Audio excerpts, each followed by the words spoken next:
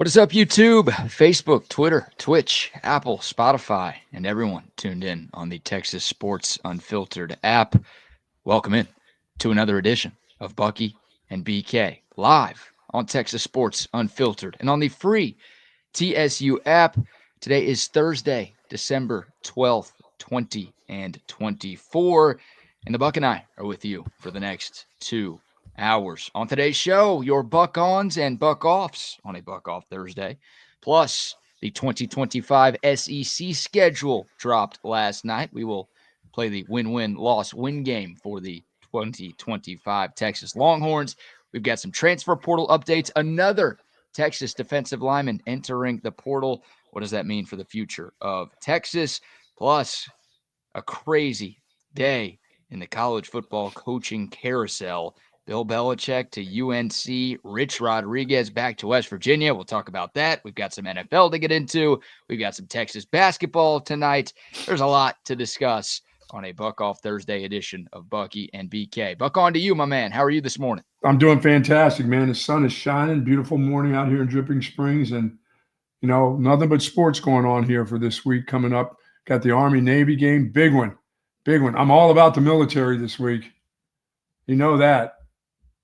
And there's going to be some cash down on one of these military institutions.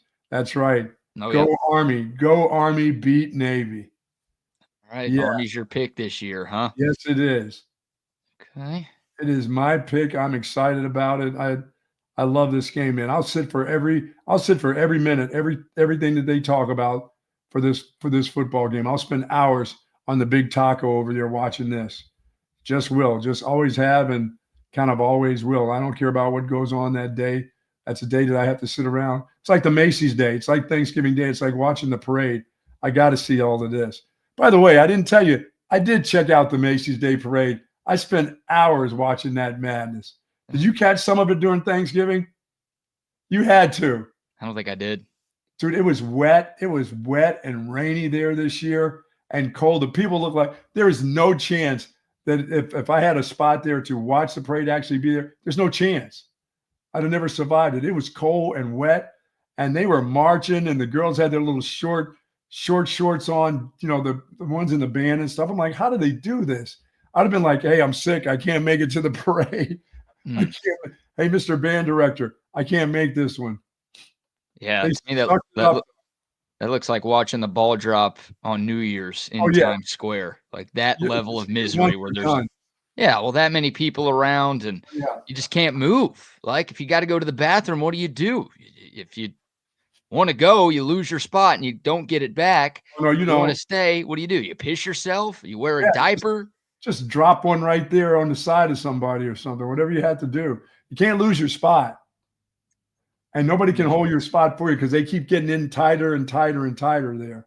Yeah, you know what sounds nice is just sitting on the couch and watching it. It is a gorgeous day. It's cool. I mean, it's like 36 degrees out today. You know, and there is no wind, so there's no wind chill, thank goodness. Or it would feel like it's in the 20s today. It'd be unbearable for me. I just don't. I am now so. You know, after 30 years of this, I can't do the cold. I can do all the hot. You can get me 120. I can find a way to survive. I can't survive 32 and below. I can only do it for a short period of time. And I definitely can't do it outside. And there's nothing outside that would make me a bonfire or whatever you want to have. That it's not going to do it for me. I'm going in. If somebody's he goes, oh, we're going to keep nice and warm. We're going to just do some s'mores and we'll be by a fire. You'll have a good time. And I would say, no, I'm not having a good time out. I won't have a good time out there. Just bundle up. Screw you. No, I'm not doing it. I won't go. Now, if it's 110 out, okay, let's go. What do you want to do? I can survive that, but I can't do that 32 or below. I just can't do it anymore. Well, the good news is you live shuts down. Good news is you live in Texas, and the good news is you work inside, so you don't have to deal with that too much. Absolutely. Good morning to the soldiers at Fort Cavazos, Texas, the soldiers in the state of Texas, and all those that fight for us each and every day. Thank you so very much for the job that you do, to you and your families during these holiday seasons. Be careful out there, please. Yes, sir. Yes, sir. Hey, buck on to you and a buck on to Ricky Williams. 26 years ago today, Rio Don won the Heisman Yes, Trophy indeed. back in 1998. So happy anniversary to that. And one of the best moments in Texas football history. And I know a big moment for you as well, my friend. 26 years it's been since Ricky Williams hoisted the Heisman on December 12th, 1998. And that dude today, you can ask him, where's the Ricky, where's the Heisman at? Who has the Heisman? He doesn't know. How does he not know? Dude, that's him.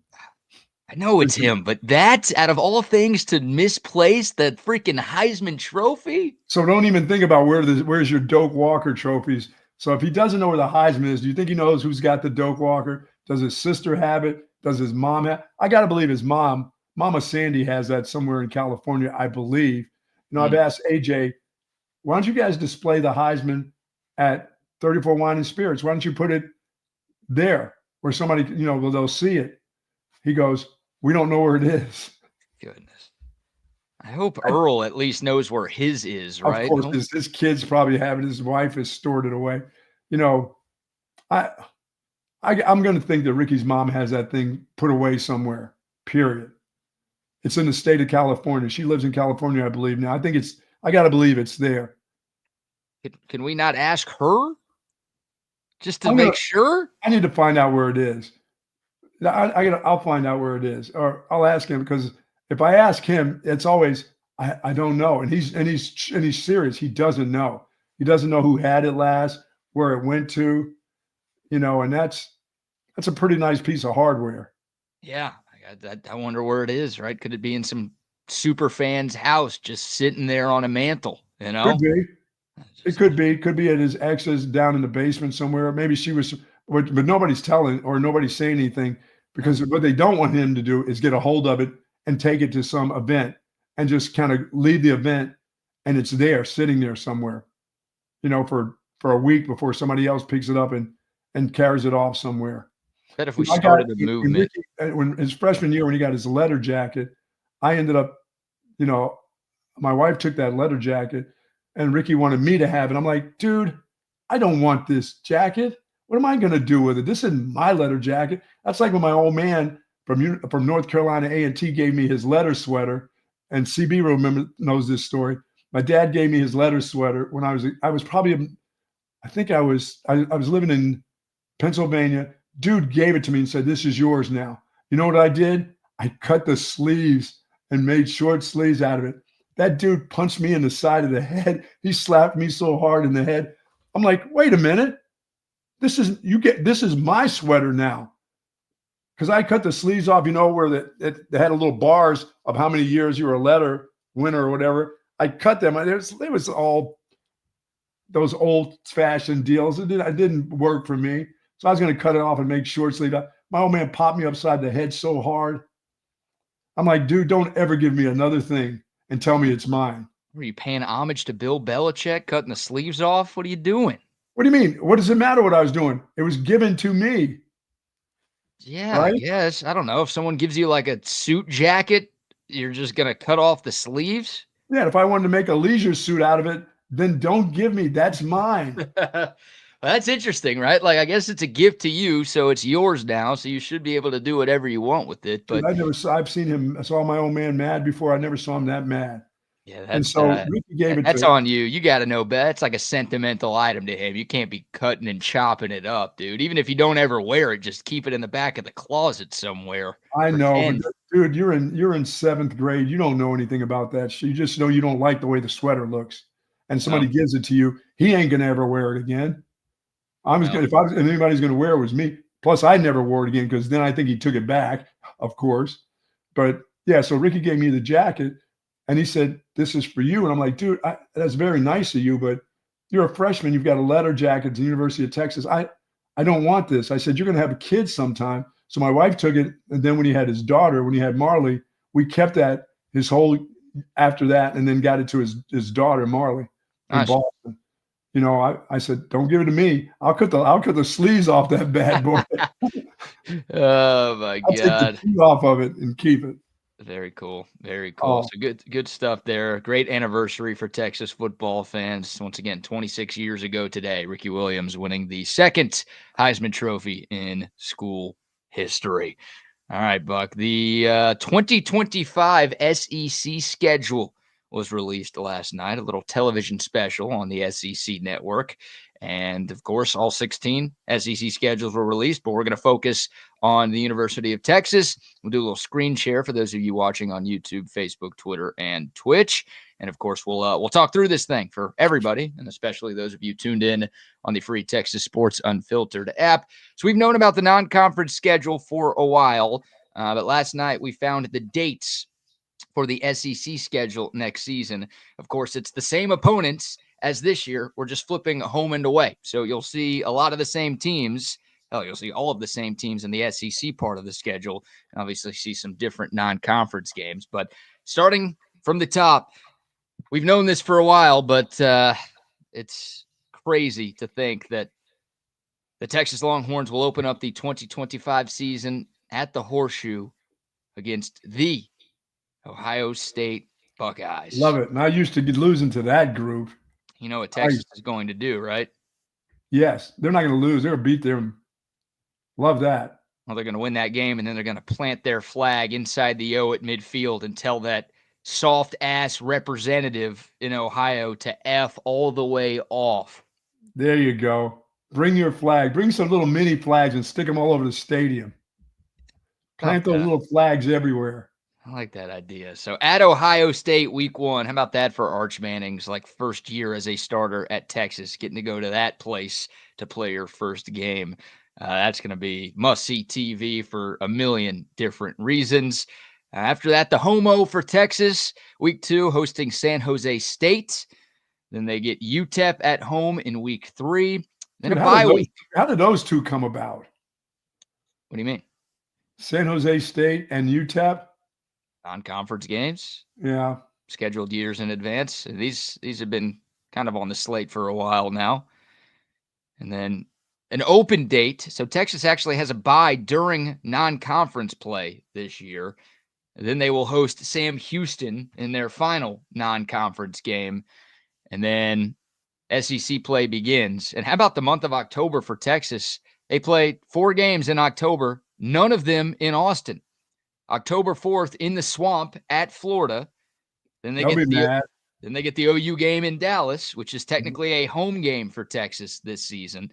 And then a trip to Kentucky on October 18th, and then a trip to Starkville to take on Mississippi State on October 25th. So a full month, no buys, but no games at home for Texas. Another soft schedule. My, oh my, SEC.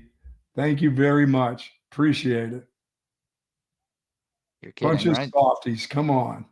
I can't tell if you're kidding or not. Oh, I'm kidding. I like that schedule. I like this back-to-back one, same one. I love it. Do you think it's easy or hard? I'm not sure. It's easy. Okay. Then after those 4 road games, you get Vanderbilt at home. So that is a 6 consecutive week stretch for Texas, right? You get 3 games. Started out, yeah, because that little Cinderella story will be over with. No, that's the end of that 6-week stretch, Buck. Yeah. You got 3 games, then the bye, then you've got 6 in a row, then your second bye. And how about the last 3 to end the year? Buck, you've started to call Georgia a rival because of how much Texas and Georgia have played. Yes. So in your eyes, this might be 3 rivalry games to close out the year at Georgia on November 15th. And then you host Arkansas on the 22nd. And then, of course, the A&M game, which as of now will still be on a Saturday, which is disappointing. Maybe they can change that. But your last 3 games at Georgia, home Arkansas, home Texas A&M. That's sweet. That's a great ending right there now. Oh, how about that? Yeah, some marquee matchups. Be ready. Right there. You need that open date right there. Yeah, getting 2 weeks to prepare for Georgia is ideal. Yes. And then, of course, you get your back-to-back rivalry games at home this year with Arkansas and A&M. I mean, if you can close that out 3-0, that'd be. I love the Arkansas game being here. Nobody's afraid of them with them on the road. I like that before you play A&M. There's nothing about Arkansas that's going to scare you next year unless they got a new coach. They don't as of right now. They might have an interim by the time we get to that game and the second to last week of the regular season. But yeah, a couple of noteworthy things to me. at Ohio State and at Georgia. Two of the toughest places to play, two of the best programs in college football, and people will still say Texas plays nobody next year. But that's a tough slate with those two, one in week 1 and one in week 10. The month of September is very easy. You get 3 home non-conference games and you get a bye in there. So if you can win that game in Columbus, then you're going to start 4-0, headed to the Swamp to begin SEC play. And once again, 4 straight. Sam Houston. Yeah. Texas is the only team in the SEC, Buck, that does not play an FCS team. Sam Houston's been an FBS program for the last few years, and they've had some success. Yes. So, look, 3 of the non-conference games Texas has are fairly winnable, but to anybody who says they're cupcakes, go look at the other 15 SEC schools, and you'll see that all of them are playing at least one FCS opponent. Yeah, when I look at those three are cupcakes, but that's okay. They're not any cuppier than playing UMass. UMass is that? Yeah, I'm talking like Mercer and Tennessee Tech and some of these other jabronis that are Trinidad U or somebody. I mean, yeah, okay. Those 3 are nice warm-ups before it gets going, because going to the Swamp. Oh, remember, their quarterback will be back next year. TJ Lagway? Oh, yeah. Yeah. I mean, we'll assume he'll be healthy for that game, but that's going to be a tougher trip playing on the road. Like Texas benefited from the OU game being an away game this year, which meant the Longhorns got 1 extra home game. They don't get that. They have to play another road game this coming season because, once again, the OU game is considered a home game in 2025. So they've got 1 extra road trip to make. And yeah, I mean, you get 3 of them in a 4-week stretch in the month of October. Yeah, that's a good schedule.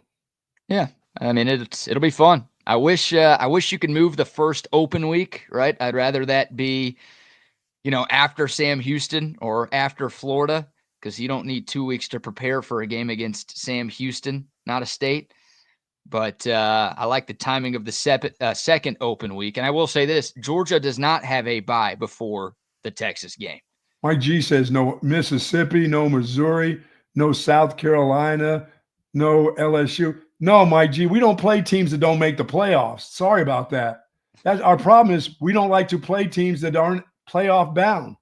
Those teams suck. They didn't make the 12. There's 12 teams in the playoff this year, and you're saying no, Bama didn't make the playoffs. They're no good.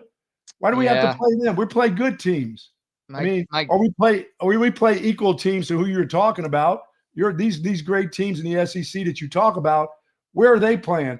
Oh, they're playing in the Weed Eater Bowl. They're playing some other scrubs. We play teams that are good. No Missouri. Who the hell wants to play them? They're not going anywhere. They're playing like Iowa in some bowl. I wouldn't mind playing Missouri. I think that'd be an easy win for Texas. Oh, Ole Miss, are they in that 12-team playoff? Oh, they didn't make the 12-team playoff. No, Mike G is our resident Alabama fan who joins us every day, which we appreciate. We do appreciate that, yes. He joins us to stir the pot in the chat. So that's Mike G's job on this channel. And yeah, he spent 10 comments telling us who Texas doesn't play, as if it was breaking news. We've all known for a long time that the schedule of opponents. We can't play teams like Alabama. They're no good. They lose to Oklahoma. We pound Oklahoma into the ground while Alabama, his team roll tides into Norman and gets their asses whooped. I'm sorry to your Alabama Crimson Tide, Mike, that you couldn't beat Oklahoma or Vanderbilt this year. We played those teams and beat those two, if memory serves. So that's why we're in the playoff, and they are going to be playing Michigan in the ReliaQuest Bowl. You'll be watching that one? They're playing Michigan. I hope they can beat Michigan. Well, if they don't, it's because they don't want to be there. Oh. If they do, it's because Michigan sucks. And, of course, SEC. If they don't, it's because they just didn't care about that game at all. Oh, I see. That's how we have to do things. Now that we're an SEC institution, we've got to operate that way. Whenever we lose – a bowl game, if it's not a playoff game, just didn't want to be there. I mean, So 12 teams. How could they not be there? I mean, it's the first year. I mean, it's 12 teams. Is Alabama going to be there when they have 16 teams? What? South Carolina going to make it then? I mean, all the ones who were crying, you had an opportunity this year. You're not there. I mean, they could have taken 7 SEC teams if they needed be, right? Guess so. Right. Oh, they were too busy. Oh, beating each other up. I forgot about that. How they pound each other every week, right? Yeah. How the Floridas of the world beat. Oh, we beat Florida too. Sorry about that. What looking at this schedule, Buck, what's a very early record projection for the Texas Longhorns? At worst, 9. I didn't say at worst. I said, what's your projection? Don't give me an at worst, at best, and then actual pick. Give me a pick. All right, I'll say 9-3. 9-3? Yeah. Where are the 3 losses? I don't like that Florida game. Sorry. Okay. I never liked that Georgia game. Okay. Can beat A&M anywhere, anytime. There's a fluke in there somewhere. Oh, ye of little faith. Well, hell, I said 10-2 this year. All right. Ye of little faith. Oh, what are you going to say? Undefeated? No, they finished 11-1 this year. You undersold them this year. I think you're underselling them next year. What are you? Oh, really? You're going to say you're going to think this is an undefeated schedule next year? No, I think it's a double-digit win team next season for sure. I mean, look at Ohio State and at Georgia, like those games scare me. If you win one of those games, then I think this could be an 11-1 team.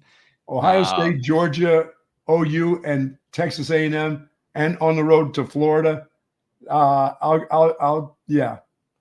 Go 9-3. Yeah, I'm going to go 9-3. Okay, well, that probably means Texas doesn't make the playoff next season. Okay, maybe Alabama will be in this year. Roll Tide. How's that? I'm making sure you know what you're predicting. And yes. Look, we don't know what the roster is going to look like, right?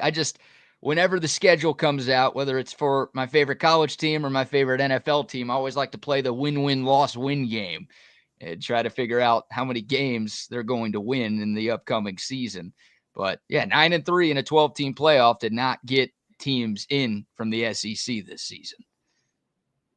So I'm letting you know, I'm making sure you know that you were predicting Texas to come up short in the 12-team playoff in 2025. There you go. Okay. Yeah, I'm going to go 10-2 right now for Texas. I think Texas will make the playoff next season.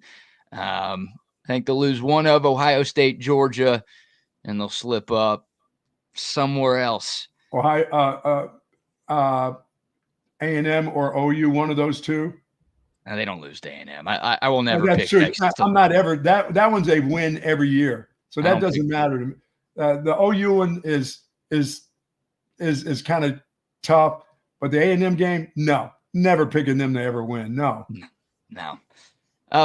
Yeah, part of me is mad I'm not going 11-1, right? Because I feel like Texas is going to get one of those 2 games at Columbus or in Athens, and this year I think we were all expecting like the slip-up game, right? First year in the SEC, all this talk about all of the bad teams in the SEC being better than the bad teams in the Big 12, and Texas would have that slip-up game more often than we would have liked in the Big 12. Those bad teams are Texas Tech. They're the same thing. That's who they are. They're not fooling anybody. Texas would lose to teams like Texas Tech in the Big 12 more than we wanted. So I don't know. Like maybe the days of the slip-up game are behind Texas, which if that's the case, then that'd be very, very nice. But I'm seeing a slip-up game somewhere in there. So I'll go 10-2 for Texas as it stands right now. I just don't know, as you lose the receivers and you lose this defensive line, can you get away with it every year? Can you get away with coming back with the losses that we're going to see on both of those spots, including the tight end? But of course, everybody will say, but you're bringing the savior in at quarterback. I'm going to not rush to judgment. I'm going to wait and see how he develops in the early part of the season.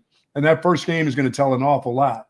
I mean, that's huge. Huge. And you wonder, Jake says he thinks Ohio State will have a new coach for that game. That's obviously an interesting storyline to follow, right? Like it could be a new coach in Columbus making his coaching debut against Arch Manning and the Longhorns on August 30th. That could get me to 10-2 then.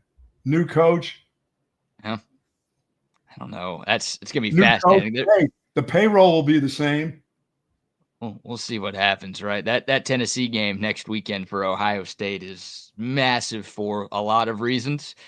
But if the Buckeyes lose, I think Jake is right. I think Ryan Day gets canned.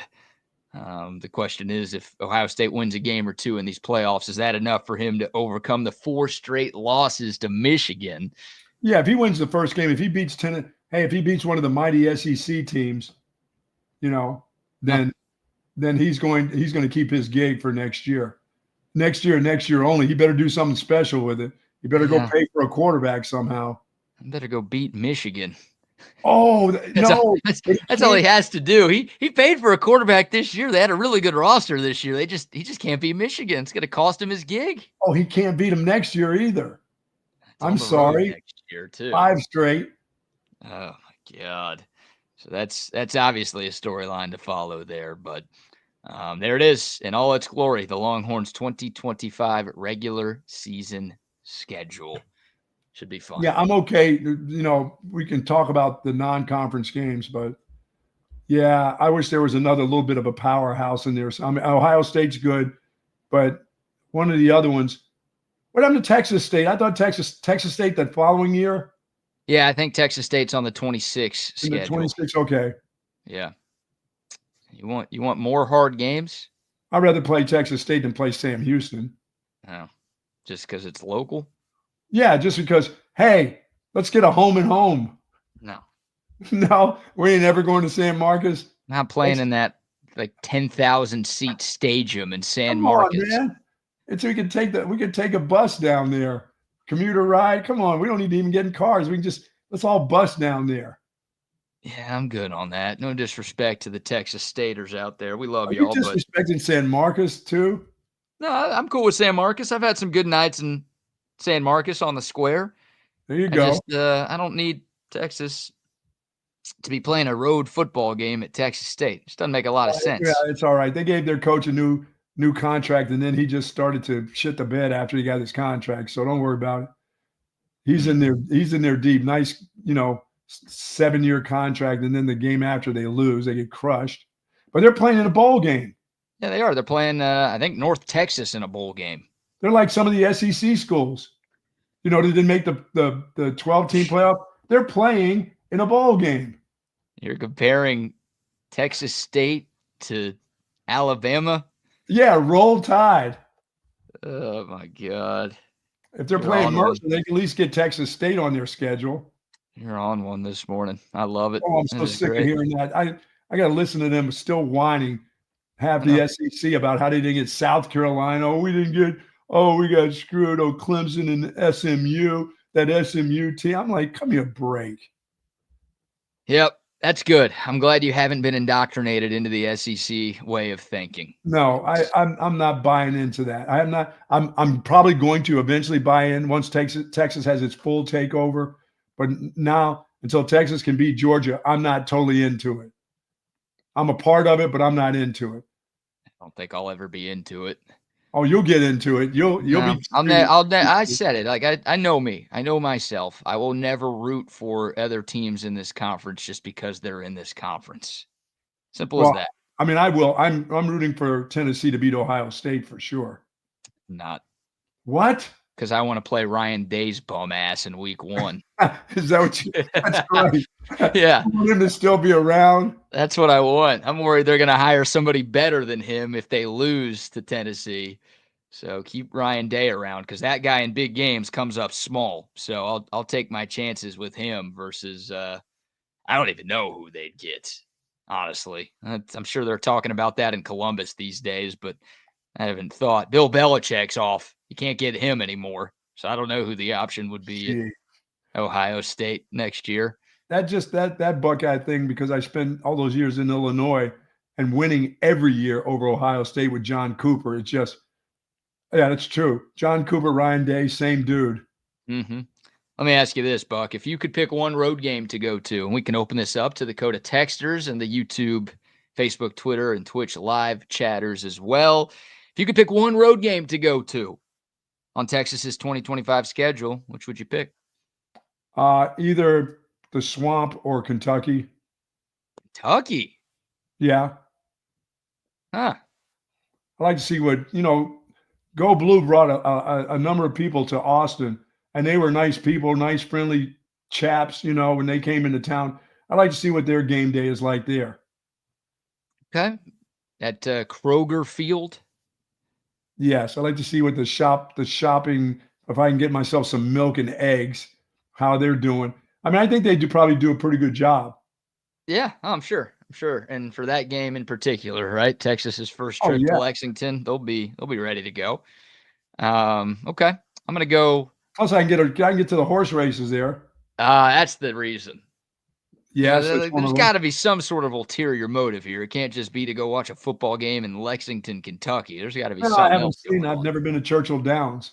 Okay. My wife has been to Churchill Downs, and I've never been. So I'd like to go see what that, spend a couple hours at that place, just checking it out. Sure. I'm with you there. I want to say Georgia, but I don't want to travel to a game I don't think we're going to win.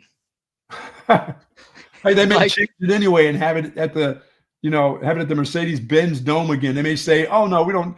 That's our other home. Let's play it there. They won't do that. They're too good between the hedges at Sanford to do that. I think I would still go with Georgia and just take my chances that Texas could finally get over the Bulldog hump. But Florida would be the other one for me, going to the Swamp, just because it's a historic venue. Yeah, if you told me Texas was going to be 9-3, just saying it, and I know everybody's thinking, 10, 12, and 0 and all that. If you told me one of the wins is over Georgia, I'd take the 9-3 now. I'm not. I would. Come on. Oh no! I take that. You're sounding like an Aggie here. I don't care if we make the playoffs as long as we beat Texas. Now you're saying I don't care if we make the playoffs as long as we beat Georgia. Come on, man. If we can beat Georgia and be 9-3 and make the playoffs, I'll buy it today. Oh, if you make the playoffs, then would you buy that today? That win over Georgia and 9-3. Alabama was 9-3 this year. They beat Georgia and they didn't make the playoffs. So I don't want to risk that. Buck. I'd rather be 10-2, lose to Georgia, and make the playoff and have a shot to win a national title. Losing to them, no, I don't. I'll take the win. Come on, Aggie. You're better than that. I'm Aggie. I'm Aggie on that Georgia deal. We got to beat them somehow. Something has to go on. We'll beat them at some point. We got to beat Chubby Smart's team somehow. Oh, I didn't mean that. Oh, that just slipped out. It's Thursday. Fat. He's fat. Thursday. Golly. It's not Fat Thursday. It's not Fat Thursday, is it? It's a body shaming Thursday, apparently, on TSU. My gosh. Chubby Smart, huh? Oh, come on, man. We used to have Chubby Summy. We used to have Chubby Summy. Yeah. Pudgy Summy. Pudgy Summy. Yeah. Well, Tubby Smart or whatever you keep calling him. He keeps beating Texas. So I can't make body shaming jokes when we can't beat the guy. I'll call Mike McCarthy fat. You're already afraid. You're horrified of that group. Of course. Don't be. We'll see them in a couple weeks. Maybe we will. And I'll be horrified for that too. Because it'll be major deja vu because that rematch or part 3. Three times a charm? Really? Remember this, because you always hear this. You know how hard it is to beat a team twice? Bullshit. Right. Well, not really. It was harder for them. It went to overtime. Oh, okay. That's right. Oh, they ran a fake punt. Once their punter got hurt, they said, hey, these guys won't be ready for a fake punt. Our punter has one leg. Let's run a fake punt. Let's see if their special teams coach is ready for this. Guess what? They weren't. Yeah, why are you making me relive Saturday? Come on, man. Relive a little bit of it. There's some things in there to relive. I don't want to relive that. I had to be there in person. Then I had to drive back 14 hours the day after, and then I had to get my car towed from my own apartment complex. This is all Georgia's fault. It's all their fault. It's all Georgia's fault. That's all it is. And don't forget, it's part of it is your kicker's fault. Your guy with the funny hair. Stop calling him my guy. He ain't my guy. I thought he was your guy. You believed in him. No, I haven't believed in shit show Bert in a long time. You know I what? did. The good thing about it is, BK, next week we won't have to depend on them as we slam Clemson into the ground. Oh, Yeah, early call. early call, double-digit win. That Texas one, is Texas is a double-digit favorite right now. So you're saying a Texas win and a Texas cover next Saturday? two touchdowns or Okay. more. Yeah, we'll start to dive into Clemson tomorrow, but obviously most of next week we'll be previewing that first round CFP matchup against the Clemson Tigers. But looking at the spread, it is currently at 11 right now. So there you go. I got people from the great state of Pennsylvania calling me up going, "You're going to beat that group by more than 11." They're like, those kids from SMU almost came back. They call them those kids from SMU almost came back on them. Pennsylvania State better worry about those kids from SMU next week. Oh, by the way, those kids from SMU, the temperature is up at Penn State next week. Oh, boy. Oh, what are they? Have they ever been in that before, a lot of them? What do you do if you're SMU? Like, nobody ever travels a week before a road game, but do you travel a week before the road game to just be like? I got to believe you got to go at least one day earlier and go out there in shorts or helmet and shorts and go through it for a full practice. I mean, a full, not like a walkthrough, but no, you got to go out there for some times because it'll be in the 30s. Yeah. If you're lucky, it'll be in the 30s, I think. Hey, don't think they won't have the high grass like at Notre Dame either. And it won't be a little wet and slick. It won't be wet because they do it. It's just going to be wet because it's cold, damp, and possibly rain. Yeah, of all the road teams that have to travel to northern places next week, SMU gets it the easiest just because that's a noon game. Yes. Tennessee's got to play Ohio State at night. Indiana's used to it, but they got to play Notre Dame at night. So it's at least okay for Indiana kids. Those kids that play there, that's okay. Yeah. That's like from high school on. They've been in that kind of that nasty weather bullshit all their lives. That's not going to bother them, except for the grass will have grown another inch and a half before they get there somehow, some way. I don't know if they go to Leaf grass. They call up Leaf Landscape and Supply Services and ask, what is it that we can add to the grass to get it up for another inch and a half within a week or so? They know how to do it at Notre Dame. There's nobody that does it better, that knows how to wet the field and grow the grass like Notre Dame. I've been asking people a lot over the years what I can do to get another inch and a half, and no one's had a great answer. You know how to grow that grass just a little quicker, wouldn't you? Yeah, maybe I got to ask Leaf Landscape Supply if they could help me grow another inch and a half. That's I didn't realize they did that kind of stuff. I've been there a few times. I didn't know they specialized in that, but the more you know. All right, we'll take your thoughts on all this, the Texas schedule, the college football playoff. We've got to talk transfer portal, some more bad news for the Longhorns. Texas losing another defensive lineman. We'll talk about what Kenny Baker and company are going to have to do when we get to the offseason. But before we get to the portal, Buck, how about some sponsor shout-outs? Our good friends over at Texas Orthopedics, if you're seeking specialized patient-focused orthopedic care, folks, and you've got that problem with your knees, your wrists, your elbows, your arms, your legs, contact the experts at Texas Orthopedics. Their physicians offer surgical and non-surgical orthopedic care for children and adults, spinal care, trauma care, sports medicine, joint replacement. Dr. Christopher Danny, who I coached at the University of Texas, and Dr. Christopher Stockton, who I did not coach, who maybe should be coaching one of the kickers over there right now himself, are dedicated orthopedic surgeons there, and their goal is to get you right back into good health and the great quality of life that you deserve. Texas Orthopedics, folks, is the largest independent practice in the state of Texas. For more info, go to txortho.com. Yes, sir. Yes, sir. Check out what I got this morning, Buck. Oh, is that the cherry flavor? Cherry cola. Little cherry. Oh, yeah. A little cherry cola Olipop to drink now during the show. Starbucks, by the way. Yeah, you were telling me that. They've got Olipop at Starbucks now? Yeah, go to I know you don't go to Starbucks. You don't go for coffee. And you just don't go for the local chit-chat at Starbucks like I do with the old guys sitting there at the tables, same place every day, talking the same old bull crap. So I go there. But now I look in the case, and there's a whole section of Olipop. Tell you what, I might start bringing a newspaper to the local Starbucks and just cutting holes to peek. Oh, yeah. At the yoga pants that come through. Hell yeah. So you're just doing some light reading here. It's no big deal. Some light reading with holes there by my eyeballs. Nothing to see. Shout out to Olipop, though. They've got it at Starbucks, apparently, but you can get it at every grocery store around the state of Texas. They've got it at H-E-B, Walmart, Whole Foods, Target, Costco, wherever you go. You can get the greatness of Olipop. Cherry Cola is one of my favorite flavors. They got 19 different flavors to choose from, and every can of Olipop has 9 grams of fiber.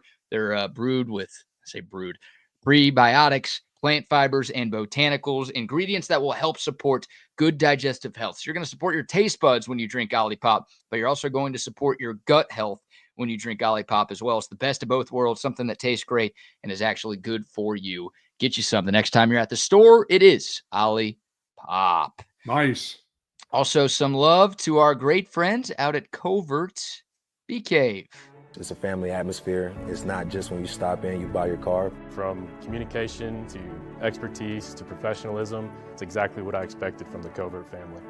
So they make it so easy for me. That car that I wanted, they found it, and I didn't know if I can afford it, but they make it possible. You'll see that they really will move mountains. They're going to do what they need to do to get you what you want and make sure you're happy with it. Come and experience it for yourself. Covert, born and raised in Austin. And a big thank you to our friends out at COTA, Circuit of the Americas, Bobby Epstein and the group out at Circuit of the Americas. Soon, NASCAR will be coming. Spring's just around the corner, the big NASCAR event. But we got to be out there, BK, for some of that NASCAR stuff. Boogity, boogity, boogity. Yeah, man. I'm ready.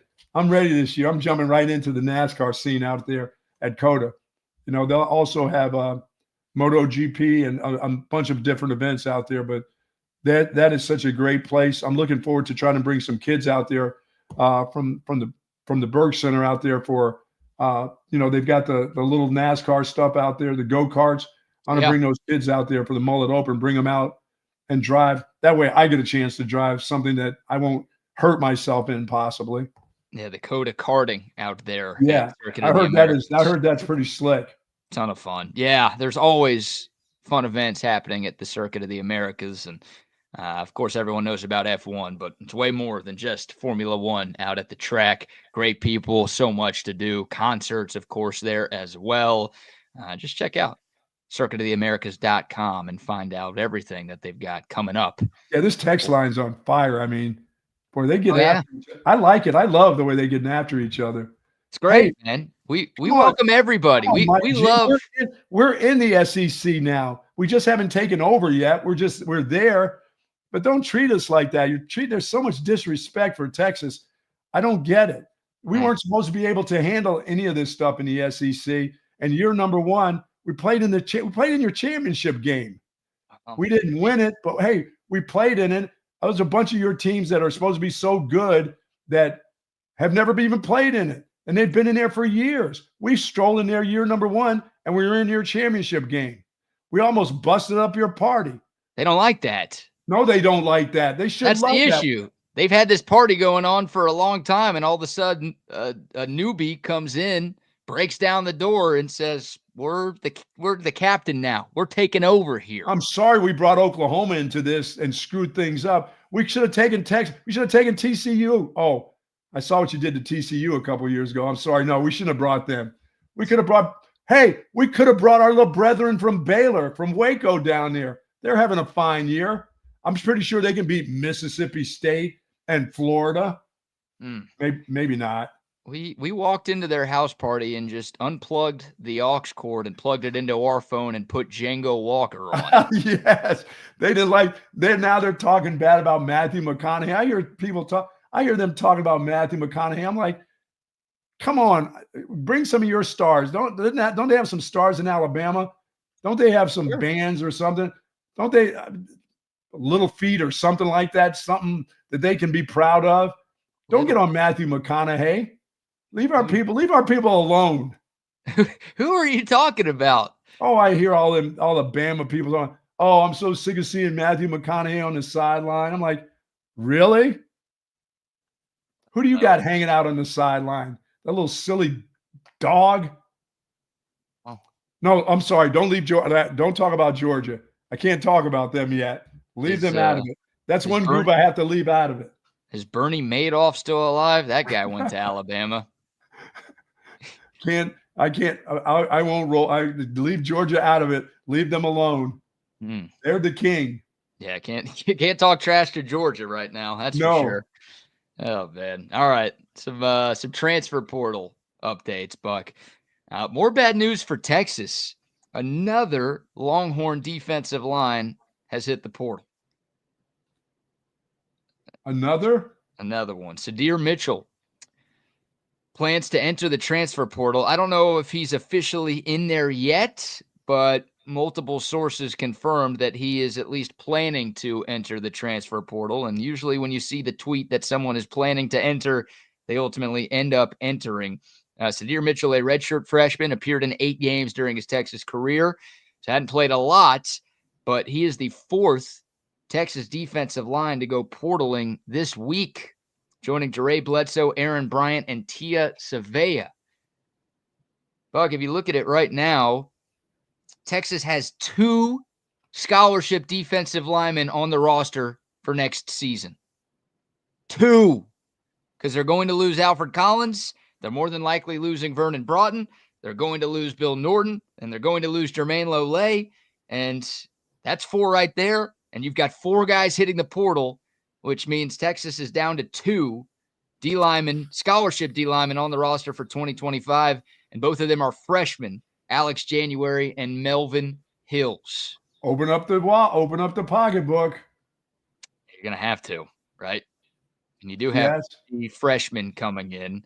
One of them a top 10 player in the nation with Justice Terry. The other 2 4-stars with Josiah Sharma and Myron Charles. But you don't want to rely on, you still only have, you don't have enough bodies, number one. But number 2, you still don't want to rely on 2 redshirt freshmen and 3 true freshmen to. No, I'm not talking about starters. I'm talking about guys to practice. Yeah. Well, you need both. You need starters and guys to practice. Man. At least this year, you got some depth guys who did play a lot, especially Lolay and Bill Norton. But you had starters with Collins and Broughton. Right. Next year you don't have that. So you've got to get some big dogs and you got to get just some dogs. Sure you're not thinking about that 9-3 I was talking about? Yeah, because I trust this coaching staff to look. If you told me Texas's D-line is going to be those 5 guys, then I'd probably say 8-4. But I believe that Texas will use its resources, and I believe that this coaching staff will do what it needs to do to make sure that they've got an adequate D-line. Back-to-back years with 2 of the best defenses in the country, back-to-back years. Wow. We'll see. That D-line didn't miss a beat. I think every Texas fan was a little nervous about what that group would look like without Sweat and Murphy. And they've been just as good. Obviously, as a defense, as a whole, they've been even better. But the D-line itself has been just as good. Who's leaving out of the secondary, BK? Who else is going? Not just that defensive line. Who out of this secondary has to go? Who out of the secondary has to go? Does Makuba have to go? I believe Makuba has to go. I believe. Was he at Clemson for 3 years or 4 years? 3? He was there 3, but he did not redshirt. So okay. I think he's got to go. I think Michael Taft can come back, but I expect him to go. Jahdae Barron's going. Yes. So you lose those 3. Those are your top 3 guys, and they're all gone. More than likely. Michael Taft's from Westlake. He'll stay another year, won't he? Don't those kids like to hang around for another year? Maybe. Michael Taft just had a great season. I don't know if he can have a better year than he's had. I just don't know. That's my thought. I would love for Michael Taft to come back, and oh my God, if he can be better than what he's been this year, then holy crap. That guy could be a Thorpe Award finalist next year. But to me, the iron's pretty hot for that dude, and I assume, just like most of his teammates, he's got NFL aspirations. So sure. I don't think there's anything Michael Taft could do next season if he came back to be like a first-round pick. No.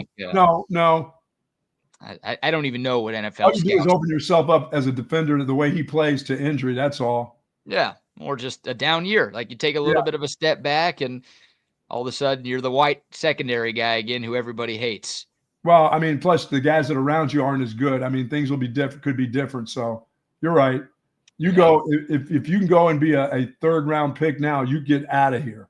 I got to do some research on where Michael Taft is projected to go in the NFL draft? Well, I would take him, and I'd be looking at him in the 3rd round as a guy playing safety. Are you kidding me? I think I would too. Like before the year, I don't think anybody had Michael Taft on any 7-round mock drafts. And now it's like my chance, 3rd and 4th round. Hell yeah. Yeah, that's about where I'd guess he's projected right now. But that guy can play, and he can be a special teams guy. You know, he can do all those. You know the things that he can do. You're gonna have to look at him and say, what is it that he can't do? That's what you'd have to tell me. What is it that he can't do? He can cover. He can tackle. You know what I'm saying? He gets to it. He's around the football. He's going to be around fumbles, interceptions. He can play all the special teams. I mean, what else do you want? Except you want a black dude. You want a black dude that's faster. That's probably what you're looking for. I was going to say, you can't run a 4.4 probably. So but I guarantee he's going to run 4.5. He's got fast game speed. He can play. That's exactly right. All I got to do is show me the tape.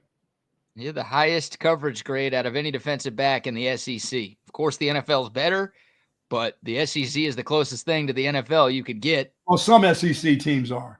Right. Well, yeah, you're right. And that includes Texas, including Texas. We played in the championship game. Don't forget that.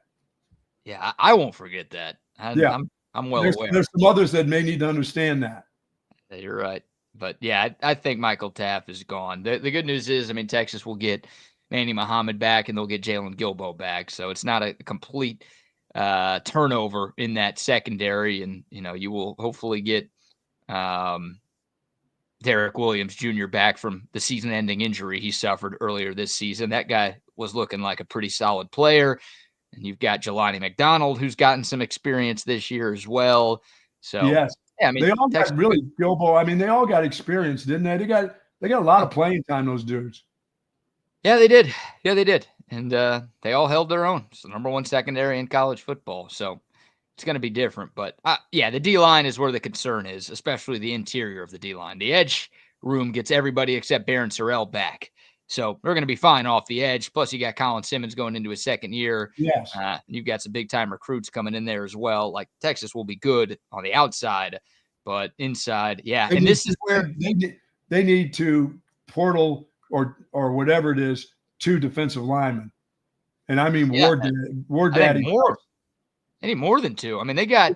I'm just saying 2 to go along with the ones they have as starters. I'm not talking about ones that have to be able to practice and back up. You're going to have to find guys, you know, or you're going to have to find 2 to 3 starters possibly. Because your freshmen, you can't count on your freshmen to come in, except for the one dude who's 5-star as playing a lot. Yeah. By the way, not everybody who's a 5-star is like Alfred Collins. There's a lot of them that don't take 5 years to develop. Some of them are. We've seen some guys as freshmen that are already developed. Yeah. You know, you got to hope that the one that you picked as a 5-star is developed enough that he's going to see a lot of playing time.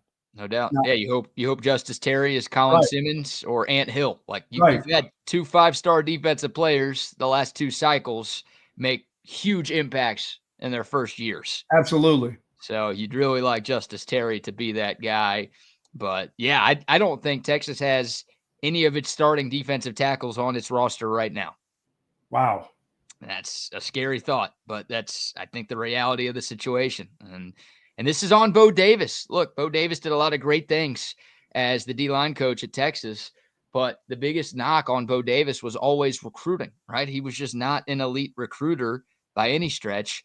And the 2023 class, Texas signed 1 defensive lineman, and that's Sadir Mitchell, who just entered the portal yesterday. Wow. 1 in the SEC. And some of that, I guess falls on Sark, like the whole coaching staff. They know better. Sark has talked about it since day one. You got to build on the lines of scrimmage to compete in the SEC, and he's done that. That's why Texas is as good as it's been in the SEC this year. Giving you that opportunity at 9-3 right now to take it and quit messing around. No, I'm not scared like you. You're Charmin Ultra Soft this week. Okay. You're scared of flag planting. You're scared of Texas being bad next season. Come on, man. But that's a problem. Like Bo Davis, not great, dude. Thanks for leaving us that on your way out. And going to LSU and making them into nothing.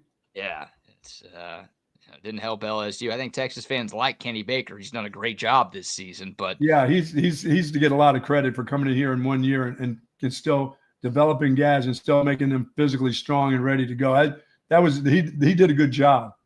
Yeah, did a great job. Like, plus he stuck a stick of dynamite in the one guy's ass and he started to play. So I'm going to have to give him a lot of credit. For sure. Yeah, he's the only guy to really unlock Alfred Collins, right? Yeah, or if time just unlocked him because he was running out of time. Whatever it is, that guy was a part of it. Sure. And Vernon Broughton, too. I mean, Vernon Broughton, not the 5-star that Alfred Collins was, but that guy really came into his own this year. And yeah, he did. He could come back next season. And it's like, because Vernon Broughton's not going to be a super high draft pick in the NFL. So it's he looks like a second or third. He could be late second or third. Go ahead and say third. Yes. I don't even know if he's there. I hope he is. Well, if he's not, if he's somewhere between third and fourth round pick, he needs to come back for another year. That's the thing. It's like, so here's the Vernon Broughton situation. Remember, he got married during the spring game. That's right. I forgot. That's why you're still mad at him. No, I won't be mad at him if he comes back. He'll have to miss the spring game next year for his anniversary. You know that. Can you understand that if he misses the spring game for that then? No. No? No. But they do have a kid on the way. So, you think of decisions not only for yourself, but you're also thinking for the missus and for a child as well. So he went to work immediately. Yeah. If you've got a chance to go play in the NFL, do you put that off? Like, I think Vernon Broughton could make – I put that off to make NIL money for 1 year and to make myself a guy that can be in the second or first round. That's what I do. Well, that's the thing. Like, I think Vernon Broughton could make more money at Texas next year than he would on a rookie contract he'd get in the NFL. Yeah. But obviously you come back to Texas, you get hurt, and all of a sudden your NFL career's done because of that. Then, like, there's obviously a big risk with him coming back to Austin for one more year. I'm coming back. If I'm a defensive lineman and a tackle that can make a lot of money, if I come back one more year and get myself, if I'm the leading, one of the leaders in the SEC where they will actually put me on a team, a first team or a second team if I'm good enough, even though I'm at Texas, which I'm sorry we did play in your playoff game. So I once again let you know that. But yeah, I come back for another year. If I got a family, and if there's a thought of me being a third or a fourth round guy, I'll come back to be a second or a first round guy. I'll take that chance. Hey, I hope you get with Vernon Broughton and you can plant that thought inside his head and convince him to stick around, because I think he's gone. But I think Texas will try to do whatever they can to keep him. And if it's more NIL money, he's the guy. He's one of your guys that if he says he's coming, you got to focus in. What do we need to do for you, to have you back here for another year? Sure. Because you got to pay somebody on the D-line. Why not pay a guy you already know is good here? Yes. If you're bringing in a transfer, like he may have been good somewhere else, you don't know if that's going to translate here. Or you're bringing in a guy who doesn't have a lot of experience that you're just hoping is going to be good. Like, that dude coming back along with a couple others that you talk about, or even a freshman or even some other guys. No, that's still good. That's good for the program right there. 100%. So he can come back. The other guys have to go, but Vernon Broughton is the guy who could come back for one more season. And I know every Texas fan would like to see that. We'll see if they can do enough to keep him around the 40 acres. But yeah, once again, 2 scholarship D linemen on the roster right now for 2025. There's got to be a difference, BK, between late third, fourth, and second or first round. Sure. Early second round. He's got the ability. Those big guys are hard to find like that. Ask the Cowboys. Yeah, I'd take Vernon Broughton over Mozzie Smith right now. And this is as good as Mozzie Smith has been doing and he's doing now. Right. Yeah, he has gotten a little bit better this year, thankfully. But, yeah, I don't know. It's a big storyline for Texas. Obviously, we're focused on finishing out this season strong, but that's the number one question, without question, for the 2025 Longhorns is what does the defensive line look like? Yeah, that would be him, Sark, the defensive line coach, and believe me, they've already looked into that. If he hasn't said no now, and he's probably not going to say anything. He wants to play in these games. He wants to focus on the playoffs, which they all should be doing, and they are. But back in the back of their minds as they're going through their recruiting board, when they take a day and they're not practicing and they're sitting and talking about recruiting, that guy's name is coming up. Hey, we need to talk to him as soon as we can get a bug in his ear. We need to, if we can. Mm-hmm. That's well said. I think you're right. So we'll see what happens. But 4 defensive linemen have entered the transfer portal this week for Texas. Wow. None of them super experienced, but all guys you were hoping to come back next season to at least give you a little depth, if nothing else. And Steve Sarkisian has always said, if you hit the portal, we don't take you back.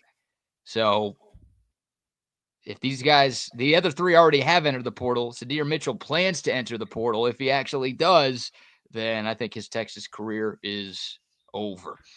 All right, Buck, before we shift gears, we got some SEC honors to talk about. We got some other transfer portal news to get into. And, of course, we have to get into the Bill Belichick news that became official yesterday. Yeah. But before any of that, how about some sponsor shout-outs? Let me see our good friends at Leaf Landscape and Supply Services. I told you about them. I've been out in my yard. Yard is looking good. No, we are not putting in winter rye. We're not doing it. We're taking a winter off and not putting in that beautiful green grass, that lush green grass that I like, because it will suffocate my other grasses. As they told me at Leaf Landscape and Supply Services, give it a year off, Buck. Come back next year. It'll be just fine. So I'm not doing it. I'm not taking it upon myself to make it look pretty if it's going to suffocate the rest of the grasses that I have already there.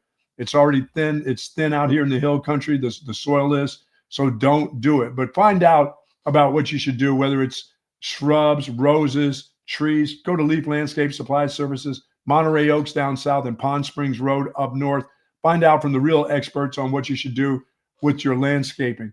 But it is a good time. I know that if you are going to put in some things, we've had a nice little rain. If there are some shrubs that you'd like to put in, but find out about the fertilizer and the soil that you need to surround those plants with.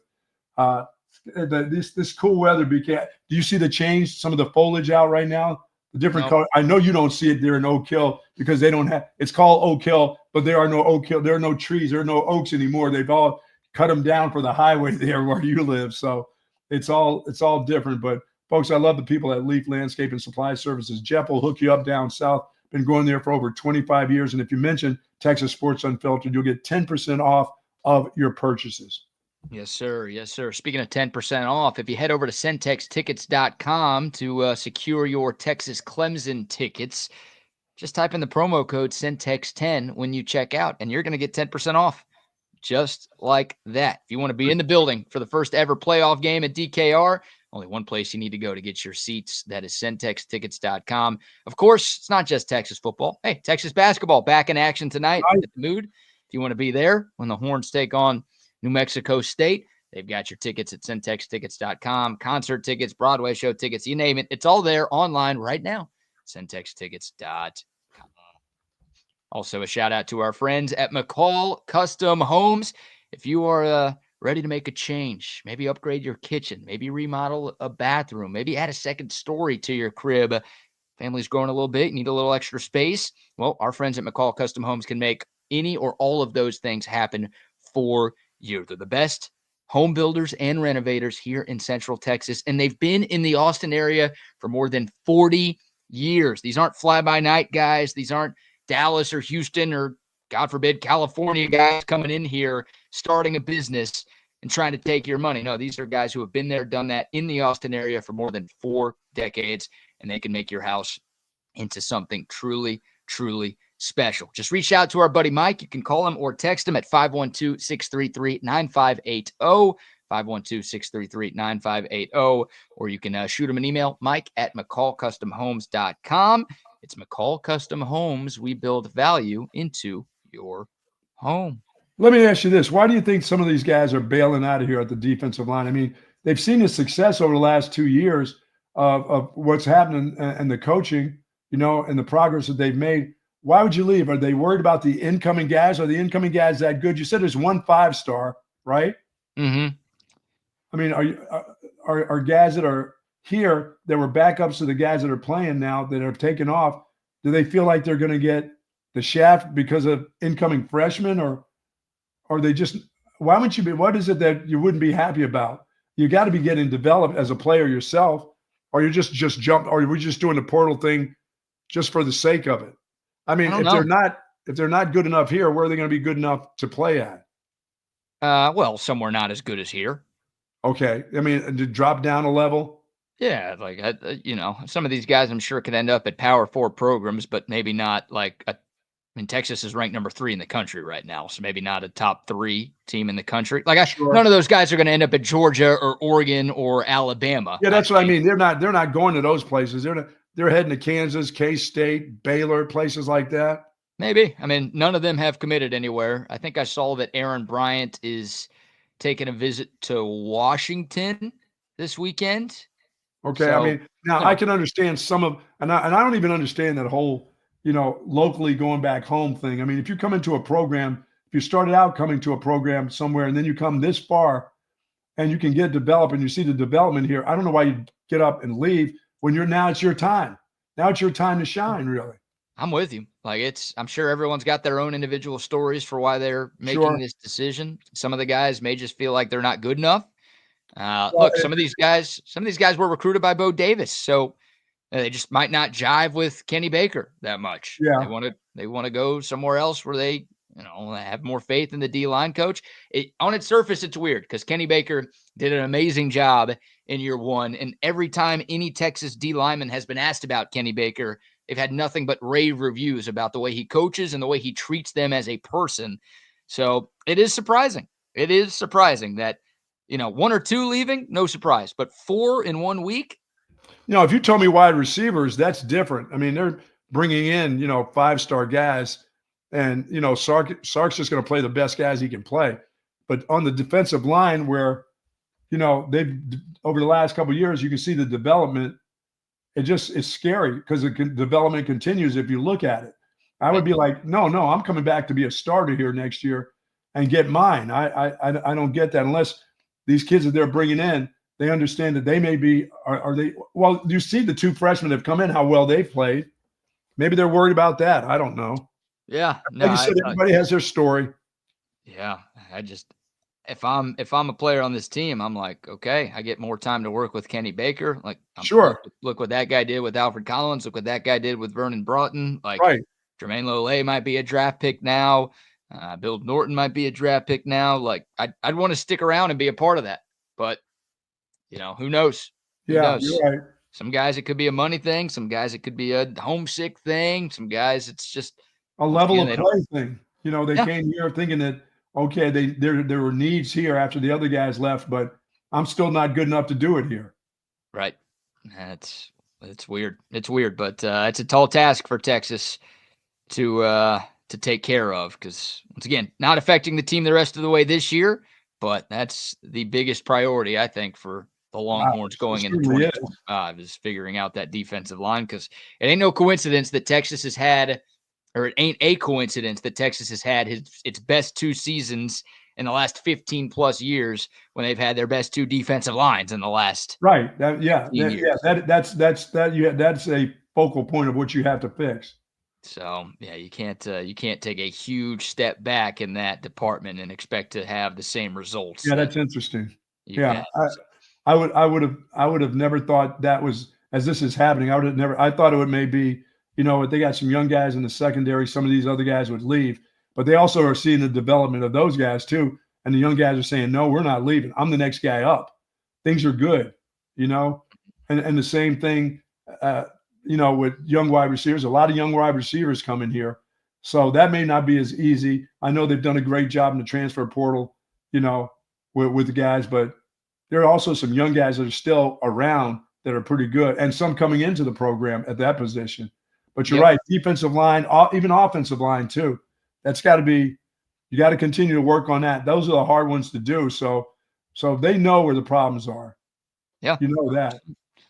Woody says, are we going to address the statements and questions we have in the chat? We've been doing that all morning, Woody, but we mix YouTube and Facebook comments. So if you're looking at Facebook, you might not see all of the other YouTube comments that have been coming in. But yes, we acknowledge a good amount of the chat. And we appreciate you tuning in this morning. Look, we're Arizona State. Appreciate the question. Appreciate the comment. Texas has to beat Clemson first. Not going to spend too much time talking about Arizona State 3 weeks before that game could happen, but appreciate you reaching out this morning. And Steve's Facebook question is, Ewers staying or is he leaving? Quinn Ewers is leaving. Not official, but he went through senior day a couple weeks ago, which I think tells you everything you need to know. So, appreciate you tuning in. Appreciate the comments. We respond to some of them. We're not going to respond to all of them, but thank you for chiming in. And once again, we're not going to focus too much on the Arizona State game that might not even happen. Yeah, you got to beat Clemson first. Got to beat Clemson first. All right. Shout out to Kelvin Banks, by the way. He won the Rotary Lombardi Trophy last night down in Houston. The Lombardi Trophy is an award presented to the best lineman in college football, not just offensive lineman, but best lineman overall in college football. Kelvin Banks beat out Will Campbell at LSU, Abdul Carter at Penn State, and Kyle Kennard at South Carolina.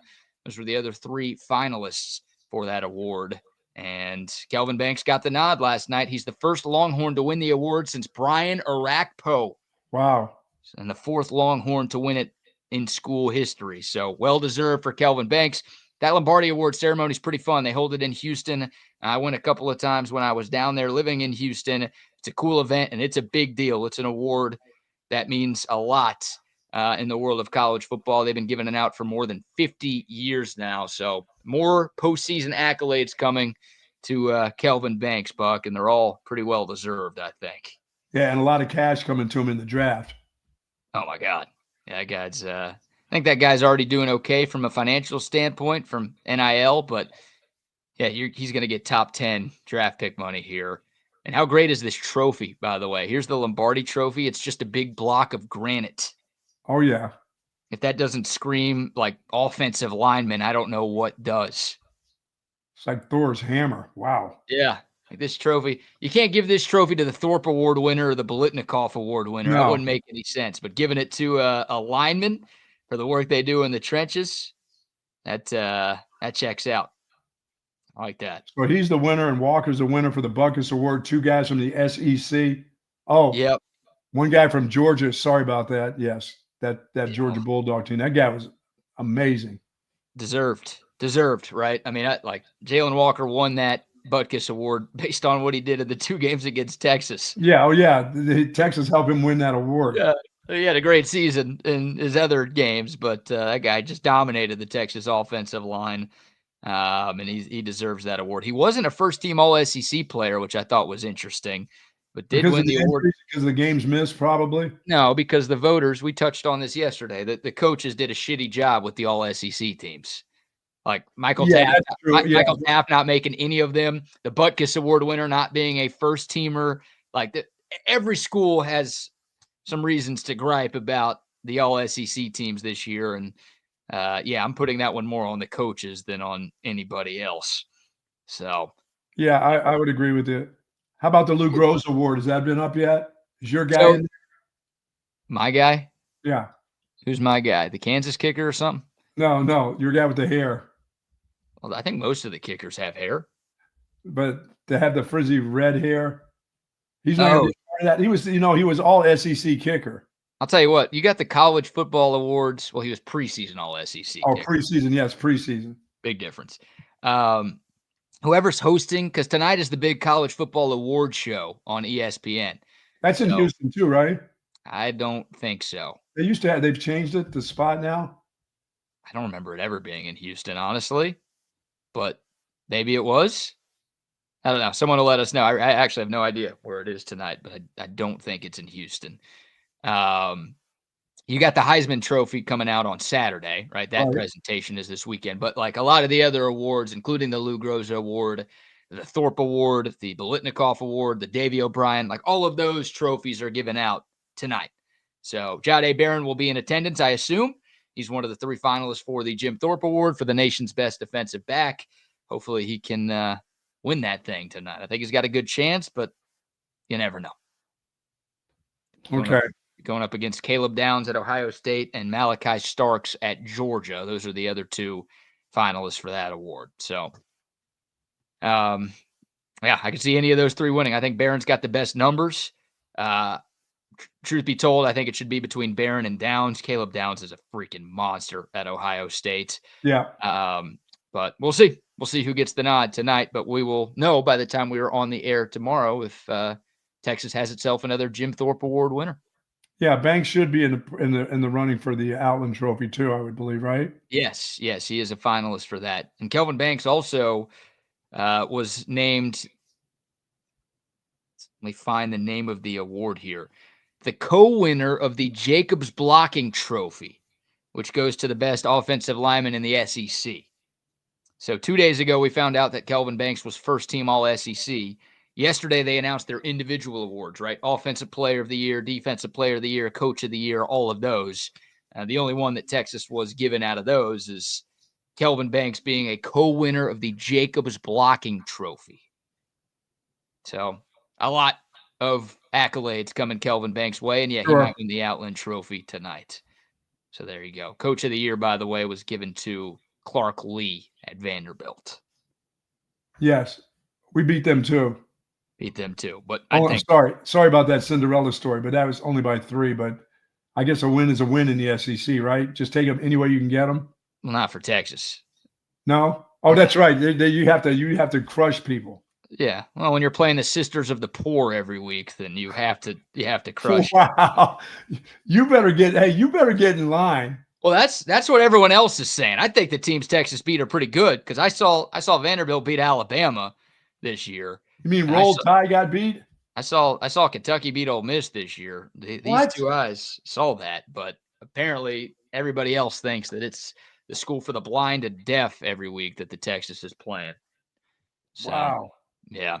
Best running back award comes out tonight, doesn't it? The Doak Walker gets announced tonight as well. Yeah. So we will find out who that goes to. It ain't the dude from Oklahoma State this year, that's for sure. It's going to be Ashton Jeanty, right? Yes. That's no question. Cam Scadaboo's a finalist. He had a great year, but I mean, Ashton Jeanty could win the Heisman on Saturday. He's going to be your Doak Walker Award winner when that gets announced tonight. Scadaboo, is he a senior or does he have another year? It seems like he's young. It seems like he's just a junior, maybe. I don't know. I think he can leave after this year. Cam Scadaboo's 22 years old. Oh, he's got to be going. Oh, yeah, he's a senior. Yeah, he's got to be going. He transferred in, so I assume that means he's gone. Yeah. So we'll see. Texas might see that dude in a couple of weeks. That could be a fun matchup. I don't want to be tackling that dude. Well, you don't have to, thankfully. No, that guy, that's like looking at a little javelina run with a ball. Look like a little pig with a pigskin under his arm, you know?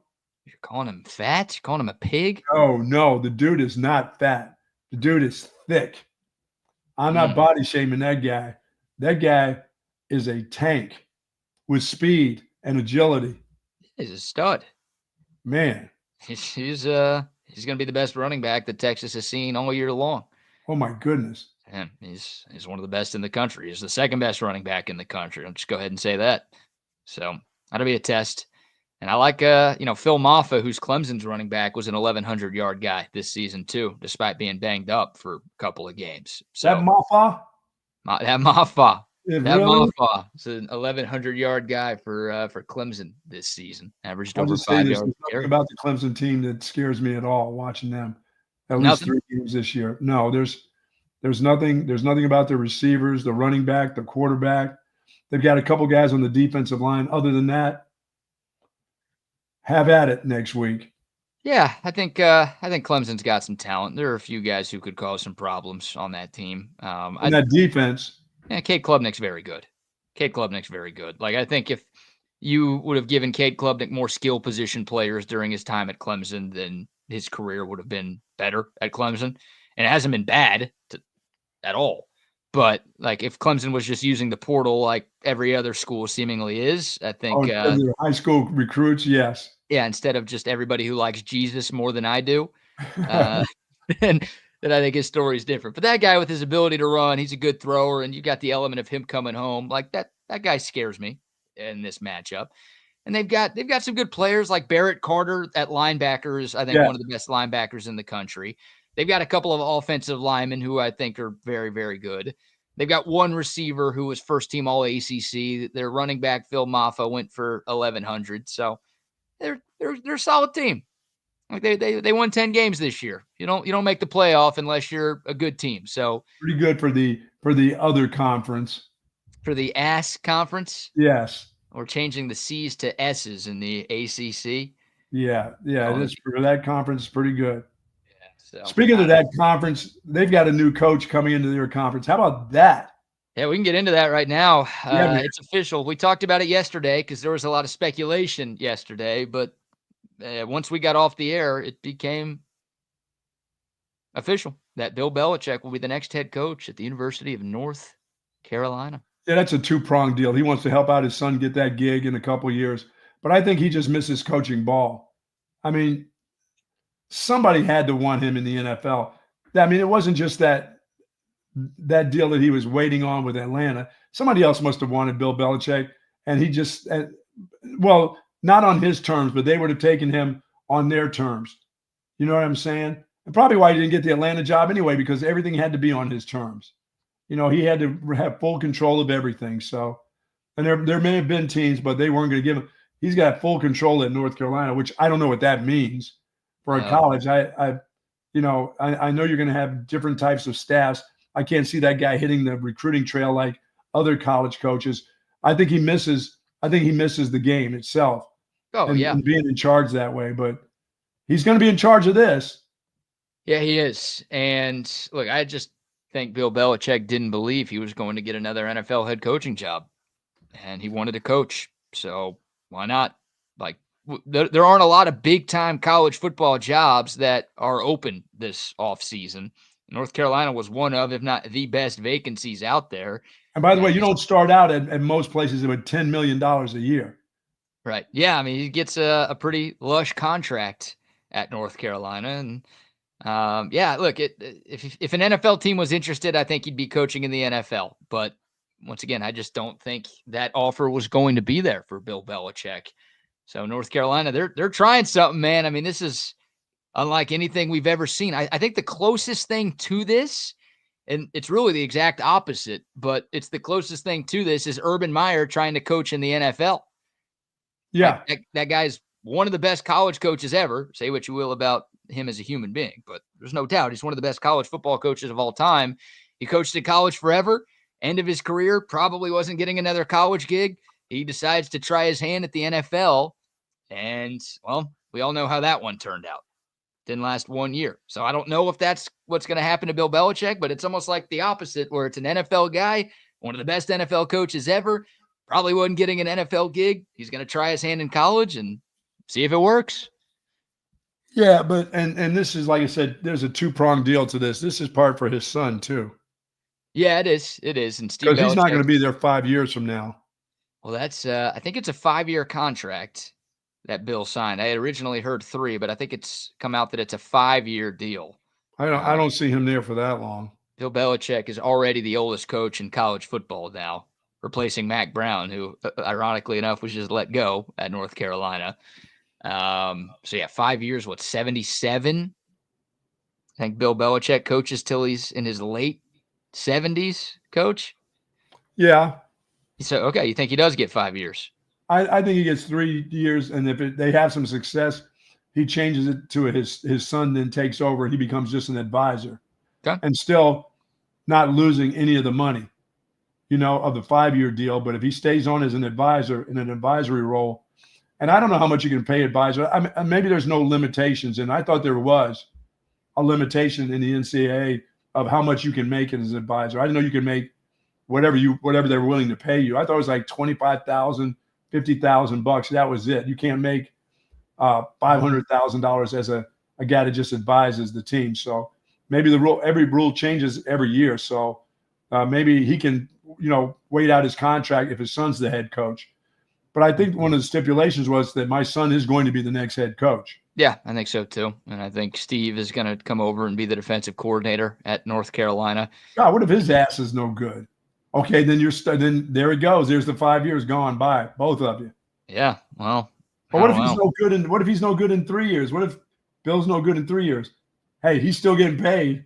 Can you can he fire both of them at the same time, or is part of this deal, like regardless of what happens with Bill, Steve's got to be next man up? I mean, I don't know if that can be written into a contract that my son is the next guy. I don't. Sure, of course. Really? Yeah. I think that. What if I've gone from the pros and I'm not a college coach, which I've never done? What if I suck for 3 years? My son is on the staff, and then are we going to hand that over to him if they suck? What if they suck as a group? And North Carolina's got a lot of buyout money to pay, I guess. Wow. That's I'm fascinated to see this. Like I'm glad it's not happening at my favorite school, but I'm glad it's happening at somebody's school. This is a fascinating science fair project that we're going to see in Chapel Bill over these next few seasons. Yes, it is.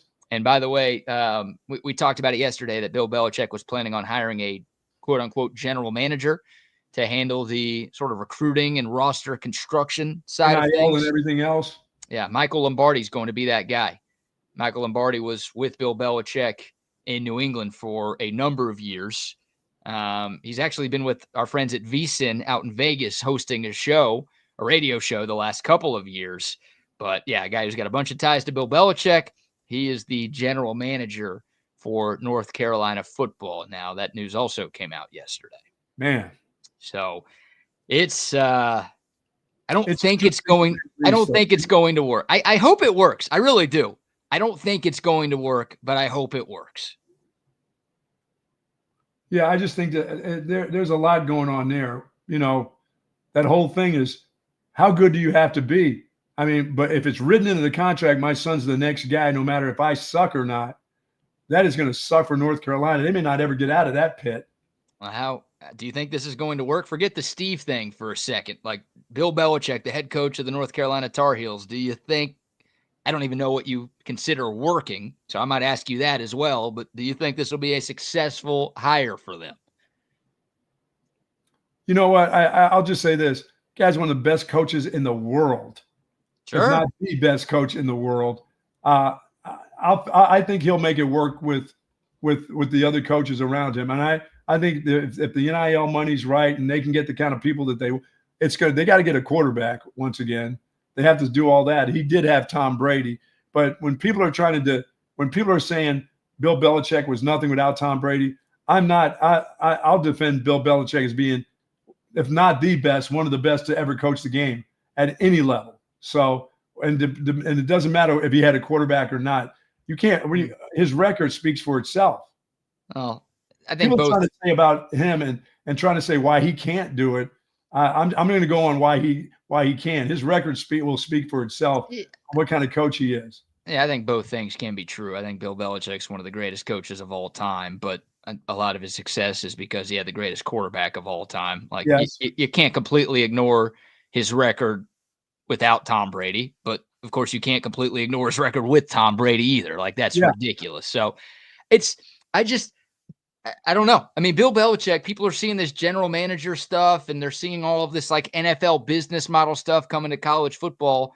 And this stuff has already happened in college football for years. Right. Alabama's been doing it forever. Nick Saban's been doing it forever. Yeah. Like a lot of schools have general managers and they've got these separate personnel departments and they've got these advisors and analysts who do the things that North Carolina is going to be doing with Bill Belichick. So it's not like some super revolutionary thing that Bill Belichick is bringing. He's doing something that other schools already do and already know how to do it at the college level. And Bill Belichick knows how to do it at the NFL level, of course, but he doesn't know, and Mike Lombardi doesn't know how to do this at college. And like, there's no revolutionary offense that Bill Belichick's bringing to school. There's no I know he's one of the greatest defensive minds ever, but I don't think there's like some sort of revolutionary defense that nobody in college football has ever seen before. Dude, this group may drop all the high school stuff altogether and every year just use the portal. Maybe. I don't know. Like, how does Bill relate to these kids? We don't know. Like so many former Bill Belichick players during his time with New England have come out and been like, that guy's a dick. Yeah. We all know that. We didn't play there. You could tell the guy is an a-hole. That's part of the reason why he's one of the best coaches ever. Like, he just doesn't take any crap. Right. So He's the boss. He is the boss. He is the top dog in all aspects of the program, and he will be there. Does that work with I don't know. this generation of college kids? I know it work. I know it's seemingly starting to work is NIL money and the money they'll get along the way, which means something to them. So they'll toe the line for that. Yeah, they are up in their NIL budget in a big way. Yeah, I mean, they'll toe the line for the money. And I think that was a part of this too. I think North Carolina reached out to guys like Michael Jordan and some other rich, famous alumni and were like, hey, we want to do this, but we need not only your support to pay the coach, we need your support to make sure we don't look like an idiot for doing something like this. So, yeah, but like I said, I wouldn't be surprised if his he's talking about his models of what we want to do and, a little bit different. Like I said, they may look at high school recruiting as if, nah, we'll go after a couple guys, but we're not going to spend our time trying to build our pro. We'll build it through the portal. We'll just build it we'll look at film. We'll be on film all year long of guys that may want to leave. And they'll be tampering and messing with guys during the year. Yeah, I mean, it is what it is. When folks said just another pro league, well, we know that now. It's been that way, except it's just been under the table. So now we know if it's above board, it's going to be it's just like the NFL, tampering and everything else happens there. It's going to happen in this, and it has been. And it's like Colorado and Coach Prime, they tried that model. They're not recruiting high school that much. They're hitting the transfer portal hard. Year one was a disaster, but a pretty successful year two, I think. Yeah. They got the Heisman Trophy winner out of the portal. A potential first-round quarterback out of the portal. Obviously, Deion's son, that helps. But they were able to build a 9-win roster that almost played for a conference championship in just basically through the portal. Now, is it sustainable? We'll see. Time will tell. But maybe that is the plan for Carolina. Like Bill Belichick, he's too old. He has no interest in going into high schoolers' homes and recruiting. He just wants to say, we got money. I'm Bill Belichick. You want to play in the NFL? I know what it takes. Come here. And I'm not saying he's not going to go to a high school here or there to a coach that over the next couple of years has got some unbelievable players. I mean, they'll put him in a private plane, fly him over to the coach, if that guy just shows up at your practice standing on the sideline looking at you and you're the guy, you've got to be impressed. I mean, as I said, he may not come to dinner to have mom's home cooking, and he may. I'm saying that he hasn't done those things. I'm not saying that he can't do those things. I mean, it's not like the guy's 90 years old. Hell, he can get in a private plane and go to somebody's house and have dinner and talk to the family. Yeah. But here's what your kid is going to make. I'm going to prepare him for the pros. I mean, if he's got that kind of energy, is it one of the greatest coaches of all time? What's dad going to say? Well, I don't think you can coach my son. Here, let me show you these rings on my fingers and bells on my toes. I mean, what are you going to say to that guy? You can't say that you can't coach. It's just different. Of course he can coach, but coaching in the NFL is different than like Nick Saban's the greatest college football coach of all time. He tried the NFL, didn't work. Right. Urban Meyer, I would say, is the second best college football coach of this generation. He tried the NFL, didn't work. So but they got to be impressive to a high school family or kid, I would think. Sure. But I just I don't think it's going to work. Of course, there are reasons to believe it can work, but I think it's going to fail at North Carolina because it's just I think we're talking about a guy with zero college coaching experience. It's not like Bill Belichick worked his way up in college and this and that. This guy has never coached in college football in his life. And in his 70s, he's going to be doing all of the stuff that is required to be a head coach in college football in 2025. And plus BK, you totally can't leave out high school football in any state in the game of football. You can't.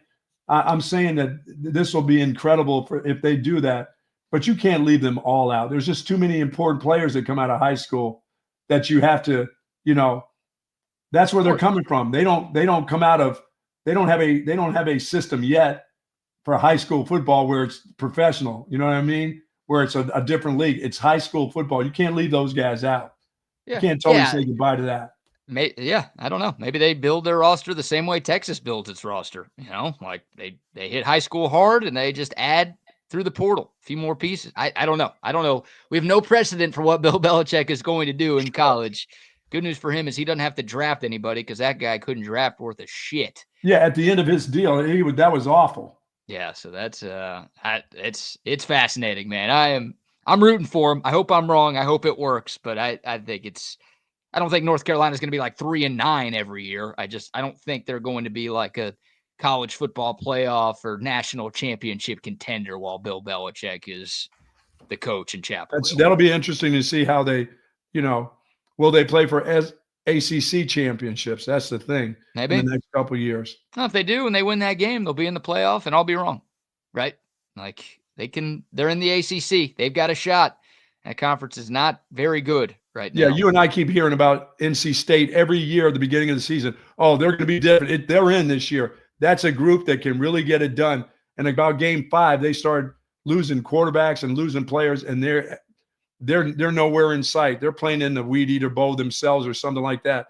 That's how that was the up and coming group in the ACC after Clemson. It was going to be NC State. That group has peaked out. They've already hit their peak. They also, I mean, look, Texas and Penn State have a chance to really close the casket on the ACC. Yes. And it's all cyclical. It's not like, the ACC is going to be garbage for the next 100 years. But if Texas and Penn State like easily beat the 2 ACC teams that made the playoff, yes, then it's like, all right, up your game, guys.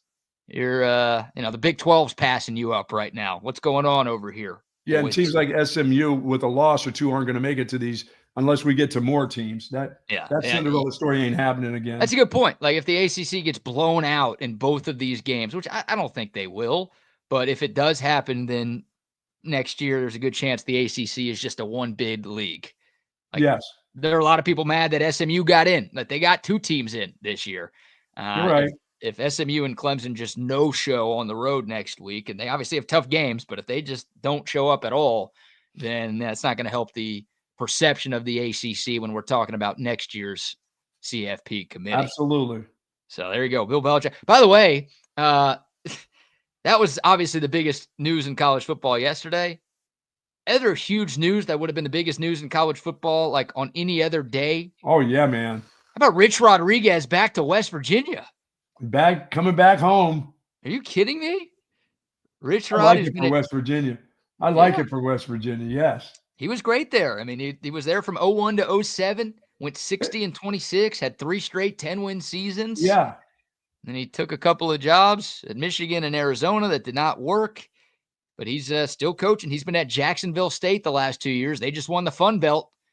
So West Virginia hoping lightning can strike twice in the same place. They're bringing Rich Rod back. Gosh. I know. Lightning in a bottle. I think the basketball coach drank up everything in the bottle. There's nothing left in the bottle. The old coach drank it all. Yeah, and then he got behind the wheel. Yeah. Yeah, Huggy Bear. Classic. I like that for West Virginia to bring him back. Yeah, it's another one that I kind of hope is going to work. Like I don't have to root against West Virginia anymore. They're not in Texas's conference, so I don't care about them. Yeah, it was hard to root for Neil Brown because you knew he was on his way out. He was on his way out when he was on his way in at that place for them.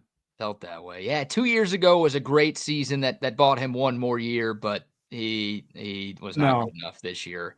Yeah, as Jake says, Rich Rod back to West Virginia, Scott Frost back to Circle. Yeah, that's right. Scott Frost trying to get that national championship back again. Maybe he'll show up at practice and actually coach again. Yeah, wasn't he golfing a whole bunch in Lincoln? Wasn't that his bit? Yeah. Just before practice, they were wondering where the hell the coach was. Yikes. Yep, that's awesome, man. I love it. I love it. It's taking me back to my childhood, right? Especially with Rich Rod. Growing up watching. Says Bama smokes SMU. Oh, Bama's not in the playoffs. Did somebody told the people from Bama that they're not in the 12-team playoff yet?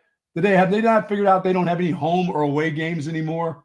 That's the thing, right? A lot of this playoff talk has been about hypotheticals, like, oh, this team would beat this team by a lot, and this team would beat that team by a lot. And we just don't know. Like, there's no doubt if Alabama and SMU were to meet on a neutral field, Alabama would be favored to win. But, hey, they should have been favored. Were they favored to beat OU? Yeah, they were favored by like 2, maybe 3 scores against OU, and they lost by 3 scores. Bad timing. Bad timing. That's the thing. It's like the hypothetical. It's the problem with college football. It's unbalanced schedules. So you're never going to have an exact read on how good teams are because SMU didn't play Alabama's schedule and vice versa. So I love it. Somebody jumped in just like they smoked Oklahoma. Yeah. Mm-hmm. It's a mess. So, all right, there you go. There's your. Did we get any of those Oklahoma wide receivers? It just opened up, but are they all over the place? Boy, is that bad. That is so bad for them. 5 BK. I can see 2. Yeah, 5 OU receivers in the portal right now, and I don't think any of them have committed somewhere. We're starting to see a few people commit. We got a couple of quarterback commitments that happened yesterday. We can mention those real quick before we get to some sponsor shout-outs. But Connor Wigman, the A&M transfer, is committed to Houston. He's a Houston area kid, played his high school ball in Cypress. So, going a little closer to home, but that's a move that I think makes sense for both parties. And then we talked about Thomas Castellanos yesterday. Yeah. There's a deep drive to left field. He was taking a visit to Florida State earlier in the week, and he committed to Florida State. So he's going to try to do what DJU. They don't have any players. They're leaving. All those players are getting out of there. He's going to try to do what DJU could not do, and that's have any semblance of success as a transfer quarterback at FSU. DJU is done. He can't. There's no more movement. Him and Cam Rising. Cam Rising still has another year. Texas State. I don't even know if DJU has more eligibility, but like Texas State would laugh if DJU tried to play quarterback. No. A MAC school, I think, would laugh if DJU wanted to play quarterback for them. Wow. I'm sorry, Texas Staters. That feels mean to even bring y'all up. Y'all are way better than that bum. Man. It's bad. So I think DJU has to go. He has played at 3 schools already, so I think that means he's done. But nobody would want that guy. Castellanos was having a good year before Bill O'Brien to the situation. So we'll see. But yeah, FSU has lost a lot of talent, and that ship is sinking quick. Boy, it is. Yes, it is. Mike Norvell. So, now who's coming in as his offensive coordinator? Who does Mike? Gus Malzahn. I mean, Gus decided he'd be better off as a. Was the handwriting on the wall for him at Central Florida? Is that what that was all about? Yeah, I mean, he hadn't had a lot of success there. He didn't get fired or anything, but I think he would have been on a pretty hot seat in 2025. So Central Florida seems to be the place you just can't get anything done there. Scott Frost did. He won a national title. Yeah, I mean, but playing now, that's right. It's the Big 12. They're no good. Mid-12. Yeah, I don't know. Gus Malzahn's just that guy's an enigma to me. So we'll see. But Thomas Castellanos actually started his college career at UCF with Gus Malzahn. So there is a relationship between those two. Now, he's a freshman. He didn't play. He was a backup, and then I think transferred after his freshman year to go to BC. But there is some sort of familiarity between those two guys, which I think is a big part of why Castellanos is going there. Yeah, I always saw him as I thought he was a little guy. He's a 5'9", 200 pounds though. He's got some round shoulders. He's not 6'2". He looks big, but he's not very tall, BK. Calling him fat? No, he's kind of he's round shoulder for a 5'9". Not so fast, midget. Not so fast. Giving him the Kyler Murray treatment here? No, he's like Doug Flutie, but Doug Flutie was like 175 pounds. This guy's 2 bills. Got AIDS. And he's got AIDS? He's just round shouldered. He's lots of shrimp, lots of lobster when he's up in New England. He's built, man. I mean, he's a good runner. He took some hits at BC. Like, I think we were all pretty impressed with his game this year. But until he got benched. Yeah. And the game against Syracuse. And then Syracuse did him in. Really? You're going to bench me, Bill O'Brien? Good luck with Boston College. I'm the best quarterback Boston College has had in years. Good luck. And then he decided to take off. His coach gave him off a week. I'm like, Bill O'Brien, I mean, really? What do you mean he decided to walk away for a week? Really? That's a mess. That guy's a mess. All right. We've got a TBT video for the people. We got some NFL to talk about. Texas Hoops back in action tonight. But before we get to the final 15 of the show, how about some more sponsor shout-outs? We said hello to our good friends over at Sue Patrick. Folks, if you're needing that gear, you need to head on over to Sue Patrick's. We'll be there next week, BK. Mm-hmm. Yeah, go to SuePatrick.com for more information. They've got everything you need, a wide variety of men's and women's clothing, all the Tommy Bahamas, all the hats, all the long sleeve Got my St. Patrick gear on right here. Little long sleeve outfit for this time of the year. But folks, they've got the snow globe, and it's not all about the snow. It's actually a snow globe without snow. And it's got all the bats from in Austin. It's cool. It really is. It's a great gift for Christmas, or it's a great gift at any time of the year. So go over. They've got luggage. If you're going to be making that trip, that's right. We'll probably be making that trip to Atlanta. That's right. I'm going to let you know right now. We're going. We're headed back to Atlanta. Yeah, and then we're headed up to Arlington once again. And they need to fix the curtains because there's no telling what time that game will be. I don't want to have all that bright light shining in people's eyes during the course of that, Jerry. Get that fixed before that Cotton Bowl game for sure. But at St. Patrick's, folks, they got everything that you need. Free shipping on online orders over $49.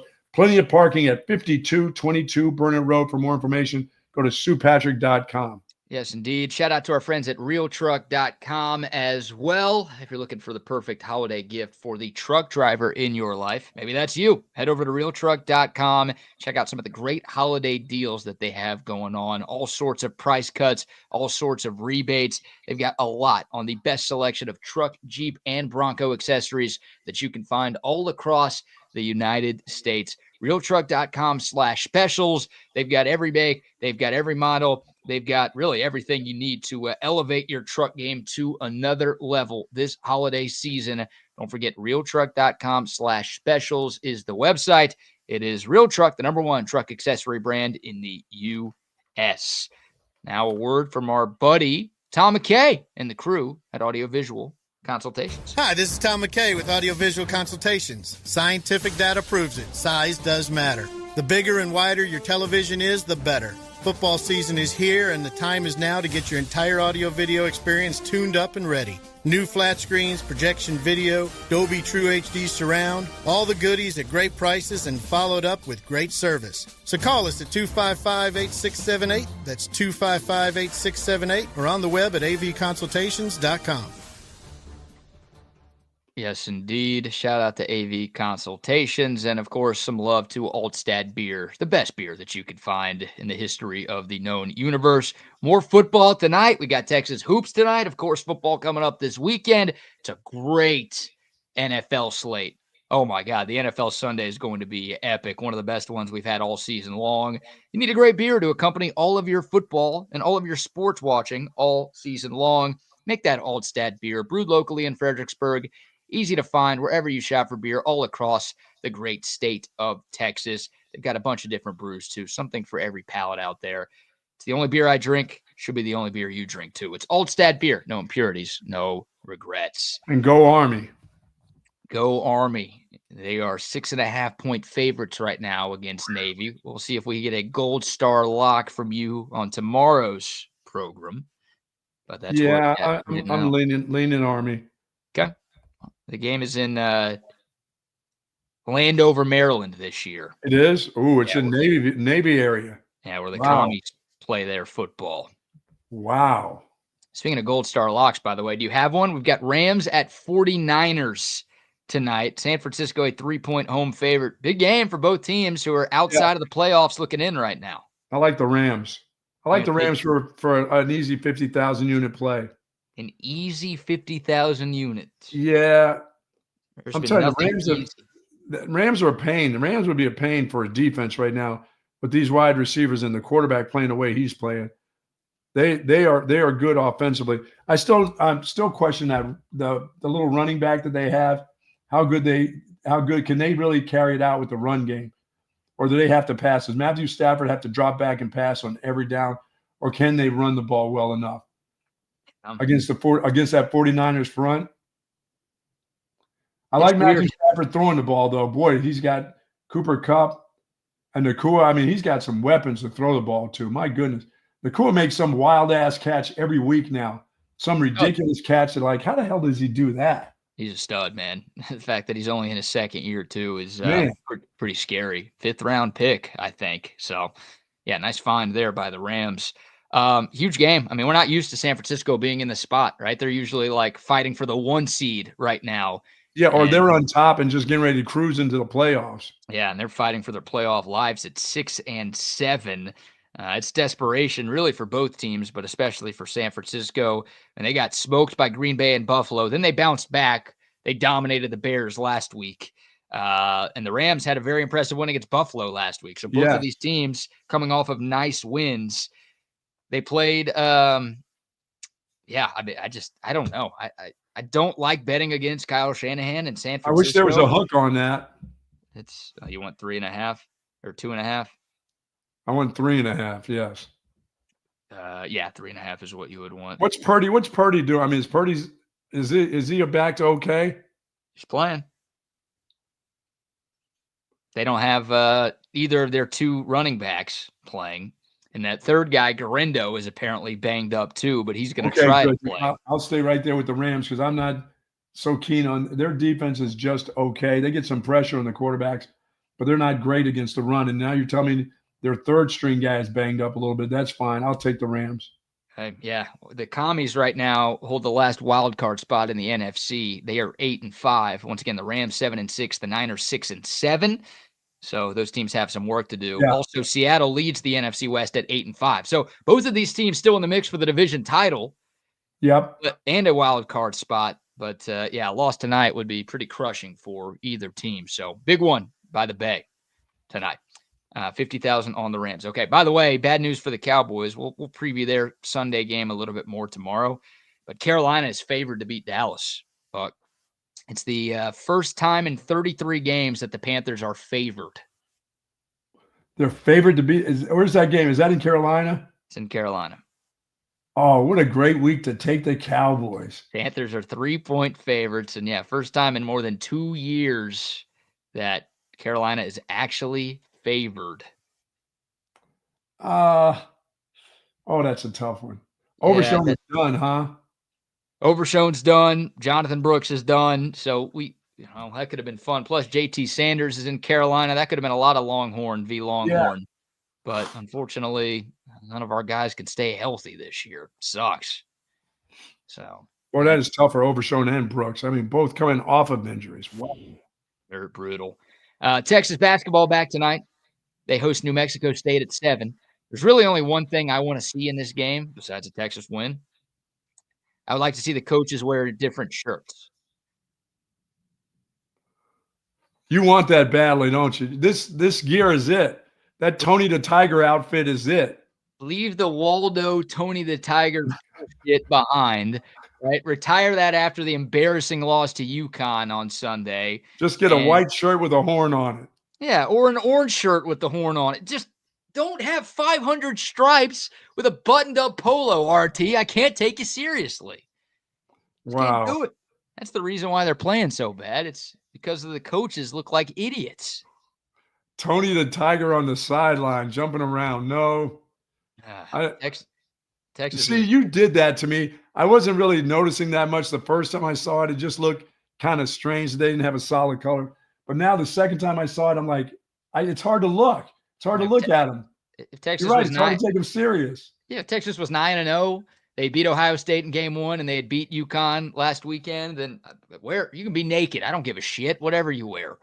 But when you look the way Texas looks, and I think Texas right now looks like a bottom 3 team in the SEC.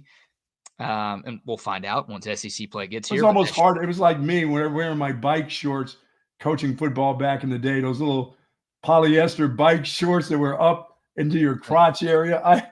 It was awful. You were wearing those? You were in spandex as a coach? Dude, back in the day, we didn't have things that went to your knee. Those things were like the NBA basketball shorts. Yeah. And those were polyester, man. And when I came to Texas and it got hot, oh my God, it was like sticking to your skin. I mean, you're talking about nut hugging. I mean, it was grabbing and reaching and pulling them down even lower. I had low T before I knew it. These nuts. Oh, it was awful. That is a visual that none of us needed. And dude, you're talking about warm and hot. Oh, yeah, gross. Yeah, I guess what they're wearing is better than that, but not by much. Not by much. So Texas is a 20.5-point favorite.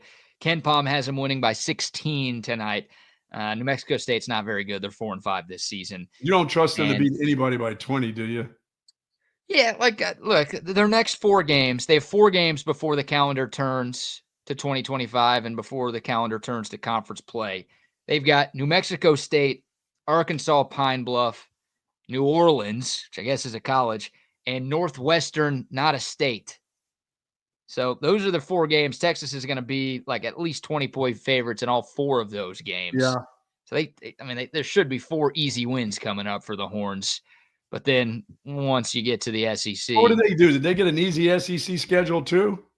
It's like there is such a thing because the SEC's looking better than the Big 12 right now, which is not what I wanted to see. Yeah, look out. I mean, you just had Mizzou, who was expected to be one of the worst teams in the league, beat Kansas a couple of days ago, the number 1 team in the country at the start of the year. So, yeah, I don't know. I mean, Texas, they've got to win these next 4, goes without saying. They open up conference play, I think, in College Station. So, wow. And A&M's a top 20. A&M's better than Texas right now in basketball. Auburn, Kentucky, Alabama. I mean, just go down the list. It would take a long time to talk about all the SEC teams that I think are better than Texas right now. So, hope I'm wrong. But Texas, I think, has played one sure tournament team this year, and that's UConn, and they got boat raced at home. I think Ohio State's borderline. One of their best players is hurt now, so they might not even make the tournament. Texas lost that game. They were playing pretty good, Ohio State. Yeah, I think NC State's borderline. Texas won that game on the road. Right now looking like a good win, but I'm not sure NC State's a tournament team. There's only one team that Texas has played that we know is going to make the dance this year, and they were down 24 at home at one point. Yeah. So we'll see. We will see what happens, but Texas Hoops at the Mood tonight. I'll be watching. I know that wasn't a rousing vote of confidence to give people a reason to watch, but I will be watching tonight. So you don't have to, Buck. I got you. Thank you. I was just at the airport late last night, so I need some rest. Yeah, crash. Yeah. The boss is back. The boss is back. Oh no! Did you put the seats down and everything? Did you clean the place? Down, cleaned up. She said it's. Of course, you come into the house. She's been in her mom's house. She comes back here and she says, "What's that smell?" I'm like, "What do you mean? What's that smell?" I said, "No, the dog didn't do anything. Everything, I said, "That's me. Do I smell old? Don't I just smell old? I mean, you're not used to this smell." And there's always something. Don't let your significant other, and especially if you're the dude, and they go away and they come back, it's either going to be too cold, something smells in the house. What's this different smell that I smell?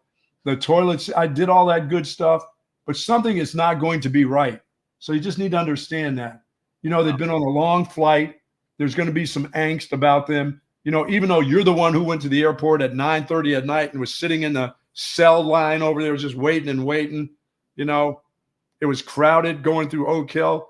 You don't get the, "Oh, sweetie, thank you for picking me up. Thank you for taking me there." It's just when you get back to the house, what have you done to my house? Nothing. I've just been living here for the last 5 days. Just living it up. That's what I was doing. I was living it up, BK. Walking around nude, ordering a bunch of pizza, eating ice cream, all the good stuff. Sitting my naked ass on the chairs and on the couch. Great. It was great. You know what I mean? Not doing can't do the laundry. So maybe that's what smells. Oh, well, yeah. All right. Just say you're not allowed to do the laundry. That's the smell. Because you were gone, and I didn't want to do any. You told me I can't use the washing machine. So maybe that's the different smell, because that thing is piled up, that little hamper there with no top to it, because generally it doesn't get piled up. That son of a gun is like overflow. All the overflow underwear, undies are hanging out of there, socks. I bet you that's the smell. But to me, that's just me. I stink. I'm a dude. It's cool. What are you saying? Women complain here? Tell me something I don't know, Buck. Come on, man. I'm sure Rodney and Wags, when we bring them on in a moment, they're going to have 50 of the same story you just shared right there. Yeah, well, we're trying to get you not to get involved in that right now. You're just starting out, so there's no reason for you to get – it's all right to smell now, but when she's around, it's like, why does my room smell like this? Because I'm in it. I'm a dude. I'm not always fresh. You know what I'm saying? Mine's the opposite. I'm cleaner than the girl, so I'll be the wife in this situation. Like, what's that smell going on here? What? I leave town for a couple of days, and now this house smells like you. Oh my God. What's going on here, man? Oh, I got that. When I got that last night of what's the smell? I'm like, what do you mean what's the smell? It's the same smell that was here 5 days ago when you left. No, there's something different. I'm like, what are you? I didn't shit on the floor. What do you think? I just went over and did a squatty right there? I mean, the dog, everything is cool. I've been taking the dog.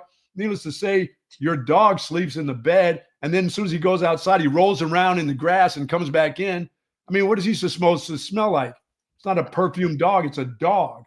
I don't know. All right, quick TBT video here. Yeah, man. And you know what? We'll bring Double R's back. Wags is back. Good to have both of you guys back. And we'll let you all be a part of the TBT video today. So no sound on this one, but it's a golf-related video.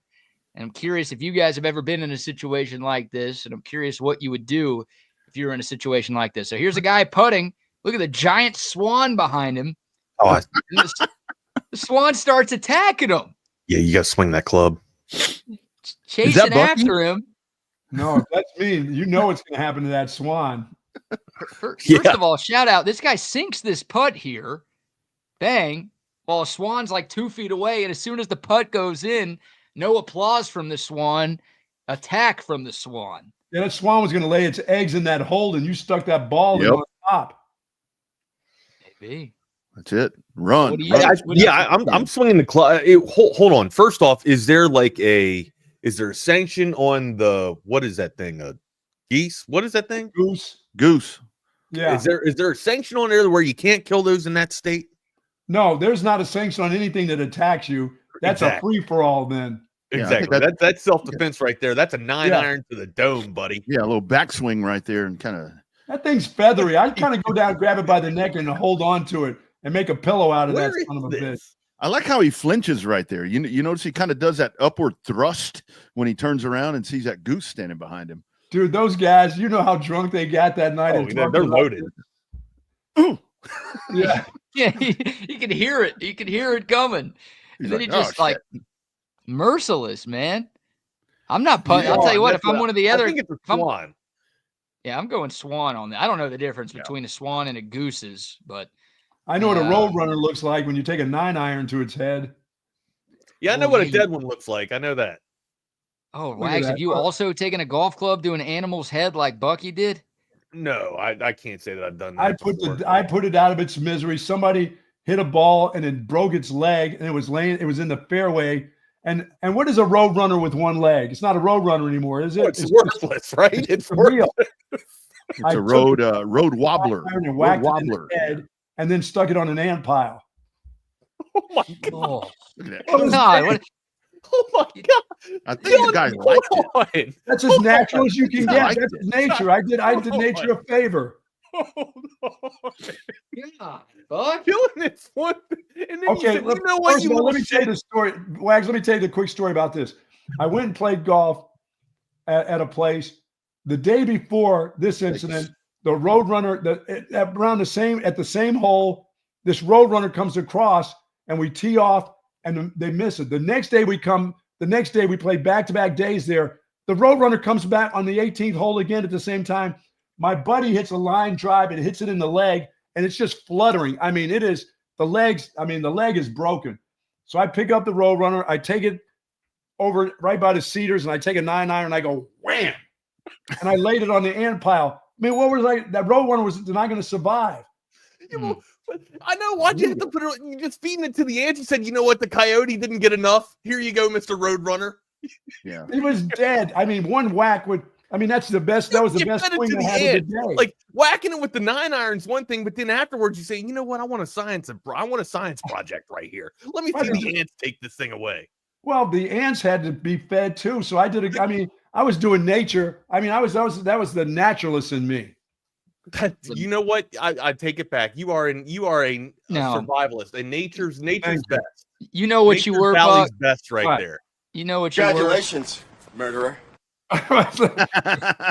Congratulations, murderer. That's Shooter right there. That's Shooter McGavin. I was a good guy to do that. I didn't actually hit it. I wasn't the one to hit the tee shot. I would have never been that lucky to hit that thing. But man, to see that thing flutter around, that made my heart hurt to see it with one leg. And I was thinking, the leg is busted. I'm not taking this to the vet. I'm not putting this running and putting it in my bag and then taking it to the vet.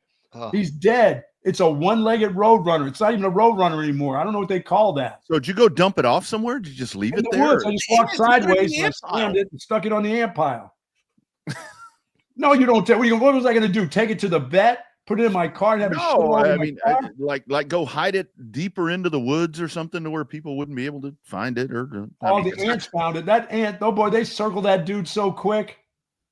Oh yeah, I'm sure they did. I'm sure they did. Tough way to go. This guy's living a great life, and then some Texas cheater intentionally hits him with the golf ball. Then another Texas cheater takes him out with a 9-iron and then feeds him to a bunch of ants. Jeez. Here comes Wile Coyote, Bucky Coyote. Jeez Louise, for crying out loud. The nature boy, Bucky Godbolt. Nature boy. Oh, man. What's going on with you guys, man? What's on the docket today? Oh, North Carolina's found themselves one hell of a guy bringing over the New England Patriot coaching staff. We got to address that a little bit. And we got, some Thursday night football to talk about. And we got, there's probably the best lineman in all of college football is on the 40. We got to talk about that too. That's right. You got it, brother. Hey guys, I got to tell you, so piggybacking off of what you were talking about. So I've been on the road for 10 days. I come home last night. This place is immaculate. I'm like, oh shit. I'm like, oh. So I'll be walking around, wearing the same shorts that I wear every damn day that smell like you know what. Oh. And I'm like, I'm going to tear this place apart. And she said, do not make my house look like crap. She said, I cleaned this thing up while you were gone because you weren't leaving your crap laying around here. So Wags, why do they always have to tell you how they clean? Why they clean? I clean too. I feel like they don't see when we clean. I clean. We're here every day. I feel like they don't see what we clean because they're making the mess right behind us, right? Yeah. I don't know. No. I clean it because I clean up the coffee spots. She spills coffee on the floor. It's obligatory. It happens every day. I clean that damn thing up. You know why she doesn't see it? Because I clean it up. And you don't talk about it. Right. That's we right. don't have to, you know why? You're just supposed to do it. That's why. Yeah. Well, I just let her. I don't do floors, so I don't say anything about that. But I do what she tells me to do, but my wife always tells me, like, if we have people coming over, I have one bathroom that's kind of the place where I go when I have to, take a dump or whatever. Yeah. And she's like, when people are coming over, so that ends up, for whatever reason, being the guest bathroom. She's like, can you go clean your mess? That's the wrong bathroom to put them in. I know. Yeah, remind me never to use the John at your place, Double R. It's that downstairs one right as you come in. She's like, can you please go clean that? I mean, she walks by that in the morning and there's like smoke coming out, like pig pen from the peanuts. She's like, you clean that. You clean that. Come on. No, I got the announcement. I always get the announcement of, I've been cleaning all day. I'm like, what do you mean all day? You mean you spend 8 hours cleaning this house? What are you, out of your mind? There's only 2 of us that live here. What kind of pigs are we? Yeah. I always think that because I always get I really cleaned up today. I clean up every day. I mean, I don't leave shit just laying around. There's nothing in the sink. I'm not allowed to use the washer, the dryer, or the stove. So it's basically just me and you and the indoor dog. How dirty can a place get? I get that. I got in trouble the other day, and she said the same shit, and I go, "Oh, so you cleaned up after yourself?" Well, like you don't clean up after yourself. I just don't announce it. When I get the I've been cleaning all day. I look over on the counter, and I'm like, well, when I left, that wine bottle was full. that bottle of wine and that glass weren't there. I missed her dearly when she was gone. No, it sure sounds like it. Yeah. Oh, I did. No, I did. I mean, running around naked with a dog inside and sitting my bare ass on tables and sitting on the floor playing with the dog with no clothes on. I mean, that's a lot of fun. That's the Miss Joyce just walked in the room right there. Miss Joyce just walked in the room, so now I got to save myself. Yeah. She just and she went to her mom's and it was so cold there, and she got to the room last night and she got up after about a half hour and went and got a blanket and she goes, I've been wearing socks at my mom's in Idaho. I said, well, it's cold there.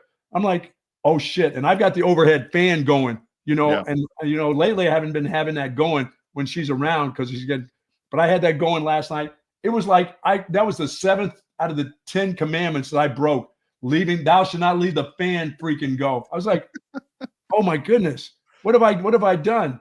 Absence is supposed to make the heart grow fonder. You know? Oh my goodness, I missed her though. I did. Yeah, I really did, because I got some dirty clothes, because I can't, since I'm not allowed to use that. Yeah, there it is right there. I got some, and I'm awful because she goes, can't you wear these jeans more than 2 days? I'm like, no, I don't wear jeans like 2 or 3 days. She goes, you can go a week in your jeans. I said, you don't know what I'm doing in those jeans. Yeah, not if you're free balling. If you're free balling, you got to wash those puppies every day. Yeah. So that's the smell, BK. That's what the foreign smell is. That's that hamper that's filled with my stuff. Now, do I tell her that? That's what I think the smell. Do I actually say that? Look, honey, these pants don't even need starch. Yeah. I don't know if I can say that to They're her. like solid. They walk themselves. They walk themselves to the washer. All right, boys, have a good day. It is. I'm gonna go find a way to. Maybe I should take my kids to the laundromat and get them done real quick. There you go. Sneak off. Where's Hey, before I met her, that's what I was doing. Take the old truck. Go incognito. Later. See you guys. Take care, man. What? Hey, welcome back, dude. I mean, that's the only way to come back. It's everybody's asked me where I was last night. I was actually breaking out Rodney yesterday. That's right. From the payment. I got caught myself. We had to make an emergency call to some of the friends that I have back at Pentagon, and we got out. So we did it. Hey, here we are. Here we are today. It is chaotic. Here we are already chaotic, as you can tell. Bucky and BK got us kicked off right on this wonderful Thursday, December 12th. Happy birthday, Vince Bernard, one of my best friends back home. If you are listening, man, make sure that you get your 20 or hell, what are you now? 43? I don't know. Your 43 spankings, my dude. 43 spankings. All right, man. Welcome back. Yeah, sorry for being out yesterday. Kind of a little bit of a health day for me. Still feeling a little bit under the weather, but it's good to be back. It's good to have my partner in crime back, and it's good to be with all you savages and heathens here on Texas Sports Unfiltered. Yeah, man, I love it. And my man right here, Richard, we're probably related somewhere down the line right here. Amor de lejos, amor de pendejos. I love that right there. That's love from afar. Love, yeah, I was gonna say love. Yeah, I do have a little bit of a Spanish. Yeah, pendejo's pretty easy to figure out. So I think we know what that all means. But it's great to be home, and it's great to be out of Missouri, where I froze my balls off for several days. And I get home and I'm freezing my balls off here. So good to be back. Everything. Well, wait, back. So hold on though. But you usually keep the thermostat pretty low though, right? Like the house is usually chill when you're in the house, right? Yeah, we keep it low. As a matter of fact, this morning I slept in. I slept in a little bit, and kind of laying there in bed, and the wife's getting ready to go, do a 12-hour day, and I'm like, I'm off today. Well, I'm not. You off. force Tracy to do 12 hours a day? She chooses to do that on her own. She has to do that on her own. But I said, it's a little cold in here. And she said, well, it's not as cold as where you were.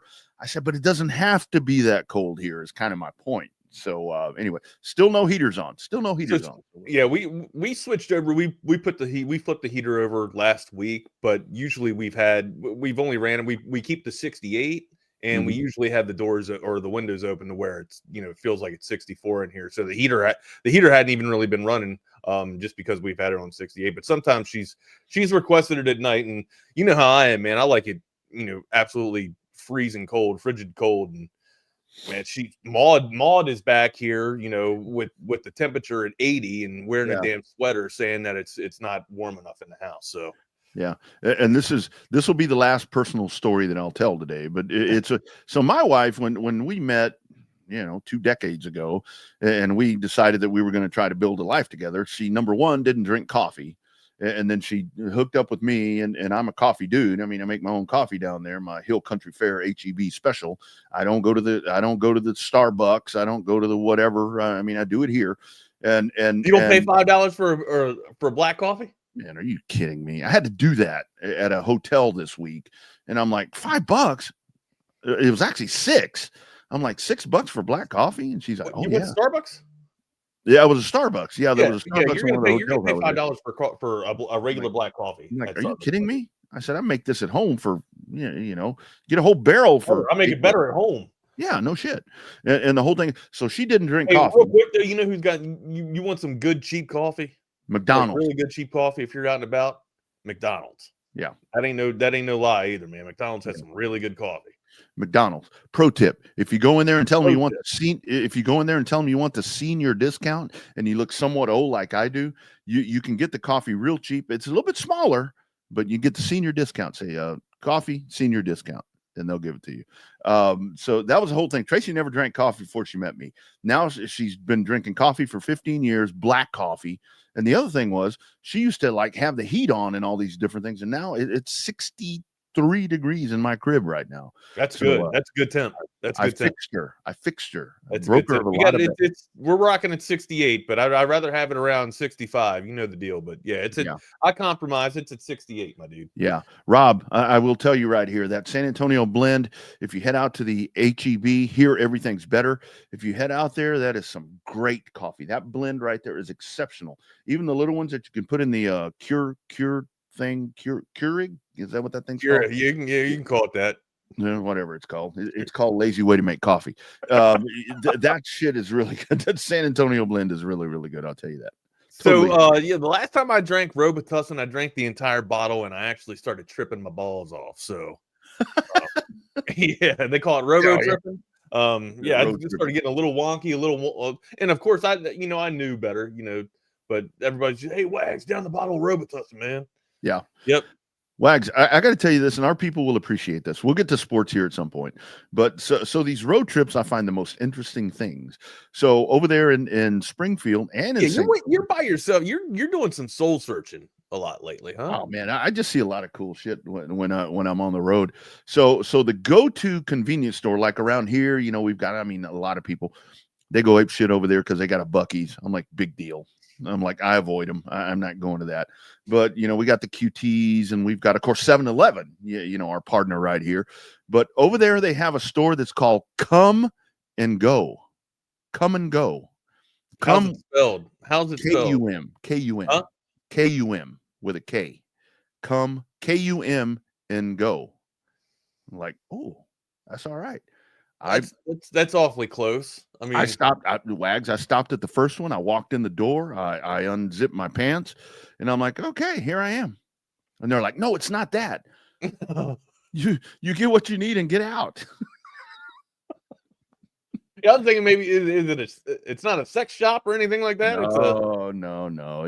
It's the equivalent here of 7-Eleven or it's a quickie. Is that what you're telling me? It's a quickie. It's a quickie stop. No, I saw some of those too, but I did not stop. Anyway, glad to be back, dude. I missed you, brother. Good to have you back, man. You know who else is back? What's that? You know who else is back? You were gone yesterday. Yeah. I'm back, but I don't matter. Oh, you're Bill talking about Belichick is back. You're talking about Bill Belichick. Bill Belichick is back. I still don't know what to think about this, to be honest. I didn't know if it was real or not when I saw it yesterday. Like, and then of course, all the national pundits are talking about it. Shefty's talking about it, and then you hear Lombardi turn down, the jobs that the position that he has now, and he's just, I'm going to be the GM over at North Carolina for Bill Belichick, and then Matt Patricia signs on.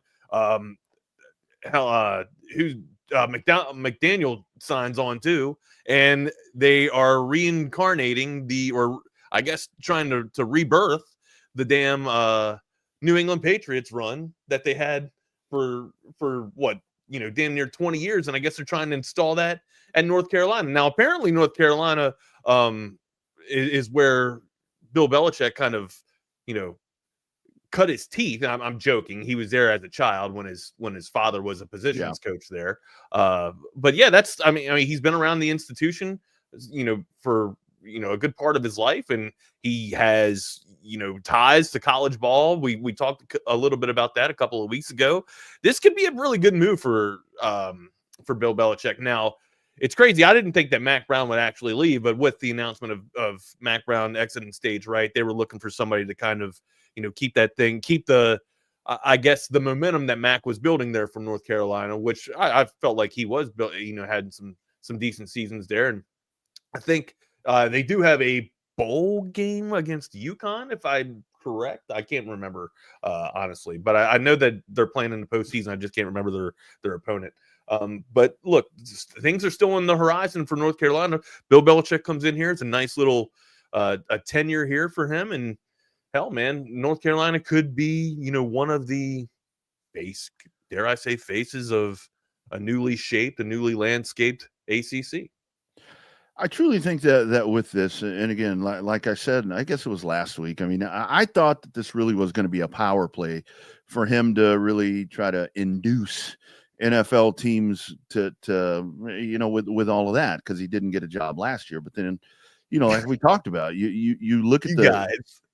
I know these guys are on a roll right here, man.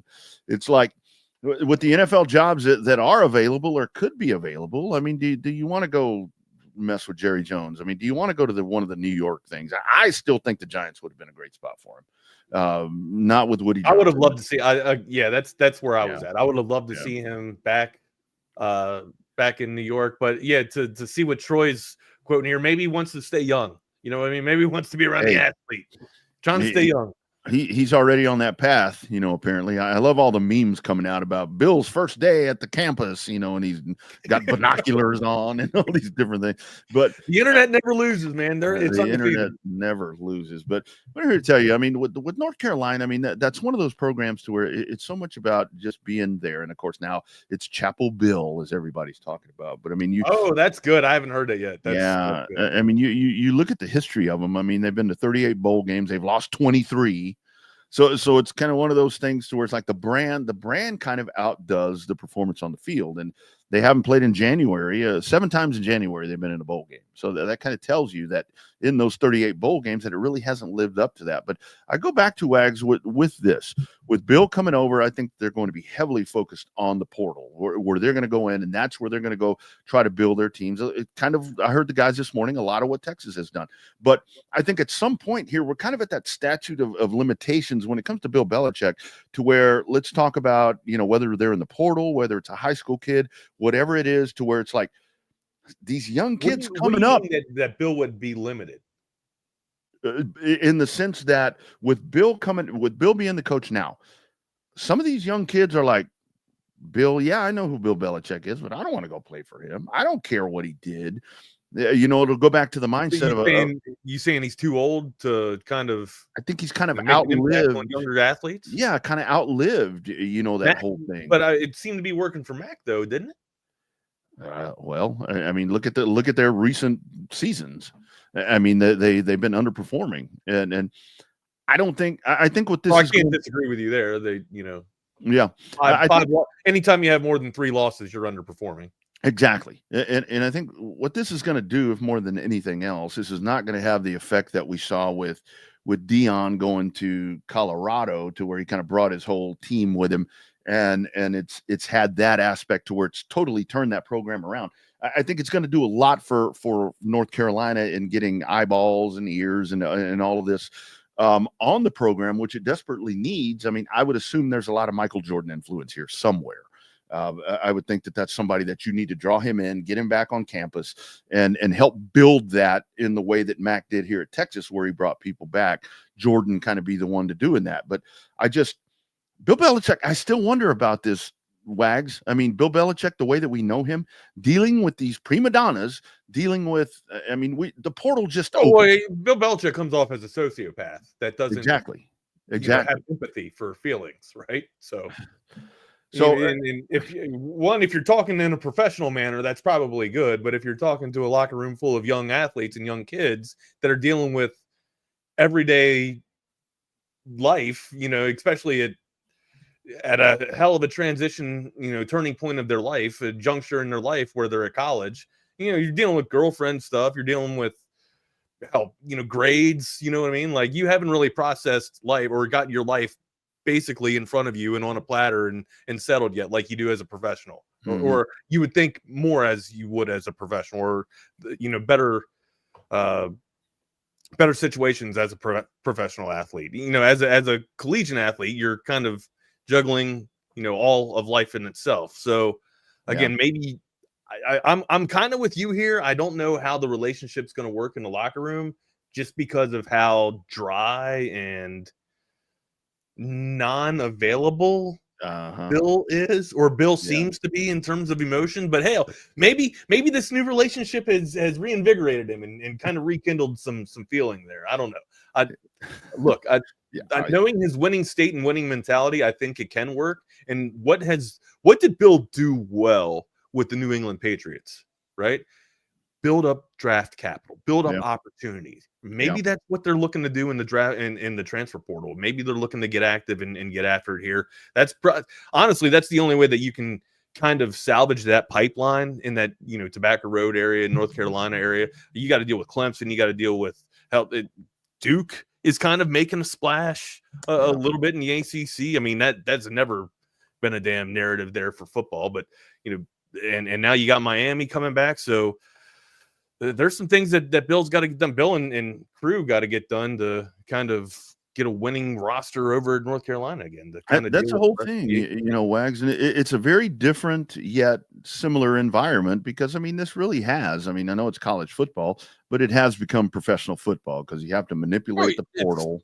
It kind of turned professional football 3 or 4 years ago, but it really has. It really has. And the underlying thing here is professional football now, man. More than what's the AFL or what the American Football League? Yeah. And this whole thing is, the underlying thing here, it's a 5-year, $50 million deal. He's not going to coach 5 years. I don't see that. The Suns that's just like everything else. Yeah, Steve Belichick. Now, is that a real? I think so. Is that a rumor, or is that just a real deal that they have going? Backyard deal to where Steve Belichick gets a head coaching spot. I really think that this whole thing is if Dad when that broke, I thought it was bullshit. Well, I think if Dad can get in there and turn this thing around, which I don't mean to be disrespecting Bill Belichick. I just don't think that this environment suits him. The Bill Belichick that we know. And again, maybe he has changed, not changed, but maybe he has advanced and kind of modernized a little bit. But this just really isn't. That about the X's and O's, that's a very good point. But the whole thing is, what Bill Belichick's going to have to get accustomed to, like Steve Sarkisian is doing it really well. Because we just saw, again that you had another kid, Sadur Mitchell goes into the portal at Texas, and that comes out.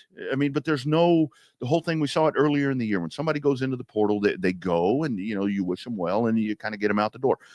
I just think that Bill Belichick, kind of in the way that we know Bill, again, we don't know him personally, but just that's going to be different for him, where somebody just says, "Screw it, I'm leaving." I don't know.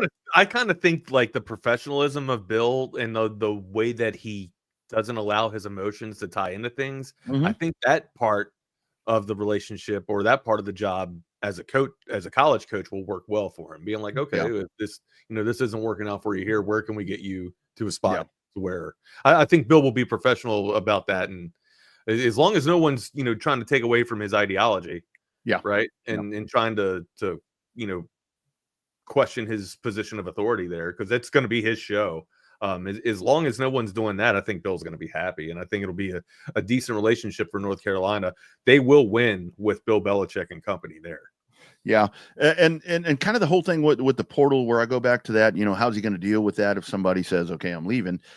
I don't really think he's going to have to deal with that in year 1 or year 2, because that program maybe now it might be harder before it gets easier for Bill. Yeah. Right. Yeah. Because it's kind of what people have been talking about, what this conversation's been about, the two personality types of Mac Brown and Bill Belichick.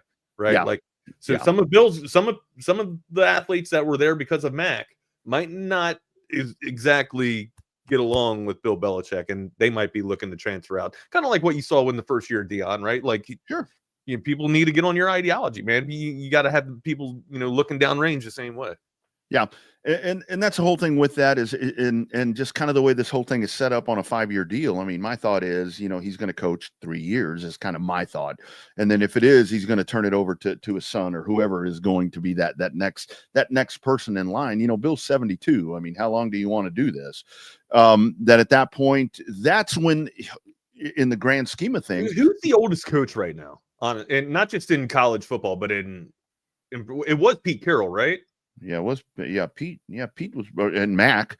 Pete and Mac. I don't know who's Utah. How old is he? Man, I don't know. That's something good to find out. That's something really good to find out. I'll check. Yeah, Whittingham. Whittingham. Yeah, he's trying to figure out. He's going to come to a decision. Mac was the oldest at 73 in college football. Bill's a year behind. So, how long does he want to do it? But I think kind of the way this is all set up is to get the program back on. Whittingham is 65. Okay, thank you, Jake. To get the program back in line, and then the next coach, whether it's a coach in waiting, whether it's whatever they're doing right there, then let them deal with the portal. Bill's the rebuilder, and then the next person comes in and has to deal with that. Hopefully it's escalated to a point where you're so good that you have people that want to transfer out because the playing time isn't there or whatever the case is. So look, here's the bottom line. When it comes to money coming into the program and all that, Bill Belichick's going to draw a lot of money. It's going to draw a lot of attention. It's going to draw a lot of TV coverage. I mean, today it's ticket sales. Up. I mean, not that I don't think they were struggling with ticket sales in the first place. But. Yeah. I mean, and the whole thing is, it is a known commodity. That brand, that color. I think I saw Carolina blue, baby. Most popular color for gangsters, and I'm like, that color. But hey, whatever. I mean, Carolina blue is the most. I saw that like 4 years ago. That was the most coveted color with gangsters. Or tar heel blue, whatever you want to call it. Powder blue. I mean, what kind of soft blue? It's not a dark blue. It's not a whatever. Kind of a grabber blue is kind of what I think when I think about that. But I don't know. It's a good get for North Carolina. They're definitely getting a lot of run with that. Friends, don't forget, if you're a Texas fan and you haven't been over to passes.com, you are missing out. Passes, a content creator company that the Texas One Fund has partnered up with, is giving Texas fans behind the scenes access to your favorite teams and players like never before. Right now, we're still in football season. Basketball's firing off. Men's, women's. You got baseball coming up. You got volleyball, swimming, all of that. All athletes are involved in passes and passes.com. You've heard of that Texas One Fund. You know that's where you can do some really cool stuff, and they do for the University of Texas. Now you can donate to that Texas One Fund and get something back in return, whether it's athlete spotlight access, VIP situations. You're donating to help the future of Longhorn athletics. You're also getting access to really, really cool stuff, memorabilia, experiences that no one else can get. Head over to passes.com/Texas One Fund to sign up to get closer to the game than ever before. Again, that's passes.com/Texas One Fund. Elevate your fandom to the next level with our friends at Passes. Good to have you back. You know what? We got to do some make goods for passes because I forgot about passes for about 3 days in a row. So. No, it's all right. Well, they know. They know how it is. They know. Yeah, they always know. Like all right. Yeah, I don't know. I guess I'm a little bit. I think it'll work, but I am a little bit bitter about this because I was kind of looking forward to having Bill. I honestly felt that he was going to be the New York Giants' next head coach. I thought that was going to be the best place. I really did. Like everybody. I can't say everybody, but people put it out there. People floated it, and then flirted with it 2 weeks ago, and then it kind of started, spitballing into something even bigger. And here I am thinking, holy shit, this could actually happen. And then see the news break yesterday, and all the air is out of my sails. Rich Rodriguez back to college ball too, going to end up back at WVU. How about that, man? Hey, your cousin getting a job again. My cousin back to work again. I mean, that was the place where he had the best success, and kind of when he left there, dude, his offenses could spin it, man. Oh yeah, and I think this is where I go back to with the two individuals that we've been talking about this morning with Bill and with Rich. I mean, Bill, obviously there's a lot more that comes with it. I mean, everything else that we're talking about, but with Rich Rodriguez, when you get these programs that are going back to old school, like let's say for whatever reason, Steve Sarkisian said, I'm going to leave. I'm leaving today, and Texas brought back Mac Brown. I'm like, well, that worked great then. I don't know. Rich coming back, I mean, especially not having the success that he had there, I think that's kind of one of those driving factors where he comes back and he's like, look, I can still do this. And I'm going back to a place where I'm comfortable, and I'm going back to my people, mi gente, as we say in Mexican. And he's going back there, and I like the move. It kind of debunks my whole thing with, why are you going back to that? I mean, all of these different guys that you have out here, why are you going back to the recycling bin? I think this one's going to work, Wags. Sometimes it's good to retrace old steps, man. Mm-hmm. You know what I mean? Find your way again. And like you said, it worked very well with Rich Rodriguez when he was at WVU, and the offense that he was able to kind of conjure at, when he was up in Morgantown, man, they were high performing offenses. And, you get studs like a Geno Smith back into your program, and, like Steve Slayton, coming through your. I know that these aren't crazy NFL names, but these are names that torched defenses at the collegiate level. And there's a guy by the name of Tavon Diggs that came through that program. So Rich Rodriguez knows how to recruit the speed, knows how to put the offense on the field. We'll see if it actually plays out and comes to fruition there for WVU. But I like the find for, well, you can't really call it a find. The rekindling of the relationship there for Rich Rodriguez and WVU. Yeah, absolutely. And we'll see how that all works out. That offense right there, Steve Slayton, Noel Devine, and then I believe when they got Tavon Austin, they also brought in Stefan, or hell, I can't think of the other dude that was it. I think it was Stefan Best, maybe, that was in the league as a wide receiver too. There was a ton of talent coming from that Rich Rodriguez. McAfee did play at West Virginia too. I forget about that. He was a punter and actually was the place kicker. He did some place kicking too for a little bit, but known for the punter, but he did some place kicking as well. Pat McAfee, man, that is one popular dude. I'll tell you. He's got it going, man. He's got it going. He's got one of the best shows that's out there on the Four Letter Network. Probably one of the only more tolerable shows that I can watch. Yeah, I mean, I think a lot of it is Owen Schmidt. Who are you talking about, Ziddick? I don't even.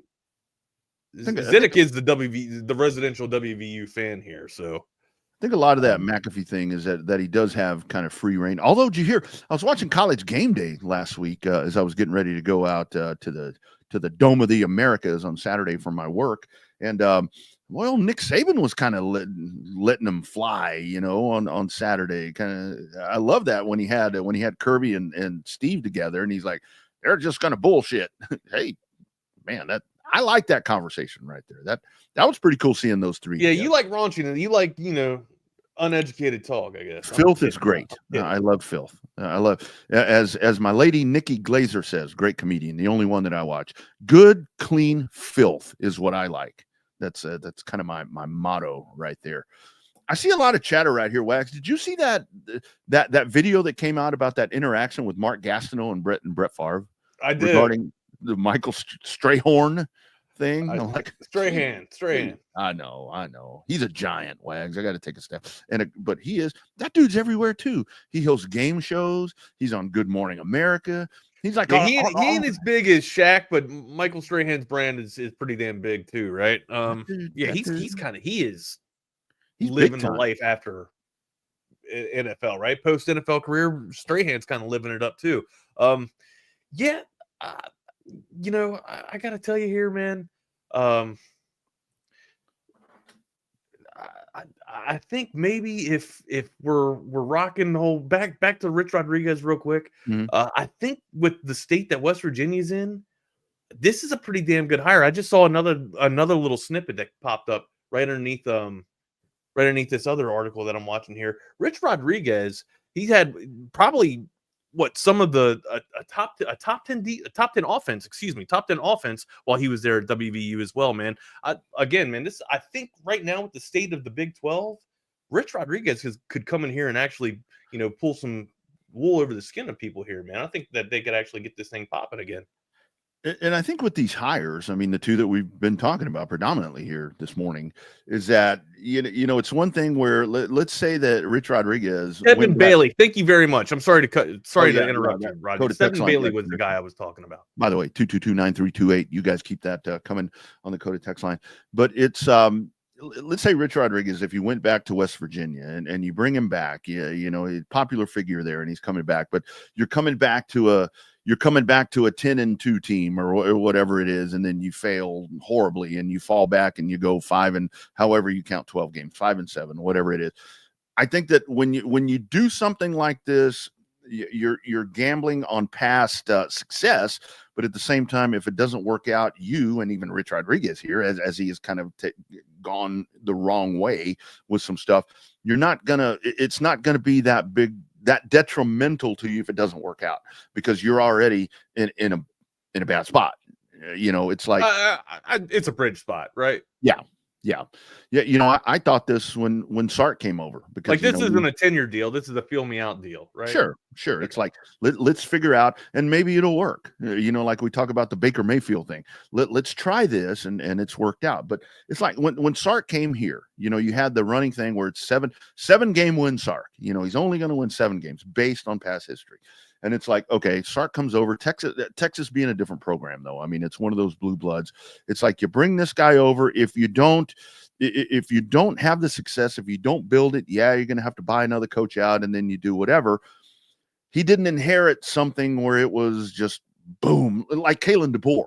Kalen DeBoer inherits his program to where it's like been balls to the wall. 12 Sark inherited something, but it wasn't exactly. It wasn't a championship contender. Exactly. And what Sark has done here, he's gone in, not only proven with the wins on the field, already a playoff. Yeah. In a playoff again. Now, I mean, look at this thing big picture wise. I love that in this regime that we have with Steve Sarkisian and his assistants, that our biggest problem right now is we can't overcome Kirby Smart in Georgia. That's a good problem to have, because that's a major hurdle. Well, we're 18 points. The differential is only 18 points here. All right. Let's not get crazy. But that's kind of the I get natural... it. I can't stand when people say that they're better than us. But that's kind of, who was that? But it's true. It's absolutely true. You gotta address the stats. So yeah, I mean the bottom line is, look, you've gotten beat by Georgia twice. You got manhandled on the line of scrimmage twice. And that again, that's what people are going to go back to. But that's a good. We didn't have the second time. I felt like we kicked their ass. Like, I'm serious. Like I felt like we were the better team, and we didn't have the Lombardi Trophy winner. Kelvin Banks was not on the field. Okay. Great call. I thought Gooseby did well. Yep. But again, we're talking about the best lineman in college football. Mm-hmm. All right. Sure, that's got to account for something. But also, Texas not being able to take care of business. That's the main reason. Okay. But I think tells of that and small pieces of that story also lie in the fact that Kelvin Banks was not on the field last Saturday. Absolutely. I think if you have Kelvin Banks in there, I think you win. I don't even think you go to overtime. I mean, I think you win that game. Hindsight's 2020. It's hard to say that, but I do think it is a very different game. Yeah, absolutely. But kind of in the big picture, what I'm talking about, where Sark has turned Texas, from what it was to, I mean, I don't know if Rich Rodriguez can do this. I mean, I don't know if Bill Belichick can do this. I think Bill has a better chance. I mean, because I seriously think that they're going to go to the flea market, AKA the portal, and build their program that way, which that's great. And there's a lot of money in North Carolina, I can tell you. Because I think Bill Belichick has a very good recruiting tool.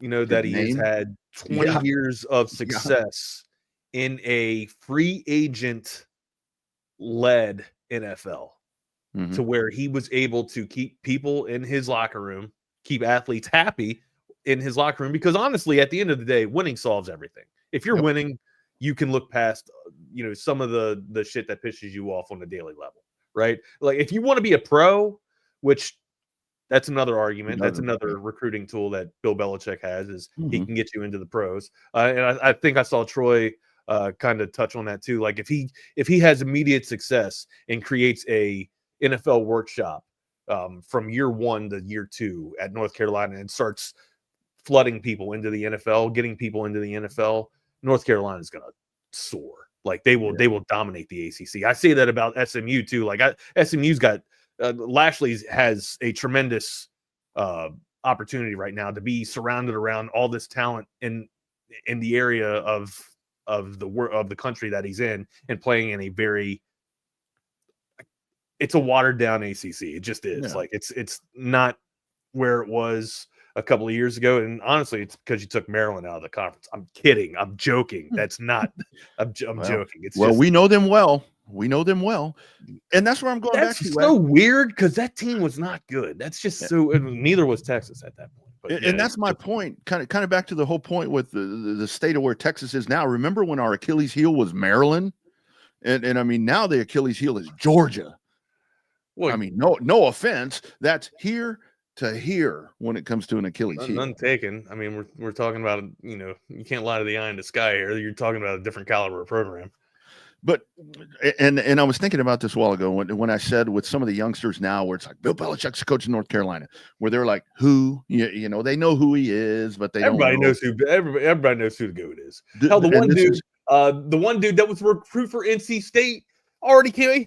He's Bill Belichick's rent free. He's just like Bill Belichick can get it too. You know what I mean? Like, don't even know Bill Belichick. And this is where the moms and dads, I mean, mostly the dads, are going to come in so important right now, because on a recruiting visit, it's like, holy, Bill Belichick's going to come to our front door. I mean, Bill's going to be at our house. I mean, I'm like, son, you're going to sign with this guy, because you got to know that it's going to be business first, though, right? Always, it's always going to be business first at North Carolina. Yeah, absolutely. With Bill Belichick there. Yeah. But I'll be like, man, do you know that this guy has 19 playoff appearances, 17 division titles? I mean, 9 Super Bowl appearances. I mean, do you know that this is like the greatest coach of all? I mean, I'm like, son, you're going to sign that. I don't give a damn what you have to do. So that's the other part of it, to where the kids may be like, oh, great, whatever. He needed Tom Brady. The dads are going to be like, bullshit. This is the guy you want to. This is the guy that you want to go. I still wonder about Belichick and these smart ass kids these days. I think he's going to be okay. I think the kids will be. I think the kids will fall in line. Yeah, well, they better, because that dude right there, that's an old football coach. Oh, we got shots fired! Shots fired in the chat channel here on YouTube.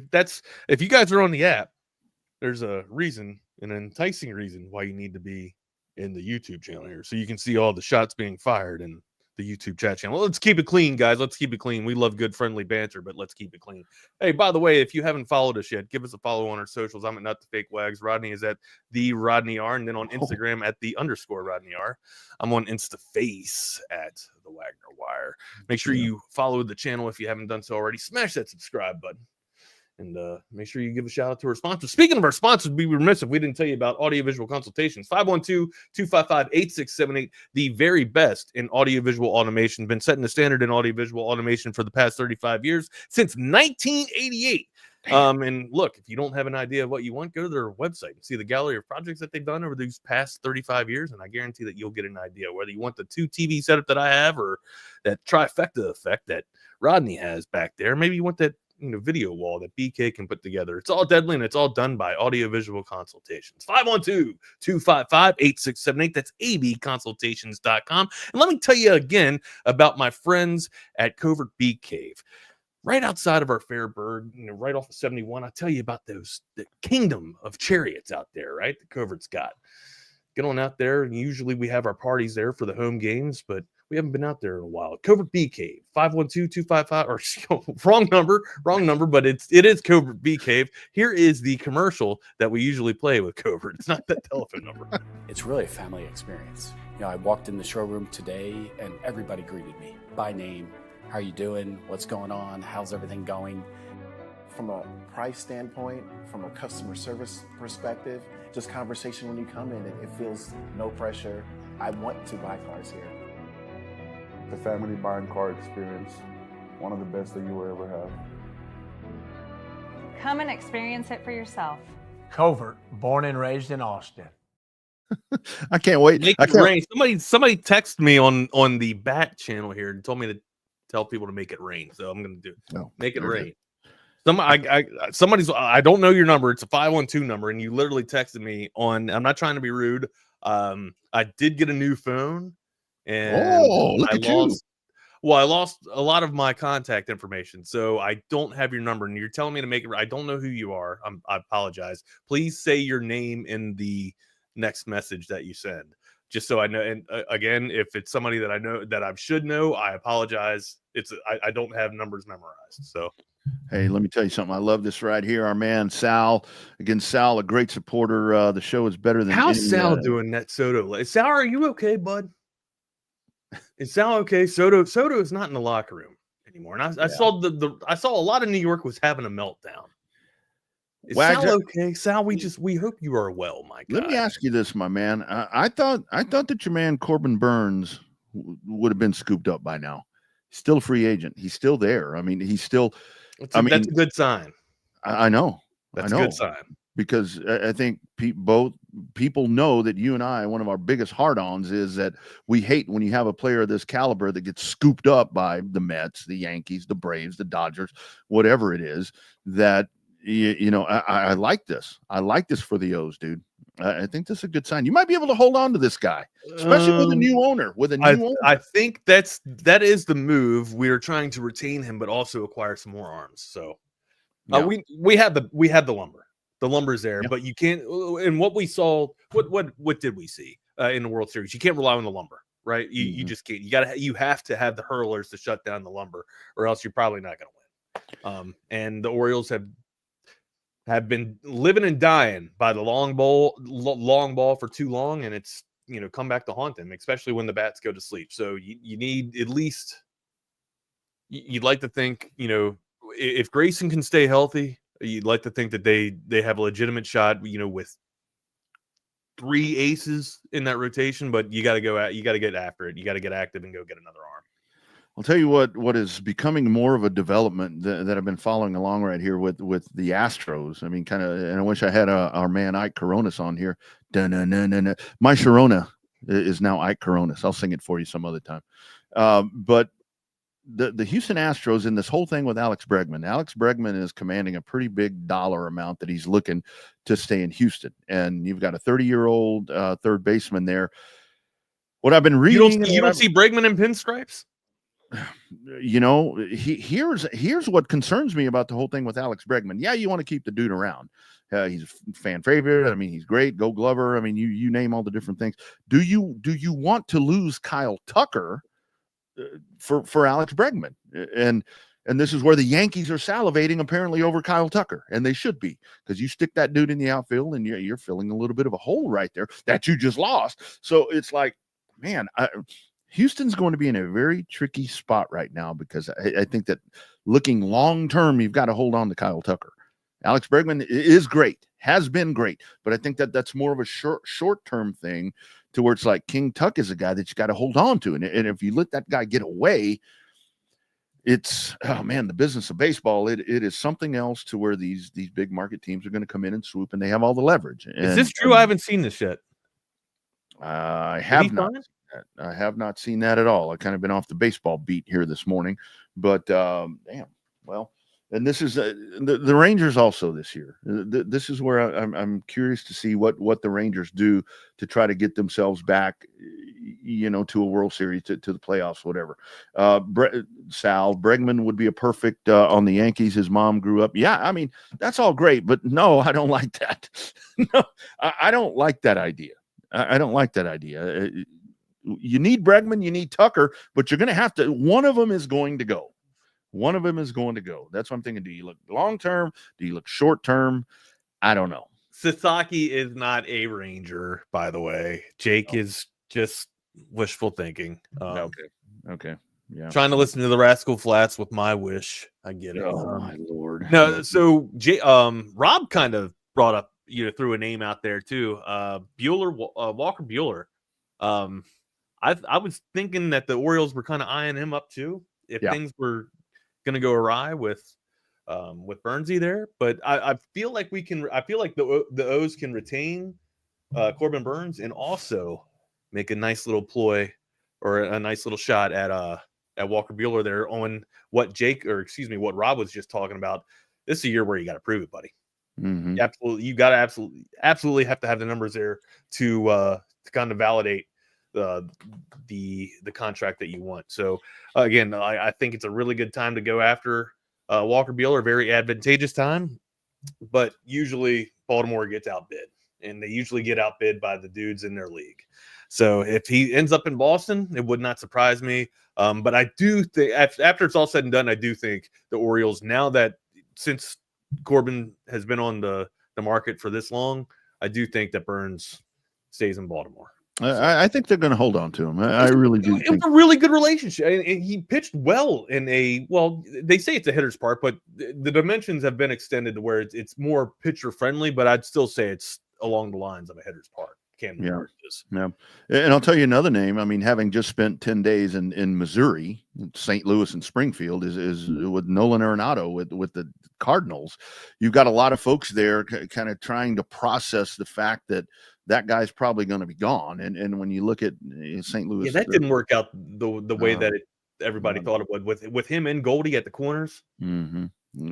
It's where a lot of it, people are like, yeah, please take him, shop him, send him somewhere. I mean, get him out of here. I mean, it's time to start over. So, but you do have some folks there where they're kind of drawn into him. And of course, you always have the 50-50 to where people are going to like a player and people aren't going to like a player. I mean, that's the whole thing with the Bregman and Tucker thing, where you're going to have people where you absolutely cannot let Bregman go. You got to figure out a way to keep Alex. I don't give a damn. I think Bregman will be too expensive for the Astros, honestly.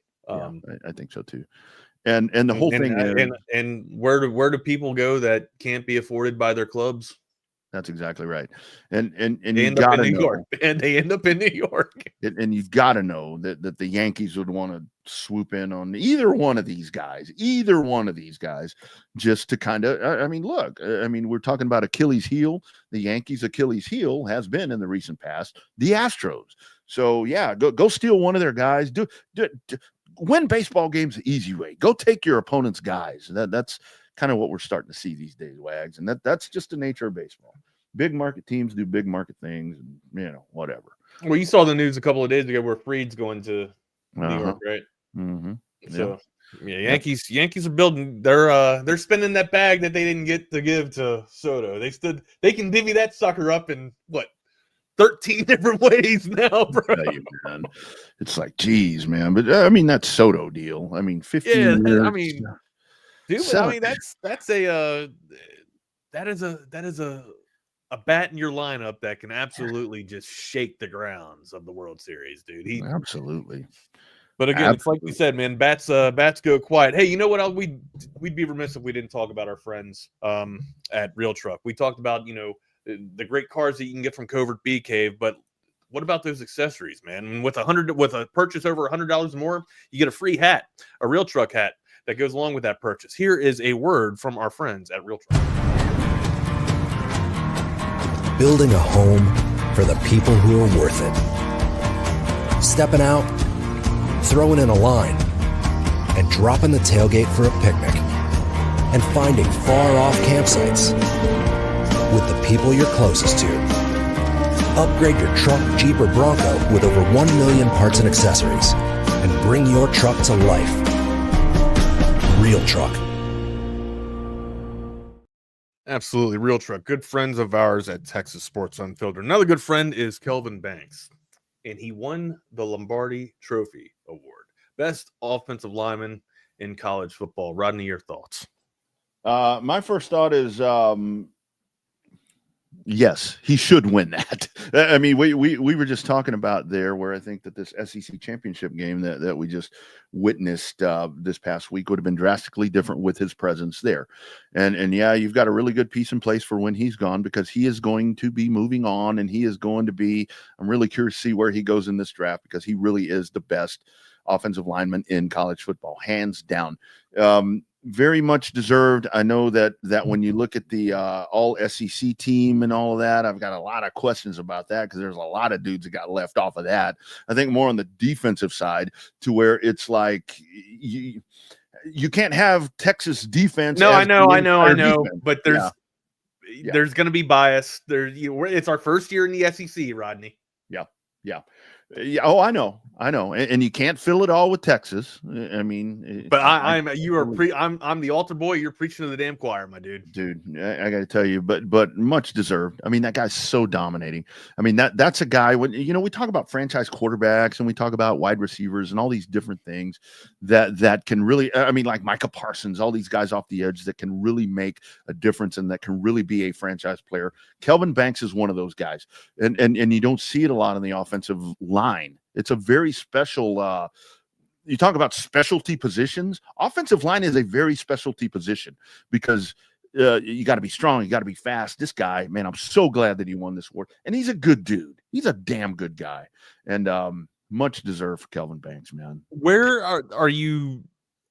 I think this is what you were alluding to earlier. Are you kind of shocked that Makuba didn't make first team? Dude, I'm surprised at Makuba. I'm surprised at Vernon Broughton. I'm surprised Alfred Collins. I mean, Mookie Taft. I mean, the list kind of just goes on and on. Right? Hell, Colin Simmons. I mean, it's like, where are these guys? But you can't fill it out with.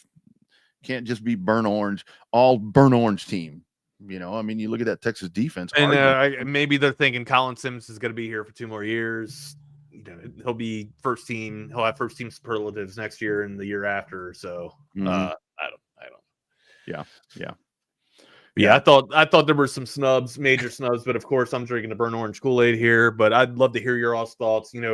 Please type down in the chat. Which names that you thought, which athletes you thought got snubbed from first team. Makuba was my main one. I thought Makuba was a dude that was absolutely impacted the way that our defensive backfield played. And yeah, like there were I'm with you. I'm kind of echoing the same sentiment, man. You can't have the number 1 defense in the nation and only have 2 or 3 for hell. I don't even think it's 2 or I don't even think it's 3. I think it's just 1 on the first team. Yeah. Kelvin Banks, Johnny Barron. You don't even have Anthony Hill, which again, like second team. I get it. I guess I get it. Like this Stuntsman is going to get the nod over me over Hill, I guess. But well, and Gunnar Helm, second team. I'm like, second team. I mean, again, I know that we're going to have our own ideas. Makuba, third team. Yeah, I don't. Again, like I don't get it. So but I don't get a vote. I don't get it. If I did, it'd be a lot of burnt orange in there. It's more Wags, the ones that didn't get on any of them, didn't get on any of the 3 teams. And again, you're in the SEC.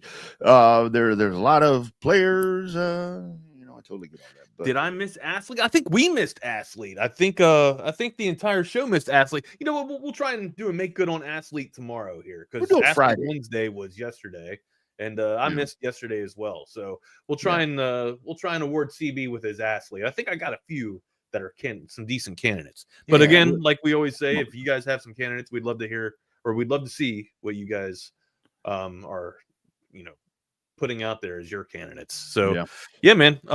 Not the fake Wags and the underscore Rodney R, or excuse me, the underscore Rodney R on Instagram. So the Wagner Wire on Instagram for me if you want to send the athletes there.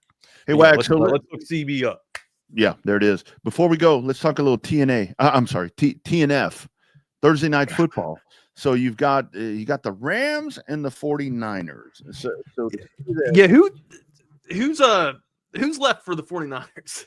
Like who's still playing for the 49ers? I don't even know. Like, remember when they had the strike, back in the 80s or whatever it was, they had to have the scab team. And it's like, I saw something this morning to where it's like, okay, this is, who's this more important for, Matt Stafford or Brock Purdy? I'm like, man, Brock Purdy's running around out there with a bunch of 8-teamers. I mean, you can't. I mean, Matt Stafford has nothing to prove. I mean, the whole thing is, for me, this is where, I mean, if you want to look at still having a chance to win the West, I mean, that's more important than more pivotal for one of these quarterbacks. Well, the thing is that any one of these 2 teams could win the West. I think there's only a game differential that separates them too, right? Yeah, there's only San Francisco's only a game back. So and this is where I go back to. And San Francisco's actually favored today. I still say with the Rams. I mean, if you call it Candlestick, but it's not Candlestick. It hadn't been Candlestick for a while. It's Levi. Levi. You get the Rams healthy, as they are somewhat more healthy than they have been right now. You get the Rams healthy, and that's not a team that I want to face if I'm in the NFC in the playoffs when they're at full maximum board. I don't want to see San Francisco either. Yeah, well, true. I mean, absolutely true. But I really think the Rams, I mean, we're sitting here, if you're going to crown them, crown them. If you're going to crown Philadelphia and Detroit, it's like, yeah, but. Well, apparently there's some locker room drama with the Philadelphia Eagles, and it's not related to Sirianni. It's between Jalen Hurts and AJ Brown. So who were really good friends before AJ Brown came to the locker room of Philadelphia. But hearing Brandon Graham, his comments, over the past week, that AJ Brown just isn't as patient as he used to be with Jalen Hurts. And we know that Jalen Hurts is pressing and trying to make some plays, but the connection has kind of been a little stagnant or it's kind of been breaking between AJ Brown and Jalen Hurts. They're trying to reconnect that there. And I saw something this morning to where they both kind of embraced that and like, oh, well, he missed. Maybe we both can be better at the situation. Yeah. So. Yeah. And, I mean, the whole thing is with these receivers, like Herm Edwards says, it's they're 7-11, always open. So, that's going to be the thing where you always get a frustrated wide receiver. One thing is true about that. Jamar Chase was always open on Sunday, buddy. And hell, the numbers prove it. He's the best wide receiver in the NFL, and Burrow is the best quarterback. He's got the best quarterback numbers in the NFL. They just can't stop anybody. But yeah, you want to talk about when Jamar Chase says I'm always effing open. That dude is always open, man. Nobody. He is uncoverable. You cannot stick on that dude for more than 3.5 seconds. You can't. It's hard to stick on anybody for more than 3.5 seconds. But Jamar Chase is definitely one of the best damn wide receivers in the league, and it still carries over from that damn season LSU had, man. And I think that another part of this is if you have a frustrated wide receiver in Philadelphia right now with Brown, yeah, if that's the case, whatever. But look, you've got Saquon Barkley that just broke the all-time rushing record for Philadelphia. You've got to, when we talk about, I mean, the running game is really driving the offense. Yeah, you're not going to get as many touches. You're not going to get as many looks because we can run the ball. As a Cowboy fan, although Rico Dowdle is kind of assuming that position right now, but when you have Saquon Barkley back there, I mean, yeah, wide receiver is going to be frustrated because you don't have to look on the outside. You don't have to look down the field. You just stuff 26 down their throat, and boom, you've got that. You've got it. Yeah, you're gonna get minimized looks, and I'm sorry, that's just the way it is. But they said the relationship is better than what was perceived in that comment. Good. Not good. If you're a Giants fan or if you're a Cowboys fan, you kind of want a little bit of debacle in that locker room. Yeah. I want them. I want them at odds. I want them all to studs. Look at these. What's up, studs? Jordan and Jeff, how are you? Dude, I as a Cowboys fan and as somebody who covers Texas, has followed Texas, I'm about sick of Joe Burrow and Jamar Chase. I like both those guys, but dude, I watched them towards Texas. Now I got to watch it happen to the Cowboys. At least the Cowboys suck this year, so that makes it easier to stomach. But Jeff, they're not just burning Dallas; they're burning everybody. Oh, I know. Trust me, I'm fully aware of what those two guys are doing. But it's if the Bengals could play a lick of defense, it'd be great. Well, they got the sack leader too, so it's crazy. It's nuts. Joseph Osai has, I think, 3 sacks in their last 3 games, so good for him. Yeah. By the way, Jeff, good little Texas shout out there. Yep. I did want to mention for all the folks on Monday night, because I was following along there on X that were like, oh, well, that's Leon Lett over there, the guy that mishandled the punt. I'm like, you do not compare that guy to Leon Lett. Dude, isn't it funny? We were talking about that. The a week before that happened, too. We mentioned the Leon Lett game. Well, yeah, because we were talking about Thanksgiving. Yeah, we were talking about Thanksgiving games. The Cowboys were actually playing for something when the Leon Lett game happened. Right. That was my point. I was like, I got into an argument on Twitter with one guy where I'm like, don't compare that dude to Leon Lett. Those were championship teams. Well, I don't care. It's a boneheaded play. I'm like, Leon Lett is amazing. And you want to, this knucklehead, don't compare the two. Yeah. Did Lett get into the Hall of Fame? Is he a Hall of Famer? No, Leon Lett's not a Hall of Famer. Dude, the thing that bothers me too, Rodney, is like, as much as I love Jimmy Johnson, I love, like, as Cowboys fans, we got to stop living 30 years ago, 40 years ago. Thank you. That's all you got. You know, Thank I know, you. but God, man, like, oh, that reminds me of, yeah, y'all sound like me when I'm talking. Cowboys fans sound like me when I'm talking about Texas football. Like, oh, I remember when that happened 20 years ago. Like, yeah, man. Well, holy shit, that was 20 years ago. What? The 2005. Oh yeah, this next year it'll be the 20th anniversary. Yeah. So that's why when folks would talk about standard, I'm like, a recent standard is not good. Oh, that's way God. back. Yeah, Epiphany decade's just a long happened time, right before people. my eyes, guys. Oh That's why I'm enjoying these last 2 years. You ain't never lie. All right, boys. Looking forward to listening to you guys. All right, We're gonna bid you due. Get out your hair. Thank you. Got it. Take care, boys. There goes the chaos theory portion of today's programming. He is Jordan Scruggs. I am Jeff Howe. It's only an hour. Thank you, CB. It is Quinn Ewer's fault that the Cowboys haven't won anything in 30 years. I wonder what else we can blame. What else can we blame on Quinn, Jordan? We got anything else we can blame on Quinn? Sources tell me Quinn has the hurricane machine in the Gulf of Mexico. He's the one who he made Hurricane Katrina, Harvey. He did all that. I think blaming the other day when Jake Bayless blamed the subprime mortgage crisis on Quinn, I think that's probably that's peak of things. That's peak of things we can blame on Quinn Ewers. Jordan, let's talk portal real quick. Max Clare, the Purdue tight end, going to visit Texas today. He may already be there. I don't know. I've been busy running around doing stuff this morning. That was a report from Matt Zenitz early. Zenitz was up and after it early this morning. That was before 8 o'clock. That got reported. You know, we talked about it. Tight end's one of those positions that, hey, if the right guy comes up, they could probably be a player for him. And Max Clare, you're talking about a guy that in the Big Ten, a conference where they usually produce pretty good tight ends, caught 50 balls for a really bad Purdue team. But that's the kind of guy you're looking for. It's the kind of guy you're looking for if you're looking for a veteran presence, because you're losing Juan Davis, you're obviously losing Gunnar Helm. You know, is Jordan Washington ready yet? He's really freaking talented. I don't know if he's ready for primetime yet, but man, pair of veteran presence with Amari Nyblack and go get after it in 2025. Yeah.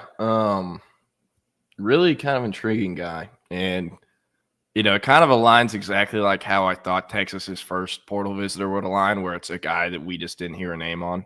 Because, I mean, Texas is keeping things very quiet in the portal as they look to retain their roster. That's how Sark operates, man.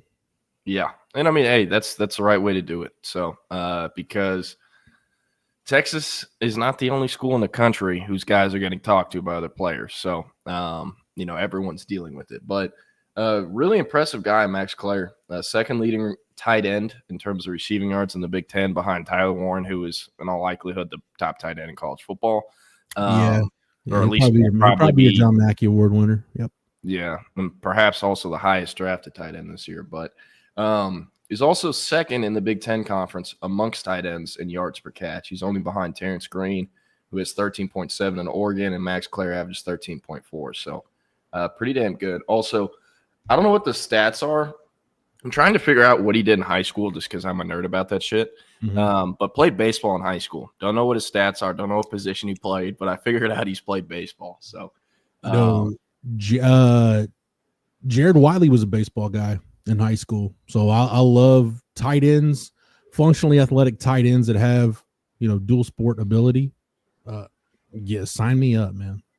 Oh, yeah. Also, kind of, I mean, I'm not going to come on here and act like I know exactly what went down, but kind of an interesting recruitment. Just going through his timeline on his 24/7 sports profile. Was offered by Purdue June 2nd, 2021. OV to Duke June 10th, though. He'd had the Duke offer. Committed to Duke 2 days after he got off that OV. Stayed committed. And then Purdue circled back because on December 12th, he started getting crystal balls and then flipped the day before signing day from Duke to Purdue and ended up at Purdue. So you obviously know, you know, he's an academic whiz. If Duke is taking him, they can't take guys that can't get into that school. They actually follow the rules. Hey, you can't be dumb and get into Purdue either. Yeah. He also, fun fact, was named Academic All Big Ten as a redshirt freshman this past season. I don't know if the Academic All Big Ten teams that come out for this year, but I mean, I assume that he'll be on there if he made it last year. I don't know. but smart guy, multi-sport guy. Like, these are boxes Texas looks for. Also has production. Redshirted as a freshman in 2022. So he has 2 years of eligibility left. This year he played in 12 games, 51 receptions, 685 yards, 4 touchdowns.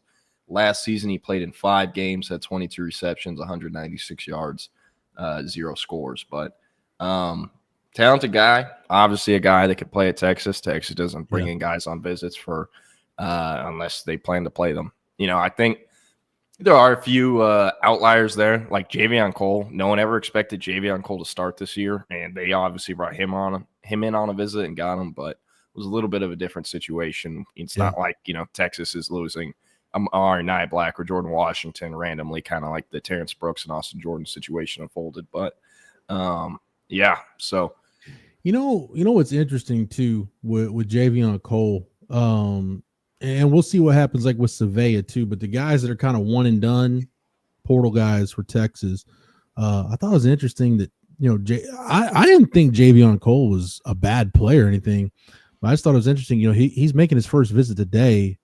He's actually making a visit to Texas State today, and it just seems like his interest is going to be more of like kind of back at the G5 level. So, I mean, I don't know what happened there. Might have a few West Coast Power Fours on him. I don't know.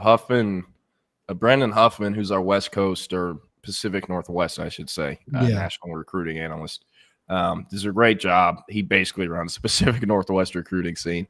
And he posted a story about him that I believe mentioned, I think, Washington or someone else. It might be. Was Washington interested in him? Okay, because I know I saw yesterday that he's visiting Texas State. Let me see if I've got the wrong tab pulled up here. My bad. I know he's going to Texas State today. Javion Cole, Arizona is the other one. That's Colorado State, Oregon State, Texas State, and he heard from Arizona yesterday. So yeah, you're right. There's some power conference programs. I don't know, man. Are Arizona State and Washington State, are they going to be power conference programs when the Pac-12 reforms, even though it's kind of all the Mountain West schools? I don't know how that's going to work, but at any rate, man, I'm interested to see where Savea ends up. But, you know, the Texas staff, they're going to fight to, I think, keep Sadir Mitchell. I think they're gonna, you know, we knew that was gonna happen, and we'll see if he does end up, if his name actually appears in the portal. But the guys that they're not, I don't want to say that they're not fighting to keep or they're just kind of happy to see go or whatever, but yeah, I'm just kind of rambling right now, but it's just it's interesting to see which pieces are leaving and who the staff is gonna fight to keep. Yeah, you know, I think that. Yeah, I heard some whispers on the Purdue D lineman, but I haven't been able to confirm that. So if he is on campus today, it's, I guess, not surprising. It's obviously a position they need, so we'll see. But yeah, but one thing, I just started thinking about because I saw Coach Top's question about the cornerback situation. Did Gavin Holmes walk on senior day? Yes. Okay, because he has another year of eligibility. Does he? I thought he was done. Nah, his first year of high school or first year of college was at Wake Forest in 2020. And he was there 2020, 2021, 2022, redshirted in 2020, played in over 4 games, 21, 22, 23, and 24. Oh, so he's got the Jake Majors, Vernon Broughton, if he really wants to use it, COVID year, he can come back. Okay. Yeah. And I was talking to Chip the other day about Vernon Broughton. Like, he has another year of eligibility. And Chip was like, really? I don't think so. And I'm like, I'm pretty sure he does. He does. And he talked to someone at Texas that told him he's out. So I was like, what? But, I mean, I'm almost positive he has another year. He does, yeah. Jake Majors does too because of the COVID year. Yeah. Yeah. Yeah, he does have another year. So, but I'm not expecting either one of those guys to use it though. Yeah. No. One thing I will say, like, it's never like there's no way to twist Alex January and Melvin Hills being your only D lineman into that being a returning scholarship D lineman. There's no way to twist that into being good, right? Like that's not good. That's why they need 3 D linemen at minimum out of the portal. That's why they spent a ton of money getting those 3 D linemen out of high school. But, way to look at this as a good thing. About as little amount of dead weight as there's ever been in the Texas defensive line room since Sark has been there.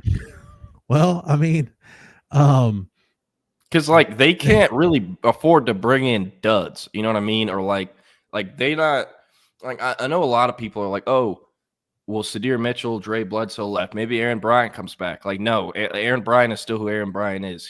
There's a reason he wasn't playing. He's not just magically going to become a starting quality SEC D tackle. It's not how things work. So, like, there's not much dead weight on the team anymore, and if they hit the portal, get 3D linemen, they're going to be expensive.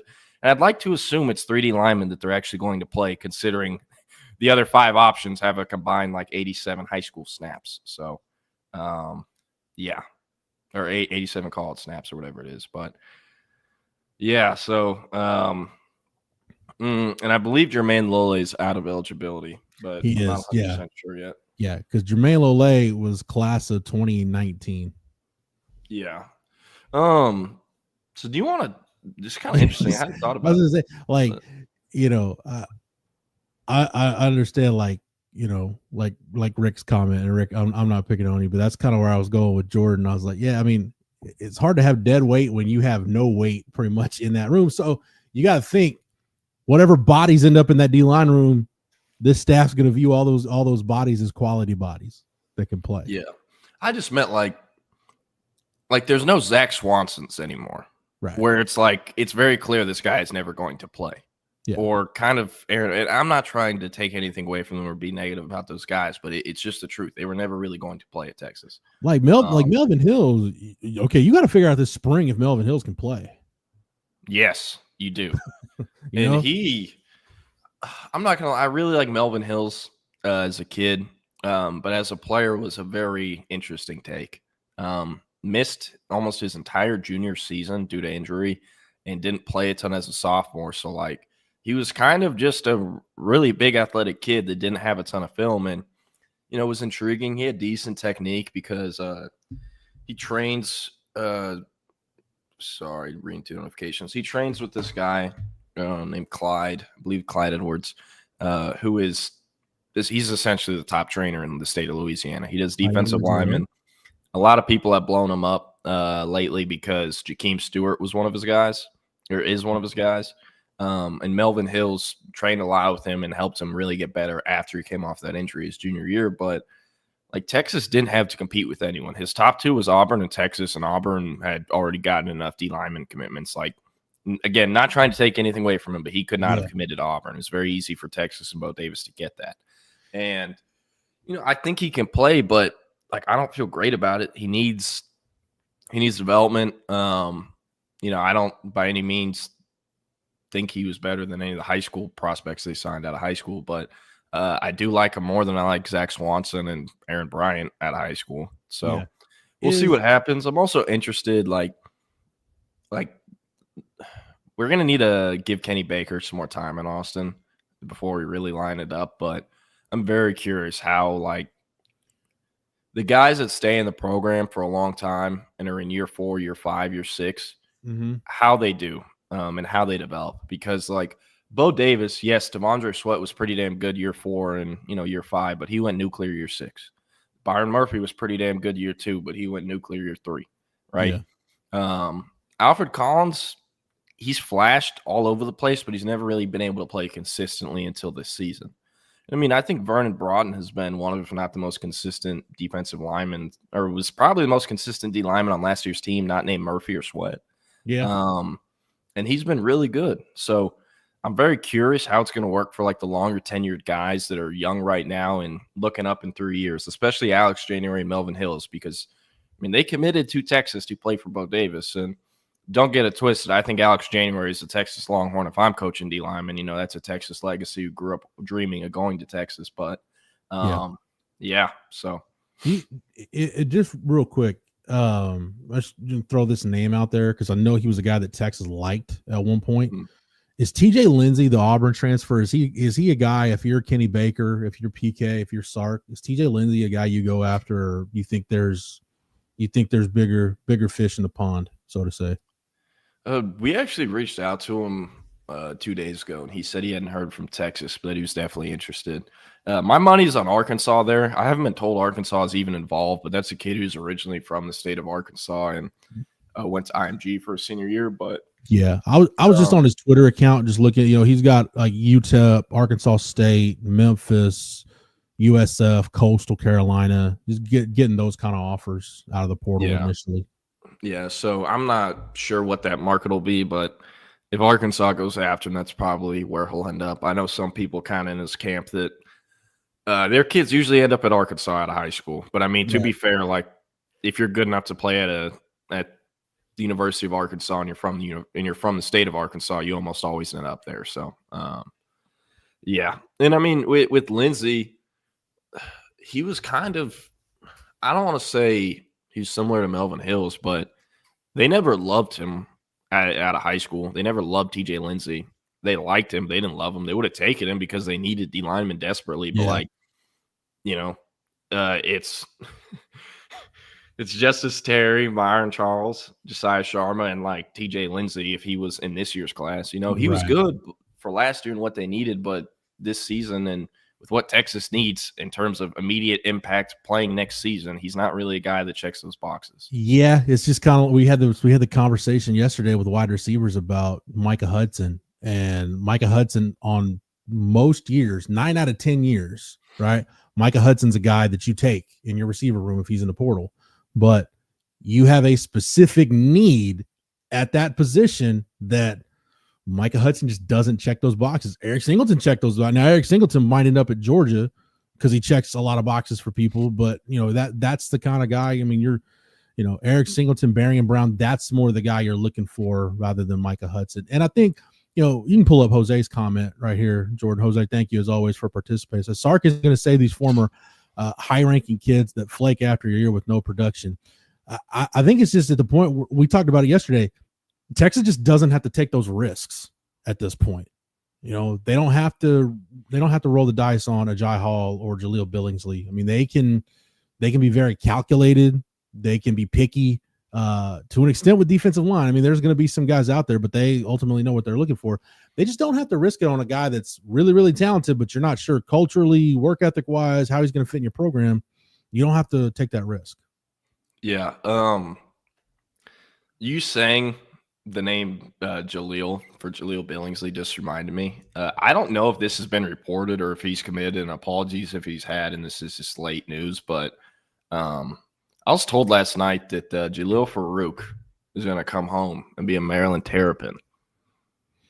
Yeah, I saw he went in the portal. Dude, is OU going to be able to put a receiving core together? Like we talked about, I don't know what they're going to do for their bowl game. I don't know what the hell they're going to do for next year because Nick Anderson's gone. Nick Anderson portaled. Jaleel Farouk has portaled. JJ Hester has portaled, who's pretty much the only healthy receiver they had all year.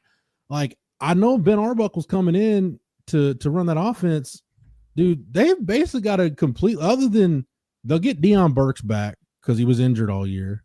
I don't know if did Andrew Anthony portal? Yeah, he did. Okay. That's what I thought. I wasn't 100% sure. So really it's Deion Burks and whatever they landed in their recruiting class, right? Because Jaquace Petaway, he portaled too, right? Yeah, I think Houston. I mean, I honestly don't know anything and I have any intel there, but I think Houston is definitely a school. So basically, what you're going to have is you're going to have OU's going to have Deion Burks, Brendan Thompson, and then whatever they signed in the high school class and whatever else they can find in the portal. I don't envy the position Emmett Jones is in right now, where you had a receiving core that on paper, Jordan, wasn't a bad receiving core at all. You just never got to see what it looked like because none of those guys were healthy at the same time. Yeah. And like, I don't know who they're in it with for portal receivers besides there's this cat named Reggie Virgil who's 6'4", played at Miami of Ohio last year, I believe.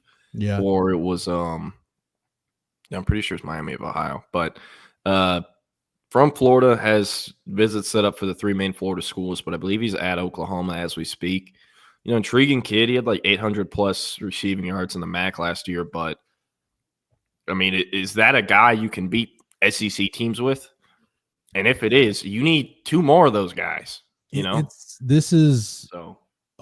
say this if there's any Oklahoma fans listening or watching right now, as somebody who has been in it with Texas for in the post Colt McCoy era, really up until the Sark era. When you're in a position where your coach is on the hot seat, you brought in a new coordinator, and you don't know who your quarterback is going to be. As of right now, they don't know who their starting quarterback for 2025 is going to be. I'm just telling you right now, those situations typically don't end well. Yeah, been there, done that. I've seen this movie before, Jordan. This is a rerun for me. Just different actors. Yeah, it's also funny because hold up. All right, never mind. It's also funny because like everyone kind of knows Oklahoma's going after John Mateer, even though he's not in the portal yet. Yeah. There are a lot of other schools that have way more money than Oklahoma does and have better offensive lines and receivers that also want Mateer. Mm-hmm. So, like, they're going to have a decision to make because Mateer he's playing in Wazoo's bowl game. I don't know when that date is, but he's planning to play in Wazoo's bowl game. I've also been told from folks in the NIL world, apparently, like the Wazoo and the community they have enough money apparently to compete with the other schools for at least one more season with Mateer. Now, if it's a Miami or a USC, they can, all right, here's 500 more K. Wazoo can't come up with it that quick because it's Wazoo. Mm-hmm. So we'll see what happens. But it will be hilarious if they wait out for John Mateer and he finally goes in the portal in like mid-January, and then he doesn't go to OU, and there's no portal QBs really left to pick from that are talented. And I think they would have to roll with Michael Hawkins at that point. But I mean, Michael Hawkins, for who he is and what he is as a quarterback, the type of QB he is, I don't think he fits well in the Ben Arbuckle air raid offense. Yeah. I just don't. Just for the record, with Mateer, Washington State's playing Syracuse in the Holiday Bowl. That game is on the 27th. Bang. I was telling I was on the phone with Hank before I hopped on here, and I was telling him, like, I'm more excited for bowl season than I think I've ever been. Like, really? Dude, Tulane doesn't have a scholarship QB, and they have to play Florida. Oh, so you're just looking at it from a chaos perspective. Oh, yeah. And, I can't wait. What the hell is UNT going to roll out there? They're missing their entire offense. So the Jordan Scruggs Bowl outlook, it's a month of football games where it's two dogs doing it on the side of the road. Like you're grossed out and confused, and yet you can't look away all at the same time. Yeah, I mean, hey, it'll be awesome. Is Tulane gonna make their safety the QB for the game? Or are they gonna stick a walk on? And what are they gonna? Are they gonna run Wildcat? How's this going to work? I remember they better be a way for me to bet on this shit too. This was this was definitely pre-portal. This was 20 years pre-portal. But I remember Texas went into the Alamo Bowl in 2006. I know you were, I don't even think you were in kindergarten yet at that point, Jordan. That would have been 3. That would have just turned 3 if it was Texas, January 2026. So Colt got banged up. It's Colt's redshirt freshman year. He gets banged up against K-State, running a quarterback sneak, gets, hitting the top of the head, gets his neck jammed up against K-State, then gets cheap shotted by Michael Bennett and Kellen Hurd in the A&M game. And it's not 100% sure if Colt's going to play. And then Jevin Sneed, pre-portal, announces he's going to transfer and starts looking for a new place before the bowl game. So Texas was down to it, man. Quan Cosby was technically the backup quarterback for the Alamo Bowl. It's like, dude, if Colt can't go, then I guess Quan's going to go in there, and you're going to line up Quan and Selvin Young and Jamal Charles, and I guess you'd be running the wishbone, running some triple option. I don't know, but yeah, it's kind of one of those deals. But that was one of those anomalies. That's just kind of life for everybody at this point. Yeah. Hey, Jeff, I have a question you need to ask Sark next press conference. Sark, I know you got a big game coming up. Clemson, Klubnik coming back home. But just curious, like, let's say Quinn, Arch, Trey Owens hypothetically get hurt. Are you sticking like Cole Lord in there, or are we like getting Jade at Wildcat? Like, what's going on here? You know, I'm just letting you know. I'd like to assume it's the walk on, but let's say those guys. The next question is, let's say those guys get hurt, Coach. Who are your top 3 QB candidates? So Cole Lord can't go. Who are you going with at quarterback? Like it's Cole Lord or fill in the blank. Mm-hmm. He'd probably go Cole Lord. I bet he would go with Cole Lord. Okay. Well, if he doesn't, I have a few decent options. Jelani McDonald played high school QB. He had more snaps at QB than any other position in high school. Now, this is where we're at, folks. This is what we're doing because we're still too early to get real deep into Clemson prep, and portal's kind of quiet for Texas. So this is where we're at. Yeah, I'll be honest with you. Majority of the time, Jelani McDonald's tuck. Right. He's taken off. And I mean, you can do that when you can triple jump like 48 feet.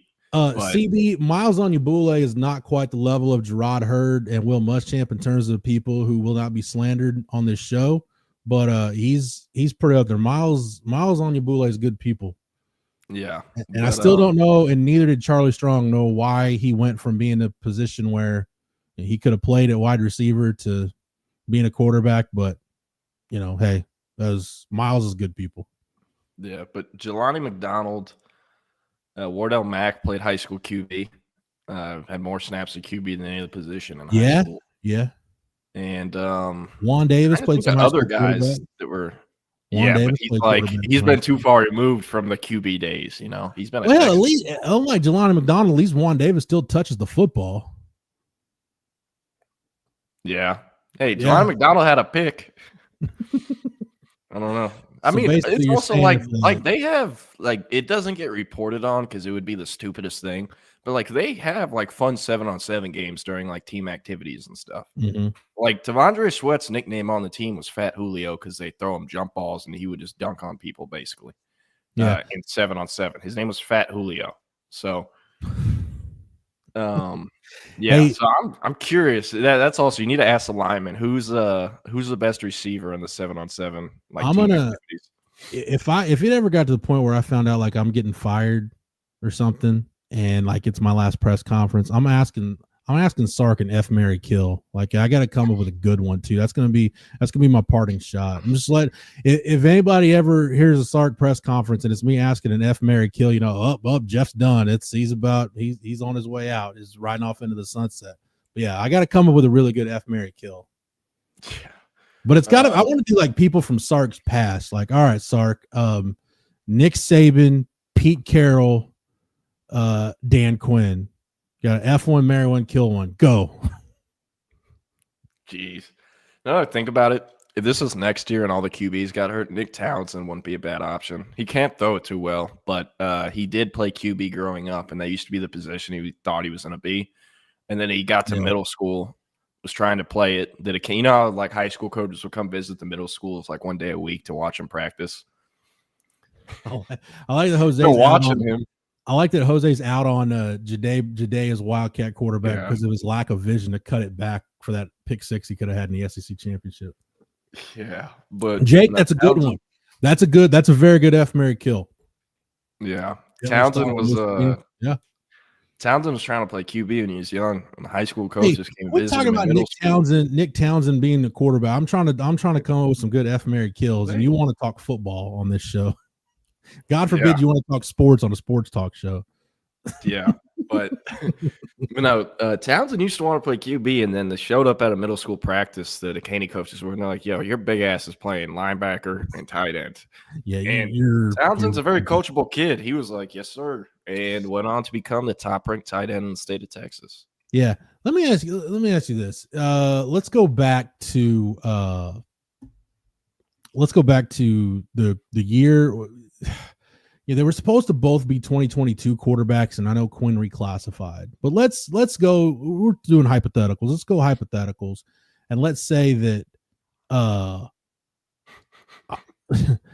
CB, I ain't touching that one. That just totally threw me off. But let's say have Quinn Ewers and Cade Klubnik switch places. How different are their careers? In other words, does Quinn enjoy the same level of success Cade has at Clemson? Does Cade have a very similar run to Quinn at Texas? Is one better off than the other? Not that Cade Klubnik was ever going to Texas, because everybody's good. If you don't know by now, you'll know by this time next week. Both his parents went to A&M. Like, he was, it was good. He wanted to go to A&M. They messed that whole thing up. But, Yeah. I mean, they did get Connor Wigman in the same class, but You mean like, Jimbo was Klubnik- short-sighted and messed something up in recruiting? I can't believe that for a second. Yeah, it's also hilarious because the following year they also completely bombed their recruitment with another Austin area Aggie legacy in Austin Novosad. Yeah. Whose So- entire bloodline went to A&M. Do you think it works out any different for either one, or are they both? I don't know. I'm thinking about it because I remember at the time Klubnik Cade was in his senior year at Westlake and Quinn was in the process. He was at Ohio State, but at that point, everybody knew he's coming back to Texas. And I remember talking to Kevin Dunn and some folks I worked with at the Horn at the time. And everybody thought, and look, there's a lot of people dialed in that Westlake program that I worked with at the Horn. So, keep that in mind. But a lot of people felt like, hey, Texas was making a big mistake not prioritizing Cade Klubnik. And my thought was, well, would Cade have gone to, even if he would have been Sark's number one guy, would he have gone to Texas anyway? And would Cade Klubnik have made that much of a difference for Texas? In other words, would it have been a significant upgrade? I don't know that Texas would be significantly better off with Cade Klubnik. It's a discussion that's neither here nor there, but I was just trying to think about it, Jordan. And I was like, I really can't write that story. It's not a great topic because I don't think Texas is better or worse. I think that probably would have worked out about the same if it was Cade Klubnik instead of Quinn Ewers playing quarterback. I don't know. Definitely an interesting topic. Like, picturing Quinn Ewers at Clemson is like, my brain can't really do it.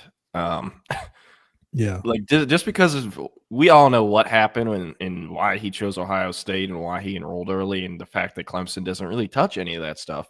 But like, picturing him at Clemson is like equivalent to picturing him at like FAMU or some shit. Like, it just my head can't comprehend it. Yeah, but I didn't want to jump to this, but I look at Rick W's response. Yeah, I don't disagree with that. I think they both probably have worse careers if. Yeah, no, I think so too. If they switch places. And one thing that, man, everyone talks about Clemson, how they have no portal additions and all this other stuff, and how Dabo's and Clemson does Clemson stuff. But like, man, Garrett Riley destroyed his stock taking that job. I feel like no one has brought up Garrett Riley's name for a single head coach opening, or at least I haven't heard it one time this year. I haven't heard it one time last year. And in speaking with someone, well, I guess he's no longer at Clemson now. They ran the exact same offense with Garrett Riley there. It was basically they just have another game plan installer, but they're not running his offense. It was still Dabo in charge of everything. Very much reminds me of Brian Harsin coming to Texas. You kind of got the Boise offense, but Matt, the buck stopped with Mac in terms of offensive decisions, and I don't know that Brian Harsin ever just got completely free reign to do what he wanted, because Major had some input and Darryl Wyatt had some input. So yeah, I can totally see that. The Garrett Riley thing, that's not at all outside the realm of possibility. I can believe that 100%. Yeah. And I mean, I think Cade would be more successful at Texas than Quinn would be at Clemson. Like, a lot of people up until really like midway through this season, a lot of people are calling Klubnik a 5-star bust. I mean, they still are. And it's not like people aren't calling Quinn that. And there's actually more pressure on Quinn considering he had that number 1 next to him. Klubnik was like number 7 or whatever it was. Mm-hmm. But man, I struggle to see him fitting in at Clemson or really being as successful as he is at Texas there. They don't have nearly the offensive line. Yes, they're playing much less talented teams in the ACC, but like, part of why Klubnik and Clemson have been able to maintain above 500 through the last few years is because their O-line sucks, but he's athletic enough to get out of the pocket. As Quinn has shown time and time again, he can't really do that. He's also incredibly injury prone. He would take more hits at Clemson than he would elsewhere. I think Bryant Wesco is really talented. I think he's going to be one of the top receivers Texas will face this year. But, like, he didn't get there till this year. They didn't really have any of the Clemson receivers, the talent at receiver that they usually tended to have over the last decade or 20 years, whatever you want to call it. We talked about that the other day. I haven't seen, a T. Higgins or DeAndre Hopkins or Sammy Watkins. I mean, you go down the list. Clemson had a run for about, let's say 6-7 years where they were putting some dudes in the league, and that hadn't been the case lately. Yeah, and I mean, I think Brian Wesco is very much on pace to live up to his 5-star ranking out of high school as a projected first rounder.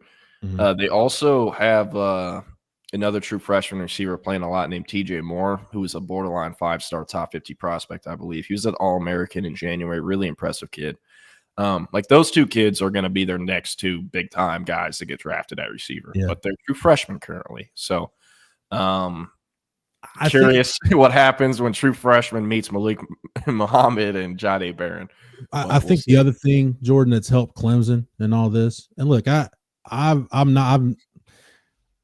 Dabo Swinney as a person, kind of what he's been through in his life.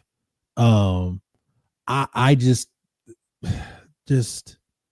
the need to unnecessarily play the underdog and just some of the stuff he says and some of the way he tries to portray his program, like, oh, we're just little old Clemson. Like, dude, you got 2 national championships now.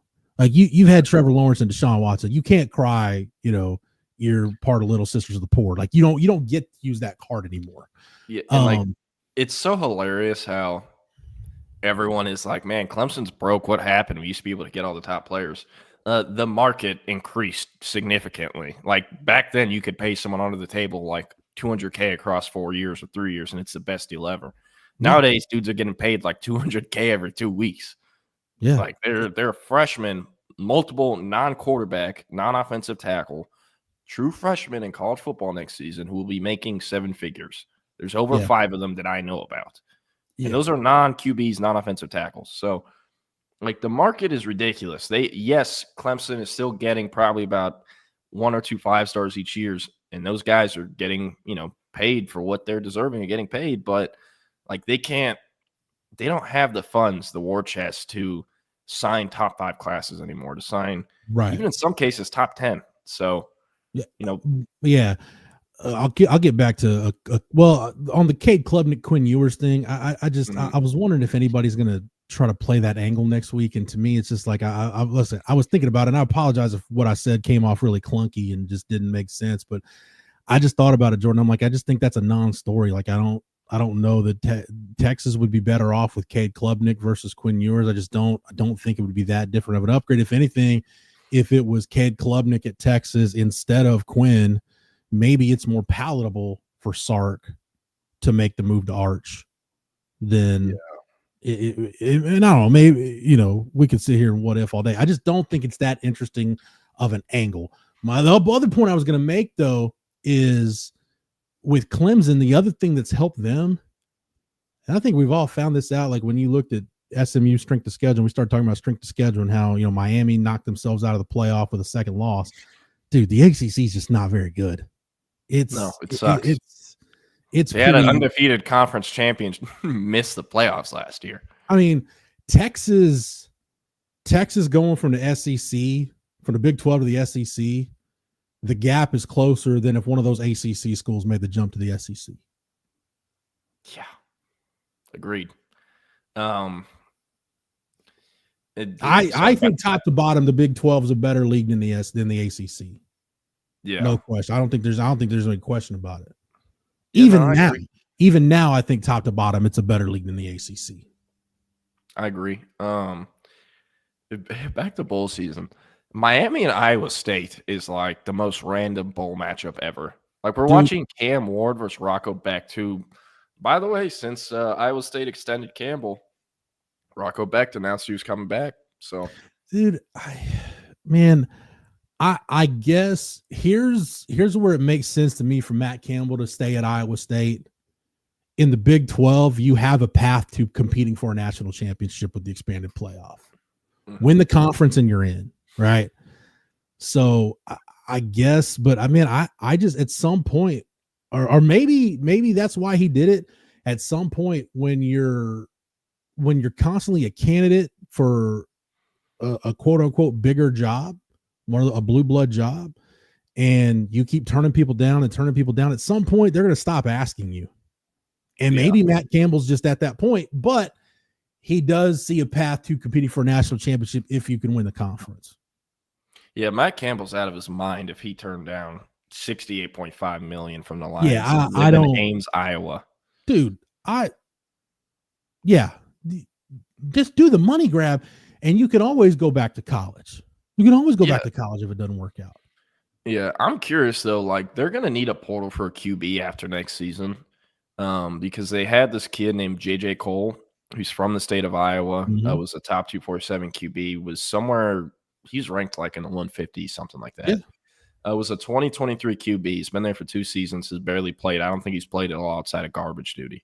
But really, really talented kid. I saw him in a 7-on-7 tournament in DeSoto, and him and a bunch of these white boys from Iowa. And Caden Proctor was there just hanging out on the sideline. He wasn't playing, but he was just hanging out. But there's just a bunch of white kids from Iowa, and they were balling. And they went to like the semifinal round, and that tournament was loaded. SFE was there. This old team from Miami that's rebranded or changed their name was there. And I mean, I was super impressed. And Gabe Brooks was there. He got a rankings jump after that. I think that was the first in-person evaluation any of us from 24/7 Sports got of him. But really impressive kid. He's now in the portal. Very curious what his market will be because he hasn't really played, but he has 3 years of eligibility. He hasn't had any injuries. All the talent's still there. But like they don't have their next starter anymore after Rocco Becht. So yeah. And as we all assume, Iowa State doesn't like they can't just go get a John Mateer type of guy or any of those guys. So who is that QB going to be? Yeah, it's that's a good point. I didn't even know Cole was in the portal. So that's interesting. Man, I feel like I said, I just think Matt Campbell's at the point where, when you turn down Michigan and SC doesn't work out and whatever overtures were made when the Texas job was coming open, when Herman was going to get fired, like he didn't really do anything there. Like at some point, like I said, those blue blood ADs are like, dude, don't even waste your time talking to Matt Campbell because we're just wasting air. Like it ain't going to matter. He's not going to leave Ames, and they'll go on to the next one. I kind of worry about that to an extent with Jeff Traylor, but I think Jeff Traylor's in a different position to where none of the jobs that you would view in the state of Texas as an upgrade over UTSA or even Arkansas, which is a place that I think would have interest in maybe bringing him back whenever Sam Pittman's done. None of those jobs are open. So it's kind of basically Jeff Traylor picked a good year to go 6-6 and have a rebuilding year at UTSA. It's almost like he gets a mulligan. And then, if UTSA wins 9 games next year and they're in the hunt for the American title or potentially a playoff spot, then he's the guy again. Yeah. One thing that I think a lot of people forget about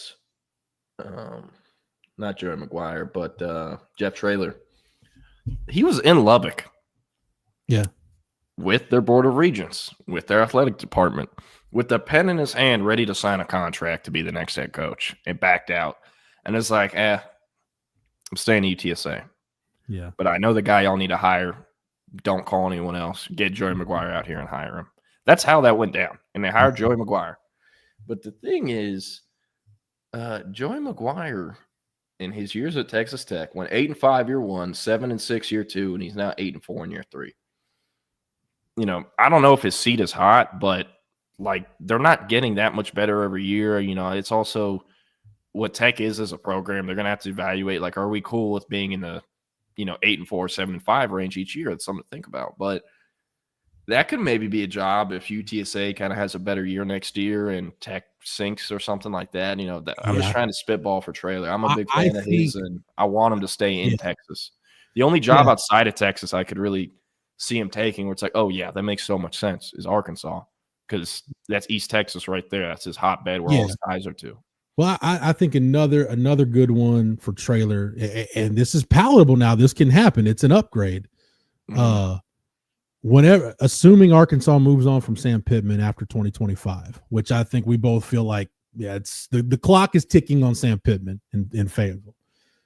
If Rhett Lashley goes back home to Arkansas, we grew up an Arkansas fan. He's from the state of Arkansas. It makes a lot of sense for Rhett Lashley to go be the Arkansas coach. If that's it, dude, it's Jeff Traylor's a former assistant at SMU under Chad Morris. It makes a lot of sense for SMU to go hire Jeff Traylor if Rhett Lashley does. It does. CB, I thought so too with Texas A&M and Traylor, just because of, there are Jordan, you can speak on this too, because you've been, you're on the younger side of doing this, but you've been around enough high school coaches to know. And I don't think I'm speaking out of turn talking about how the high school coaches in the state feel. The high school coaches in this state, they really want to see Texas and Texas A&M do well, both of them, because they feel like, hey, if those two schools are maximizing themselves as programs, then it makes high school football in this state look good, which in turn makes the high school coaches in the state look good. Like, hey, we're sending you talent that can allow you to compete in the SEC, just recruiting your backyard. They want to see Texas and Texas A&M do well. I have no doubt. If Jeff Traylor was a head coach at Texas A&M, you'd have a lot of coaches in East Texas, some coaches in the Metroplex, the places where Jeff Traylor has ties. You'd see a lot of high school coaches being willing to tell their kids, their families, their trainers, whoever, like, yeah, you can trust Coach Traylor. If you want to go to Texas A&M, that's a really good place for you to be. Yeah, if Traylor ever ends up at A&M, like Texas, I don't want to say it's over, but like they're screwed at recruiting East Texas. The gap would close significantly. Yeah, there are very few people in East Texas. Let me say this. Let me rephrase holds more weight than Jeff Traylor. It would be your job recruiting in the state in parts of the Metroplex and definitely in East Texas just got a whole lot harder. In other words, what's already a battleground area becomes even more of one. For sure. And CB is correct in saying Traylor wanted to stay in Austin, but Herman let him go. Was that Herman letting him go, or was the whole staff fired? Yeah, the whole staff. Herman didn't keep anybody. He let everybody go. Yeah. So, yeah, I remember that. So I think I've talked about this, but Traylor has a daughter that whenever he moved to, whenever he got the UT job out of Gilmer, he moved his family out to the Lake Travis area.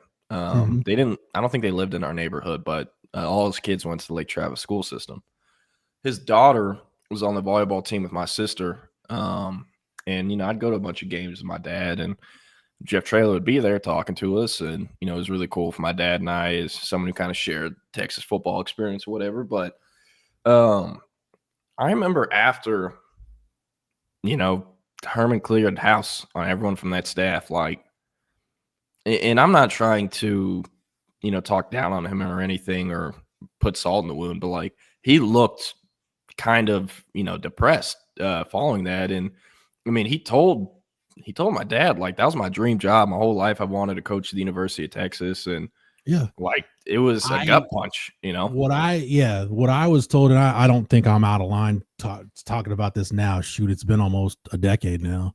But I remember from what I heard from people in the building was Coach Traylor went in for everybody, basically all the whole staff, the guys, unless it's like, guys that were obviously gone, everybody kind of did an exit meeting with Herman. And the two guys that I really thought had a chance to stick around on staff were Brick Haley and Jeff Traylor. I thought those two guys above everybody else on staff had a chance to stick around because the players liked them. They were good recruiters, good dudes. But I think both those guys went in to their exit meetings with Herman kind of treating it like a job interview. And, hey, I'm here for Texas, whatever you want to know, I'll help you. And then it was like, after the fact, it's like, oh, dude never intended to interview me. He had no interest in hiring me. He was just going to fire me the entire time and didn't really know it until you're packing your stuff, packing your office up. So it was, I think from especially guys like Jeff Traylor and Brick Haley, who really should have gotten at least a legitimate chance to re-interview for their jobs. I think a lot of guys just felt like it was a kind of a disingenuous process with Herman. Yeah. Which is no different from Tom's meeting with, and we're going to go ahead and turn this into a bash Tom Herman segment, whatever. Oh yeah. It's that time of the week, baby. I was kind of told that was the way Tom's meeting with Deontay Foreman went, which I would have told Deontay, dude, don't come back. Like your head coach and your offensive coordinator just gave you 51 carries against Kansas. Don't come back. But basically, like Herman kind of, from what I was told, his meeting with Deontay just kind of acted like he didn't care whether Deontay Foreman came back. I'm like, if I had a chance to retain the Doak Walker Award winner, I'd be doing whatever it took to keep him. You know, it's also like, I mean, it's been way over talked about at this point, but like the fact these dudes had a freshman year Bijan Robinson and were like acting like they like get shot at every time they give them the ball almost. It was just ridiculous to look back on. But well, Jeff, I know this is sorry, go ahead. No, the funny thing with the because Tom liked to make the Bijan to Zeke Elliott comparison, right? Well, we only gave Zeke Elliott X number of carries at Ohio State. I'm like, well, what's conveniently getting left out of this discussion is the fact that, yeah, you had Zeke Elliott as a freshman at Ohio State. You also had Carlos Hyde, who was a 1,600-yard rusher, and you had Braxton Miller at quarterback. So you didn't need to give Zeke Elliott the ball to put a competent offense on the field. You do need to give Bijan the ball to have a competent offense on the field. Man, Jeff, you just gave me a blast from the past. I have not heard the name Carlos Hyde in forever. That's a former 49er. Dude, I'm telling you. 49er great, sir, yes. The days were so dark when he was with the 49ers from 2014 to 2017. Like, he was probably my favorite player, at least favorite offensive player on a lot of those teams. Like, it was not great. It looks like last year's in the league was the Jaguars, March 11, 2022. He was released. Wonder what he's up to now. March 11th of 2022. That was you know what? That would have been was that his second year with Jacksonville? Because I wonder if Urban brought him. Yeah, it was second stint. Okay. Yeah, it's its second stint. So yeah, this was also nuts. I don't know if Herman ever said anything about that. His dumbass probably didn't even realize that Bijan scorpion and almost broke his neck, but who knows? I want to ask you, Jeff, though. No, this is a super open-ended question. It's not a great question to close out with, but we're going to close it out with it. You know more about the ins and outs of what actually happened in the Moncrief complex under the Tom Herman era at Texas, right? I know more than I care to know. Yeah. Yes, but more than I'd say about 99.9% of people on this earth. For better or worse, yes. Give us. Put yourself in Herman's shoes. If you were able to time travel, go back in time and change, let's say, I don't know, a handful of things, 3 to 5 things from when he got there to when he finished that would have sustained the success and still had him potentially coaching at Texas now, what would you have done differently than him specifically? Like, are there any things that come to mind immediately from like his first week there, first 6 months? I make my coordinator changes. I don't wait till after 2019 to do them. I wait till I tell myself, regardless of what happens in this Sugar Bowl against Georgia, I'm making staff changes. Yeah. Because at that point, everybody sees that Texas, okay, maybe they've got their stuff together. At that point, you can go hire really good coordinators. If you really want to turn the offense over to somebody, you decide Todd Orlando's not it on defense. You haven't burned any bridges with guys like Jason Washington and Craig Niver and dudes that have been with you for a while now. Like, just go make you some good coordinator hires after that Sugar Bowl. Yeah. That's the one thing above all else. That's the one thing I changed. And I know Jake mentions Garrett Wilson or Jackson Smith and Jigba. I think there were too many egos in that room, and one in particular that just wouldn't allow those moves to happen. Like Jordan's talked about it too. You've talked about it. Like Garrett Wilson was probably always going to go to Ohio State regardless of what Texas did. Jackson Smith and Jig was different. Now, like when you being a receiver guru, when you watch Jackson Smith and Jigba and Marvin Mims and decide, oh, those guys are too small to play for me, that's just ignorant. Yeah, it is. It's also hilarious. Like, yeah, I think Garrett Wilson's going to Ohio State no matter what. It was a transition year for their coaching staff, if you remember. It was a big deal about him reaffirming his commitment once Meyer left and, Day was promoted to head coach. That was a huge deal. But, I mean, Texas that was pre-NIL. Texas had a better offer than Ohio State did, and Garrett and his father did not like Herman. Like, he was the number one reason they didn't go to Texas was Tom Herman.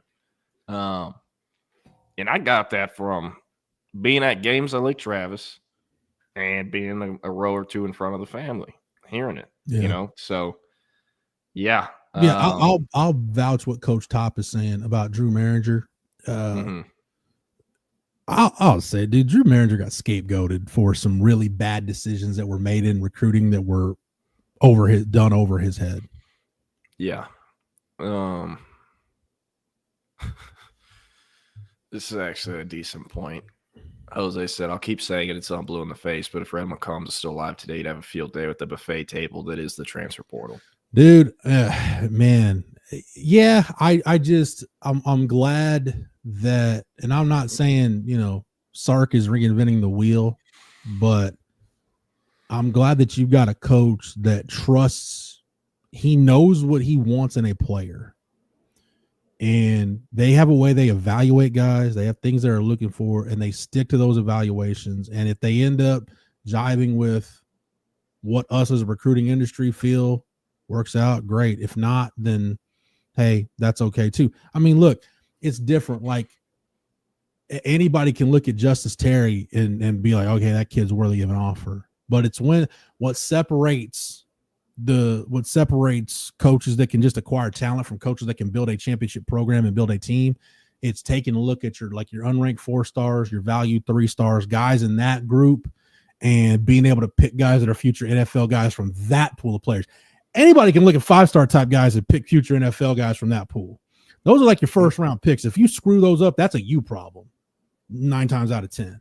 But it's taking those lower ranked guys and figuring out, all right, based on how we do things, based on, and this is why comps are important. Hey, I remember I had a guy like this one time. We were at this place. He ended up being a first round pick. So I see the similar physical traits. We'll go ahead and take this guy. Like, Sark has a way to do things, and not every Texas coach has been able to do that as well on both sides of the ball the way Sark can.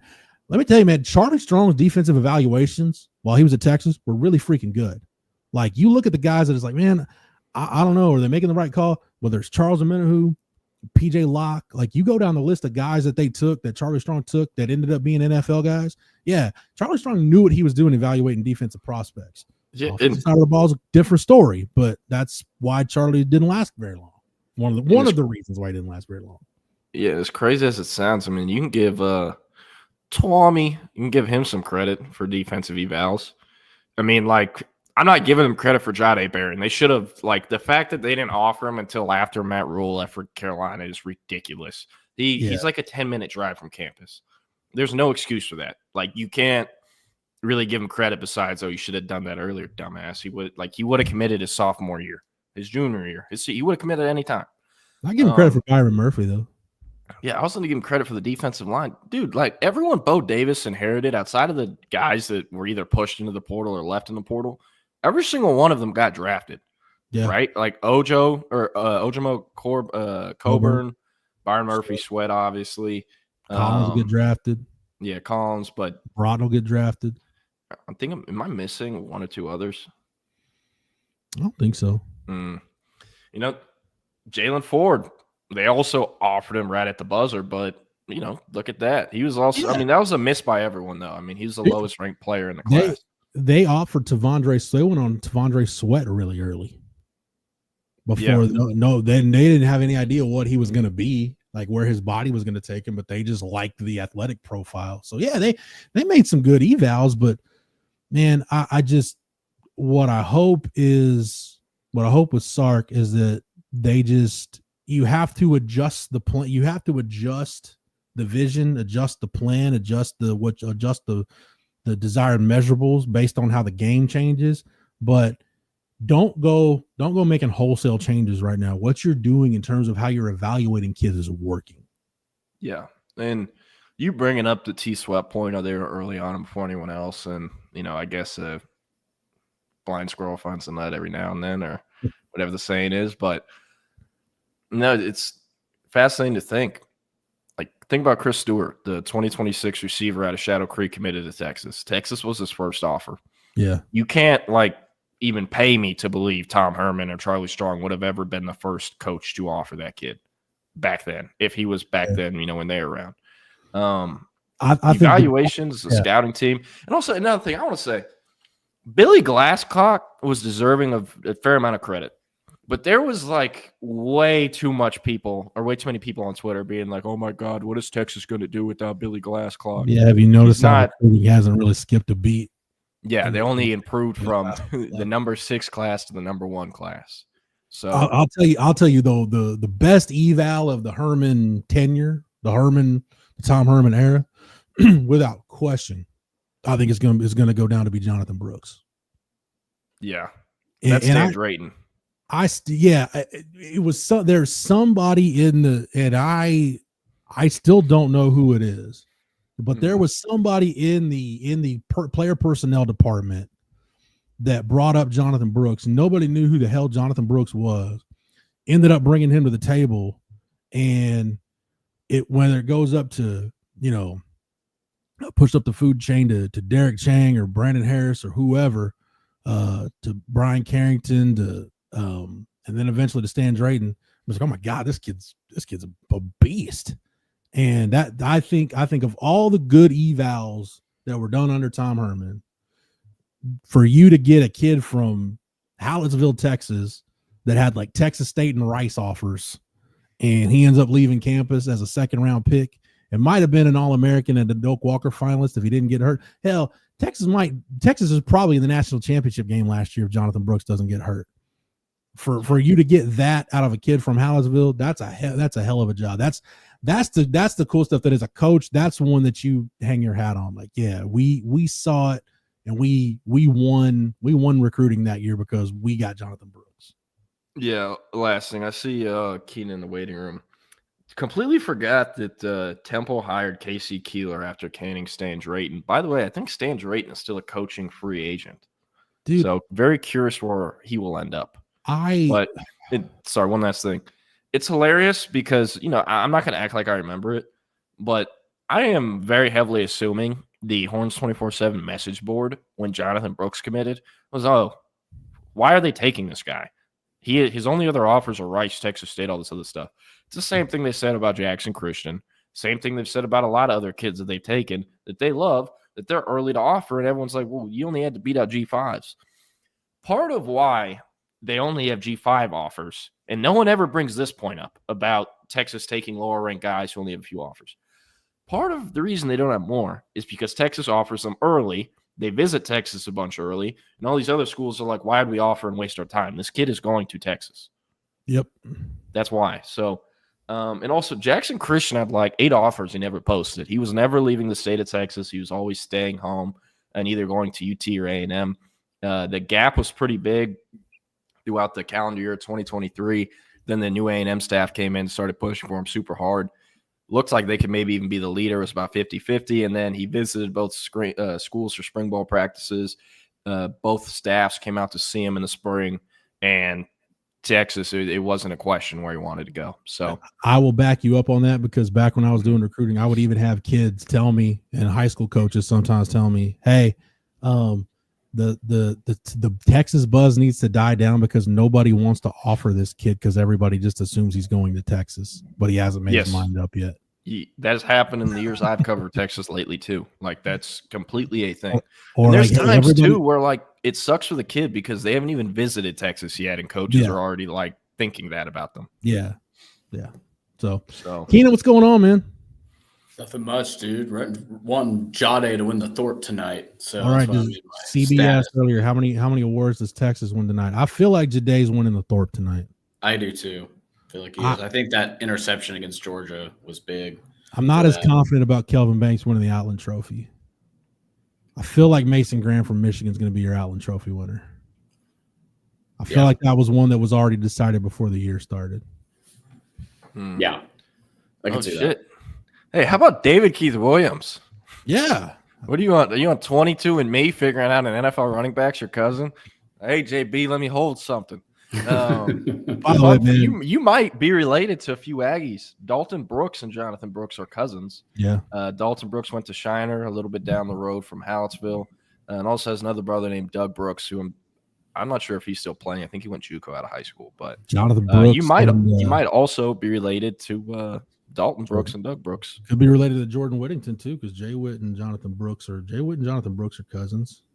What? Some way, shape, or form. Aren't they? I thought they were. I know Dalton Brooks and them are like legitimately blood related. It's also, I'm not saying this is what happened in that situation, but there's like a lot of times in my industry when kids will be like, "Oh yeah, that's my cousin." No, I really thought they were related somehow. Yeah, guys who have my job are like, "Oh, they're actually cousins." It's like, no, they're not, like. They're the same. Ruben Owens used to always tell people Ori Williams was his cousin, and Ori Williams would tell people he was his cousin. They were not blood related. I talked to like people related to both those kids. They're not related. They were just both from Ocampo and grew up together, and that was it. But like there were sites who put that they were related on each other's profiles. I'm pretty sure if I remember correctly. Oh, for real? Yeah. So maybe Jay Witt and Jonathan Brooks just knew each other. I mean, Hallettsville and Cuero is not that far away, so yeah. Yeah, it's Jake, the only times I've ever lucky, sir, to not be related to Skip Bayless. Yeah, Jalen Green and AJ Johnson are not related, but Jalen Green was like AJ's mentor, and AJ called. I remember getting several questions about that during AJ Johnson's recruitment. They're like, "I heard he's cousins with Jalen Green." I was like, "No, he just says that. They're just really close. They're not, because they're both from the Fresno area." CB Tyrone and Cheryl Swoops are related, but I think they're isn't it aunt and nephew? Yeah, I think so. Oh yeah. It's funny. There's at Port Arthur Memorial, they have two kids in the 2026 class. One's a linebacker, one's a corner. The linebacker's name is Tank King, and the corner's name is Brock King. They're not related. And every time I've been to Port Arthur Memorial 3 years in a row for spring ball, and every time I walk in, the head coach, Brian Morgan, is like, "Hey, just reminding you, they're not related no matter what anyone tells you. I'm just letting you know that. I'm tired of seeing that online." I'm like, "Okay, for sure." And like out of the first time I was there, I remember asking them. They were just little freshmen. They're in spring of their freshman year. And that was before Morgan told me, because I asked him. And I asked both of them when I interviewed them, like, "Yo, are y'all related?" And they were like, "Yeah, that's my cousin." And after I'm talking to Morgan before I leave, and I'm like, "Damn, she got two really good young like cousins that are freshmen." He's like, "Oh, the Kings?" And I was like, "Yeah." And he's like, "No, they're not related. They just tell that to people. They're not actually cousins." And I was like, "Oh, appreciate it." So happens a lot. Keenan, where the hell's Eric? He is sick with bronchitis today. Yeah. He sounded like death warmed over yesterday. Yeah, he's not doing well. Oh, David Keith Williams from Weimer. Fun fact. You got somebody coming in with you today, Keenan? Yeah, Kevin Fielder. I don't know what time he's coming on though. I was told one of you was going to stick around for like 20 minutes, but I don't know. I mean, it's already 17 minutes, so you just need to be around for like 8 more minutes if either of you can do that. Yeah, I can go ahead and do that. And all right. Nobody texted me on that, but I'll stick. Sorry, I thought that was the plan. No, I'm just playing it by ear, brother. I never know what's going on. That's that's like in my life, like my wife handles most things for me. Dude, trust me. Yeah, I just work here. She's my manager. Jordan she's my manager. Get fined. Yeah, Jordan, if you want to bounce, I'll hang out with Keenan for a little bit. Yep, I'll see y'all later. Just one last thing. I know a lot of people are kind of restless about the portal. Not a ton of activity for Texas compared to other schools. Y'all need to realize, like, of the guys who are going to be on the team this upcoming season who will transfer in this offseason, a decent amount of those guys are currently playing for playoff teams. Something to think about. Also, nowadays, more and more NIL contracts have it in there where you don't receive that last payment unless you play in the bowl game. That's the real reason why Cam Moore, Shedeur Sanders, Travis Hunter, and all these guys are playing in bowl games. They want that last payment. That's honestly cool. I'm glad that they do that because it makes the bowl games there's actually stars playing in the bowl games. Like you see, like remember Florida State, Georgia last year? It was just an opt-out fest, and like Florida State had like 12 guys opt out, and they got just their head kicked in on national television again. Yeah. So what I'm trying to say though, there's very, very few guys in the portal right now that are actually good enough, talented enough to play at a school like Texas that Texas actually wants. Yeah. Probably 1/3 to half of those guys that will eventually end up in the portal are going to be in after bowl season because they want that last payment, or they're sticking on through bowl season for other reasons. But some to remember, some to watch out. Just be patient. Also, another last reminder, Texas signed 12 transfers last year. 5 of those guys came in April or later in August with Belton Gardner. So just be patient. They know what they're doing, and it ain't their first rodeo by any means. So I'll see y'all later. Y'all have a good one, and peace. All right, Jordan, we'll do it tomorrow. All right, this is a false start. So as Keenan said, Eric, who sounded like hell yesterday. He's dying. He's literally dying. It takes a lot. It takes a lot for Eric to text the group at Horns 24/7 and be like, "Boys, I'm out. I got nothing today. I'm down." So that's kind of where Eric was last night. Hadn't heard from him today, so I figured it was probably still the same case. But I'll be hanging out with for false start. Keenan, who'd you say? I'm sorry. Who'd you say you got coming? Kevin Fielder. Okay, and what? Well, that's probably what, bottom of the hour ish. I'll shoot him a message right now and make sure. But I had a question for you about the portal. Go for it. Where does Texas stand with Tacario Davis from Arizona? Because I feel like that would be a huge, Texas listens to defensive backs. I feel like that guy would be an awesome addition. Yeah. So I know Jason Scher from our Arizona site reported that for both Arizona DBs that are in the portal, that Texas was kind of the clubhouse leader for both. Hank South actually reported for us yesterday. It's a little premature on both Arizona kids, but I think the staff is still trying to figure out the numbers and things. But yeah, they're interested, but I think it's as of yesterday, it was premature to say that anything was anywhere near a done deal. Okay. Yeah, I was just curious because I remember hearing his name last year that he might be a portal entry, and he ended up staying at Arizona. I figured with what's his name, Fish leaving for Washington, he might be. By the way, what a switch of events, considering everybody thought Arizona was going to win the Pac-12 and Arizona State was going to finish last, and those things flipped basically. Arizona State finished 14th in the Big 12, and and I said this before. I remember I ran into Brian Carrington at coaching school, and the Arizona State staff was there, and man, they had a quiet confidence. I mean, I know a lot of people love their team in July, right? But they had a confidence about it that they really felt like. And I guess when you're picked to finish last in your league, you kind of feel like you're playing with house money at that point. Yeah, so for sure. I mean, that's there was just a quiet confidence with that Arizona State staff. So Kenny Dillingham did a hell of a job. But I think it just shows you, man, Keenan, we see this in basketball all the time. If you manage the portal the right way, it doesn't take you long to turn it around. And that's actually something I wanted to ask you, because another thing we've seen in basketball, and I think this is where a little bit of my kind of disappointment in the roster that Texas has right now stands. Yeah. You go back to the Elite Eight year, and between playing that late in the season on top of RT was still your interim head coach until he wasn't right after the season was over. Yeah. You got a late start on the portal. I figured, and you kind of look at it, other than Texas, who got back to the second round, all the Elite Eight and Final Four schools, with the exception of UConn, nobody was as good the following year. And I think it's because everybody else that was done early got to get a head start on the portal. And so I think it's probably an every other year thing in basketball, where if you do have a run to the second weekend, you just assume you're going to be behind on the portal. Yeah. I wonder if now with the playoff structure in college football, if we're going to start to see that with football. I know it's a little bit different, and it's way too premature for me to just assume that's going to happen. But that's something I'm going to be paying attention to, is the teams that are in the playoff right now, how are they filling their roster holes compared to teams that aren't in the playoff? And maybe it just ends up not being a big deal, but it is something I think it's worth being cognizant of, that, hey, the longer you play, at some point it's got to hurt you in the portal for the following season.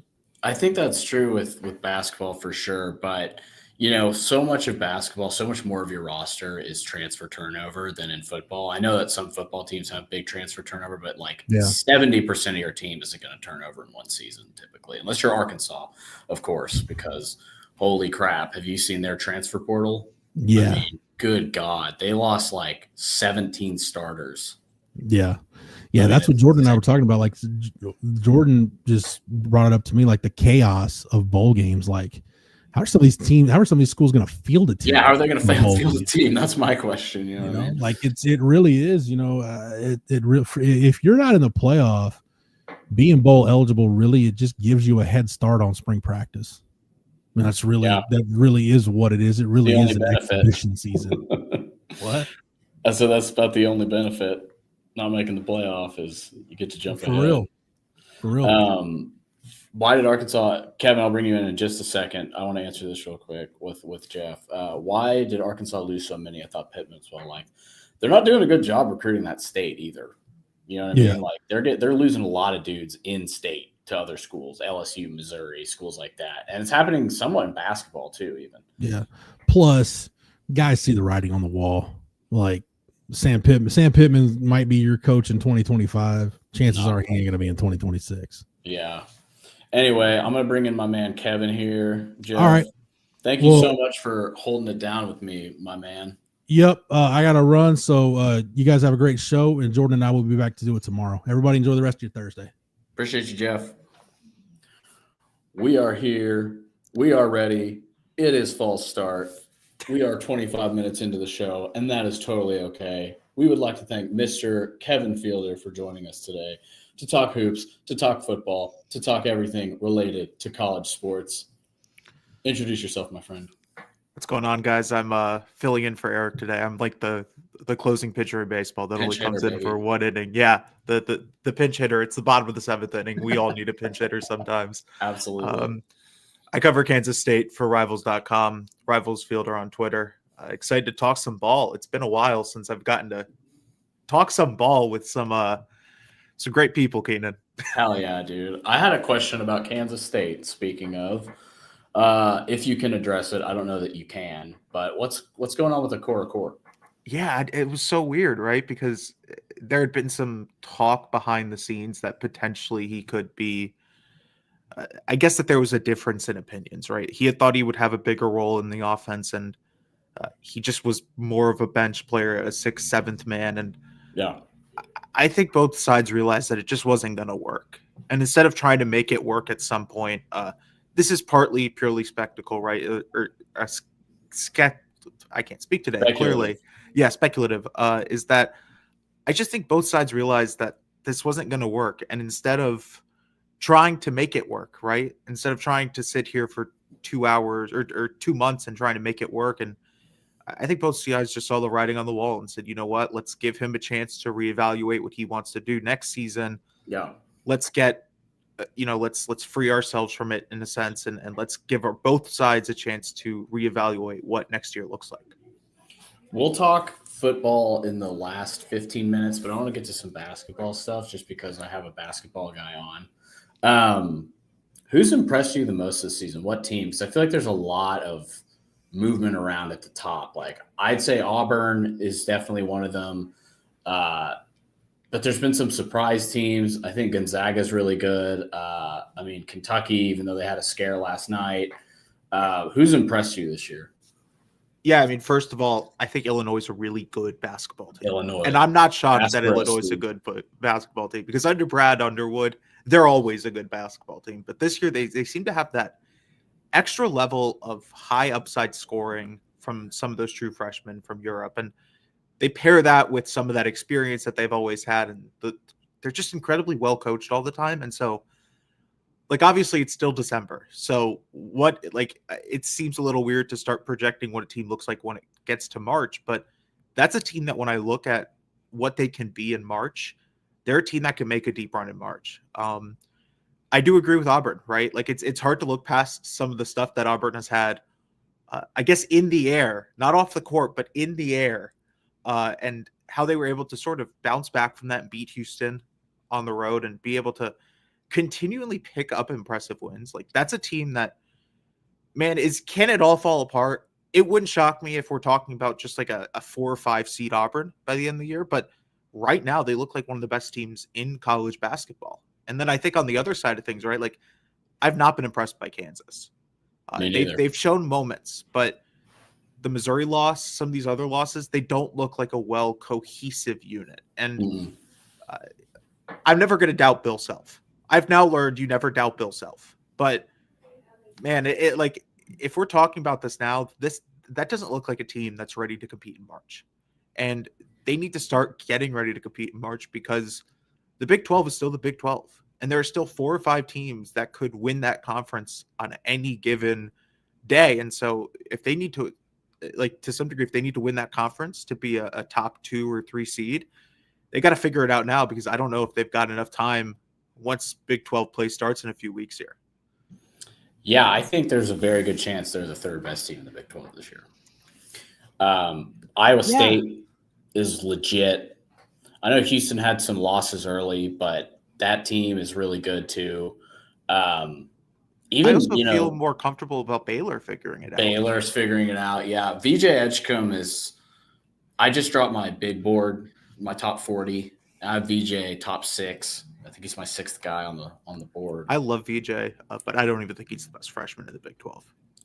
Who do you think is? Igor? Yeah. You can't. I comped him to Luka, and it's such an irresponsible player comp. I know, but he plays the game at such like his own pace. Yeah, and he's big point guard. Big, he's physical. He's not afraid to post you up or beat you off the dribble. And so he's one of those guys that like, man, if we get to the end of February and BYU's hitting stride at the right point, and I'm filling out my brackets, man, I would not look past them making a deeper run because I love what they're doing with Kevin Young, their head coach, who used to coach for the Phoenix Suns. And they brought this NBA offense to college, and it's worked. And so you put that all together, man, it's definitely an interesting team there that can beat some impressive teams down the stretch. Yeah, I've been saying BYU is my sleeper for the Big 12 year because Kanan Catchings is really talented too. Yeah. The big wing they have. Dalen Hall's another good guard they have. Alabama was my preseason national title pick. I know that's chalky, but them and Gonzaga were kind of my 2 teams that I was really watching out for. Now, Alabama is 7-2, but I don't know, man. That team is super loaded. I mean, Sears and Filan. I mean, the problem is like Sears has been so up and down. And the game Sears is up, Filan is down. And the game Filan is up, Sears is down. They can get both of those guys playing well together. I know they're both kind of lead initiator type guards, but I feel like you can run an offense with both of those guys on the floor. And I think Filan is a lottery pick, truly, or for right sure. outside, like 15, 14, something like that. Really impressed with them. Jaren Stevenson's taken a step back, unfortunately. I thought he would be a lot better this year. He hasn't shot the 3 ball well at all. He's been really bad from 3. And that pick and pop threat, I think, is super important for Alabama's offense. Marquette's been great. Obviously, Kentucky, man. I mean, Kentucky's. I did not expect this from Kentucky. What? I did not expect this from Me Kentucky. neither. I picked them to finish like 8th in the SEC. I didn't think they had a star. I didn't either. And they still really don't. Yeah. Like they're just such a well-coached, man. well-oiled machine. Like they don't have a star. Yeah. They truly play team ball. And biggest disappointment has been Arkansas. Not top 25. What's his name? John L. Davis has not been good. Carter Knox has not been good. Adu Thiero and Boogie Fland have been good, but really inconsistent team, I think. Yeah, it always looked weird there, right? Like it looks like no one is on the same page, especially when they get on the offensive side of things, right? Like I think their defense is still showing promising signs, and their offense shows promising signs. But for like a John Calipari coach team, you'd expect a little bit more cohesiveness that they just don't have right now. Yeah. Yeah, and I don't know. UConn beat Texas. I mean, Texas made a run in the second half when they switched point guards, but really beat the brakes off Texas, especially in the first half. They've got swept in Maui, but it seems like they're starting to figure things out a little bit more too. I think my hot take about that whole Maui thing is I think they needed to lose those games. Yeah, I it's think a wake-up call. To some degree, I think they needed to be humble. And I don't like saying like college basketball teams need to be humbled, but I think that to some degree you win 2 championships in a row. You're flying high. You're the preseason, number 1 or number 2, whatever they were, top, and top 3 or so. Yeah, and so like you would just expect everything to come easily, and then you go to Maui and you get your breaks beaten off by Dayton. Like that's something that like you're going to come back and go, man, we needed that. Yeah, I think it was important. What I really like about UConn is their wing play is fantastic with Liam McNeely. I know that Caravan plays a lot of the 4 too, but having 2 guys that can kind of switch in between those positions is really important. 2 really good defenders, good rebounders. I think Liam is a lotto pick too. I really like his game, and I think Caravan's a first rounder also. Maybe a little later in the first round, but I really like what I've seen out of him. Oklahoma's been really impressive this year. Jeremiah Fears has been a superstar in the making. He looks like another lottery pick. You know, I mean, this freshman class is absolutely stupidly loaded.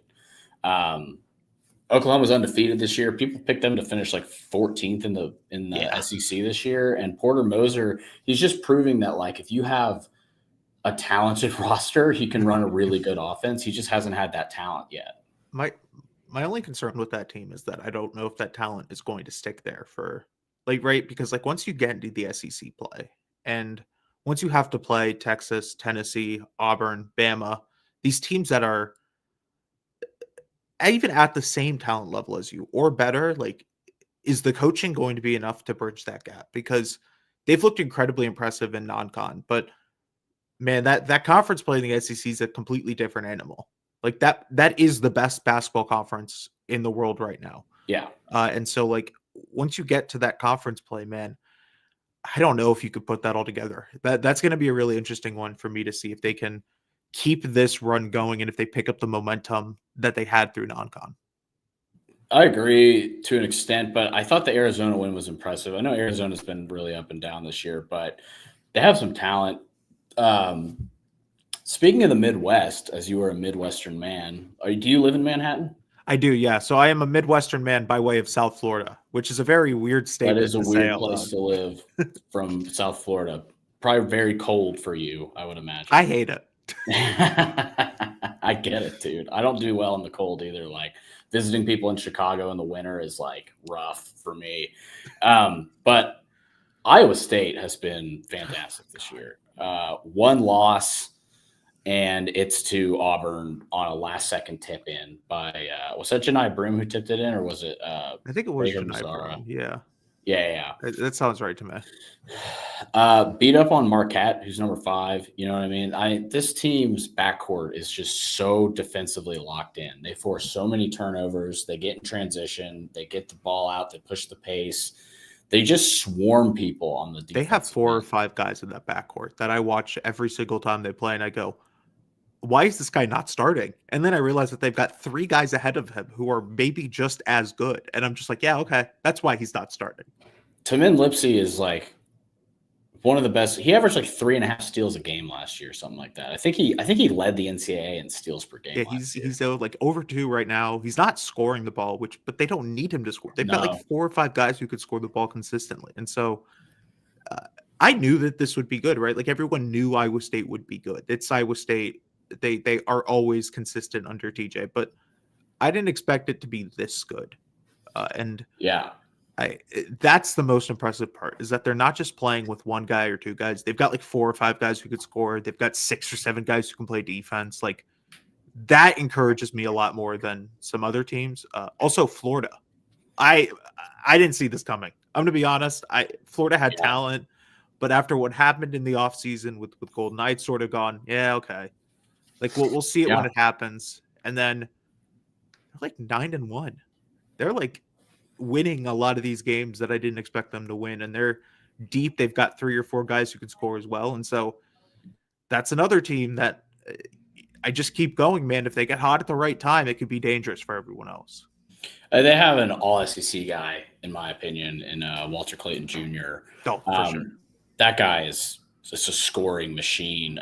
Losing Riley Kugel in the offseason, I thought would impact them more. Not that he was amazing last year, but it's still just depth at the guard position with like a starting caliber SEC player. I think he's starting in Mississippi State now because it was initial transfer to Kansas and then pretty much, I think he transferred out when Kansas took like 3 more guards. Yeah. Something like that happened, you know. So he's rebuilt an entire roster and realized maybe this is not where I want to be. Yeah, man. I mean, Rylan Griffin is there, and let's just talk really quick SEC basketball. I promise, guys, we'll get to football in a minute too, because we got the playoff coming up. But Tennessee's the number 1 team in the country. I get it. I think that they are super loaded at like every position. Zakai Ziegler is really good defender at like, was he 5'9"? Little guy who could just do it all. I love it. I do too, man. Chaz Lanier has been an absolute revelation from a scoring perspective for them. I think Igor Milicic is really talented too, and he's getting a lot of boards as well. Zakai Ziegler is averaging like 8 assists a game right now. Yeah. That's insane. And then you have your defensive wing and Jemai Mashak. You have your shot blocking big who can patrol the paint and defend, and Felix Acapara, the Ohio State transfer. What's impressed you most about Tennessee this year? Just the way that they play. The fact that they all seem to be on the same page. Whenever it doesn't matter which 5 are on the court. And this is like the biggest sign of a team that's incredibly well coached and well disciplined, is that I feel like you could put 5 guards out there and they would figure out a way to play defense against a 7-footer. Yeah. You could put 7 or 5 big men out there. You could put 5 7-footers out there, and they'd find a way to defend the smallest guards in the conference. And that's really hard to teach. It's also really hard to have 9 games, 10 games into a year. But to some degree, like, this team looks like they've been playing together for 6 years. Like they look like an NBA team out there with the way that everyone's on the same page. And like, it looks like they just ran back a roster from 5 years ago, and they've just all grown together. And so I know that they did bring back a lot of talent, and they also did dip into the transfer portal. I had some guys like Chaz Lanier, but everyone looks to be on the same page. And when you have a scorer like Chaz Lanier, who I'm a mid-major basketball guy at heart, he was one of my favorite players at North Florida. The fact that he could score as good as anyone in the country, I had no doubts that would carry over. I didn't know if it'd carry over this well. And he's been one of the most impressive players in the country, but especially in the SEC this year. Yeah, man. Rick Barnes is just doing it again. Like the defensive cohesion that they have, it's like they all. He can't keep getting away with this.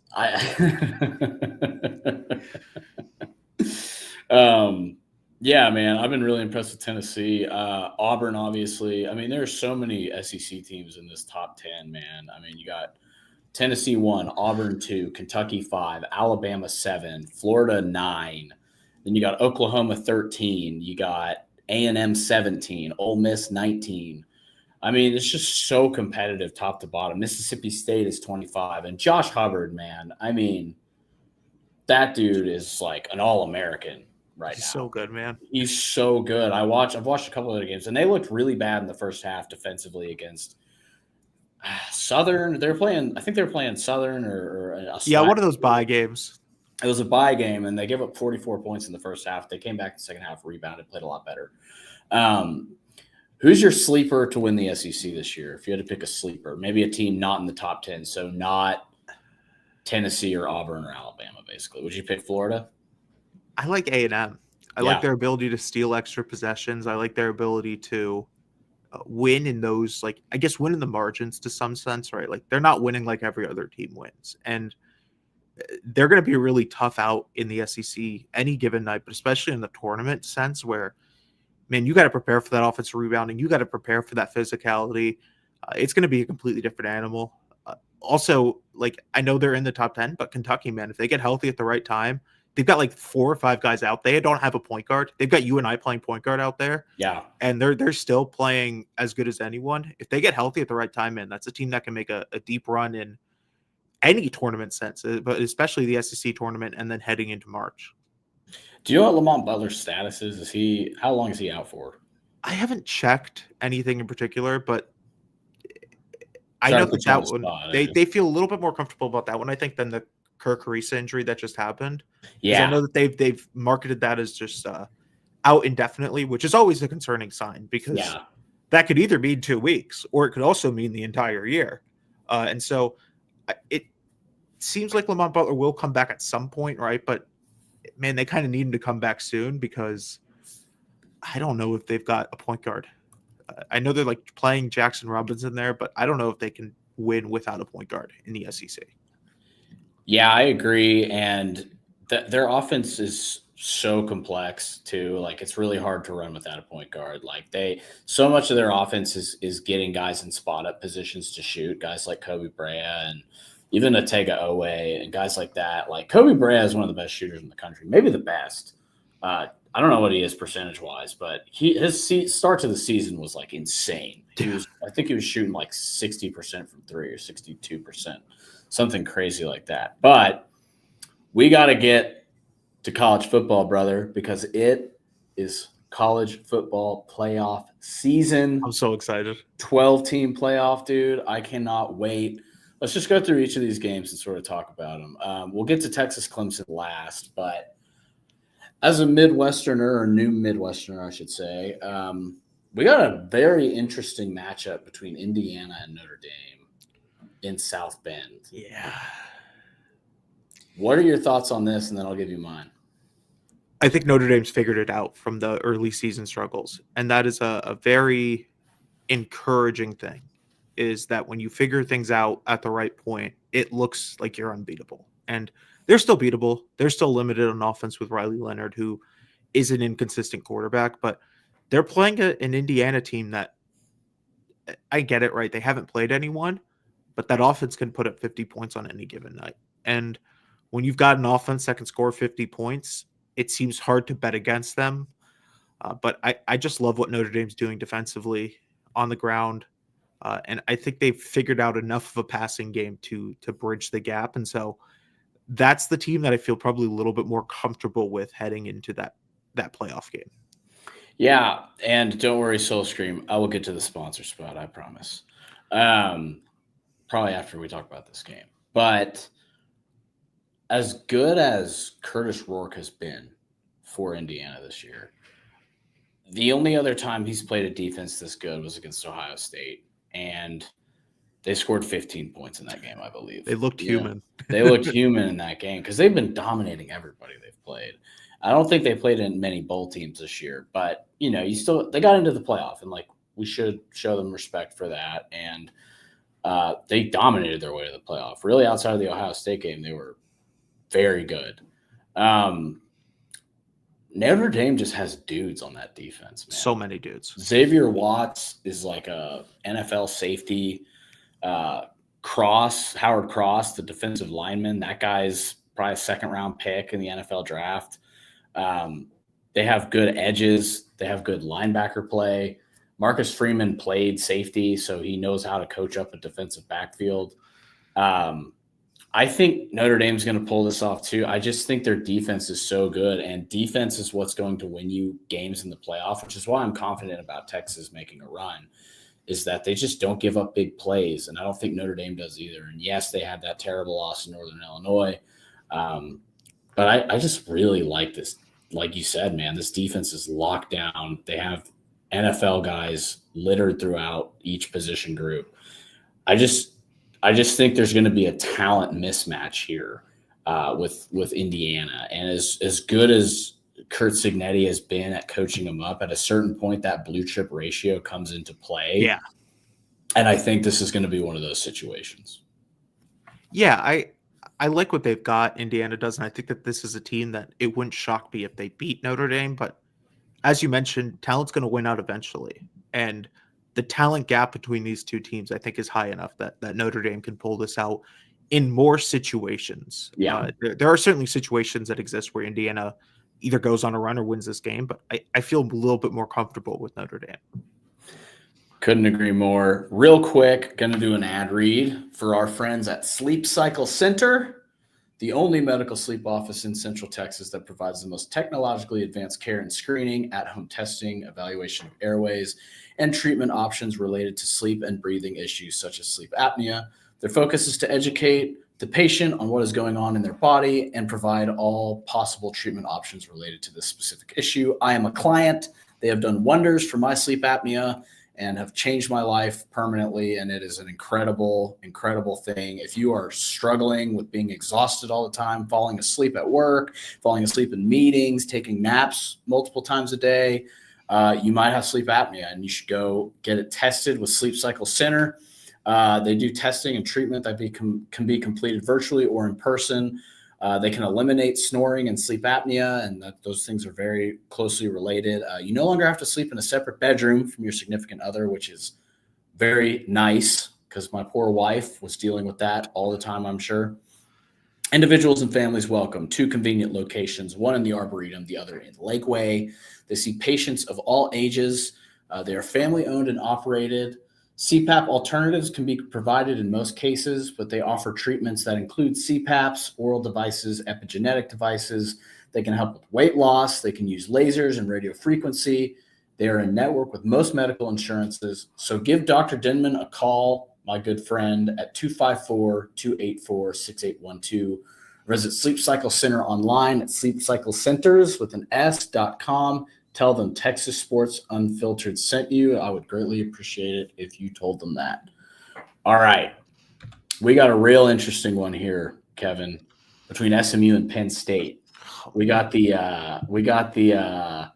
Cinderella story, as it were, with SMU, although growing up near SMU's campus, hard to call it a Cinderella story with the amount of money. I love what SMU's doing. They've got too much money to be a Cinderella story to me. It's a little, yeah, they definitely do. The old Scrappy Punch of Moneyball, yeah, funded by NIL. Exactly. Love their quarterback, man, Kevin Jennings. He's kind of a Dallas legend. He won state championships with South Oak Cliff in Dallas. It was the first time a DIST school had won back-to-back state championships since I think the 50s. So it was very cool that he was able to do that. He led that team. Super talented kid. Penn State, though, man, I just think, like the Indiana-Notre Dame game, I just think Penn State has more NFL talent. And I think that has to count for something. Abdul Carter is, for my money, the best edge rusher in the country. He's so good. God, he's good, man. He's like a possible top 3 pick in this NFL draft. Would not shock me. It would not shock me at all. Given the value placed on the edge rusher position, he's going to get a ton of money. He's going to be a superstar in the NFL. Drew Aller's been good too. Nick Singleton is a very underrated running back. I think he's really solid. Thoughts on SMU Penn State? It's in Happy Valley. It is a 11 a.m. kickoff on the 21st. James Franklin finally gets a chance to win a big game because that's been the thing holding him back. Every time he plays Penn State, every time he plays Michigan, or not Penn State, Ohio State, Michigan, a big team in the SEC, he loses. And normally it's in a way that only James Franklin could lose a game with turnovers or missed field goals or just like mistakes that you can't explain. Man, I just can't keep getting past how good SMU's offense has been down the stretch. And they struggled a little bit against Clemson, which we'll get to later, but they figured out a way to keep it close at the end.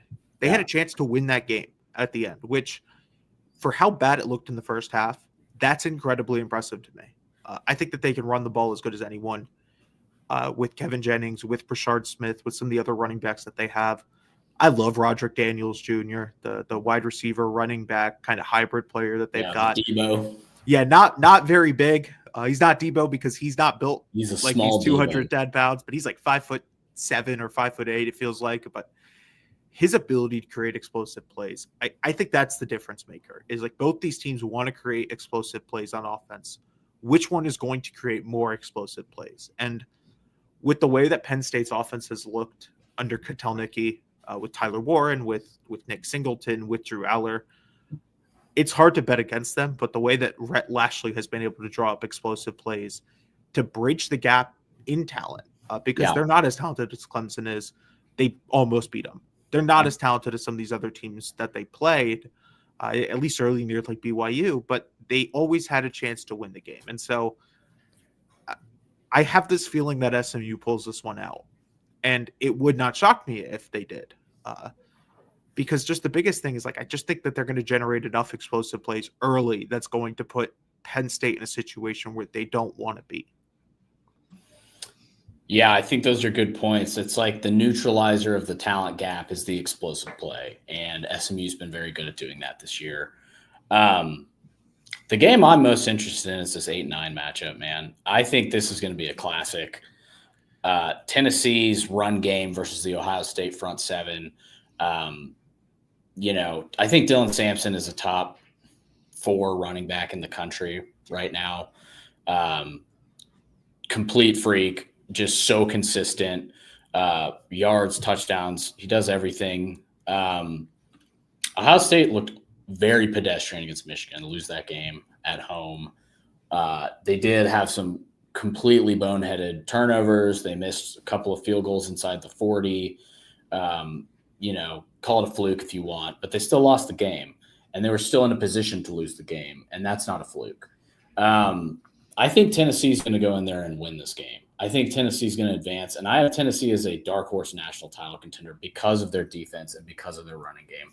I know Nico is very inconsistent, but if he plays well, that team is super hard to beat, and I think Tennessee is absolutely has a chance to win the national title. OSU is an 8-point favorite in this game. I think that's crazy. 8 points I don't agree with, but I had always said from the beginning of the year that if Ohio State figured it out, they were the national championship pick for me. The problem is, to some degree, they haven't figured that out. And it showed against Michigan. It showed against Oregon earlier in the year. It showed in some of their first halves against some of these teams where you just thought they should have beat them by more. And maybe that's coasting. Maybe that was just getting ready for the playoff, right? Like, we can never really know. But I don't agree with 8 points. I just can't bet against what Ohio State has on offense. With Jeremiah Smith, with Emeka Egbuka, with Trayvon Henderson, and Quinshon Judkins, right? Like, Will Howard's good enough with that kind of offense to win this game. The biggest issue is their offensive line's been banged up all year. It's not getting healthier for the playoffs. Trenches win games. And, man, like, if they can figure out enough in the trenches, they can probably handle Tennessee, but I don't know if they've got enough to be an 8-point favorite. Yeah, that's kind of my thought too, is like this Tennessee front seven is fantastic. It's one of the best in the SEC and in the country. Truly an elite defense. Where you can get at Tennessee is their defensive backs are not as good as, like, say, Texas or whoever. But in order to get the ball to those guys, to attack those defensive backs, you have to hold off Tennessee's front seven. So I'm picking Tennessee in this game. I think they're going to beat Oregon if they play them too. I think Tennessee's going to go to the semis. I think I'm just a big believer in that team, regardless of how inconsistent Nico's been. I think if he can put it together, they are a sleeper national title contender. I don't think anybody else thinks that, but if I'm a Texas fan, I don't want to see them in the playoff. I'd much rather play Oregon or Ohio State. That's just my personal opinion. I just can't keep getting past the offensive talent that they have. Ohio State. Yeah. Those receivers are. I want to look past it and go, man, Tennessee's got the coaching. They've got this offense that can win these games. But, man, there's too much NFL talent on that side of the ball for those receivers. Ohio State. Yeah, they've got 2 first-round wide receivers, because I think Egbuka's going to be a first-round pick. Oh, he will, yeah. I will have no doubt in my mind that Jeremiah Smith is a first-round pick when he's eligible. Sure. So, man, I just can't get past that talent.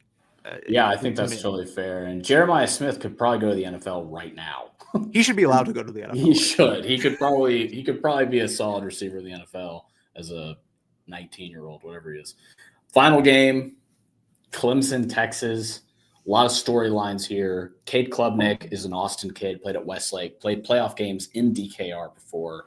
He also faced Quinn Ewers for the state championship in 2020. The game was in 2021, but it was the 2020 state championship, and he won that game with Westlake. They beat Southlake Carroll. Drew Makuba is a Clemson transfer. Klubnik has several teammates on Texas: Ethan Burke, Michael Taff, Colton Vasek.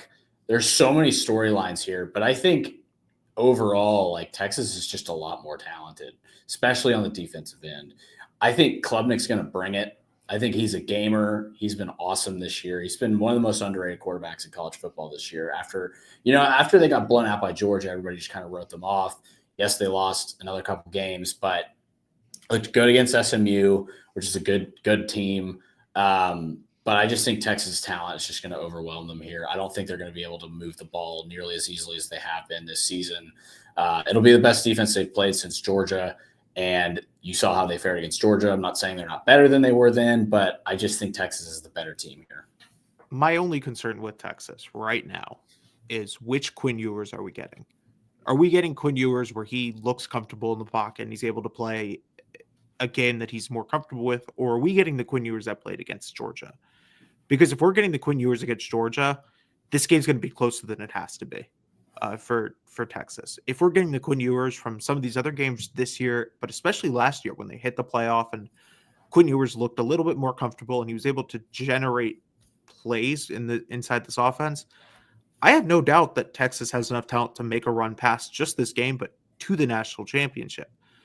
It's just that, like, until we see which Quinn Ewers we get in a game, I don't know how far I can pick them to go. I think they'll beat Clemson because, sort of as you mentioned, Clemson has been built by a explosive offense and a solid defense. But Texas has this defense where, for the most part this season, they've looked incredible. They've got a ton of skill position guys.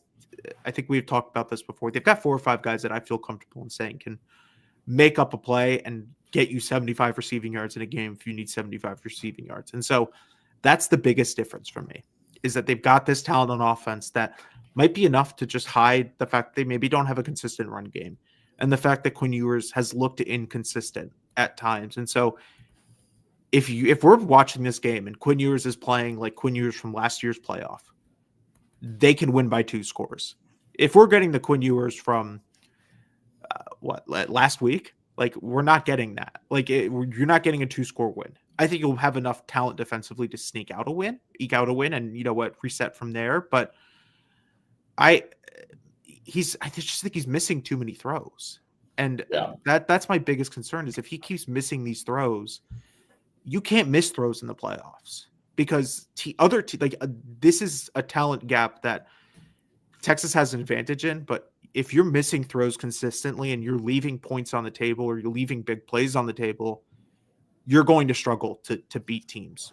And so they need Quinn Ewers to be good because I don't know if they've got a consistent enough running game to hide what Quinn Ewers might struggle with at times. But if you get good Quinn Ewers, which I think you will, or solid Quinn Ewers, you can win this game by 2 scores. And I think Texas will.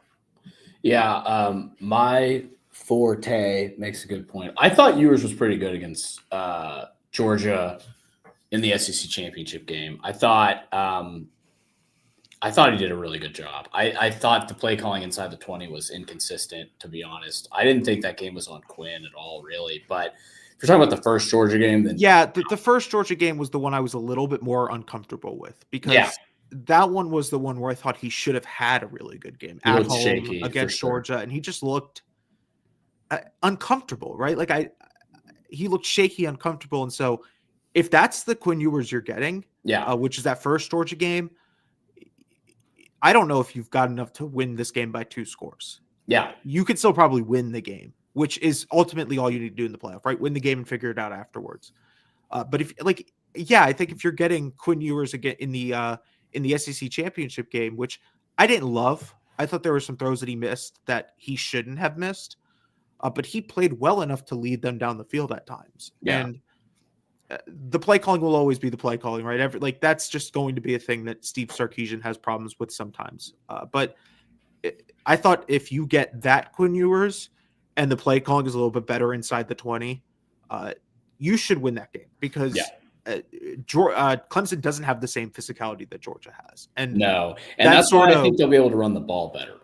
Yeah, they'll have a run game, right? Yeah. It won't be like the Texas or the Georgia game last week where they just didn't have much of a run game. But the biggest thing is that if you're not playing Georgia, you have a physicality advantage against most teams, and that's going to probably be the biggest difference. Is that if Texas comes out, they play physical, they say that we're going to kick you under behind, and you're going to, you're going to have to get up and try and beat us. I feel a lot more comfortable in Texas, but. You need good Quinn Ewers in the playoffs. And this is not the game I'd worry about, but that next game against one of those, who do they play the next week? Is it? They play Arizona State the week. Okay, so Arizona State, I think that I love Arizona State. That's probably another game that you should probably just be able to beat off talent. Yeah. But once you get to those last Oregon, Ohio the State, last two, you got to have good Quinn Ewers. You got to be able to play physical, and you have to find a consistent run game that you can rely on first and second down. So you're not getting to third down and long. But yeah, I've seen some people go, well, they don't have a run game. They don't need a run game. They've got enough talent to bridge that gap, and that Steve Sarkisian generates enough plays to give you the disguise of a run game. But if you're not being able to run on first and second down and make it a manageable third down at times, that's going to be the biggest concern for me once you get to a game against Georgia, against Oregon, Ohio State, one of these teams that to some degree can beat you or at the same level talent-wise, right? Yeah. Like they're not going to be more talented than any of those teams enough to bridge that gap. I'm going to bring in the fellas. What's up, bros? How are you guys? What's going on, man? Kevin has done an excellent job filling in for my man Eric today, who is down with the bronchitis. What's up with you guys? Is that what we're calling it? Bronchitis? I think he's faking. I think he's faking. I think he's still feeling the effects of Atlanta, Georgia. The seafood quesadilla he had at Magic City. That might be the problem. Yeah, man. Because Eric Henry, we were supposed to go out Saturday, live it up. I'm salty that the Horns lost, and all of a sudden he ain't feeling too good and stuff. And I'm like, oh, Friday night got him. But I hope he's doing better. He'll do. The Magic City flu. He did get the Magic City flu. All right, guys, I got to get back to the office. Kevin, thank you so much for filming. Absolutely. Awesome show today, man. And I'll hit you up about doing a podcast at some point, too, a college basketball one that I'm about to start. So all right, for sure, man. Guys, thank you so much. Appreciate you and appreciate all the listeners. We'll be back to do it tomorrow. Later, guys. Appreciate y'all. Thanks, fellas. Hey, in the immortal words of Judy Brown, happiness is a choice. We're happy you're spending some time with us. Chip and Zay, 1 to 3 right here on the midday of Texas Sports Unfiltered. If you're watching us on the YouTube channel, please like and subscribe because that's how we grow. But also give your love, give your business to these incredible sponsors around our heads because they make it possible for us to broadcast to you each and every day. So audiovisual consultations, Salt Traders, Coastal Cooking, Covert Beat Cave, Allstott Brewery, passes.com/Texas One Fund, Cover 3, Olipop, McCall Custom Homes. Need a little revamp of a bathroom, kitchen, some outdoor space.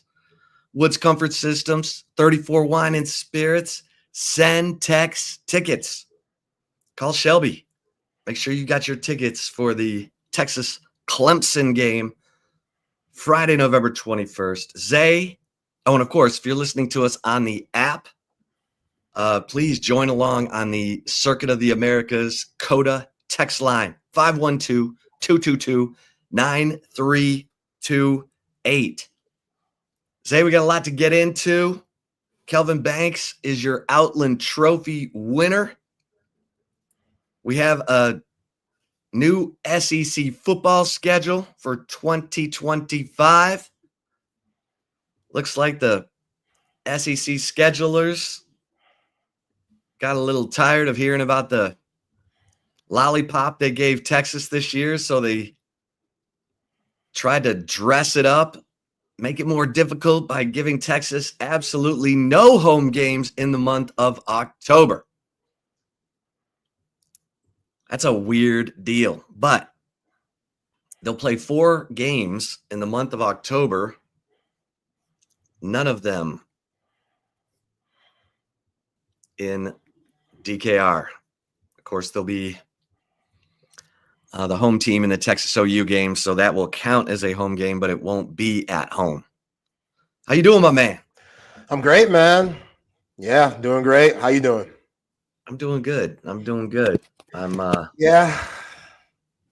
The schedule, you're right. Looks like the committee, they wanted to be a little more saltier. I mean, we know when it comes to the SEC in general, it just flip-flops. This past year's schedule, 2024, you're going to play the same teams. In 2025, you just flip home and away. And that October, man, going to Gainesville, DJ Lagway, Billy Napier, they're running on a lot of momentum. That's tough. You got to get ready for OU, which it's OU. I don't care, 34-3, whatever that was. We don't see that very often, so you got to think that this upcoming year, even though Jackson Arnold's put himself in the transfer portal and Brent Venables is definitely going to have to revamp his roster, it's still OU. Then go to Lexington, then go to Stark Vegas. So, yeah, it's still the SEC, and you could get got. I'm more worried about what you got the last 3 games. Those last 3 games, as Shaft would say, they're a mother shut your mouth. Like going to Athens, coming back, rival game against Arkansas, then rival game against A&M. That's going to test you. That's going to test you for sure. So we already know, we talked about it yesterday, Chip, with the interior defensive linemen. They're going to have to do a really good job in the portal and bringing guys in that fit the scheme that Pete Kwiatkowski likes to throw out there. And, hey, even though we're still in the midst of this 2024 season with the Horns playing Clemson in the college football playoff, it's cool to look ahead a little bit and see what we got upcoming next year. Yeah, I mean, Texas plays at Ohio State on August 30th. Then they get their, the non-conference bye games, as they're called, out of the way. San Jose State at home, UTEP at home. But they get an open date just 3 weeks into the season. That's typically not where you want it. You want it about 4 games in, 5 games in, which means Texas will go 6 straight games without an open date in the middle of the season. And that's when they're going to play those 4 games away from home that you just mentioned, at Florida, Oklahoma, in Dallas, at Kentucky, at Mississippi State. Now, if you're going to have the same schedule that you had this year, only flip-flop the home and away, that's one way to make it more difficult. You don't space – this year, the bye games, the bye weeks, I should say, were kind of perfectly spaced because you got through the Michigan game, you got into the conference, and then you got an off week. And the different phases of the season for Texas this year, you had the Colorado State, Michigan, UTSA, and ULM games, and Mississippi State. So you got 5 games in before you got your off week. And that's kind of the most you would want, probably. Then you got the Oklahoma, Georgia, Vanderbilt. Then you got an off week, and then you had the 4 games to finish the season. So to go 3-6-3, that middle part of the season, it's going to be daunting. Typically, you're able to grind your way through. Where's Mary Hardin Baylor and Tyler Junior College? Well, Sam Houston. That ain't November, though. Oh, yeah. No, Texas won't do that. Texas won't do that. They don't do they can request that, but they haven't done that. And it's like this nonsensical SEC tradition to play a tomato can before your rivalry game. So that man. I just watched this isn't SEC, but Clemson beat up on the Citadel late in the year. I had to watch that, and I'm like, what am I doing? This doesn't help me at all. This doesn't help me at all. What's the point of playing these games this time of the year? I don't understand it. And I salute Texas not doing that. Like, yeah, we want that Horseshoe smoke, first game of the year. Let you know what your team's already made of. So what? Who knows if Ryan Day is going to be the head coach next year? We have no idea. Ain't that crazy?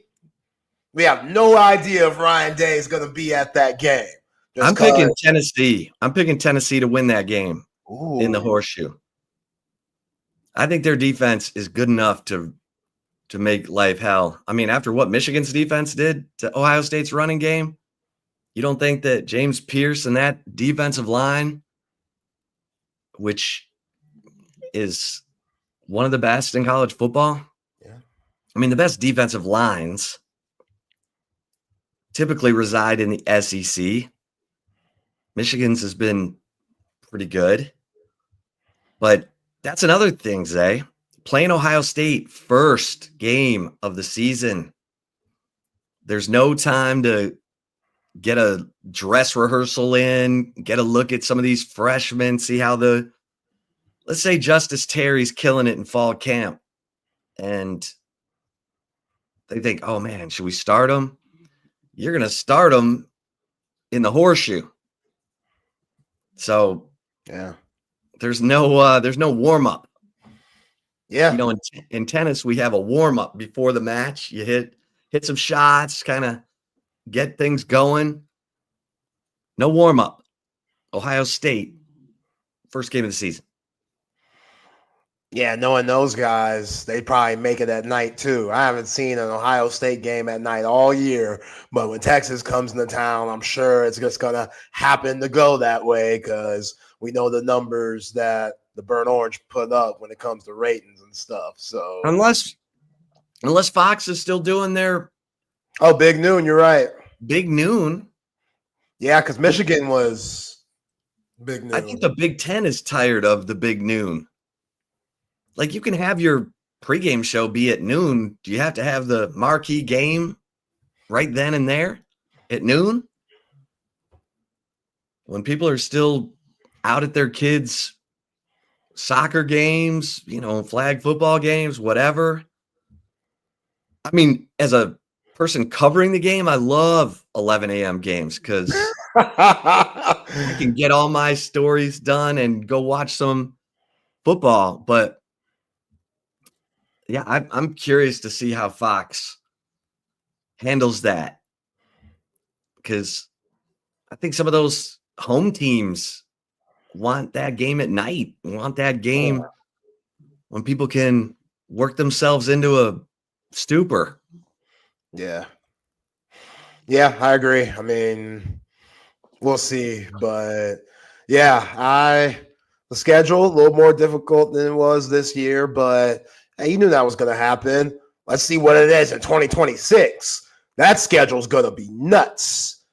That schedule, which teams get better, teams get worse. I'm not saying that the teams you got to play, LSU, still haven't played them. So that's going to be a 2026 schedule. South Carolina, Bama, Tennessee. So if you look at what those teams are this year, yeah, that 2026 schedule is going to be nuts. So if you're Steve Sarkisian and crew, you got to take advantage of what you got now because it ain't going to get any easier.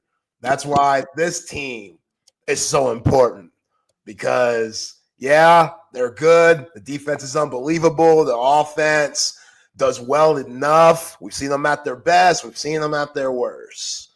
But you're not going to get schedules like these in the SEC very often, especially with all the, big games that you have early before SEC play in the upcoming years.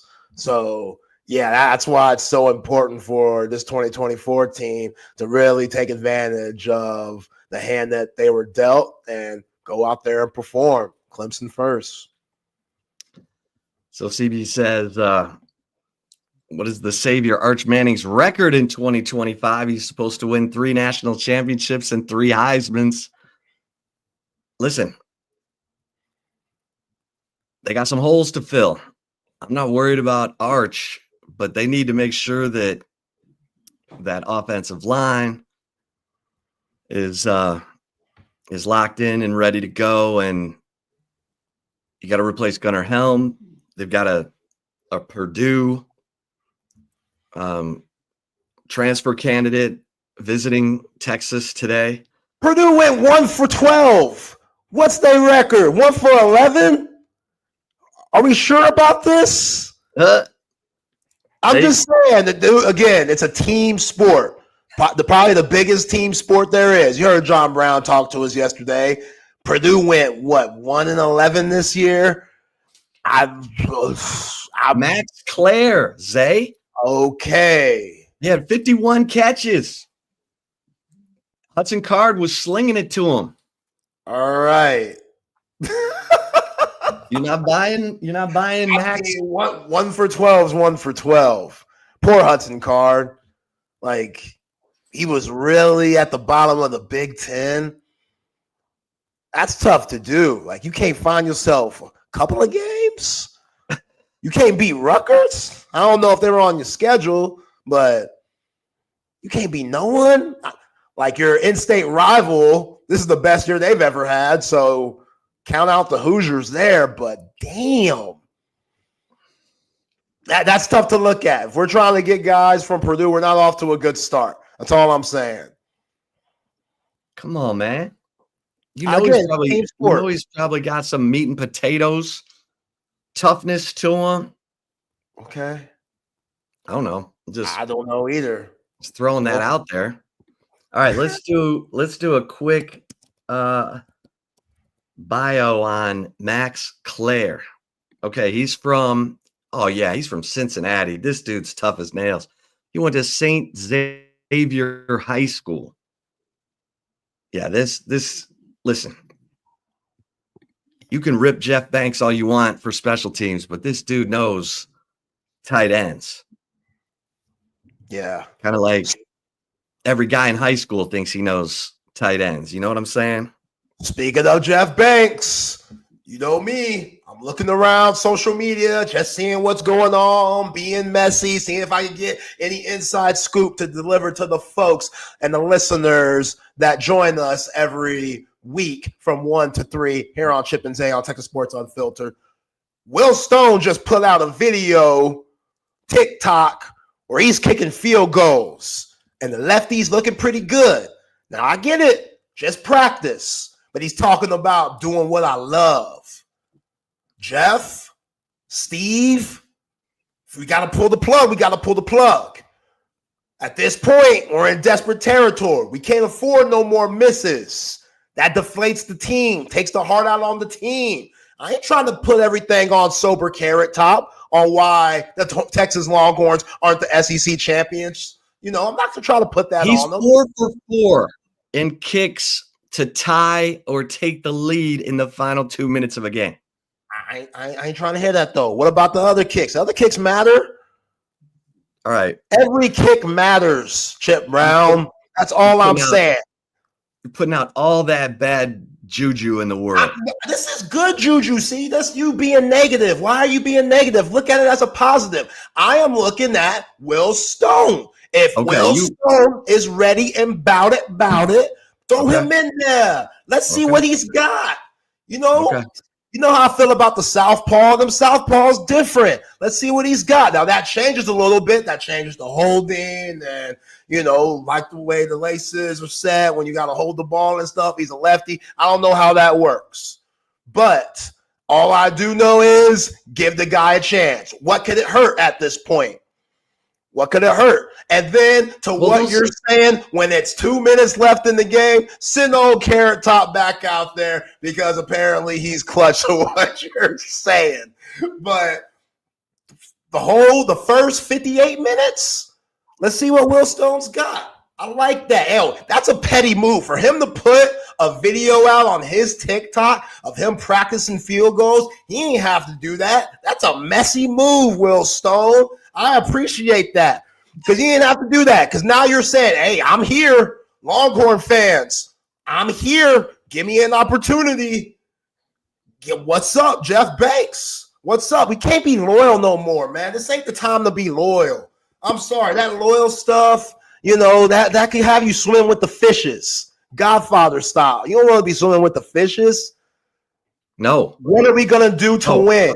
If my mama was missing kicks, I'm benching my mama. It is what it is. Sorry, mama. We need somebody better than you.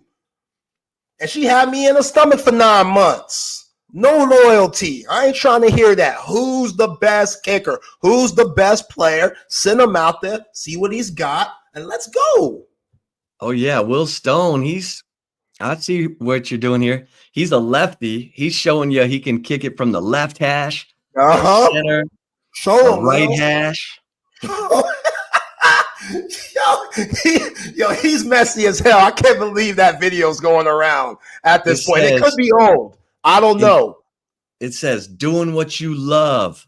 Doing what you love. For work. For work. He loves it. He wants the moment. He needs that opportunity. He wants to be the next Justin Tucker. Yeah, man. I love it. I love it. That's exactly what I need. My forte, my bad. Yeah. Auburn's now 6 for 6. Well, he's 8 for 8 on kicks under 40 yards. I know he's got the Alabama game in 2022. He's got the K-State game. Oh, he's got the Texas Tech game in 2022. He's got the K-State game. He's got the OU game from 2023. Oh, yeah, he is 6 of 6. He's got Georgia.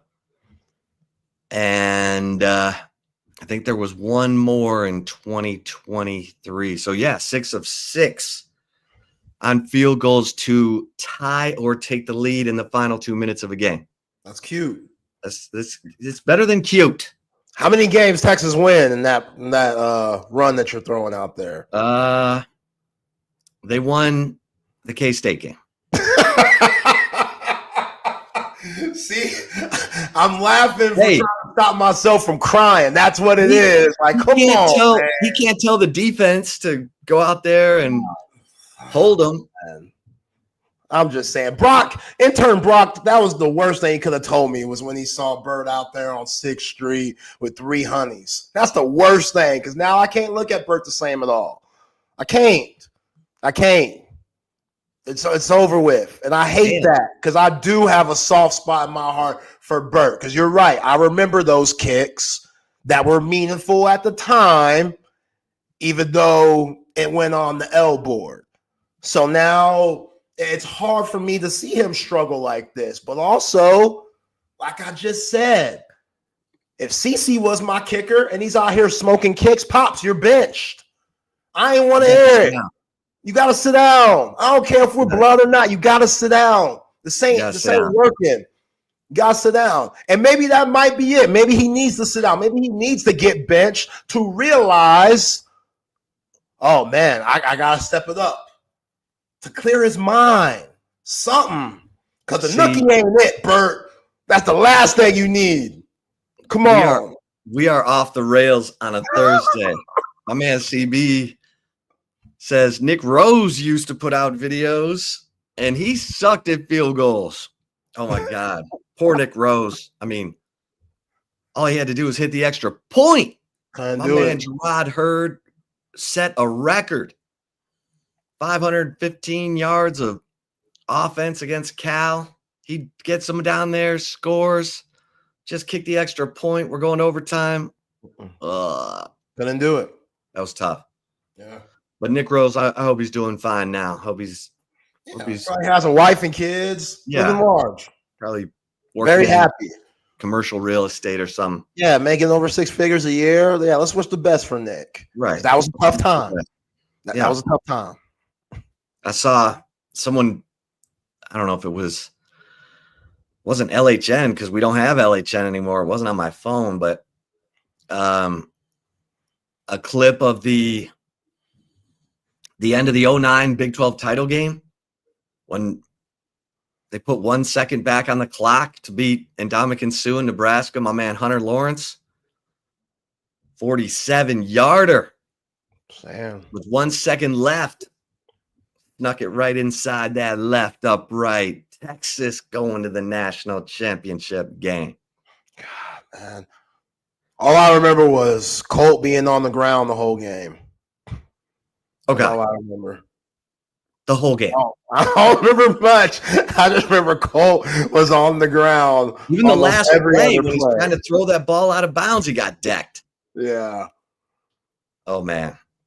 Okay, so we'll get into this with Lance Taylor, who will join us at 1:30. We'll talk to Chris Hummer, who's National College Football and portal guru for 24/7 Sports. Right at the top of the 2:00 hour, but Zay CB or Sports Line. I guess they're just Sports Line now. Sports Line projects Texas to play Penn State for the national championship. They think Notre Dame will knock out Georgia. So Notre Dame's defense, we talked about this a little bit yesterday. Their interior defensive line leads the nation in sacks by interior defensive linemen. They've been really good all year, Notre Dame's defense, with maybe the exception of the Northern Illinois game, for God's sake. But Notre Dame, watch out for the Fighting Irish sneaking around the chicken coop, Zay. Yeah, I mean, that Northern They got a mobile Illinois quarterback. They got a good running game. Yeah. Georgia can stop everyone's running game that doesn't have a mobile quarterback. Hint. See, yeah, I see what you're doing there. But, Marcus Freeman, like the guy, I saw him recently, and he has that weird fake hairstyle, like where it looks like it's the spray paint on his hair for the edge up. It's a weird look. And, I don't want to take that away from his football IQ and philosophy, but God, there's just something about Notre Dame, including that helps me not trust them, if that makes sense. You don't like his haircut? No, it's awful. It's awful. Like he's trying too hard. It looks like it's just as fake as I don't know what. So, okay. I mean, Penn State, do we really trust James Franklin? Like, I don't know why that would ever be a thing. Like, I get it. It's going to be cold up there for your Mustangs, but I still feel good. James Franklin, come on now. He ain't about this life. He's never been about this life with his Michael Key looking ass. So, yeah, Penn State's a stretch. I do get Notre Dame beating Georgia, especially if backup Gunnar Stockton is going to be the quarterback for the foreseeable future. I don't know what the situation with Carson Beck is. I know you talked about the personal letter note that his family put out earlier this week. So that wouldn't surprise me one bit, especially since Gunnar Stockton has film on him now. He's a guy that likes to run. Make him throw and see if those receivers who have been very up and down all year can make plays. They still got them. They made the timely plays against Texas. Trevor Etienne made the timely plays. But like you just said, that interior for the Fighting Irish, they're with it. They're pretty damn good. So I wouldn't be surprised one bit. It's just the Penn State going that far, I don't know about that. Their running back, Notre Dame's running back, Jeremiah Love, he's averaging 7.1 yards per carry. That's nasty. That's nasty. 12 games. He averaged that over 12 games. I'm just saying. Look at Lance. Look at me. I'm wearing my Lance's Lock t-shirt today for our man. There we go. We'll get Lance there he is. Lance's Lock.com. And there he is. The Lance Taylor on your Twitters. Lance's Lock.com is the website. Of course, Lance, one of the stars of NextRoundLive.com out of Birmingham, Alabama. So, Lance, we were just talking about Notre Dame. Does Notre Dame have the formula for success to A, beat Indiana, but B, give Georgia problems because they got a mobile quarterback? Georgia's struggled to stop the run against mobile quarterbacks. Jeremiah Love's averaging 7.1 yards per carry. Notre Dame's interior defensive line, very disruptive. What do you think, LT? Oh, and by the way. Yeah. Hey, I love it. Come on, man. By the way, a couple of things. I don't know how long I got because I told you I was going to be on the road. We're running behind. Rams kick tonight, 7:15. I got to get positioned somewhere. We're heading down to Floribama to do our shows for the Army-Navy game tomorrow and Saturday.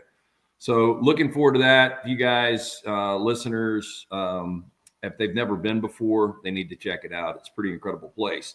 So also, Spectrum is digging around my yard, and he told me your internet's going to go out. So I don't know. Whoa! Yeah. With that said, so Notre Dame, I think secondary is great. Obviously, the ability to run with Love and Riley Leonard. I don't really trust Riley Leonard if he had to mount a comeback through the air. And I don't know. I love Marcus Freeman. Like, he looks the part. He's obviously doing a really good job recruiting. I don't know how good of an in-big game coach he is. And we're about to see that. And there's a lot of guys that you don't necessarily trust in that situation. Look, Dan Lanning finally won a championship against Penn State, but it was against James Franklin, a guy that is now 1-14 against top 5 teams. So, Sarkisian just won back-to-back, or had back-to-back 10-win seasons. But really the biggest game he's won, I guess, was Big 12 championship last year. Ryan Day obviously is criticized. I talked to somebody today, and they believe if he doesn't win a national championship, he's fired, which is pretty amazing. So I don't know. Of these coaches, Kirby Smart's definitely one you can trust. With all that said, I think Indiana can play with Notre Dame, especially now with a healthy Curtis Rourke. I think Notre Dame's defense with Al Golden is good enough to win a championship, but I don't know, man. This is so wide open, so confusing. I would say that Ohio State would be that team that I would put my money on, but again, Ryan Day's never won one, so I don't know. Yeah. Sportsline, I think, had Notre Dame knocking off Georgia and then Penn State knocking off Notre Dame. And so it was Texas and Penn State in the national championship. Zero shot. Zero. I mean, look, James Franklin, maybe Penn State, they love him. The guy's a great bullshitter, a good recruiter. He cannot win a big game. So he's not going to win multiple big games in this thing. Man. Yeah, I feel the same way, Lance. Your thoughts on the SEC championship game? Obviously, it seems like Kirby Smart has Steve Sarkisian's number. I mean, 2 missed field goals, 2 Quinn Ewers interceptions, only 31 yards on the ground, 15 tackles for loss, et cetera, et cetera, et cetera. Georgia didn't play that good of a game, but they still got it done. Your thoughts? Yeah, I mean, Texas, the 11 penalties, the 3 turnovers, they didn't play great, especially on the offensive side. And that's, the kind of fear for me moving forward on Texas is I like Ewers. He can be inconsistent. If Texas is running the football efficiently, then everything works. But, Georgia and Glenn Schumann and Kirby Smart sold out. We're going to make Ewers beat us through the air. And, Texas goes 31 rushing yards, and that's just not a formula for them to have success. I do kind of agree. It seems like Kirby's got his number right now. When Gunnar Stockton, like at the end of the half, and Chip, I know you were at the game. I don't know what your perspective was, but I immediately told people I was watching with, I was like, man, I think Carson Beck is hurt before they even went to Carson Beck laying on the ground, just because I saw the hit. Yeah. And, you're so vulnerable in that situation. And, without Carson Beck, what is this team moving forward? I thought the same thing at half. I was like, Gunnar Stockton, a guy that's appeared in 6 games, never really quality reps in meaningful games. What's going to happen here? I didn't think Georgia would be able to do anything. And really what I guess got the momentum really pushed through was Kirby Smart doing the fake punt again. Didn't work out back in 2018, but it worked out, and it was a great play call. And, I think that was kind of the difference in the game. I was really surprised at Gunnar Stockton. I thought it was a gritty performance But when he came in, I didn't think they had any shot. Yeah, and they capitalized while Texas was trying to adjust, using his legs, and he throws that dart to Lawson Lucky there on the sideline, that little toe tap catch. It was impressive. But when you look at this, Lance, do you have you kind of lean Ohio State? What do you think? What about Tennessee? I mean, Tennessee's defense, they can stop Ohio State's running game, can't they? Yeah, well, I mean, a lot of people have stopped Ohio State's running game. When you really look at Travion Henderson and Quinshon Judkins, they haven't been great this year. I think Ohio State, the way they will win this thing is on defense, 100%. Like, I do think they've got the best defense overall, along with Texas, in the field right now. So I think it would be more about defense winning this. Look, Ohio State is all in. Will the pressure get to them? Will Will Howard make a couple of mistakes? It'll be the difference, because I don't know if you entirely trust Howard at this point. Tennessee's got the defense to do it too. I just don't think Nico. I just haven't seen enough big moments. Dylan Sampson, if you can ever stop him, the SEC Offensive Player of the Year, and I don't know, he's been really good. I talked about this earlier though. There hasn't been the skill players in this conference that we've seen in the past. I mean, when you look at Georgia, even Texas, Alabama this year, LSU typically, first round wide receivers, Kyron Lacey, good, Aaron Anderson, good, not elite. There just hadn't been a lot of skill, and that's one of the reasons I bring up Dylan Sampson, because he was your Offensive Player of the Year. If you can find a way to slow him down, Tennessee just doesn't have much offense. I think Ohio State wins that game, and I think Ohio State makes noise. I mean, that's the team. Oregon got the shittiest draw possible. Like, you are the only undefeated team in college football. You win your conference, and then the seeding is so jacked up. Now you have to play either Tennessee or, more than likely, a rematch of Ohio State, which that is the one team they don't want to see. Yeah. Lance, how are people down there in Bama country feeling about Alabama not making it? Clearly, it was between them and SMU. Even though SMU lost against Clemson in the ACC championship game, the committee thought they deserved to be in. How do you feel about that? Well, hey, look, congratulations, by the way, Chip. I think they probably made the right decision. With that said, I think Alabama's a better team. I think Alabama's ceiling, obviously, greater than SMU's. I think if Alabama would have gotten in, if Milroe plays to the level we've seen him at times, I think Alabama could beat anybody, could win the whole thing if he plays like he did in other games. Tennessee, Oklahoma, they would be one and done. So I think the inconsistencies, obviously what they did in Norman or what they didn't do in Norman, cost them. Alabama fans, believe it or not, we had this conversation on the air today. I think they had time to process it. I think they were excited because of what happened with Miami against Syracuse.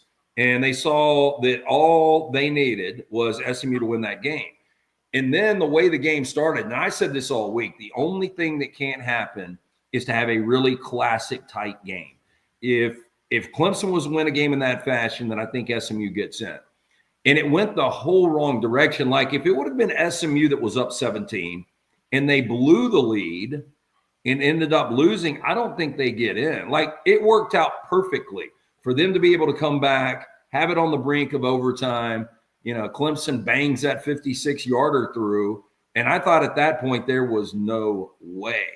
But I wanted to ask you guys this, and I got called out, but a lot of people, like, we had Josh Pate on immediately on Monday, and I pointed out when I saw the bracket release, we all saw Brett McMurphy's tweet, and it ruined everything. But all the people that were at this bar that I was watching with, I didn't even say anything to them. I just played along with it. Just out of maybe 1 in a million that his sourcing wasn't good, and it was just bad information. But when it came out that Clemson was 12, I was like, oh, damn. Like, how are they going to put Clemson behind the team they just beat in SMU? And I had said all night, talking to different Alabama fans, I really believe the committee is going to pair SMU and Texas. And I had heard, and you guys would know this a lot more, and Chip, you've been on the beat forever, that Texas didn't want to play SMU. Now, I don't know if that was a possibility, because somebody else told me that SMU had to be seated in front of Clemson based on where the polls were. But a lot of people I talked to didn't realize that. I know there's a lot of confusion on this because it's the first time we've done it, but Did you think there was a possibility Texas and SMU would match up? If not, we're behind the scenes where they work and, hey, we don't want this matchup. I mean, was there any of that? I did not hear that. I think the committee was really true to their rankings.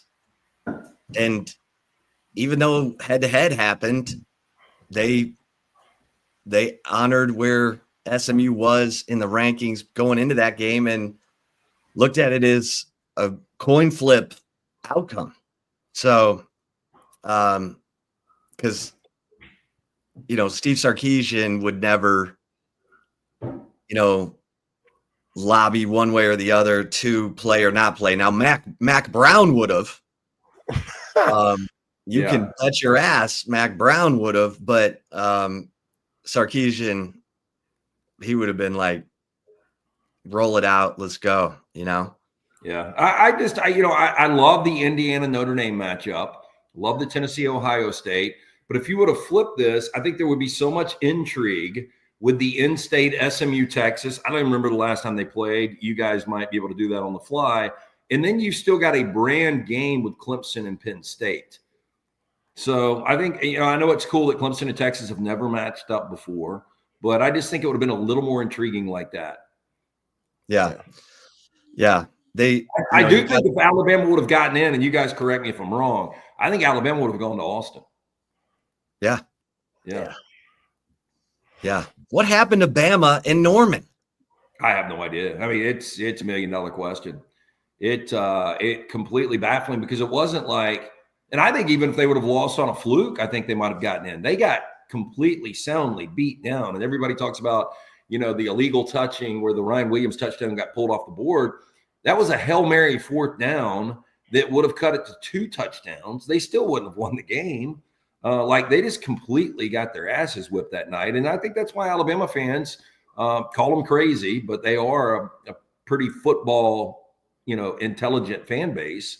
And I think once they saw that, and once, you start hearing people make the argument for some of the other schools, they all had flaws. Ole Miss, South Carolina, Miami, Alabama, SMU, they all did. And I don't think anybody that was left out can really bitch and complain because everybody had their opportunities. Yeah. Lance, speaking of Mac Brown, the man that is taking over for his job, you would have told me in a million years that it would be Bill Belichick. I would have told you you're loco, but here we are. Bill Belichick, Chapel Hill, University of North Carolina, try to make it make sense for the people, Chip and I. I'm sure you guys have heard it before. There's a lot of jokes. They've gone younger from Mac Brown to Bill Belichick. Belichick, wanting to make sure that his girlfriend finishes up her credits that she needs undergrad. There's a lot of good stuff out there. I can't make sense of it, Zay. When we created this or were part of this NIL world that came into the fold 3 years ago, I didn't know what direction this would go. I can promise you, I did not think we would ever see a Bill Belichick-like figure with a general manager in Michael Lombardi and $20 million to go out, carve up, and figure out how to spend this kind of stuff. It's insane. I was completely wrong on Deion. I've owned that. Deion proved me wrong. He did an incredible job with that staff and putting that roster together this year and being very, very competitive and more than likely Heisman Trophy winner in Travis Hunter. I just don't know if this is going to work with Belichick. I still think Deion is one of these guys that is so charismatic. I think the players love playing for him. I think the Patriot way back in the day, I think these guys eventually learned to really respect him and appreciated playing for him. But in the moment, a lot of these guys were miserable. And I just don't know if that works with 18, 19, 20-year-olds. We'll see. There's a lot of people out there that are a lot smarter than me that believe that, he's going to have a lot of success here. I've always thought North Carolina was kind of a hidden gem job. Now I think it shows you the money they have if they ever were really focused and wanted to commit to football, and it looks like they are now.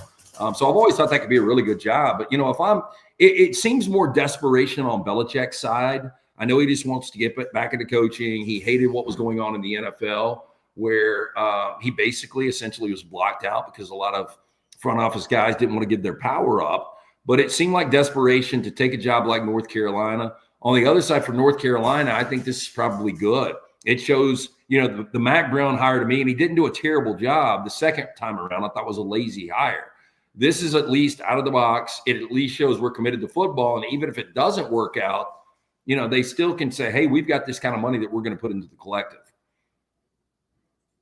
Yeah, I think it's just a mess.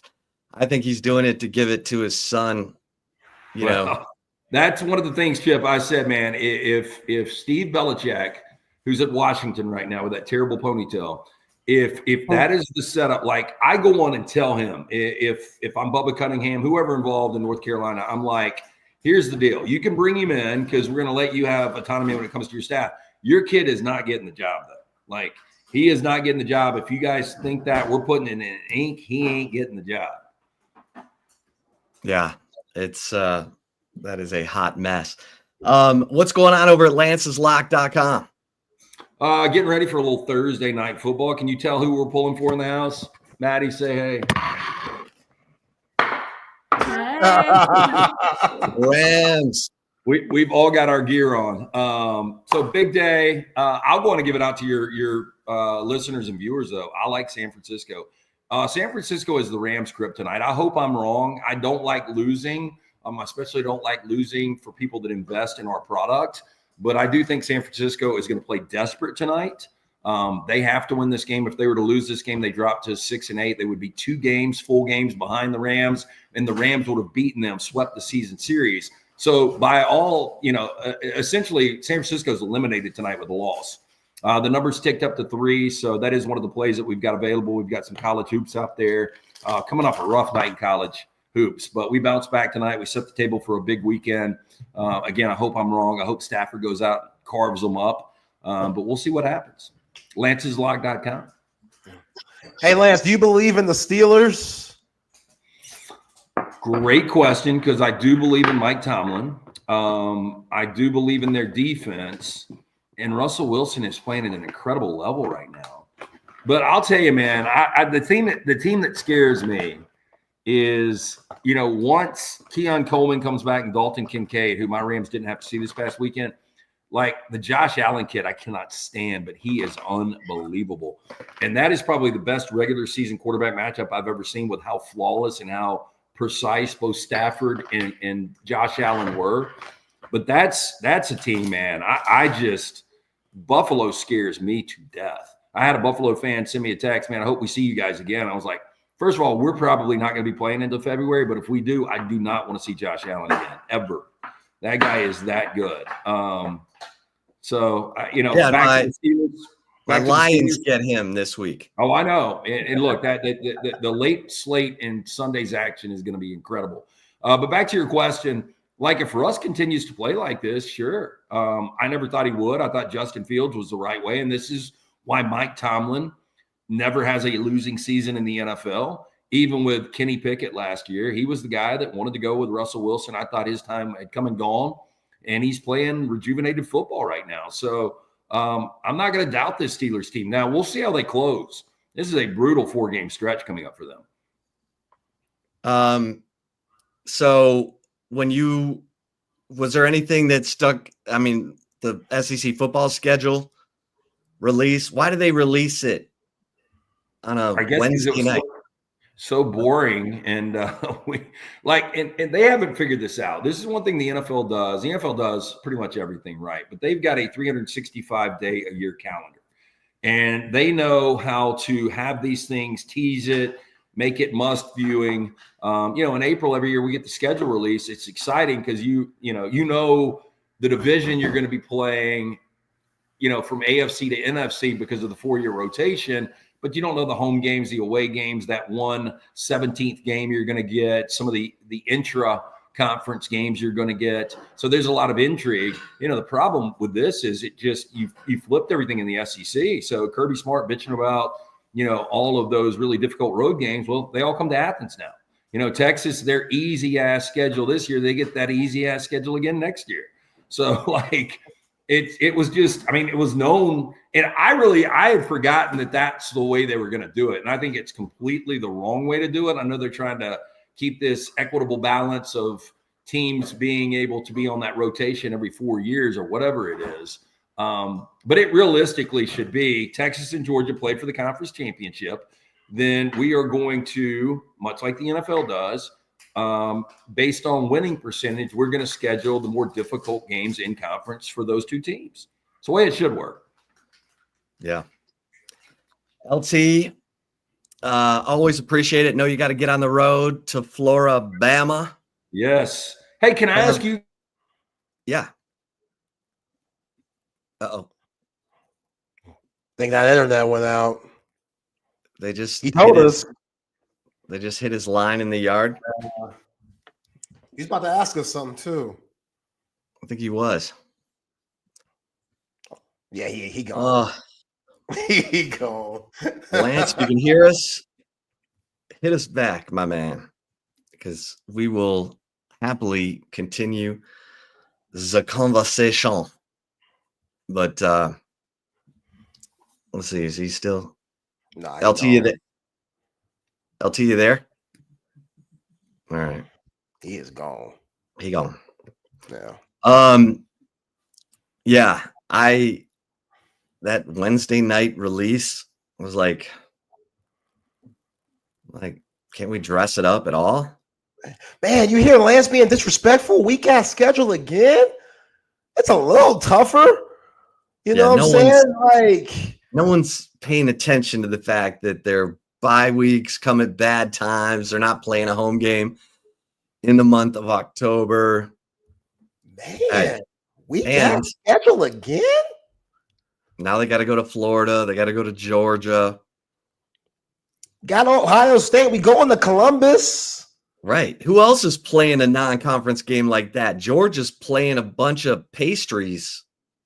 I mean, look at Georgia's schedule. Look at these non-conference schedules. Okay.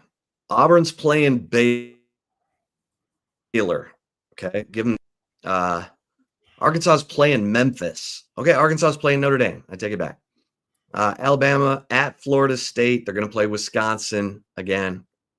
Okay, that's like some effort. Kentucky's playing Toledo, Eastern Michigan, and Louisville. In addition to Tennessee Tech. LSU at Clemson. Okay, all right.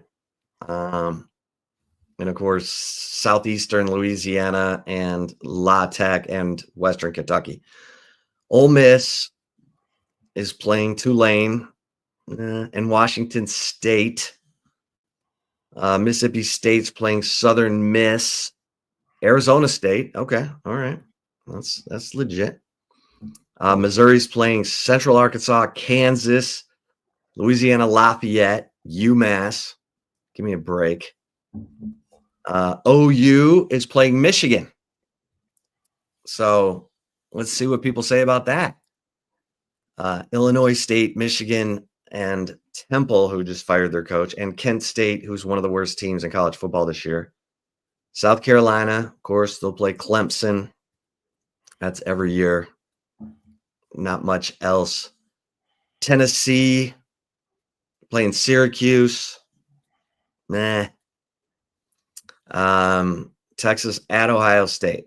A&M's playing at Notre Dame, so we'll give them credit for that. Vanderbilt, Charleston Southern, at Virginia Tech, Georgia State, Utah State. So Charleston Southern. Like Charleston, South Carolina. I didn't even know that was a school. I've been to Charleston plenty of times. I thought they just had Citadel and College of Charleston. Right. Wow. Come on, man. Come on. Wow. All right. Let's get a couple mentions in here on and off the rails Thursday. You know what I'm saying? Like when you're ready for that big screen of your dreams. How about the gift of a big screen and some surround sound, maybe new lighting, electronic shades, surveillance?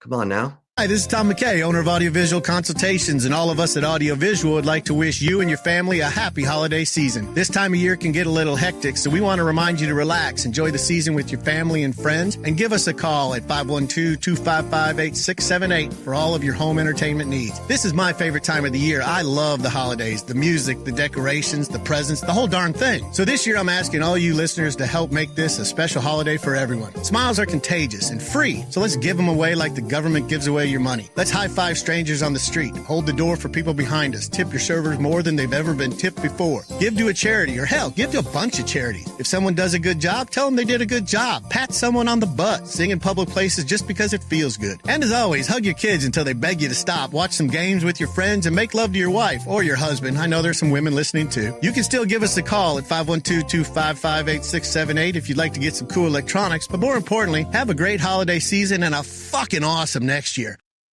Yeah, that.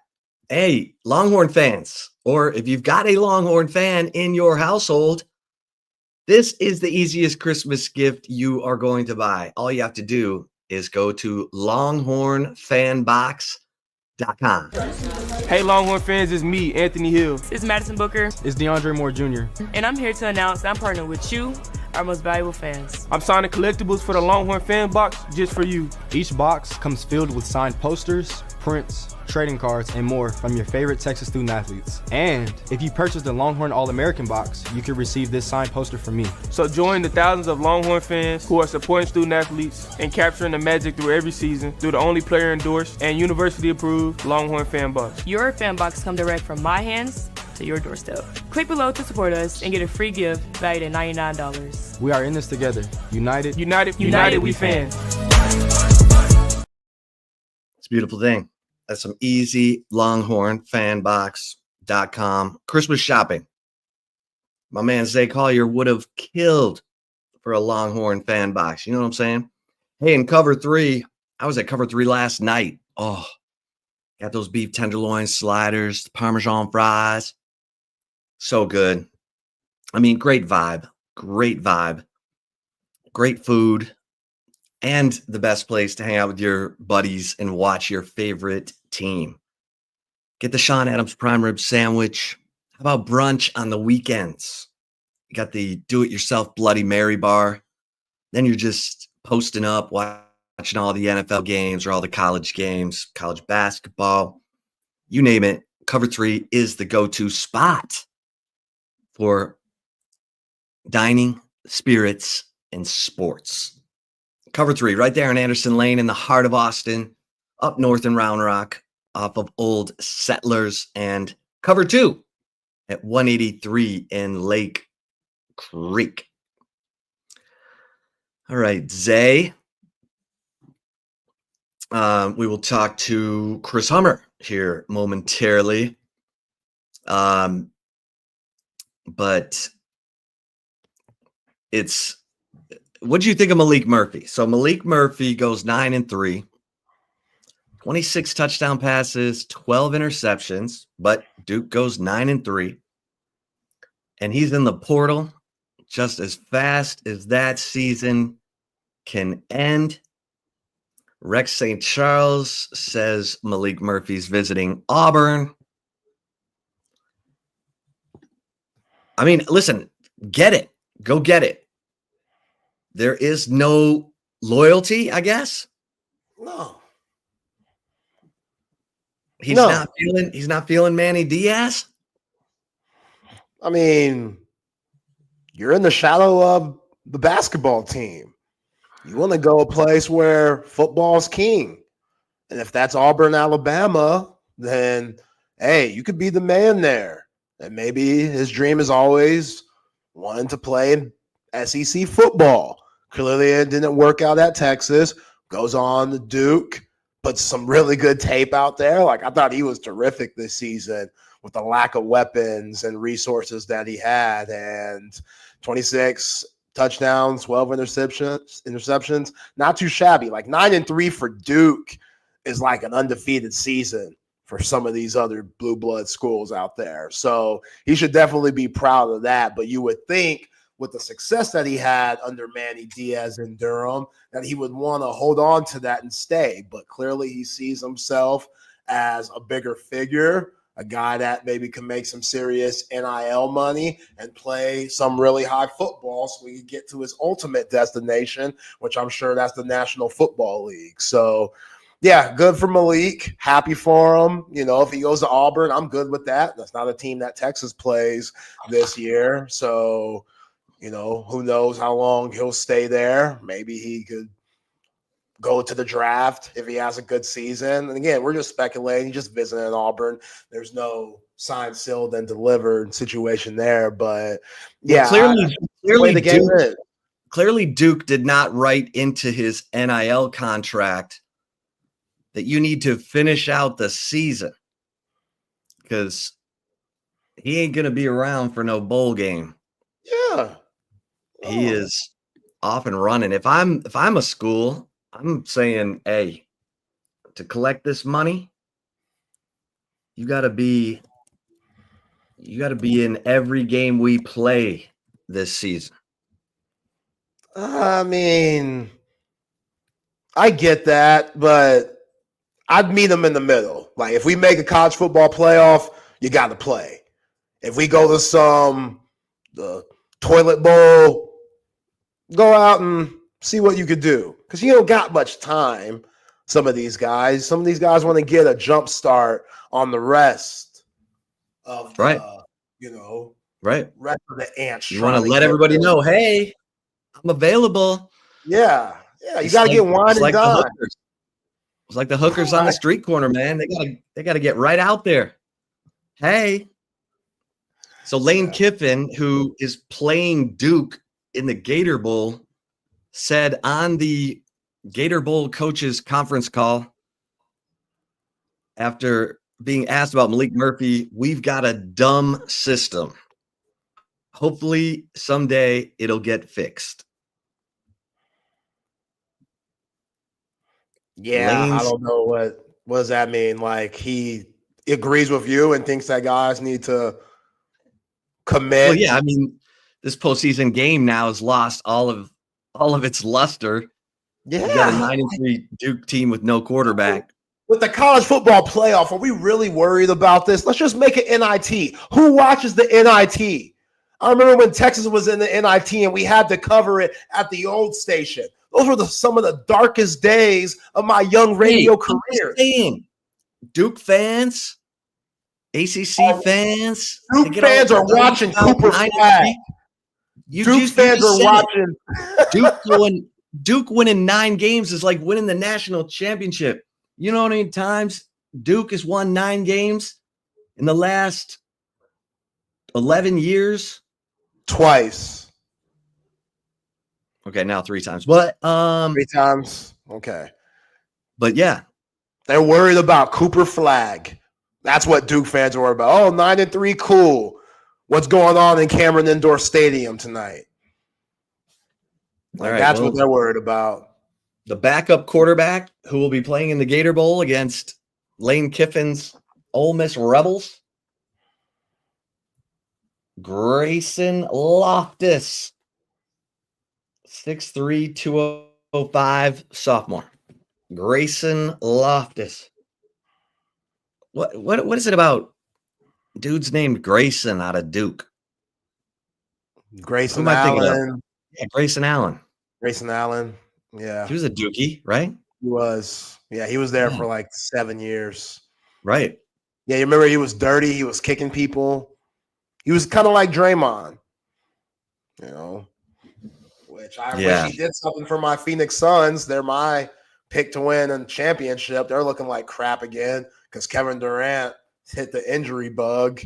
Father Time seems to be catching up with KD, which is sad to see, but he's always had a lot of injuries throughout his 18-year career, and it's not surprising here in year 18 he's going through that too. But yeah, man, we ain't trying to watch no Gator Bowl. Like, Lane Kiffin, hey, he'd rather be out recruiting anyway. He don't want to play in this game. Come on. I mean, we could, some of us are junkies for the bowl games. You know what I'm saying? y'all need counseling. You junkies for the bowl games.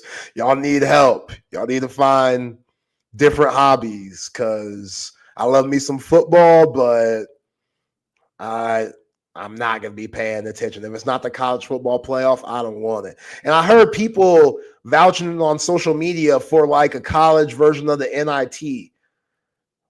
That's whack too. That sounds awful. I don't want to watch that.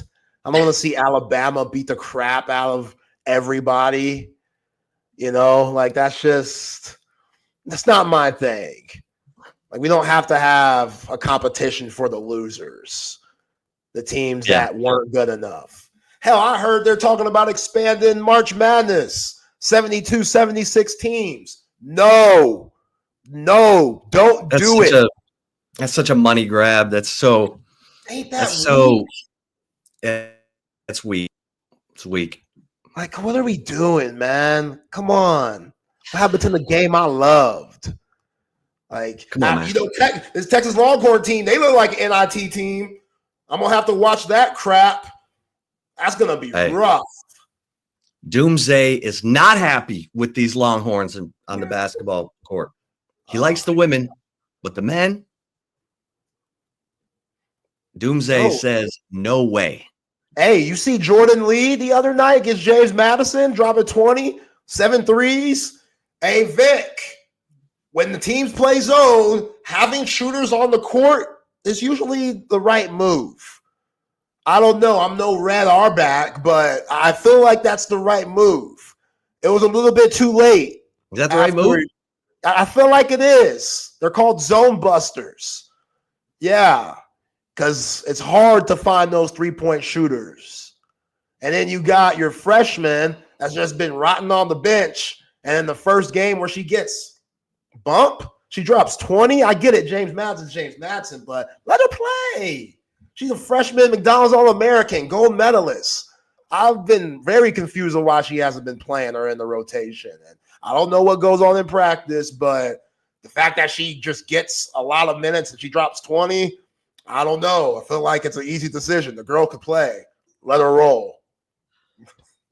Well, and he's trying to get Layla Ophelia going, and it's not happening. It's not happening. Oh, man. It is not happening in that. She had 2 huge air balls in that Notre Dame game in the overtime. It was tough. Keep shooting, but that was a tough moment. That's they got to get her going because that was a big addition. All right, let's get Hummer. Hummer's going 100 miles an hour. Portal guru, national college football guru for 24/7 Sports, the one and only Chris Hummer, looking dapper, looking sharp. He's got a nice haircut for the holiday. Yeah, man. What's up, y'all? Hummer, how you doing, man? I mean, just vibing. You're slaving over a hot laptop. Any recent portal moves that jump out at you? That's a great question. I haven't really had my head above water much. In terms of like moves that are interesting, I mean, this time of year I track quarterbacks mostly. So I think the Malik Murphy situation at Duke was very fascinating with them taking Darian Mensah the way they did. I'll be very curious what happens with Oklahoma's quarterback situation. Moving on from Jackson Arnold, and I mean, Texas is bringing in a punter for a visit, so that's big news. Well, they better do something, right? I will say this. I think with Texas, Texas operates differently in the portal than a lot of schools because Texas can operate differently than a lot of schools. And if Texas wants somebody in the portal, I think they have the ability to push them into the portal. And I don't know if this crop of players outside of 1 or 2 is exactly what Texas is looking for. Yeah. Okay, real quick on the Darian Mensah thing. So Manny Diaz was sneaking around, snuggling up to Darian Mensah, and was sort of cheating on Malik Murphy. Was that accurate? I don't know if I'd use that language, but yeah. Darian Mensah of Tulane. It seems that way, yes. Okay. All right. Good for Malik Murphy. I think it was more like Tulane or Duke went after Mensa, and then Murphy left as a result of that, as opposed to the other way around. Okay. All right. Good for Malik Murphy. Connor but I'm sorry, go ahead. Connor Wegman to U of H. That's an interesting development. Talk about that a little bit for us. Yeah, I think it's a really good fit for them. I think Houston's been on Connor Wegman like very quickly in the transfer portal. He is obviously from Houston. He gives Houston a needed boost at quarterback that it's severely lacked, and it's an opportunity for him to reset his career on a stage that's maybe not quite as bright as in College Station, where he just couldn't stay healthy, and I think that really impacted his production. So I think going to Houston makes a lot of sense. I know he's got a connection to Willie Fritz. I believe his dad actually played for Willie Fritz. So like there's a comfort factor there for him that I think makes the connection a pretty seamless one. His dad also was part of Cotton Holdings, which became the sponsor of the Texas A&M Lone Star Showdown. I wonder how Cotton Holdings is feeling about that right about now, but is that right? I had no idea. That's funny. That's a story for another day. Hummer, what'd you think of the SEC title game? The Longhorns this close to winning, but they come up short. Yeah, that was an interesting game. I think it shows some of the limitations that Texas has this year in a way, particularly offensively. And I'm not trying to turn this into an Arch versus Quinn discussion, because I think it also has a lot to do with the way the offensive line played. But like the defense obviously played lights out, but we've seen this year against the better teams that Texas's offense can stall out a little bit. I'm sure, I don't know what the discussion's been like around Austin on this. I've had my head so far off the portal, but I would imagine there's been some discussions about Steve Sarkisian's play calling as well in some certain situations. So, God, my hair looks awful. It's the first time I looked at this screen. Come on, man. Come on, love you know. Hummer. Come on. I think you're looking fresh. Yeah, you fly out here. Well, what's going on, man? What's going on? But whatever. It's been that kind of week, guys. But it's I think Texas could still easily win a national championship if things break right and Kelvin Banks comes back. But it's going to be an interesting path. I do think the first two rounds set up really well for Texas. Yeah, who do you like in that playoff? Like overall, or just like have you looked at it enough to kind of pick a championship game and winner? Let me look real quick. My inclination was I actually have Texas making it all the way through, like when I was thinking about it initially. I think the draw sets up really well for them. But we'll see how they match up with Oregon or Ohio State. I think it's a brutal slate for Oregon, by the way. Like, hey, congratulations on the 1 seed. Now you get Ohio State in the second round potentially, and then Texas and Georgia is your likely path. I think Georgia, Carson Beck's health is up in the air, but I still think Georgia is the best team on that side of the bracket by a considerable margin. That is a super favorable draw for Georgia. So I like it how it shakes. I like that idea of the bracket. I really only think there are like 5 teams that can win the national championship this year, Texas being one of them. And I think 4 of them are on the Texas side of the bracket, unfortunately for Texas. Well, Notre Dame, you've been high on Riley Leonard. Notre Dame's got a disruptive defense. They got Jeremiah Love averaging 7.1 a carry. You think Notre Dame could be a disruptor? I do think Notre Dame could potentially be a disruptor, but they've had a lot of injuries this year, particularly on the defensive line. We haven't had to see them play elite competition. And I do worry about Notre Dame's ability to score with other teams. I think Riley Leonard's really good, but I don't know if their weapons on the outside scare anybody. They have an excellent run game, obviously. A good offensive line, not a great one. And their defense, the secondary is the strength, but I think their front seven has been limited by injuries in a way compared to maybe earlier in the year. So it'll be interesting. Going back to Georgia a little bit, Hummer, because like you said, Carson Beck, we don't know what his future is during the college football playoff or how healthy he will be. So it seems like the ball's going to be in Gunnar Stockton's hands. And Gunnar Stockton, he gave that team life in the second half in the SEC championship against Texas. But now that other schools are going to be able to prepare for him, what's Georgia's ceiling there? Because they were inconsistent with Carson Beck, and this guy is going to be playing on Sundays now, even though Gunnar Stockton, highly decorated coming out of high school in the state of Georgia, it's still a little different. Can they win a championship with Gunnar Stockton at the helm? I mean, we've seen backup quarterbacks win national championships. You go all the way back to the first college football playoff, and Cardell Jones didn't come to play school. You know what I mean? He came to win national championships. So, yeah, it can happen. I think Georgia's talented enough to win a championship without Carson Beck, but it's difficult. Like for all the squirrely moments we've seen from Carson Beck this year, he still makes some really freaking outstanding plays. And I think you'd rather have that than Gunnar Stockton, who really hasn't had any significant playing experience in his career. But I think we saw Saturday, like Gunnar Stockton is a capable quarterback. He was the number one, like dual threat quarterback, I believe, in his class in 2021. Like he gives them a rushing element from the quarterback position they didn't have before with Beck.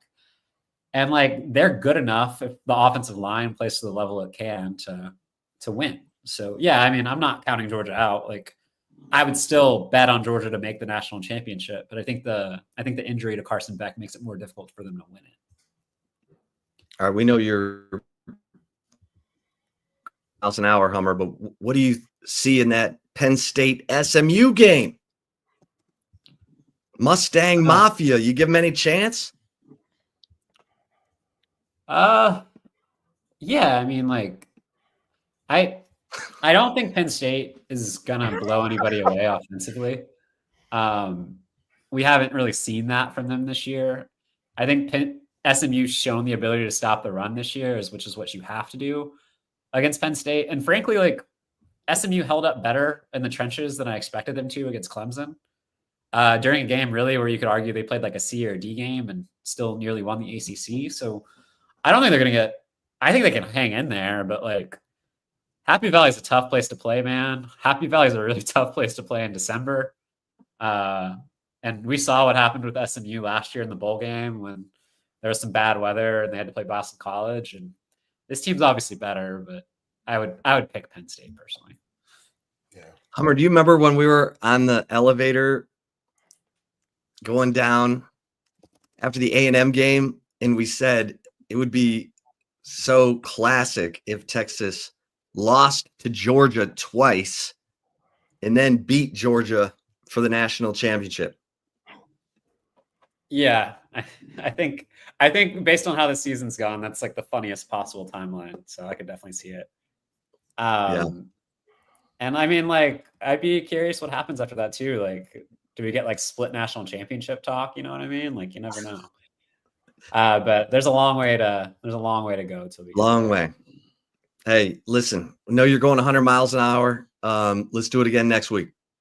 Yeah, absolutely. It'll be a little easier for me to hop on next week and talk football. You're the best. I'll see y'all in the press box next Saturday for some playoff football. Yeah, man. Yeah, man. To the world for my hair. No, the hair is fresh. Yeah, man. The hair is a lot of people wish they had that, Hummer. You know what I'm saying? right. A lot of guys hitting that Rogaine every morning. So hey, enjoy it. If they want to sponsor me, I'm here for it. It's getting thin up here. You're All right, money. later, y'all. You don't even know it. Hummer, good to see you, baby. All right.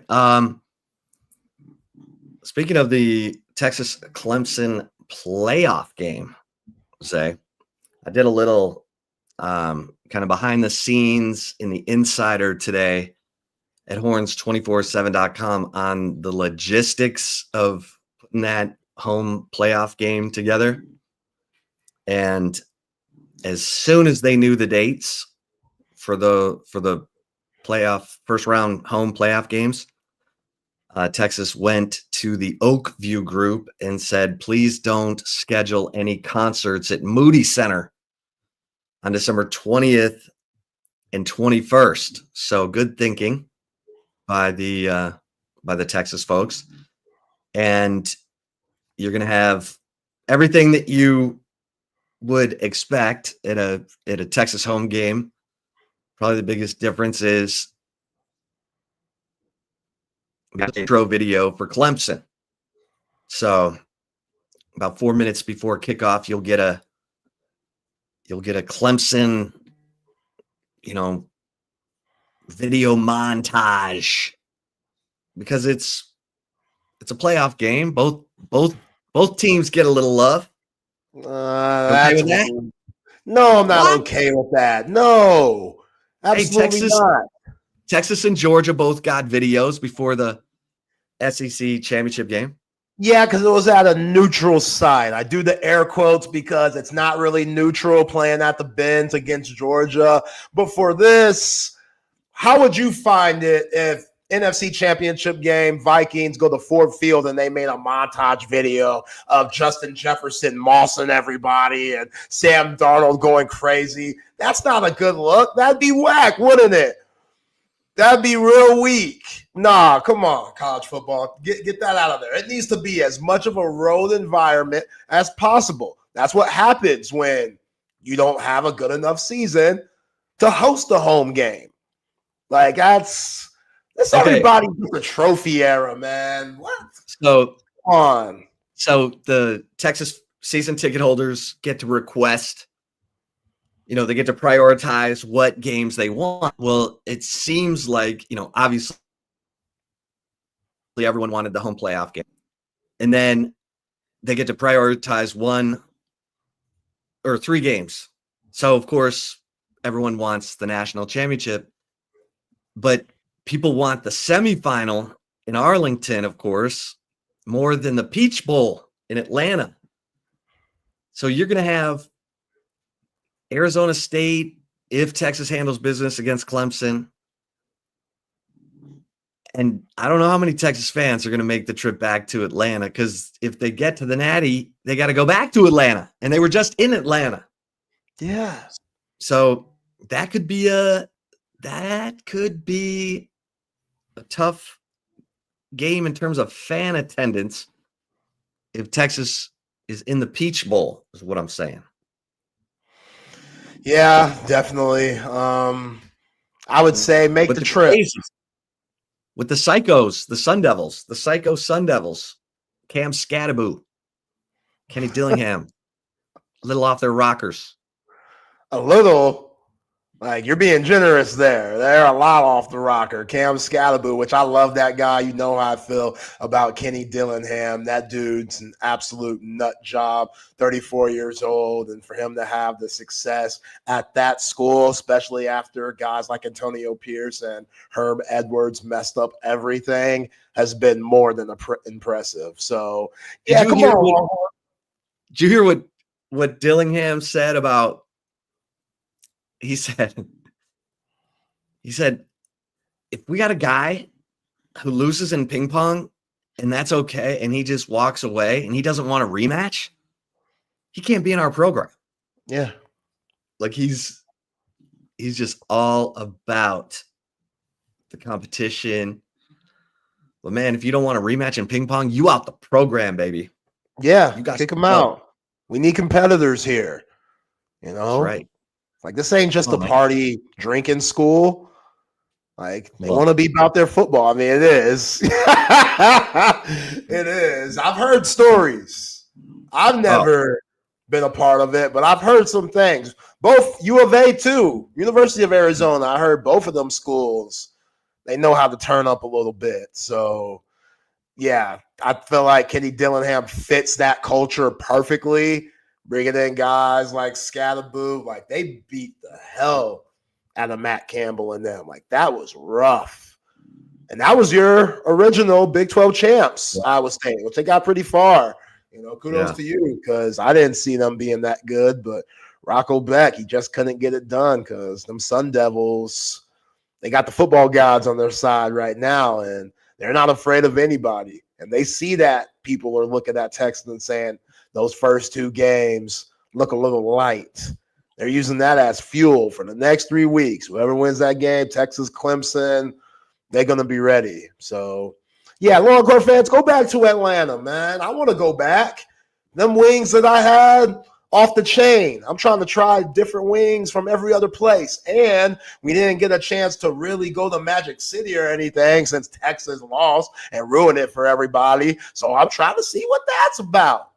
You know, I'm trying to get into the same. This is why Eric Henry is a little under the weather. It's Thursday. Eric Henry's still affected by the bright lights of the Peach City, ATL.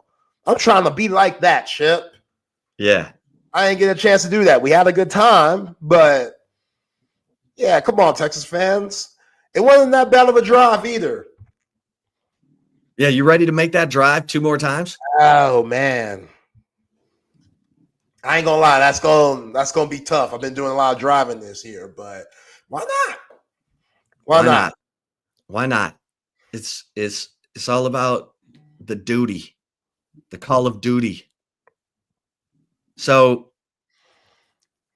Matt Campbell got a contract extension. Weird. He gets to these Big 12 title games and he gets smoked.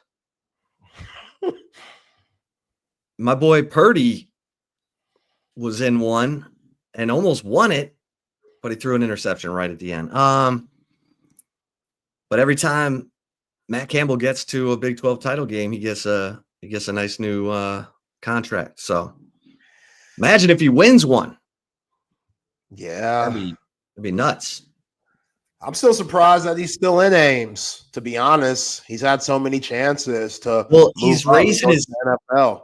He's raising his kids there. So his philosophy is he didn't want to move his kids all around all the time. He wanted them to be able to grow up in their schools, have their friends, and then when they go off to college, if he wants to do something different, great, but I give him credit.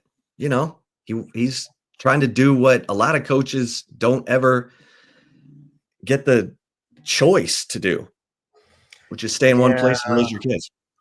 Yeah, CC did that, and I applaud CC for doing that. He had a chance to go to Waco and get an assistant job at Baylor, and he said, no, I want to stay in the ATX, be the head coach at a high school, and raise my kids in Austin, Texas. So I get that because it's the ATX, like taking me to Waco, trying to raise me in Waco. I would have been a lost cause. Like life would have been rough for me. He saw that it's Waco.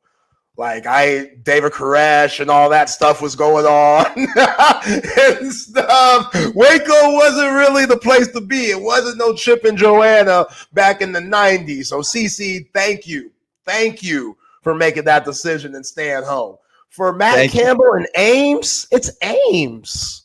Hey, that's the heart of the Midwest. Oh, hell no. It's farm country. You grow up appreciating. You got to be in the cold. You got to shovel snow. You appreciate a day of sunlight. Trust me. I grew up in that shit. I had to deliver newspapers on a sled. I appreciate every sunny day. And you haven't been back since. Damn right. See, you're making my point. I got it. But hey, growing up, everyone says, oh, the people in the Midwest are so nice. I'm like, you know why? Because they get beaten down by the weather for 4 or 5 months out of the year. They're praying every morning when they wake up that it's not 6 inches of snow that they got to shovel just to get their car out of the driveway. No.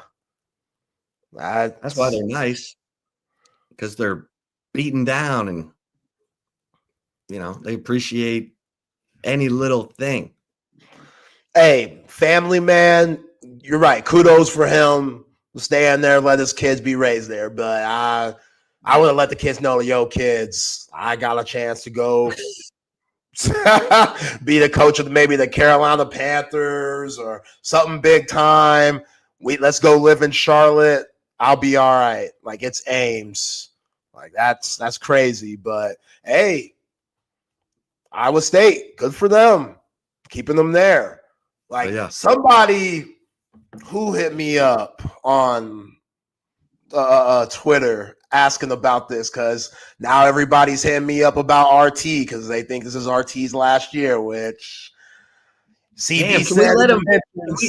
Can we let him get to the conference season? I'm just saying, CB's like, yo, RT ain't he Famze? I just told you, I'll bench my mama if she can't get it done. Like, yeah, he's fam. I love RT. Wish him the best, but it's the University of Texas, bruh. You got to get it done here.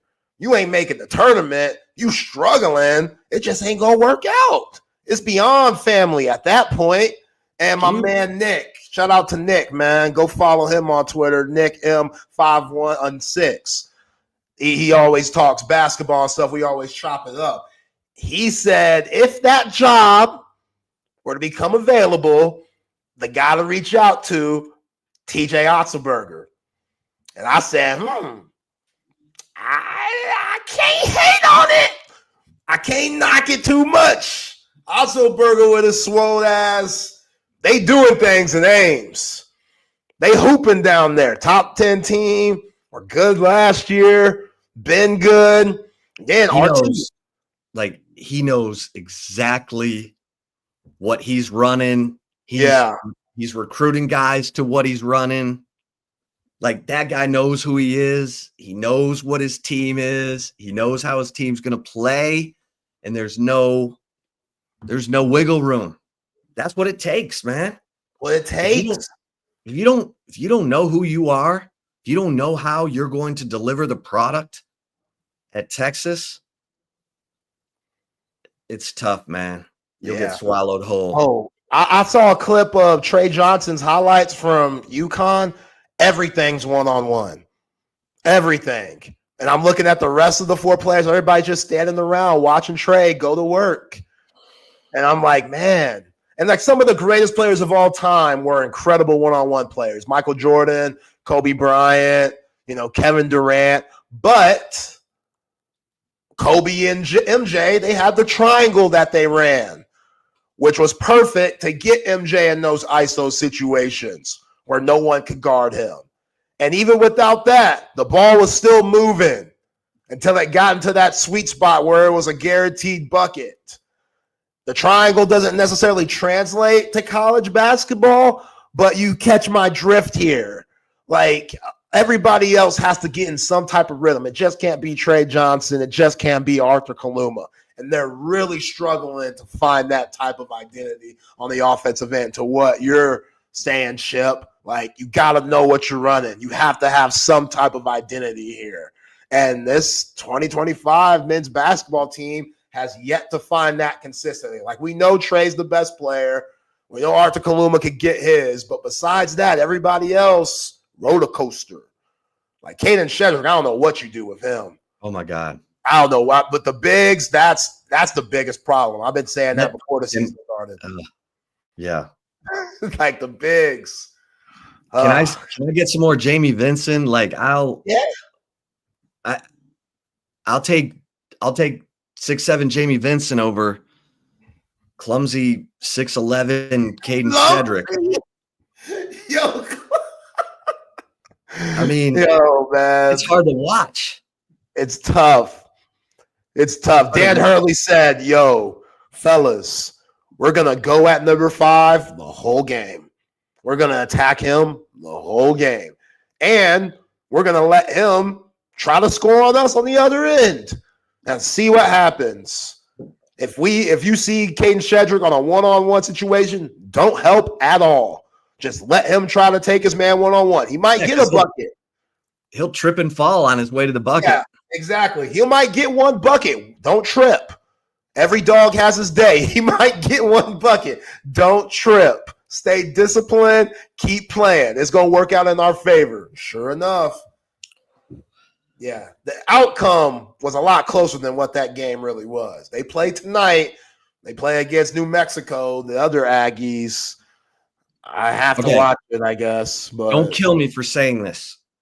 What would Chris Beard do with this group? I mean, I think he'd still struggle a little bit, but you just have better motion and offense because he actually believes in motion offense. Like Chris Beard gets upset when guys aren't moving. Like that's like these defensive first coaches, I don't necessarily like. It's cool, you got to stop people, but that's all effort, right? And will and want coaches, to. Defense and offense. Yeah, like I'm not saying it's easy to coach defense, but it's a lot easier to coach defense than it is to coach offense. So when I hear these defensive-minded coaches, I'm like, man, all you got to do is give effort and yell at guys. Yeah. Like, and Rick, he had to get straightened up when he got TJ Ford. Like, he had to look in the mirror and be like, oh, man, a lot of the things that I've been doing my whole coaching career up to this point, I got to change that. Because if I want to have players like this that could take over a game offensively instead of keeping them in shackles, then I got to change the way I coach. I got to change my philosophy a little bit. It took Rick a long time. And now Rick, number one team in the nation up in Knoxville, which pisses me off a little bit, but good Thank for you, him. Steve Patterson. All right. Let's get to the commentary. Before we get to the chip shot, though, passes.com. Passes.com/Texas One Fund. This Christmas season, like, bookmark that. Seriously. Passes.com/Texas One Fund. You got 40 UT student athletes. They're all right there. You don't have to go looking for all of them. You just go to passes.com/Texas One Fund. They're selling signed memorabilia. They're doing Q&As. They're doing, you're getting opportunities to do things like VIP tailgate access. Yes, Texas One Fund, you're helping Texas NIL, getting something in return, even better. And it's Christmas, so go take advantage of it. Get over to passes.com/Texas One Fund. Check out the gear that Rory Harmon's selling. Check out what Anthony Hill's got going on, Ryan Wingo. And, give these opportunities away for Christmas to your Longhorn fans. They're going to love it. And you know what else they're going to love? They're going to love Salt Traders Coastal Cooking, because it is the best seafood in Austin. And it is, if you love raw oysters, this is your place. They got the best selection of raw oysters anywhere in Austin. And they got crazy raw oyster specials during happy hour. You're also going to get $5 off the shareables menu, which has the mussels, the crab cake, the New Orleans barbecue shrimp, the chowder fries, the grilled oysters. Can you taste it already? Like, if you have to drive north on Mopac, get off at Rollingwood during rush hour and treat yourself to happy hour. It's right there. You get off Mopac, Rollingwood, boom. You're driving into the parking lot of Salt Traders Coastal Cooking. Do it today. Treat yourself this holiday season. That's the seafood restaurant of Jack Gilmore, restaurant legend in Austin, who also gives you Jack Allen's Kitchen. All right, Zay. Texas is on the move. They got Utah punter Jack Bouwmeester. How about that name? Jack Bouwmeester. They're sniffing around. One of the top punters in the nation, was all conference. Texas has learned the hard way. They won, and I still think Michael Kern can be good. I love that he's 6'3". He's got those long levers. He gets that big leg swing on it. But, it's tough the first year as a punter. Because if you're not just relaxed and doing your thing, we saw Michael Dixon, he averaged right at 40 yards per punt his freshman year, and then averaged 47 plus his next 2 years. So, it kind of sucks that you're looking to go, bring in a stud punter for Michael Kern, but hey, there's the transfer portal. You'll get a chance somewhere else. because Texas is trying to win natties. Their window is now. Unfortunately, you can't get a guy in here and get him enrolled. if they got to the national championship game, that's January 20th. Like, some of these transfers are going to be enrolled by then, but you can't play them yet. So, it'll be interesting though. I bet that changes. You think so? Why not? You know what I mean? Like, if they're enrolled in school, that makes them eligible. Yeah. And this national championship game keeps getting pushed back because of these, because we're in a 12-team playoff, January 20th. I guarantee you people are going to start trying to get some of these transfers eligible for that game. And then you've got Purdue tight end.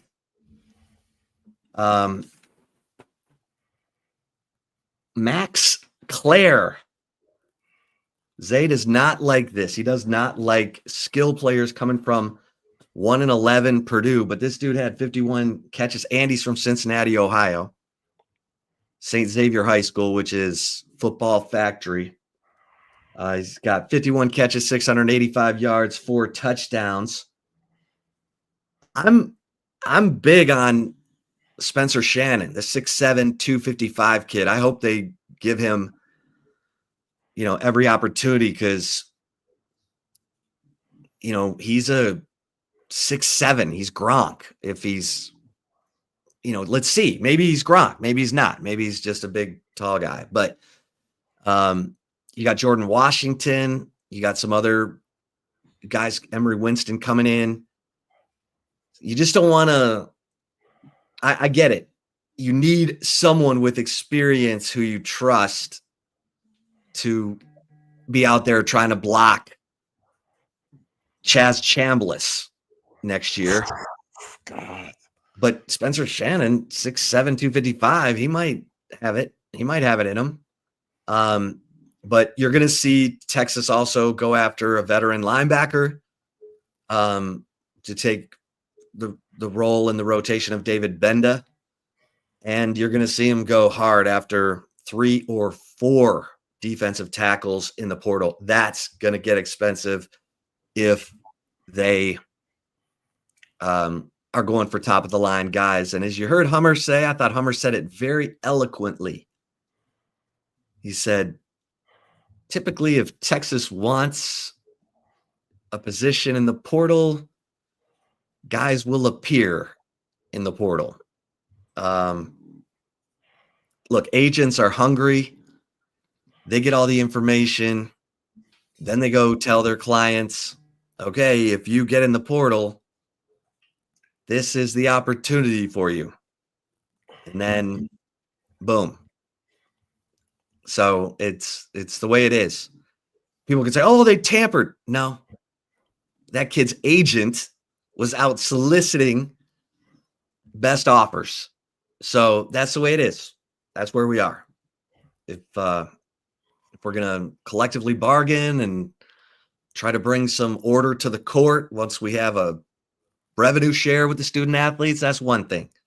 But as of right now, that's the way it goes. So this is just the beginning, Zay, a punter, a tight end. Soon it will be a linebacker and then a bunch of defensive tackles. And let's see if Texas can put some answers to these question marks for the roster next year. And I know here we are just trying to get to the first round playoff game for the 2024 season. And you're already having to deal with what's my roster going to look like next year? Because A, signing day was December 4th. B, the portal opened on December 9th. And it's only open for 2 weeks, basically, compared to 45 days.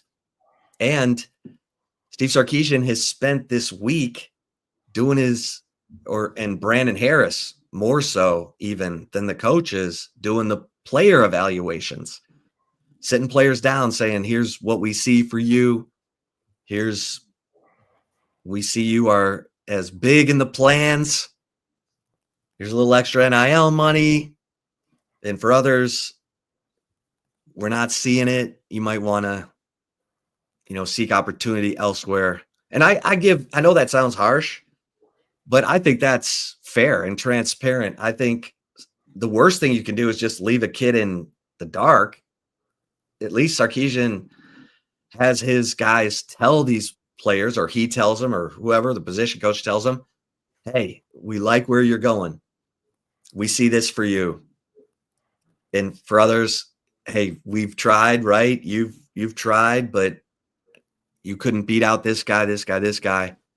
And so if you want to try it somewhere else, because everyone looks at all these defensive tackles in the portal and thinks, what are they doing? No, those guys are good players. They're not SEC championship caliber players. In that position, Texas has got to compete at the highest level. And they know what it looks like. Tavante Sweat, Byron Murphy, Alfred Collins, Vernon Broughton, Jermaine Lole, Bill Norton. Yo, was a little shocked to see Javion Cole put his name in the portal. I'm interested in why that didn't work. I thought that guy was going to come in, jump in the rotation with Gavin Holmes, Manny Muhammad, and Jade Barron. And Kobe Black, he was that fourth corner to get some bump. His numbers have decreased over the past few weeks. I think Gavin Holmes has played a lot better, even though he got hit with that bad pass interference call late in the Georgia game. But yeah, Javion Cole coming from San Jose State, I thought he'd play more and get an opportunity. And clearly with him entering the portal, that's just not the case. Yeah, I thought he would get more opportunity too, but I think they really like Wardell Mack. And they're ready to elevate him and Kobe Black and get those guys up in the pecking order in the two deep. And so, Javion Cole was insurance. And unfortunately, the one game he played in, it seemed like he got an interception, but he didn't get much run for sure. And so, we'll see. I bet he goes and does well. Who picks up a lot of Texas's leftovers? SMU. Logan Parr. Remember him? He's starting on SMU's offensive line. Isaac Pearson is SMU's punter. Used to be the punter here.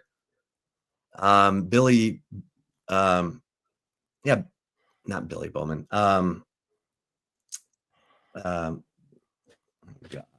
Billy Walton. Billy Walton's there. So yeah. If you need some dudes, SMU seems to be yeah. They tend to listen. All right, let's get to the right call. Let's get it. Hell of a chip shot, my friend, per usual. Before the right call, though, shout out to McCall Custom Homes. It is Christmas time, and, you don't want your wife coming up to you being like, man, we can't throw no Christmas party because the house doesn't look good to me. You don't want those problems. Hit up McCall Custom Homes, because when you're thinking about renovating your home, trust the experts. The experts have been doing it in the ATX for over 40 years. Family owned and operated. It's all about quality and craftsmanship. The father and son duo have been doing it for a combined number of 50 years, and that experience is going to take your house and make it into a home that you can find truly special. And they understand what makes a house feel like a home here in this city. So hit them up on Facebook, Instagram, search for McCall Custom Homes, at McCall Custom Homes, and give our friend Mike a call at 512-633-9580. That's 512-633-9580, or shoot him an email at mike@mccallcustomhomes.com. It's McCall Custom Homes. We build value into your home. And again, Christmas time, some of y'all out here riding in buckets. Some of y'all got that check engine light on. Y'all don't trust yourselves taking a trip over 3 hours because the car, you just feel like it won't make it. Don't be like that. Please get over to Covert Beat Cave. Covert Beat Cave, doing it over 100 years. That is a long time. Check them out like my wife and I did with our Buick Encore. 7 terrific brands to choose from. Buick, GMC, Ram, Jeep, Dodge, Chrysler, and Cadillac. CovertBeatCave.com. Latest specials and inventory so you can see what you want before you hit the dealership. Guys like Daniel and Marcus and Jerome helped us out, and they got plenty others that will hook you up and find you a new or pre-owned vehicle that you'll feel comfortable in for the next decade plus. So CovertBeatCave.com, hit them up. Nobody beats a Covert deal. Not now, not ever. And some of y'all outside, indoors, the decoration, it's just not where it needs to be. You need something that's going to make your home stand out, whether it's the patio, whether it's the living room, dining room, bedroom, etc. Leaf Landscape Supply are your people. They are a full-service wholesale and retail plant nursery and landscape supplier here in the ATX. Both of their locations are absolutely amazing. 290 Monorails down south and Palm Springs up north. If you're looking for large quantities of supplies to fulfill a landscaping job, trendy house plants, a collection of specialty plants and rare plants, they're your one-stop shop for everything you need. So check their website out also at leaflandscapesupply.com to see what they have to offer, and go visit one of their 2 locations. And remember, when you get in there, you make a purchase, you're at the cash register about to check out, you pull out your credit card, hey, or cash, doesn't matter. 10% off if you mention us at TSU and me, Zay Collier at Leaf Landscape Supply. All right, Ship. One of the funnier, better videos that I've seen in a long time come from a coach at a presser. Is circulating around social media today and this week. Louisville basketball coach Pat Kelsey. He has a great perspective on how tough their schedule's been. They just lost to Duke the other day. They were up 15 points on the Blue Devils at home at the KFC Arena, which I think that's hilarious that the Louisville arena is called KFC Arena. I dig that. But they were up 15, end up losing to the Blue Devils. But coach was asked about how hard this schedule and this last slate has been. Listen to what he says. Pat Kelsey, Louisville basketball coach. How challenging is it emotionally or mentally to get a team ready when you had Duke on Sunday, this big marquee event? You got Kentucky on Saturday, another marquee kind of game, and UTEP plopped right here in the middle. How difficult is that just from an emotional standpoint? I mean, we get a bunch of free sneakers. I wear sweatsuits to work.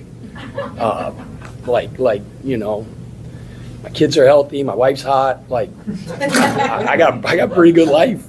We get to play college basketball. We get to play in the Yum Center. We get to get ready for Utah. My dad used to say it all the time. I would say to him, Dad, you got to go to work today. He said, son, I get to go to work today.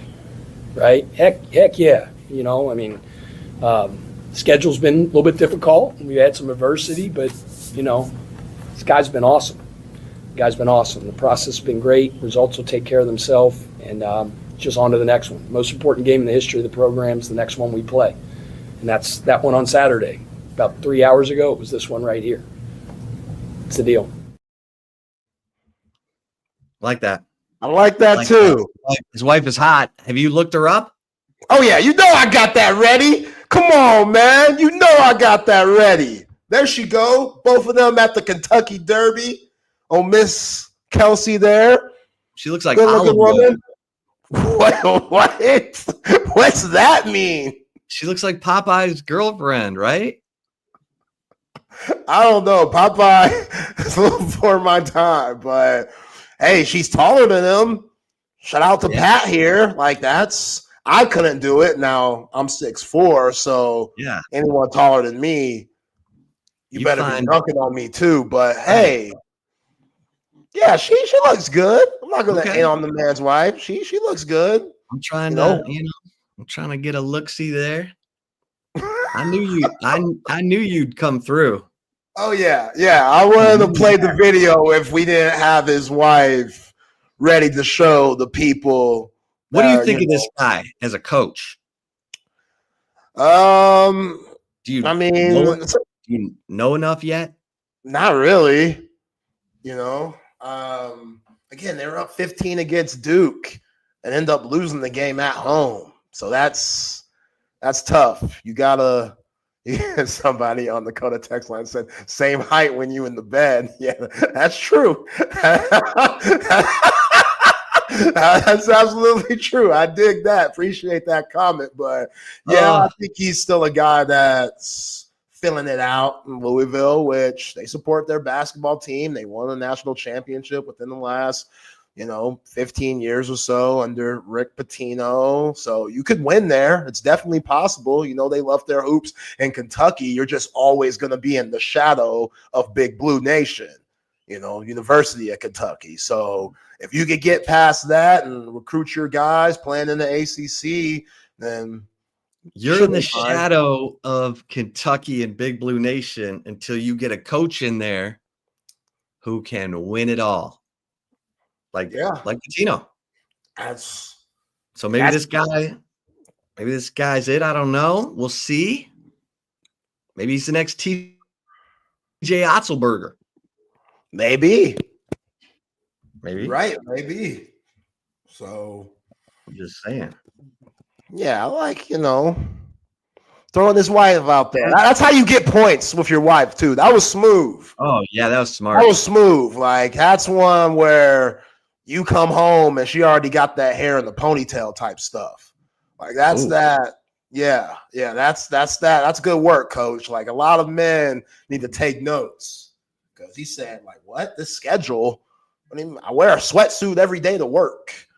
My wife's hot. Kids healthy. Life's good. Good. Yeah. So he played. Steve Sarkisian to take that. I need Steve Sarkisian to take that energy. I hope Steve Sarkisian sees that with how angry he was in the ATL. What were you so angry for? You know what I'm saying? I get it. 8 penalties in the first half. Control that anger. Because L'Oreal, she around. I don't know what's going on. We heard divorce. She's around. So I don't know what's going on. People keep saying wife. The suits are still clean. I don't know. But I hope Steve Sarkisian can take a page out of Pat Kelsey's playbook here and apply that a little bit. Enjoy the ride. I get it. The pressure's there. It's always going to be there. You're the head coach of Texas. Pat Kelsey don't have those problems. A little different pressure that Pat Kelsey has than Steve Sarkisian. I understand that. But just maybe take some notes of what he has going on because life is good.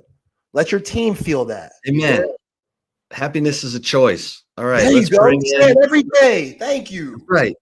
Happiness is a choice, man. If you want to find something bad, you'll find something bad. You want to find something good?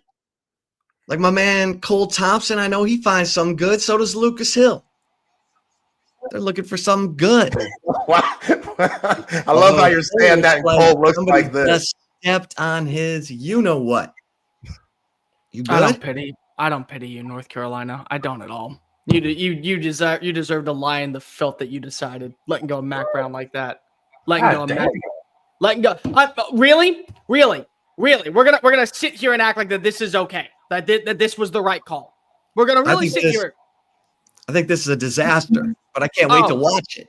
Oh, trust me, front row seat.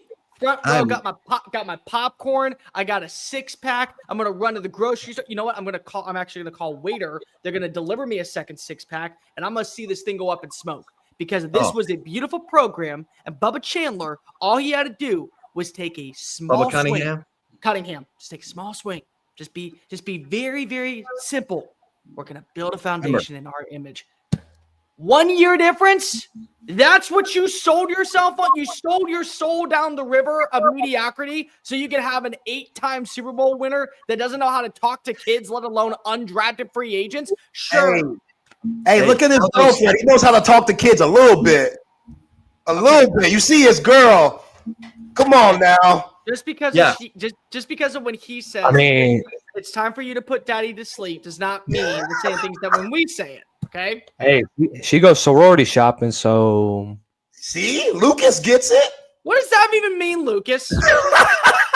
I play football You know at a exactly power. what No, it no, Lucas. I play football at a Power know 4 exactly program. what it Come over. No, Lucas. Hey, we'll get out of your way. Lucas, I don't need Y'all it. do your You be thing. good. You be good. Chip, Lucas, we I need don't more that. handlers. Oh, stop it. Stop it. We don't need more handlers. I play football at a Power 4 program. Come on over. 9 times out of 10 freaking works. Don't give me that money sign. Welcome on into SEC Unfiltered. He's Lucas Hill. I'm Cole Thompson. We're around for the next hour. Make sure that you hit the subscribe button. Make sure that you hit the ring notification, not just here, but also on all of our social media platforms, TikTok, Facebook, Instagram, Twitter. Follow us at SEC Unfiltered as we're on the race to 20,000 subs. Make sure that you go follow Lucas at Lucas_Hill23, me at Mr. Cole Thompson. Check out all of our great work found at SECUnfiltered.com. And make sure that also you check out all the great work found here at Texas Sport Unfiltered. Give them a follow at TS Unfiltered. All right, Lucas, I'll let you go on your little rant on your spiel on why this is a good move, because if it's not, but sure. The word's official. Word's official. Bill Belichick is the next head coach of the UNC Tar Heels. 3 years, $30 million. Do the math. Carry the one, carry the two. $10 million for a guy that's never coached in college at the highest level. Sure, fine, so be it. Lucas, give me your thoughts on the situation, because you seem to be giddy about it, apparently. Actually, I'm not. I mean, a move's a move at the end of the day, Cole. I mean, either or, I could care less about what the dude's doing. Hey, a bag's a bag for him. If he's getting $10 million a year to coach dudes, I mean, it is what it is. But in order for him to have any sort of success, he's got to treat this like an NFL franchise, because college football is evolving. Let's just be honest with you. You can't just go to a recruit's house and say, okay, we're going to give you 3 or 4 years of a good education and you could start 4 years. That's not what's going to happen. Well, you got to have the money on the table to back it up as well. So that's what he's going to have to do. You got to be able to treat this like a business. And for order you to have any sort of success, you got to do that.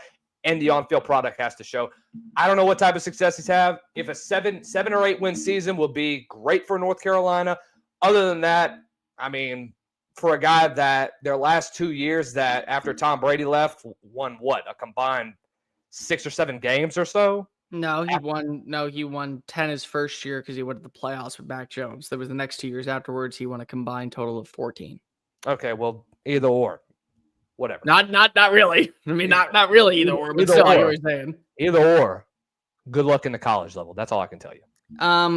Yeah, no, completely disagree with you when it comes to the college standpoint of things. I know you don't care. All I'm just saying is that let's go back to the very beginning of this. You said that this is about the college and how it's transforming into the NFL. He wrote a 400-page per diem talking about how he wanted to change the culture and what he needed to be indebted into his program. Like, they don't sit here and have that already on campus. It's called a scouting staff. That's called an NFL recruiting staff that you speak with the scouts that have the conversations about what you need to get for these players to make the jump on over. So that's already been embedded in every single major power program. Lucas, I can tell you, because if I've actually talked to people out in Chapel Hill, there is a place called North Carolina University of North Carolina that they believe is a sleeping giant in the ACC. The resources are there. They're funded by Nike. I mean, they're funded by Jordan. They have all the allocations. They have a state-of-the-art nutrition system. They have invested over $18 million in the last 15 years in new complexes. They recently redid their weight room. They recently redid their locker room. They have an emphasis on believing that they are right there among the pedigrees. Florida State, Miami. You could throw in SMU in that conversation. You could throw in Clemson in that conversation. They feel like that they're a program that with the right person at the helm can be a team that is competitive for national championships. And I don't know if that's true, because I don't know if an ACC school can do that. But what I can tell you is this is a school that does have all of the allocations in line to sell itself. You're not selling me Bill Belichick as a 17-year-old, because here's the thing. Bill Belichick, as you brought up, in his last few years, couldn't win that much. Won 14 games. In his last 2 years, he also hired his buddies. He hired Bill O'Brien as his offense coordinator in an outdated offense that doesn't work in the NFL anymore. He didn't make any moves at the for the defense coordinator position. Instead, he brought back Matt Patricia, had him work on the offensive line. Had him work on the offensive line. So different side of the ball. Joe Judge work on the defensive line, different side of the ball. And he also hired his son, Steve, to be the linebackers coach. It was all about him. It's an ego thing.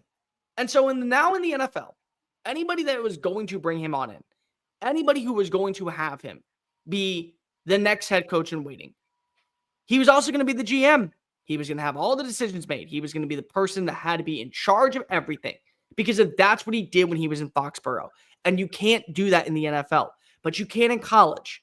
And you can in college when teams are desperate. This was a desperate move. It was. You had a guy in Glenn Schumann that could have been a difference maker for your squad. Been there for the next 10 years. Established a foundation. Glenn Schumann, every 4 or 5 months, gets a 5-star linebacker to commit to Georgia. You don't think you could take one and make them flip on over to UNC? You look at a guy like John Summerall, rising star in this industry. Guy was fantastic at Troy. Guy was fantastic as the defensive play caller during the best years of the Kentucky era. He goes to Tulane, year one, with a bunch of G5 Sunbelt players, takes his team on the cusp of making it to the college football playoff. You talk about a guy like Will Stein, who also was being mentioned for the job, out at Oregon. One of the most intricate offenses. Last year, got Bo Nix to the Heisman finalist. Got Dylan Gabriel to the Heisman finalist. 2 New Year's 6 bowl bids. 2 appearances in conference championship games. And it just doesn't make sense. You let go of a 73-year-old Mac Brown to hire a 72-year-old Bill Belichick. More importantly, you don't remember this because I don't even know if you were born yet, but back in 2004, there was a coach by the name of Tom Osborne in Nebraska, and he retired. And when Tom retired, the first name that was brought up was Urban Meyer. They said, let's go get Urban. Let's go get this guy. He's out in Utah. He's crushing it. He's a little inexperienced, but he's done a great job at a smaller program. We can sell this. They said no. They went and they got Frank Solich. Let me time out for you. That was 97 or 98 that he retired. 2004. So when Solich retired. Solich got fired in 04 and they brought in Bill Callahan. That was it. So when Solich got fired in 04 and they brought in Callahan, they said initially, let's go get Urban Meyer. And when they brought in Urban, then they decided, nope, we're not going to do that. So they brought in Callahan because he's a more experienced guy. Callahan ends up not doing anything. They hire Bo Pelini. You go get him now at Florida. He builds a program to remember the 2000s. They get 2 national championships. Young guy, team willing to take a risk. This could have been that risk for North Carolina. And they could have done it with two or three young options that would have been there for the next decade. What do you got Bill for? 3 years? At most? And that's if it works. And that's if it potentially turns the corner. That's it. Cole, just admit you're on love with the idea. This is just your denial. I'm not in love with it. No, I'm never going to admit that. No, Jack. I'm not going to admit that I'm in love with the idea of Bill Belichick. It's a dumb move. Lucas, do me a favor. Who's your favorite coach in college football right now? I don't really have a favorite, to be honest with you. Pick a coach that you have a lot of respect for. Oh, shit. Now you're making me choose. I'll say this. I have a lot of respect for Lane Kiffin because he doesn't take bullshit. Okay, so let's say Lane Kiffin comes into your house. He's going to sell the crap out of Ole Miss for you. He's going to tell you why Ole Miss is the perfect place for you. And he's also going to kiss your ass a little bit. Because if he knows that you're a difference maker, you're a 5-star offensive tackle. You get to protect Austin Simmons next year. You get to be a dude that comes on in and is the X factor for a team that wants to go to the college football playoff. Here's Bill's pitch based off of what I know from the NFL. Yeah, we kind of need a right tackle. We don't really care if it's you or if it's the guy down in Columbus, Georgia, but we're going to get a right tackle. You can show up to practice if you want. If you're going to be there and you're going to have an attitude, just get the hell off my field. I don't really care anyways. Here's a scholarship, I guess, if you want it. That's the pitch. That's him. That's what's going to be him. And then what's going to happen is that when a player says, hey, don't talk to me that way, We got to have a good relationship. He's going to go, I'm the man in charge here. If you want to go elsewhere, there's the transfer portal. Go hit it and don't let the door kick you on the way out. And everyone's going to follow behind. Do you remember when Urban Meyer went to the NFL and he started treating everyone like it was a college game? Yeah. Because if he thought that, it's the same adaptability, there's no correlation. There is none. The only difference between the NFL and the only correlation between the NFL and college football is they play with the same football. That's it. There's nothing else that's even close, remotely close to it. The way players get paid, the daily duties that players go through, the hours that they put in, the workout facilities, the nutrition regimen, how much time they're in the training facilities, how much time that they're they're in the film study. It's completely different than college. And when you heard that Urban Meyer was calling out coaches saying, I could fire you on the spot and you won't be missed tomorrow. He's telling players, I should cut your ass because if you wouldn't be even last at Ohio State. And then players all said, screw you. We're not buying into this shtick. And before the end of year one, he was fired. And it was a disaster of an experiment. It's the same. Just flip it. That's all it is. I mean, he had that same mentality during the Swamp Kings era. And I mean, Brandon Seiler said it best. I'm going to treat my kings and my studs like my studs, and I'm going to treat my shit like my shit. That's fine, but you can't do that at a college level on recruiting. I'm not alluding to that, dude, but I'm talking about with what Urban Meyer tried to do in Jacksonville. Oh, and yeah. Bill's probably going to have kind of the same mentality, except kind of the opposite, especially when it comes to recruiting. But that's the thing is that when you're in college, you can call out a former 4-star wide receiver for dropping a pass and say that you're the biggest piece of human literal garbage I've ever seen. How dare you think that you get to walk into this program and act all high and mighty? You can do that in college. In the pros, you can't. And Bill had a good relationship on being able to deal with certain pros and having that mentality. But that works when they sign a contract. Because that's the thing, Lucas, as well, is that when they sign a contract for 4 years, they're locked in. As long as they're doing their job, they're not going anywhere. They're guaranteed a spot on the roster. You can enter the portal tomorrow. And everyone's just like, yep, totally fine with it. I don't have to sign you. I don't have to be around you anymore. That's a problem to me. It is. And it's not going to work when it comes to recruiting because of what player does not want to feel like that they belong in the system. Cole, you don't think Bill has the common sense to figure out how to deal with it? It's why he defined exactly how it was to be done. He won't be talking to students about NIL. The staff will. You really think that this is an NIL thing? I can tell you right now that when we go and look back, NIL will not be a problem. I guarantee you that he's talking to players about NIL. I guarantee you he's getting a voice in with NIL. What I'm telling you is I don't think for 1 second he's going to be able to coach the players properly. Talk about Deion. So they were talking about this on ESPN this morning, and it's been bothering me. Dan Orlovsky said that Deion Sanders and Bill Belichick are now the two biggest names in college football, and everyone wants to play for them. Do you want to know why people want to play for Deion? It's because of the way that he treats his players. He's a players coach. He's a straight up players coach. And more importantly, he puts an emphasis on grades. He puts an emphasis on the way that you treat your individuals. He puts an emphasis on respect is earned, it's not given. Where when it's Bill is, you're getting paid a crap ton of money. I'm going to talk to you however I want. Because that's what it is. That's what it was in the NFL. And Bill had no patience. Go back and listen to the stories about Julian Edelman when he was trying to make it onto the roster as an undrafted as the 7th round pick that translated from quarterback at Kent State to wide receiver. He would scream at him every single day. Damn it, Edelman, you're making the wrong cut. And he still made the right read and he got the football, but he made the wrong cut and he would blast into him. And unfortunately, there's kids these days that don't want to hear that. I made the play. I made the right play. I got us into the end zone, but I didn't do it your way. So now you have a problem with that? He had zero patience for rookies. He had zero patience for anyone outside of Tom and Gronk. He had zero patience for anybody back talking him. He would always be screaming at people whatever was on his mind.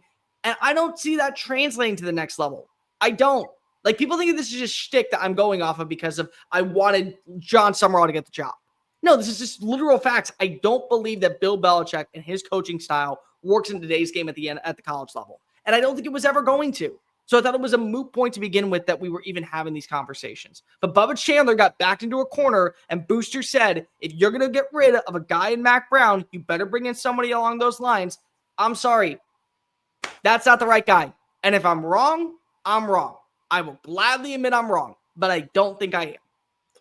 Cole, have you ever seen the movie Any Given Sunday? Yes. That's you basically kind of relating Bill Belichick to what Al Pacino played in the movie. He was playing Coach D'Amato.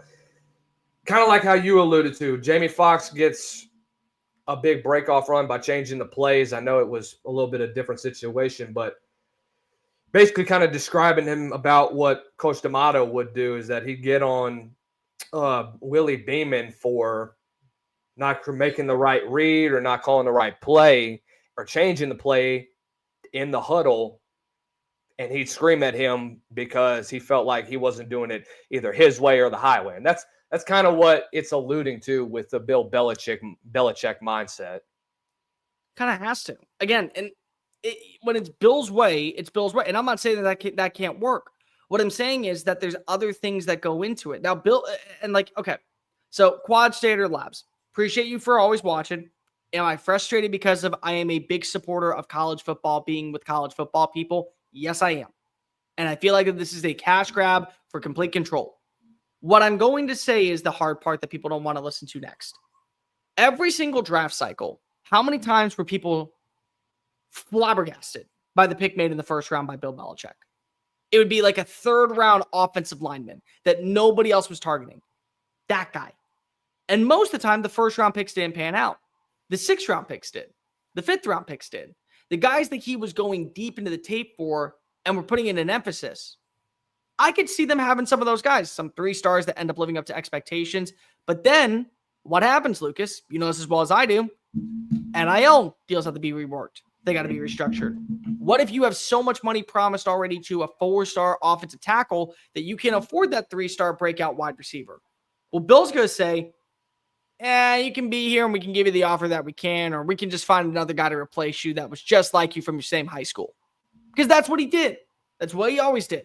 Let a wide receiver walk, let a defensive back walk, let them struggle. They come back in, and then they're no longer the same person. Remember when J.C. Jackson signed that big 5-year deal with the Los Angeles Chargers, and he lasted like a season and a half before they were like, nope, done deal. Can't do it. It's not going to add up. And he went right back to what's it called? New England?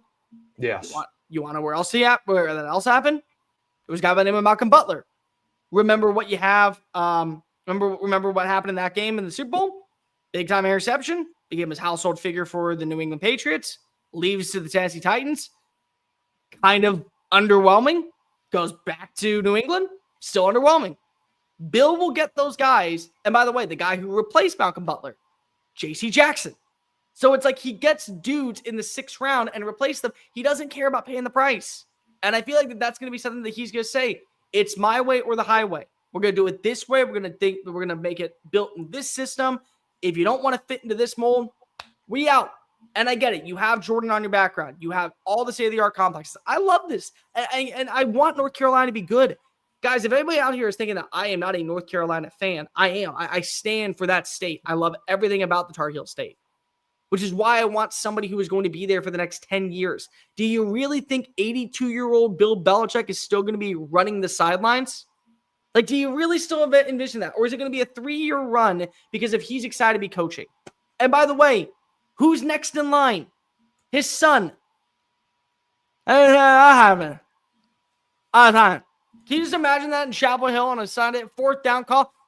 I got it. That's just gross. That's going to be him. Every single play. It is. I'll say this, Cole, just coming from a different perspective, knowing that he does have to treat it like a business and knowing that he has an uphill battle if he wants to make North Carolina a relevant team in the ACC and contend with teams like Clemson, like SMU, who should be on the rise, knowing that Rhett Lashley will be staying in Dallas for a little while.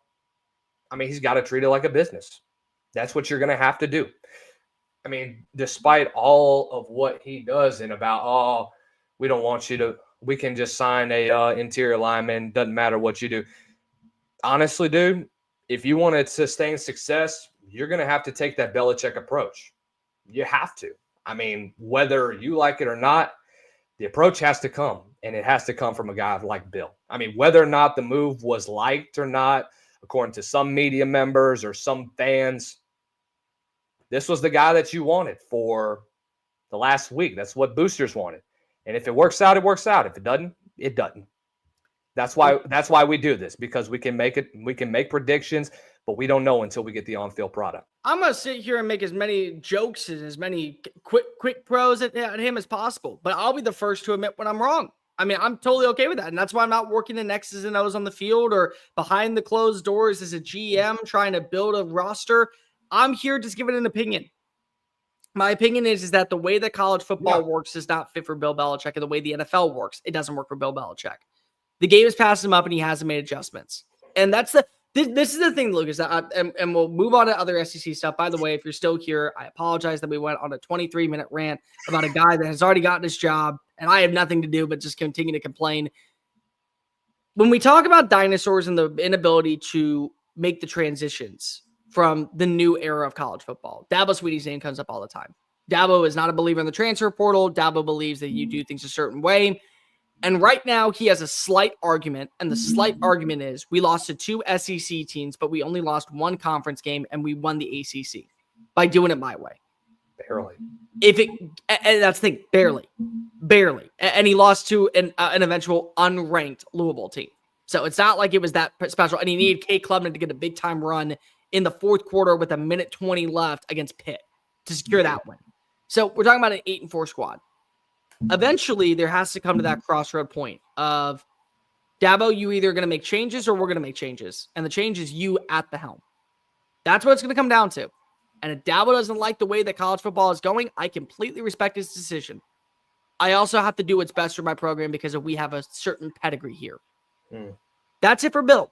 If Bill's way works, if they buy in, if him bringing in Michael Lombardi from VSiN as his general manager helps out extensively for what they're looking for in talent department, if he's able to get the right personnel in with his offensive and defense coordinator, we know who the defense coordinator is going to be. If he's able to continue to build and bolster up the offensive line with 3 stars and some 4 stars and turn it into the same type of mentality that we saw when he was at New England, I'll eat crow. I have no problem doing that. What I have a problem with is that in today's game, it is you're always working.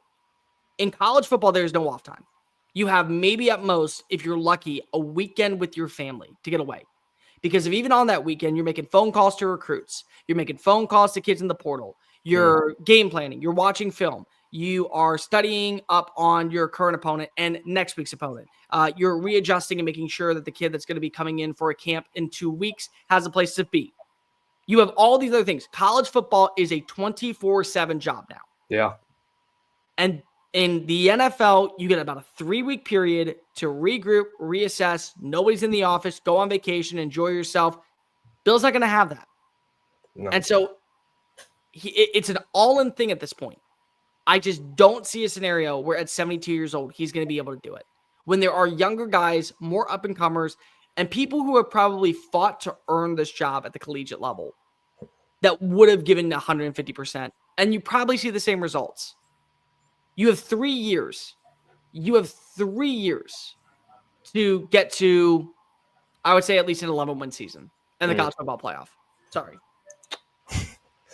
James Cox, by the way, that reference that I made from Any Given Sunday, what you're talking about, that's whenever they were in the huddle on the final game of this, or final game of the regular season before they went to the playoffs, and Jamie Foxx crashed out on every single person. Go ahead, but let's go ahead and move on. Cole, what we got next? All right.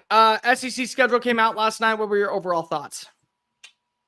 I'm ready for Southeastern and LSU, baby. Yes, of course you are. I say, of course you are. Hey, why not? Why not? But no, it's definitely going to be a fun game to watch, knowing that my future alum will be playing LSU. First time they played them since 2018, but we're probably going to get our brains kicked out and get about 800,000 out of it. All right, let's just go through the list. Week 1, some of the primetime games. Alabama at Florida, Auburn at Baylor. I think that one of those is a neutral site game. LSU at Clemson, Georgia State at Ole Miss, Tennessee at Syracuse. That one is in Atlanta. South Carolina at Virginia Tech. That one is in Atlanta. And then Texas at Ohio State. Which one stands out the most? I mean, if everybody's looking at them, obviously Texas and Ohio State. I think Texas and Ohio State. Yeah. First time they've met since what, 2006 when they had that 1-versus-2 matchup? Yeah, was it 2006 or 2008? Someone give me in the comments. Because they met in 05 and 06. They had a home and home, but both games were. Okay, yeah, then it was 06. Yeah. But that'll be an interesting one. I think that depending on that first game for Ryan Day is pretty much a definer for how the season will be. Because he ends up losing that game, it's going to be a long one. If he's even there. I mean, that might be the first game for somebody else at this point, depending on what happens in the playoff. Yeah. I don't think he gets fired at the end of this year, but I do think the heat does turn up if he isn't going to play and then if he isn't in the national championship. Okay, but so you think that if they were to lose to Tennessee in the first round, like if they do lose in the first round, the seat's going to heat up. And that's it for you. Okay. Yeah. Okay, fair enough. I think he's done. I don't see a scenario where you can lose to Michigan 4 times in a row, but more importantly, you get a home playoff game and you went all in for 2024. You had the backing of the fans that are very pissed off at you, and you lose to a Tennessee squad that is hit and miss offensively through the passing attack. There is a game that I do want to bring up. Syracuse versus Tennessee, I think is going to be a really interesting one. Syracuse was probably the most underappreciated 9-3 team in college football. Like, they're playing in the Holiday Bowl against Washington State. Meanwhile, Duke is playing against Ole Miss. That would have been such a good matchup. Kyle McCord versus Jackson Dart for the Gator Bowl. And they're going to bring in some transfers. They're going to be a big team in the portal this year. I think that when you look at what Nico Iamaleava is supposed to be going into 2025, he'll have a full year of starting underneath his belt. They're going to go into the portal and they're going to get another running back. The defense is going to be taking a step back because they're losing a ton of names to the NFL draft this year.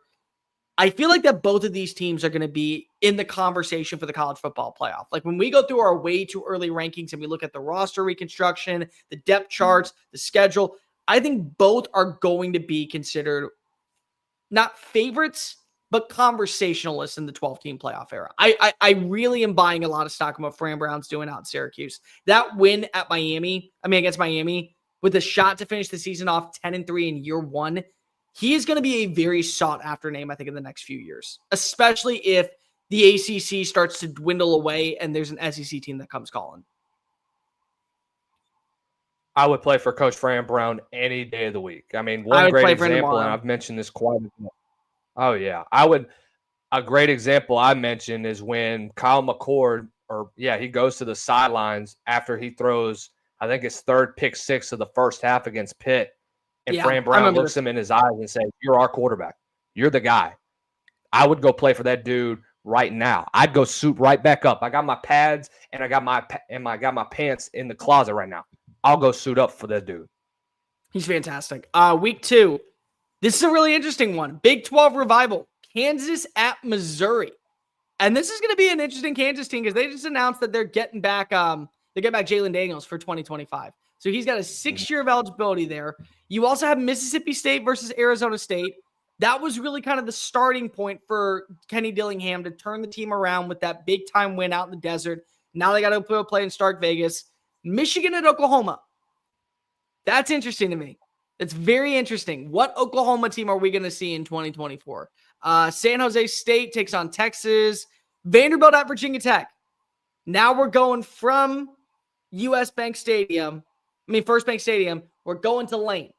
We're going to where the best pregame atmosphere in college football exists. And that game was horrible.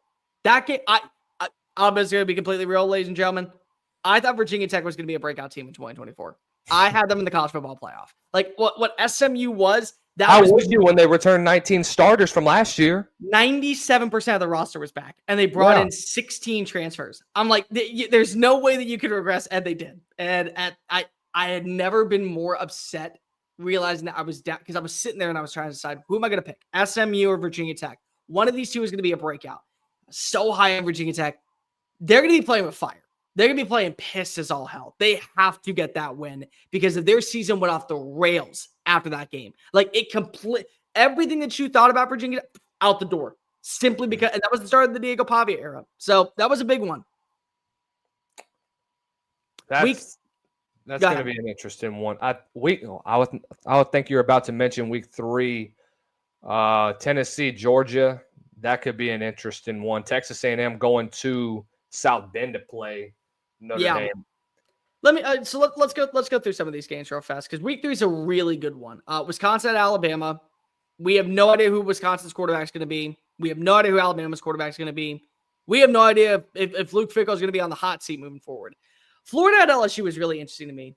Lucas, that's a really early time for this game. Yeah. Like, it's real. Like, I get it. You don't have to play always in the second to last weekend of the year or even the third last weekend of the year. Maybe you play it in the second weekend of November or the last weekend of October. But week 3 is really early for this game. Like, in the history books, it's weird, right? Usually you would see LSU and Florida usually play in the month of October, maybe the first or second week of October.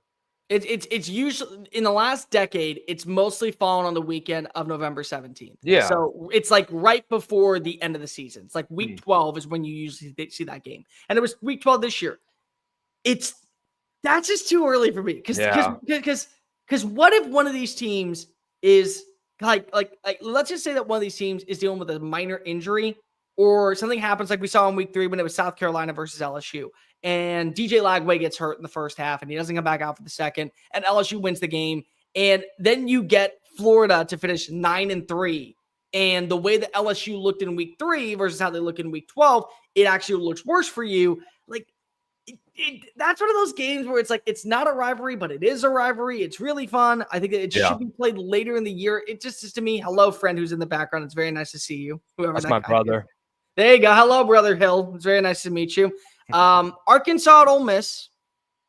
Not a bad one. Arkansas is pig fried right now. They're pig roasted. They're in so much trouble. It's bad right now. Do you lose Taylor Green this year or is he back for next year? He's back for next year. And he already announced he was coming back. Vanderbilt at South Carolina, Georgia at Tennessee. Georgia at Tennessee is really weird because I want to bring this up to you. Do you think that if the game this past season was played in Knoxville, Georgia wins? It depends on how Carson Beck plays. If he plays like he did midway through Alabama and then Ole Miss, Texas wins by double digit, or Tennessee wins by double digits. If he plays like he did the last 3 weeks of the season, Georgia wins it in a close one. Either that or it's a toss-up to me. I think Tennessee wins personally. I think personally Tennessee, the one game that they will want to win in 2025 is this one. I think that like the way that they want to win the Alabama game for the third Saturday in October, this would be the game that they want to win. I think it also depends on whose offensive line is going to be much stronger because you're going to lose a lot of dudes this year. Yeah. Texas A&M at Notre Dame.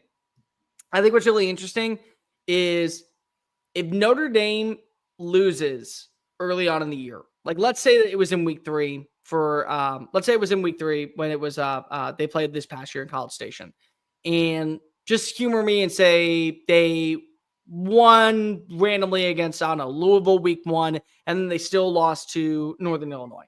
Yeah. If they lose that game, their season's over because they don't play in a conference championship. So this might actually benefit A&M more than it will Notre Dame.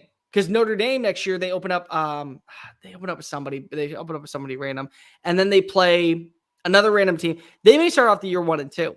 And if they're 1-2. They start off with UTSA and Utah State. I've got the schedule pulled up. There you go. Okay. If they lose one of those games, they lose to Texas A&M. Now being at home, their season's over. Like, it's just one of those things where I don't trust it entirely. Week 4, Arkansas at Memphis, Florida at Miami. So the week 1 matchup now travels on over to Coral Gables on September 20th. Tulane at Ole Miss, Southeastern Louisiana, your school versus LSU. That'll be a good one. South Carolina at Missouri. That was arguably one of the best games of the year that I think drew in the most interest among fans that were just kind of watching college football on a Saturday. Back and forth, really slow, low-scoring game until the fourth quarter. I think a combined 33 points were scored in the last 15 minutes. Georgia State at Vanderbilt. And that was the Georgia State game that knocked Vanderbilt out of the running for any college football conversation. That ended their undefeated streak before they played Alabama. So what do you think? Which game? Vanderbilt's definitely going to have a lot of tests when they play in Georgia State. With a great season that they had this year, Clark Lea has probably won Coach of the Year. I know Shane Beamer and Billy Napier had a late showing for it, but I think overall, hell, a 6-6 Vanderbilt team is a bowl-bound team. And the strides that they made this year, Clark Lea won Coach of the Year, but going into next year, that seat might still get hot because you're going to lose Diego Pavia depending on the hearing, which probably won't go anywhere. You're going to lose a lot of dudes like Stowers, like a lot of guys at the receiver position. You're going to lose Jefferson or whatever the running back's last name was. There's a lot of moving pieces that are going to be affected on the offensive side of the ball. So I think that game is definitely going to define where his future is in Knoxville or in Vanderbilt. You mean in Nashville? Yeah, Nashville. There you go. When you win 6 games and you get to end the streak of being bowlless, I think that you buy yourself another year. So if anything, he'd be fired in 2026. But I'm not going to go that far. I think Auburn versus Oklahoma is going to be really interesting because, again, what Auburn team are we going to see? There is not a coach under more heat right now that I don't think is being talked about at the national level than Hugh Freeze because of this wasn't a bad team. Like, I've been on record multiple times say that when you look at Auburn, what they had, the personnel on the offense, the defensive waves that they made underneath DJ Jerkin, they probably should have been 8-4 instead of 5-7. They probably should have beaten Arkansas. They should have beaten Oklahoma. They got the win over A&M. They should have had multiple games to where it was in their favor. And the fact that they lost on a pick 6 and Kip Lewis is no longer there, they're going to want to beat up on this Oklahoma team. It's in Oklahoma this year. It's a big time deal for them. I think that's the more underlying game. I also think that South Carolina at Missouri is going to have massive playoff implications because what if we have 4 teams from the SEC go and one of them is 9-3? The head-to-head's going to matter. So it's going to matter for South Carolina. It's going to matter for Mizzou. It may matter just simply because they say we're only putting 4 in. Now, you have to have the head-to-head, and if Mizzou doesn't have a significant win outside of a team like South Carolina, at least they can say they have the win against South Carolina. The same thing goes for South Carolina against Mizzou. Week 5, Notre Dame at Arkansas. I did not realize that was happening this year. Yeah, that's an interesting one. That's that might be the last game for Sam Pittman. I honestly will not be shocked if it is. If he gets a signature win there, then he stays one more. Then they just keep on giving this dude chances. He lose this one, he can kiss his sweet ass goodbye. Let's see. LSU at Ole Miss. That's going to have a lot of animosity around it. Auburn at Texas A&M. Another one that's going to have a lot of carriage. And then the game of all games, Alabama at Georgia. Alabama at Georgia is going to be fun. That will. I mean, because you lose, you don't know who's going to be Q for next year for both squads. Gunnar Stockton's probably going to be the guy, depending on what you do in the portal. Right, yeah. Yeah. Because, I mean, I don't know what you have with Alabama. I know you got either a 4 or 5 star Q that's coming in from this class or guy that took a red shirt, and then Ty Simpson's that's going to be battling for the starting spot. But Kalen DeBoer's got to find something out. He's got to find a dude because you can't have inconsistencies like you did this year with Jalen Milroe. And I know they frustrated the hell out of you, Cole. They frustrated the hell out of a lot of Alabama dudes that are involved here. And I know that if you have another season like you did this year, it's going to be a long ride in Tuscaloosa for Kalen DeBoer. It is, but it isn't. I can't blame. Okay, Jalen was a problem. He was. He in my opinion, as much as I want to blame him for the Oklahoma game, the offensive linemen were getting bullied. They were turnstiles that happened. Yeah, the run defense was bad itself too. I say there were multiple games where the defense allowed far too many third down conversions to keep teams around. The Vanderbilt game was one. The Georgia game was one. The Tennessee game in the second half was one. The only game that I felt like that Jalen Milroe actually lost for Alabama was the Tennessee game in the second half. Just every single throw felt rushed. Yeah. Every single throw was off the mark.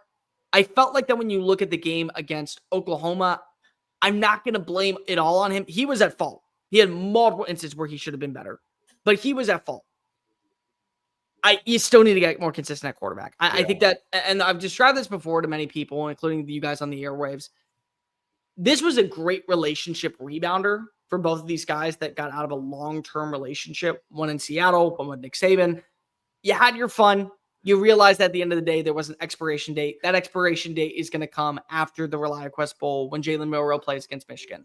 That's going to happen. It just is. I don't see another scenario where it can't. No.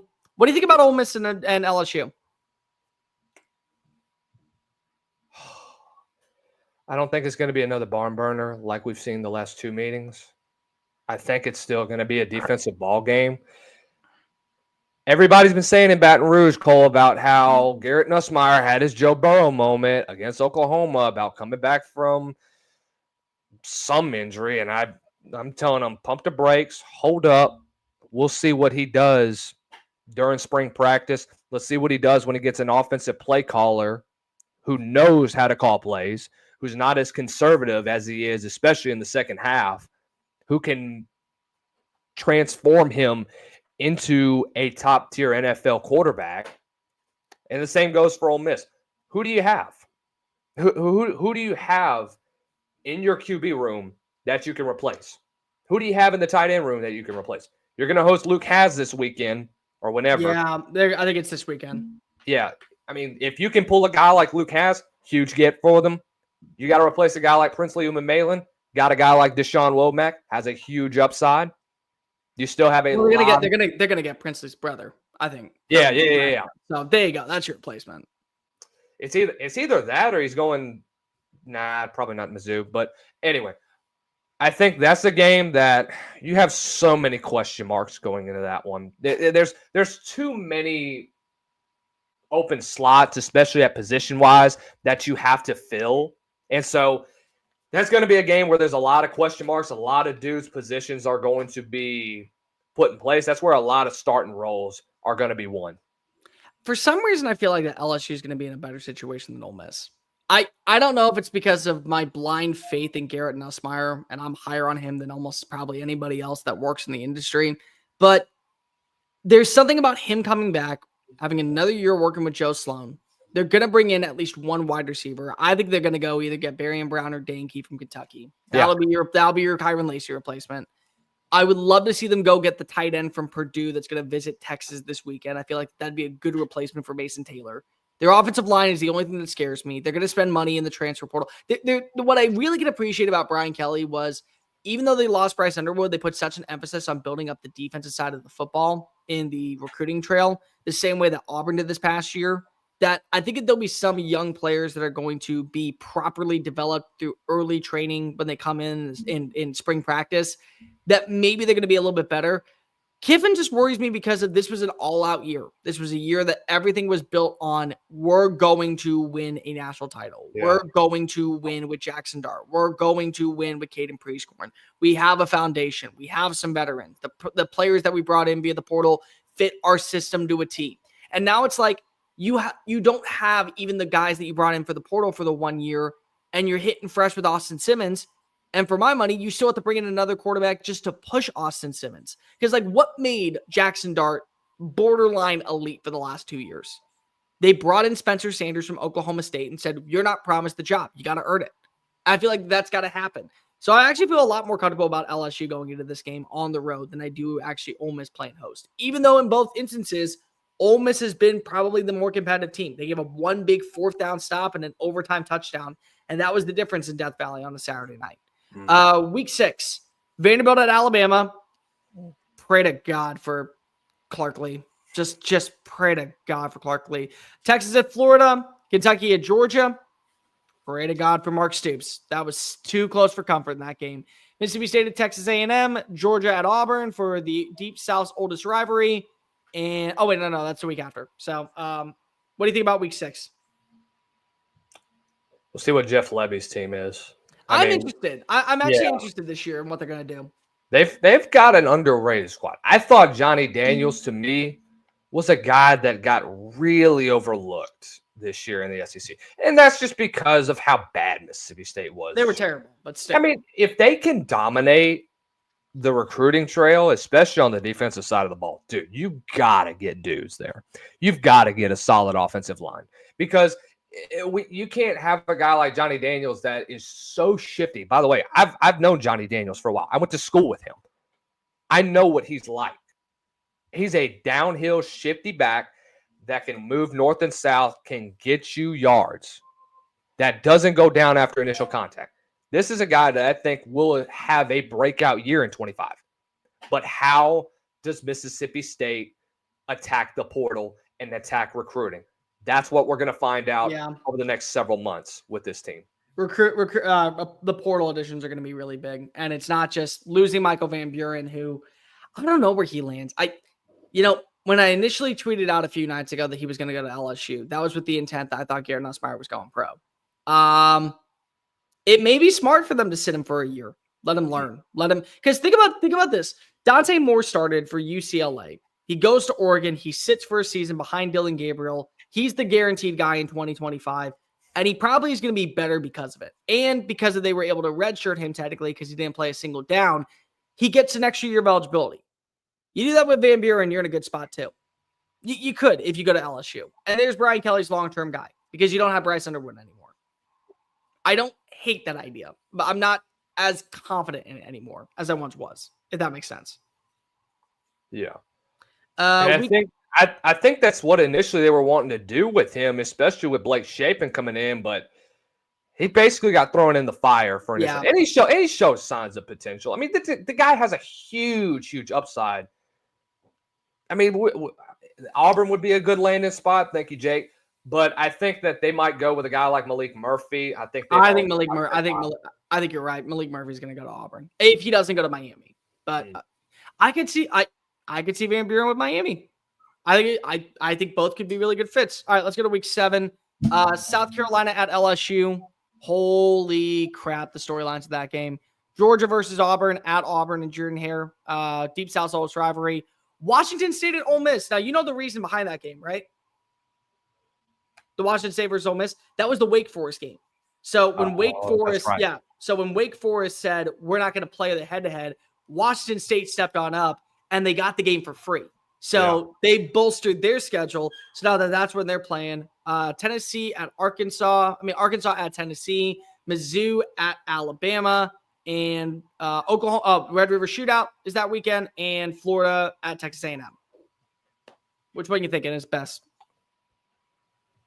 The DJ Lagway story is just going to get bigger once he plays Texas A&M. I think so. I think that's the start of the Heisman run. I mean, just what he's shown, especially in the month of November when he took over for Graham Mertz. Billy Napier did a great job of getting a guy like that. If you end up firing Billy Napier, and I think that's one of the biggest reasons why Florida kept Billy Napier, is because you want to keep these in-house recruits. You want to keep a guy like DJ Lagway in your system. You've got a great future with a guy like that. If you can develop him into a top-tier if you can convert him into a top-tier quarterback, the next 2 years are going to be fun with DJ Lagway at the helm because Florida's going to come back into relevancy. They're going to be back in the SEC championship race, and they're going to be a team that people need to look out for in the SEC. I'm interested to see how year 2 for Mike Elko comes. You got a guy like Marcel Reed.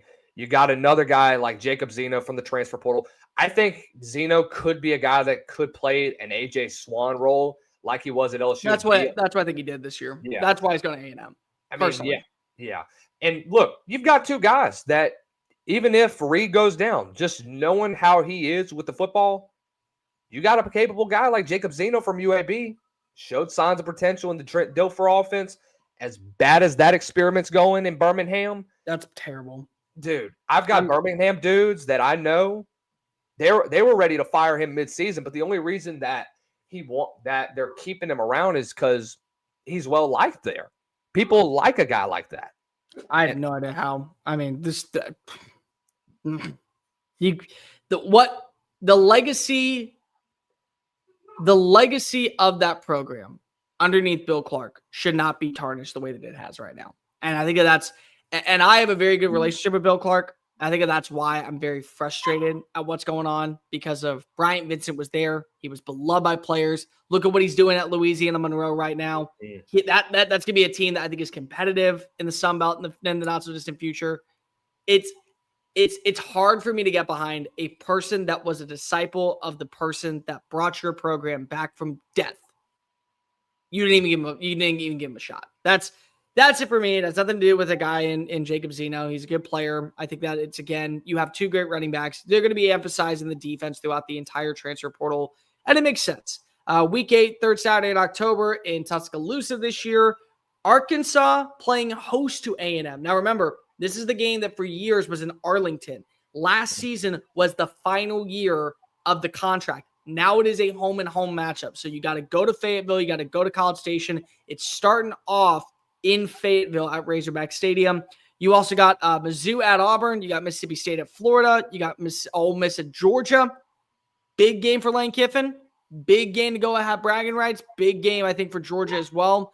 Texas at Kentucky. Oklahoma at South Carolina. Oh, and LSU at Vanderbilt. Which one stands out? I think there's two. Tennessee, Bama, and then Ole Miss and Georgia, obviously. When I look, like we've already mentioned with Ole Miss, we don't know what pieces you're going to have, especially for next year. On the defensive side of the ball, you got a lot of dudes that you got to replace. Yeah. And we talked about, I think they basically kind of sold their soul to the devil, especially this year, to try to get to a national championship, and you fail. There's a lot of talk about that and how disappointing of a team this was. Because if there was a list of top 10 teams that were considered to be like super teams and such, you could put a team like Ole Miss there that didn't make the playoffs. And it really sucks for a team like Ole Miss. But November 23rd was a day that you basically blew it. Same with Alabama. But for next year, having to replace all that, going up against a team like Georgia and knowing that you're going to still have a lot of moving pieces to bring along, but it's business as usual for Kirby Smart and company. So definitely interested to see that matchup, see if Georgia can get their revenge from this past year. Tennessee, Alabama, I think Nico's going to be a much better quarterback by this time. I think he'll hit his stride, and I think he'll have a field day against this Bama squad. I think this will be Tennessee's first win in Tuscaloosa in a while if they can do that. It's going to be a really interesting era because of no Tennessee team was able to beat Nick Saban in Tuscaloosa. When he lost one time in this rivalry, and it happened in Knoxville in 2022. So this will be the first time since 2004, I think, that they would win in Bryant-Denny Stadium. Like that's history being made, Lucas. That's 20 plus years that you have not been able to win that game. I actually do think that the one underrated game that's going to be on the radar is Missouri at Auburn. Because Missouri is another one of these teams where I don't know what to make of them entirely just yet. They feel like that they're going to be in that conversation of another 9-10 win season. They feel like that the transfer portal is working for them. They got a top 20 recruiting class this year, but Auburn has a top 10 recruiting class. Auburn, I think that's one of the reasons why Hugh Freeze is still in Auburn because of his ability to recruit. The buyout's too big right now, I think, too. I think one more year, then you can have that conversation. He was always going to get 3. I don't think that's the only intention because you also have to develop the talent. Like you can't sit here and tell me you get the 14th ranked class, the 9th ranked class, and now the 6th ranked class, and none of them are developing the way that you want them to. Like that's okay, but you're getting the recruits. You got to still turn them out. So that's going to be really interesting. I think they're going to be a lot like Miami this offseason, or like Texas in year 3, where when Texas was going out and they were bringing in Adonai Mitchell and they were bolstering up their defensive front and they were adding in a couple of other players just to the personnel matchup to really solidify Texas as a force in the Big 12 and a force for the college football playoff. Yeah. Miami tried to do that this past year. They went 10-2. I think Auburn's going to be that way. They're going to spend some money. They're going to bring in some big-time names. I will not be shocked if they land a guy like a CJ Daniels. I won't be shocked if they land an Eric Singleton. They bring in a couple of defensive linemen, and then they just build around whoever is the starting quarterback. Week number 9, Auburn at Arkansas, Tennessee at Kentucky, Texas A&M at LSU. That used to be always the game to close out the year. Texas at Mississippi State, Ole Miss at Oklahoma, Alabama at South Carolina, Missouri at Vanderbilt. There's one game to me that really stands out. It's Alabama versus South Carolina. I think that, again, this is going to be Shane Beamer is going to be begging for it to be a night game at Willie B. Oh, He is going to be begging the SEC the board. Please put this at night. Please put this at night. I think that's probably the game that we got. Like that's the one game that stands out the most. Agreed. I think that, and I think Tennessee and Kentucky could be an interesting one. Really? Yeah. Look, here's the thing with Kentucky. I don't know who was to blame last year for how Brock Vandagriff performed. I know Brock Vandagriff was bad last year, dude. Very bad. I don't know if it was Bush Hampton's play calling or if it was just Vandagriff's ability to run the offense. It could be a combination of both.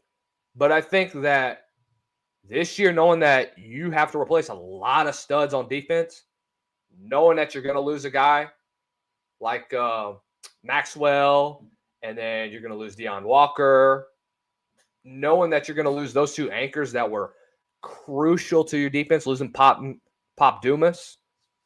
Yeah. You have a lot to replace. Could this be the final game of Mark Stoops' career? I think he's going to get to the end of the year. Okay. Now, I do think that this would be his last year if they lose that game. I agree with you, but I think that he would get to the end of the year. This would be the game that basically Kentucky decides to cut him loose at the end of the season, whether they do or not. But like you mentioned already, that South Carolina Alabama game, dude, you can't convince me that as much as I like how Kalen DeBoer has shown some forms of trying to get some offensive consistency, South Carolina is just too good. I think they're going to be one of the best teams in the SEC next year. I have them in the playoff right now. Yeah, I would too, because you have a lot of returning pieces to that squad. Lenore Sellers, the second half of the season, as bad as the offensive line was at the start, he basically ran the show. It was the Lenore Sellers show throughout the rest of that season. And you showed that. And if he carries that momentum into next year, guarantee you this dude's a first-round draft pick in 2026. He could actually go pro next year because he was a redshirt. Week 10, Mississippi State at Arkansas, Kentucky at Auburn, the world's largest outdoor cocktail party, South Carolina at Ole Miss, Oklahoma now going to play Josh Heupel in Knoxville, Vanderbilt at Texas, and Alabama playing host to LSU. To me, Alabama versus LSU is a playoff game. I think that the winner of that game will do enough to guarantee their spot in the playoff. I think the loser is officially eliminated, kind of like it was this past year. That's just my 2 cents on it. Yeah. Real fast, before we get out of here, Florida and Georgia could also be a playoff game, depending on They where could. they are at the end of the season. You're right, it could.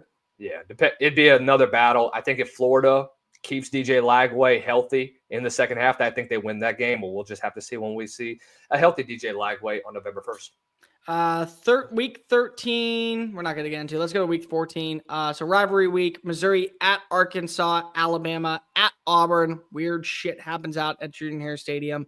Florida State at Florida, Georgia at Georgia Tech, but not really at Georgia Tech because that game's going to be in Atlanta. Last year was the very last year where it was a home-and-home environment, which is dumb as all heck.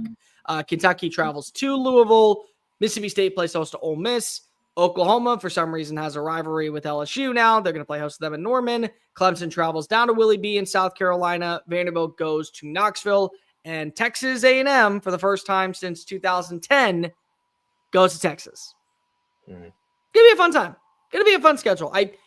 What I will say that I find interesting, if you didn't notice this, Alabama and Georgia do not have back-to-back road games this year. They have, I think, one road game and one neutral site game, and that's it. But they don't have back-to-back road games at all this year. That's it. They're going to benefit them a lot. Yeah. All right. He's Lucas Hill. I'm Cole Thompson. Our hour is up. Make sure that you like the video. Hit the ring notification down below. Make sure that you hit subscribe. That way you catch up to everything that we do on the platform, not just here, but also on SEC Unfiltered. Make sure that you follow Lucas at Lucas_Hill23, me at Mr. Cole Thompson, and check out all of our great work found at SECUnfiltered.com. By the way, make sure that also when you hit subscribe here, you also go hit subscribe over on the socials at TS Unfiltered. Bucky and BK back tomorrow morning. For Lucas Hill, I am Cole Thompson. We will see you in the next episode. And remember, you only live life once. Don't take it too seriously. Peace.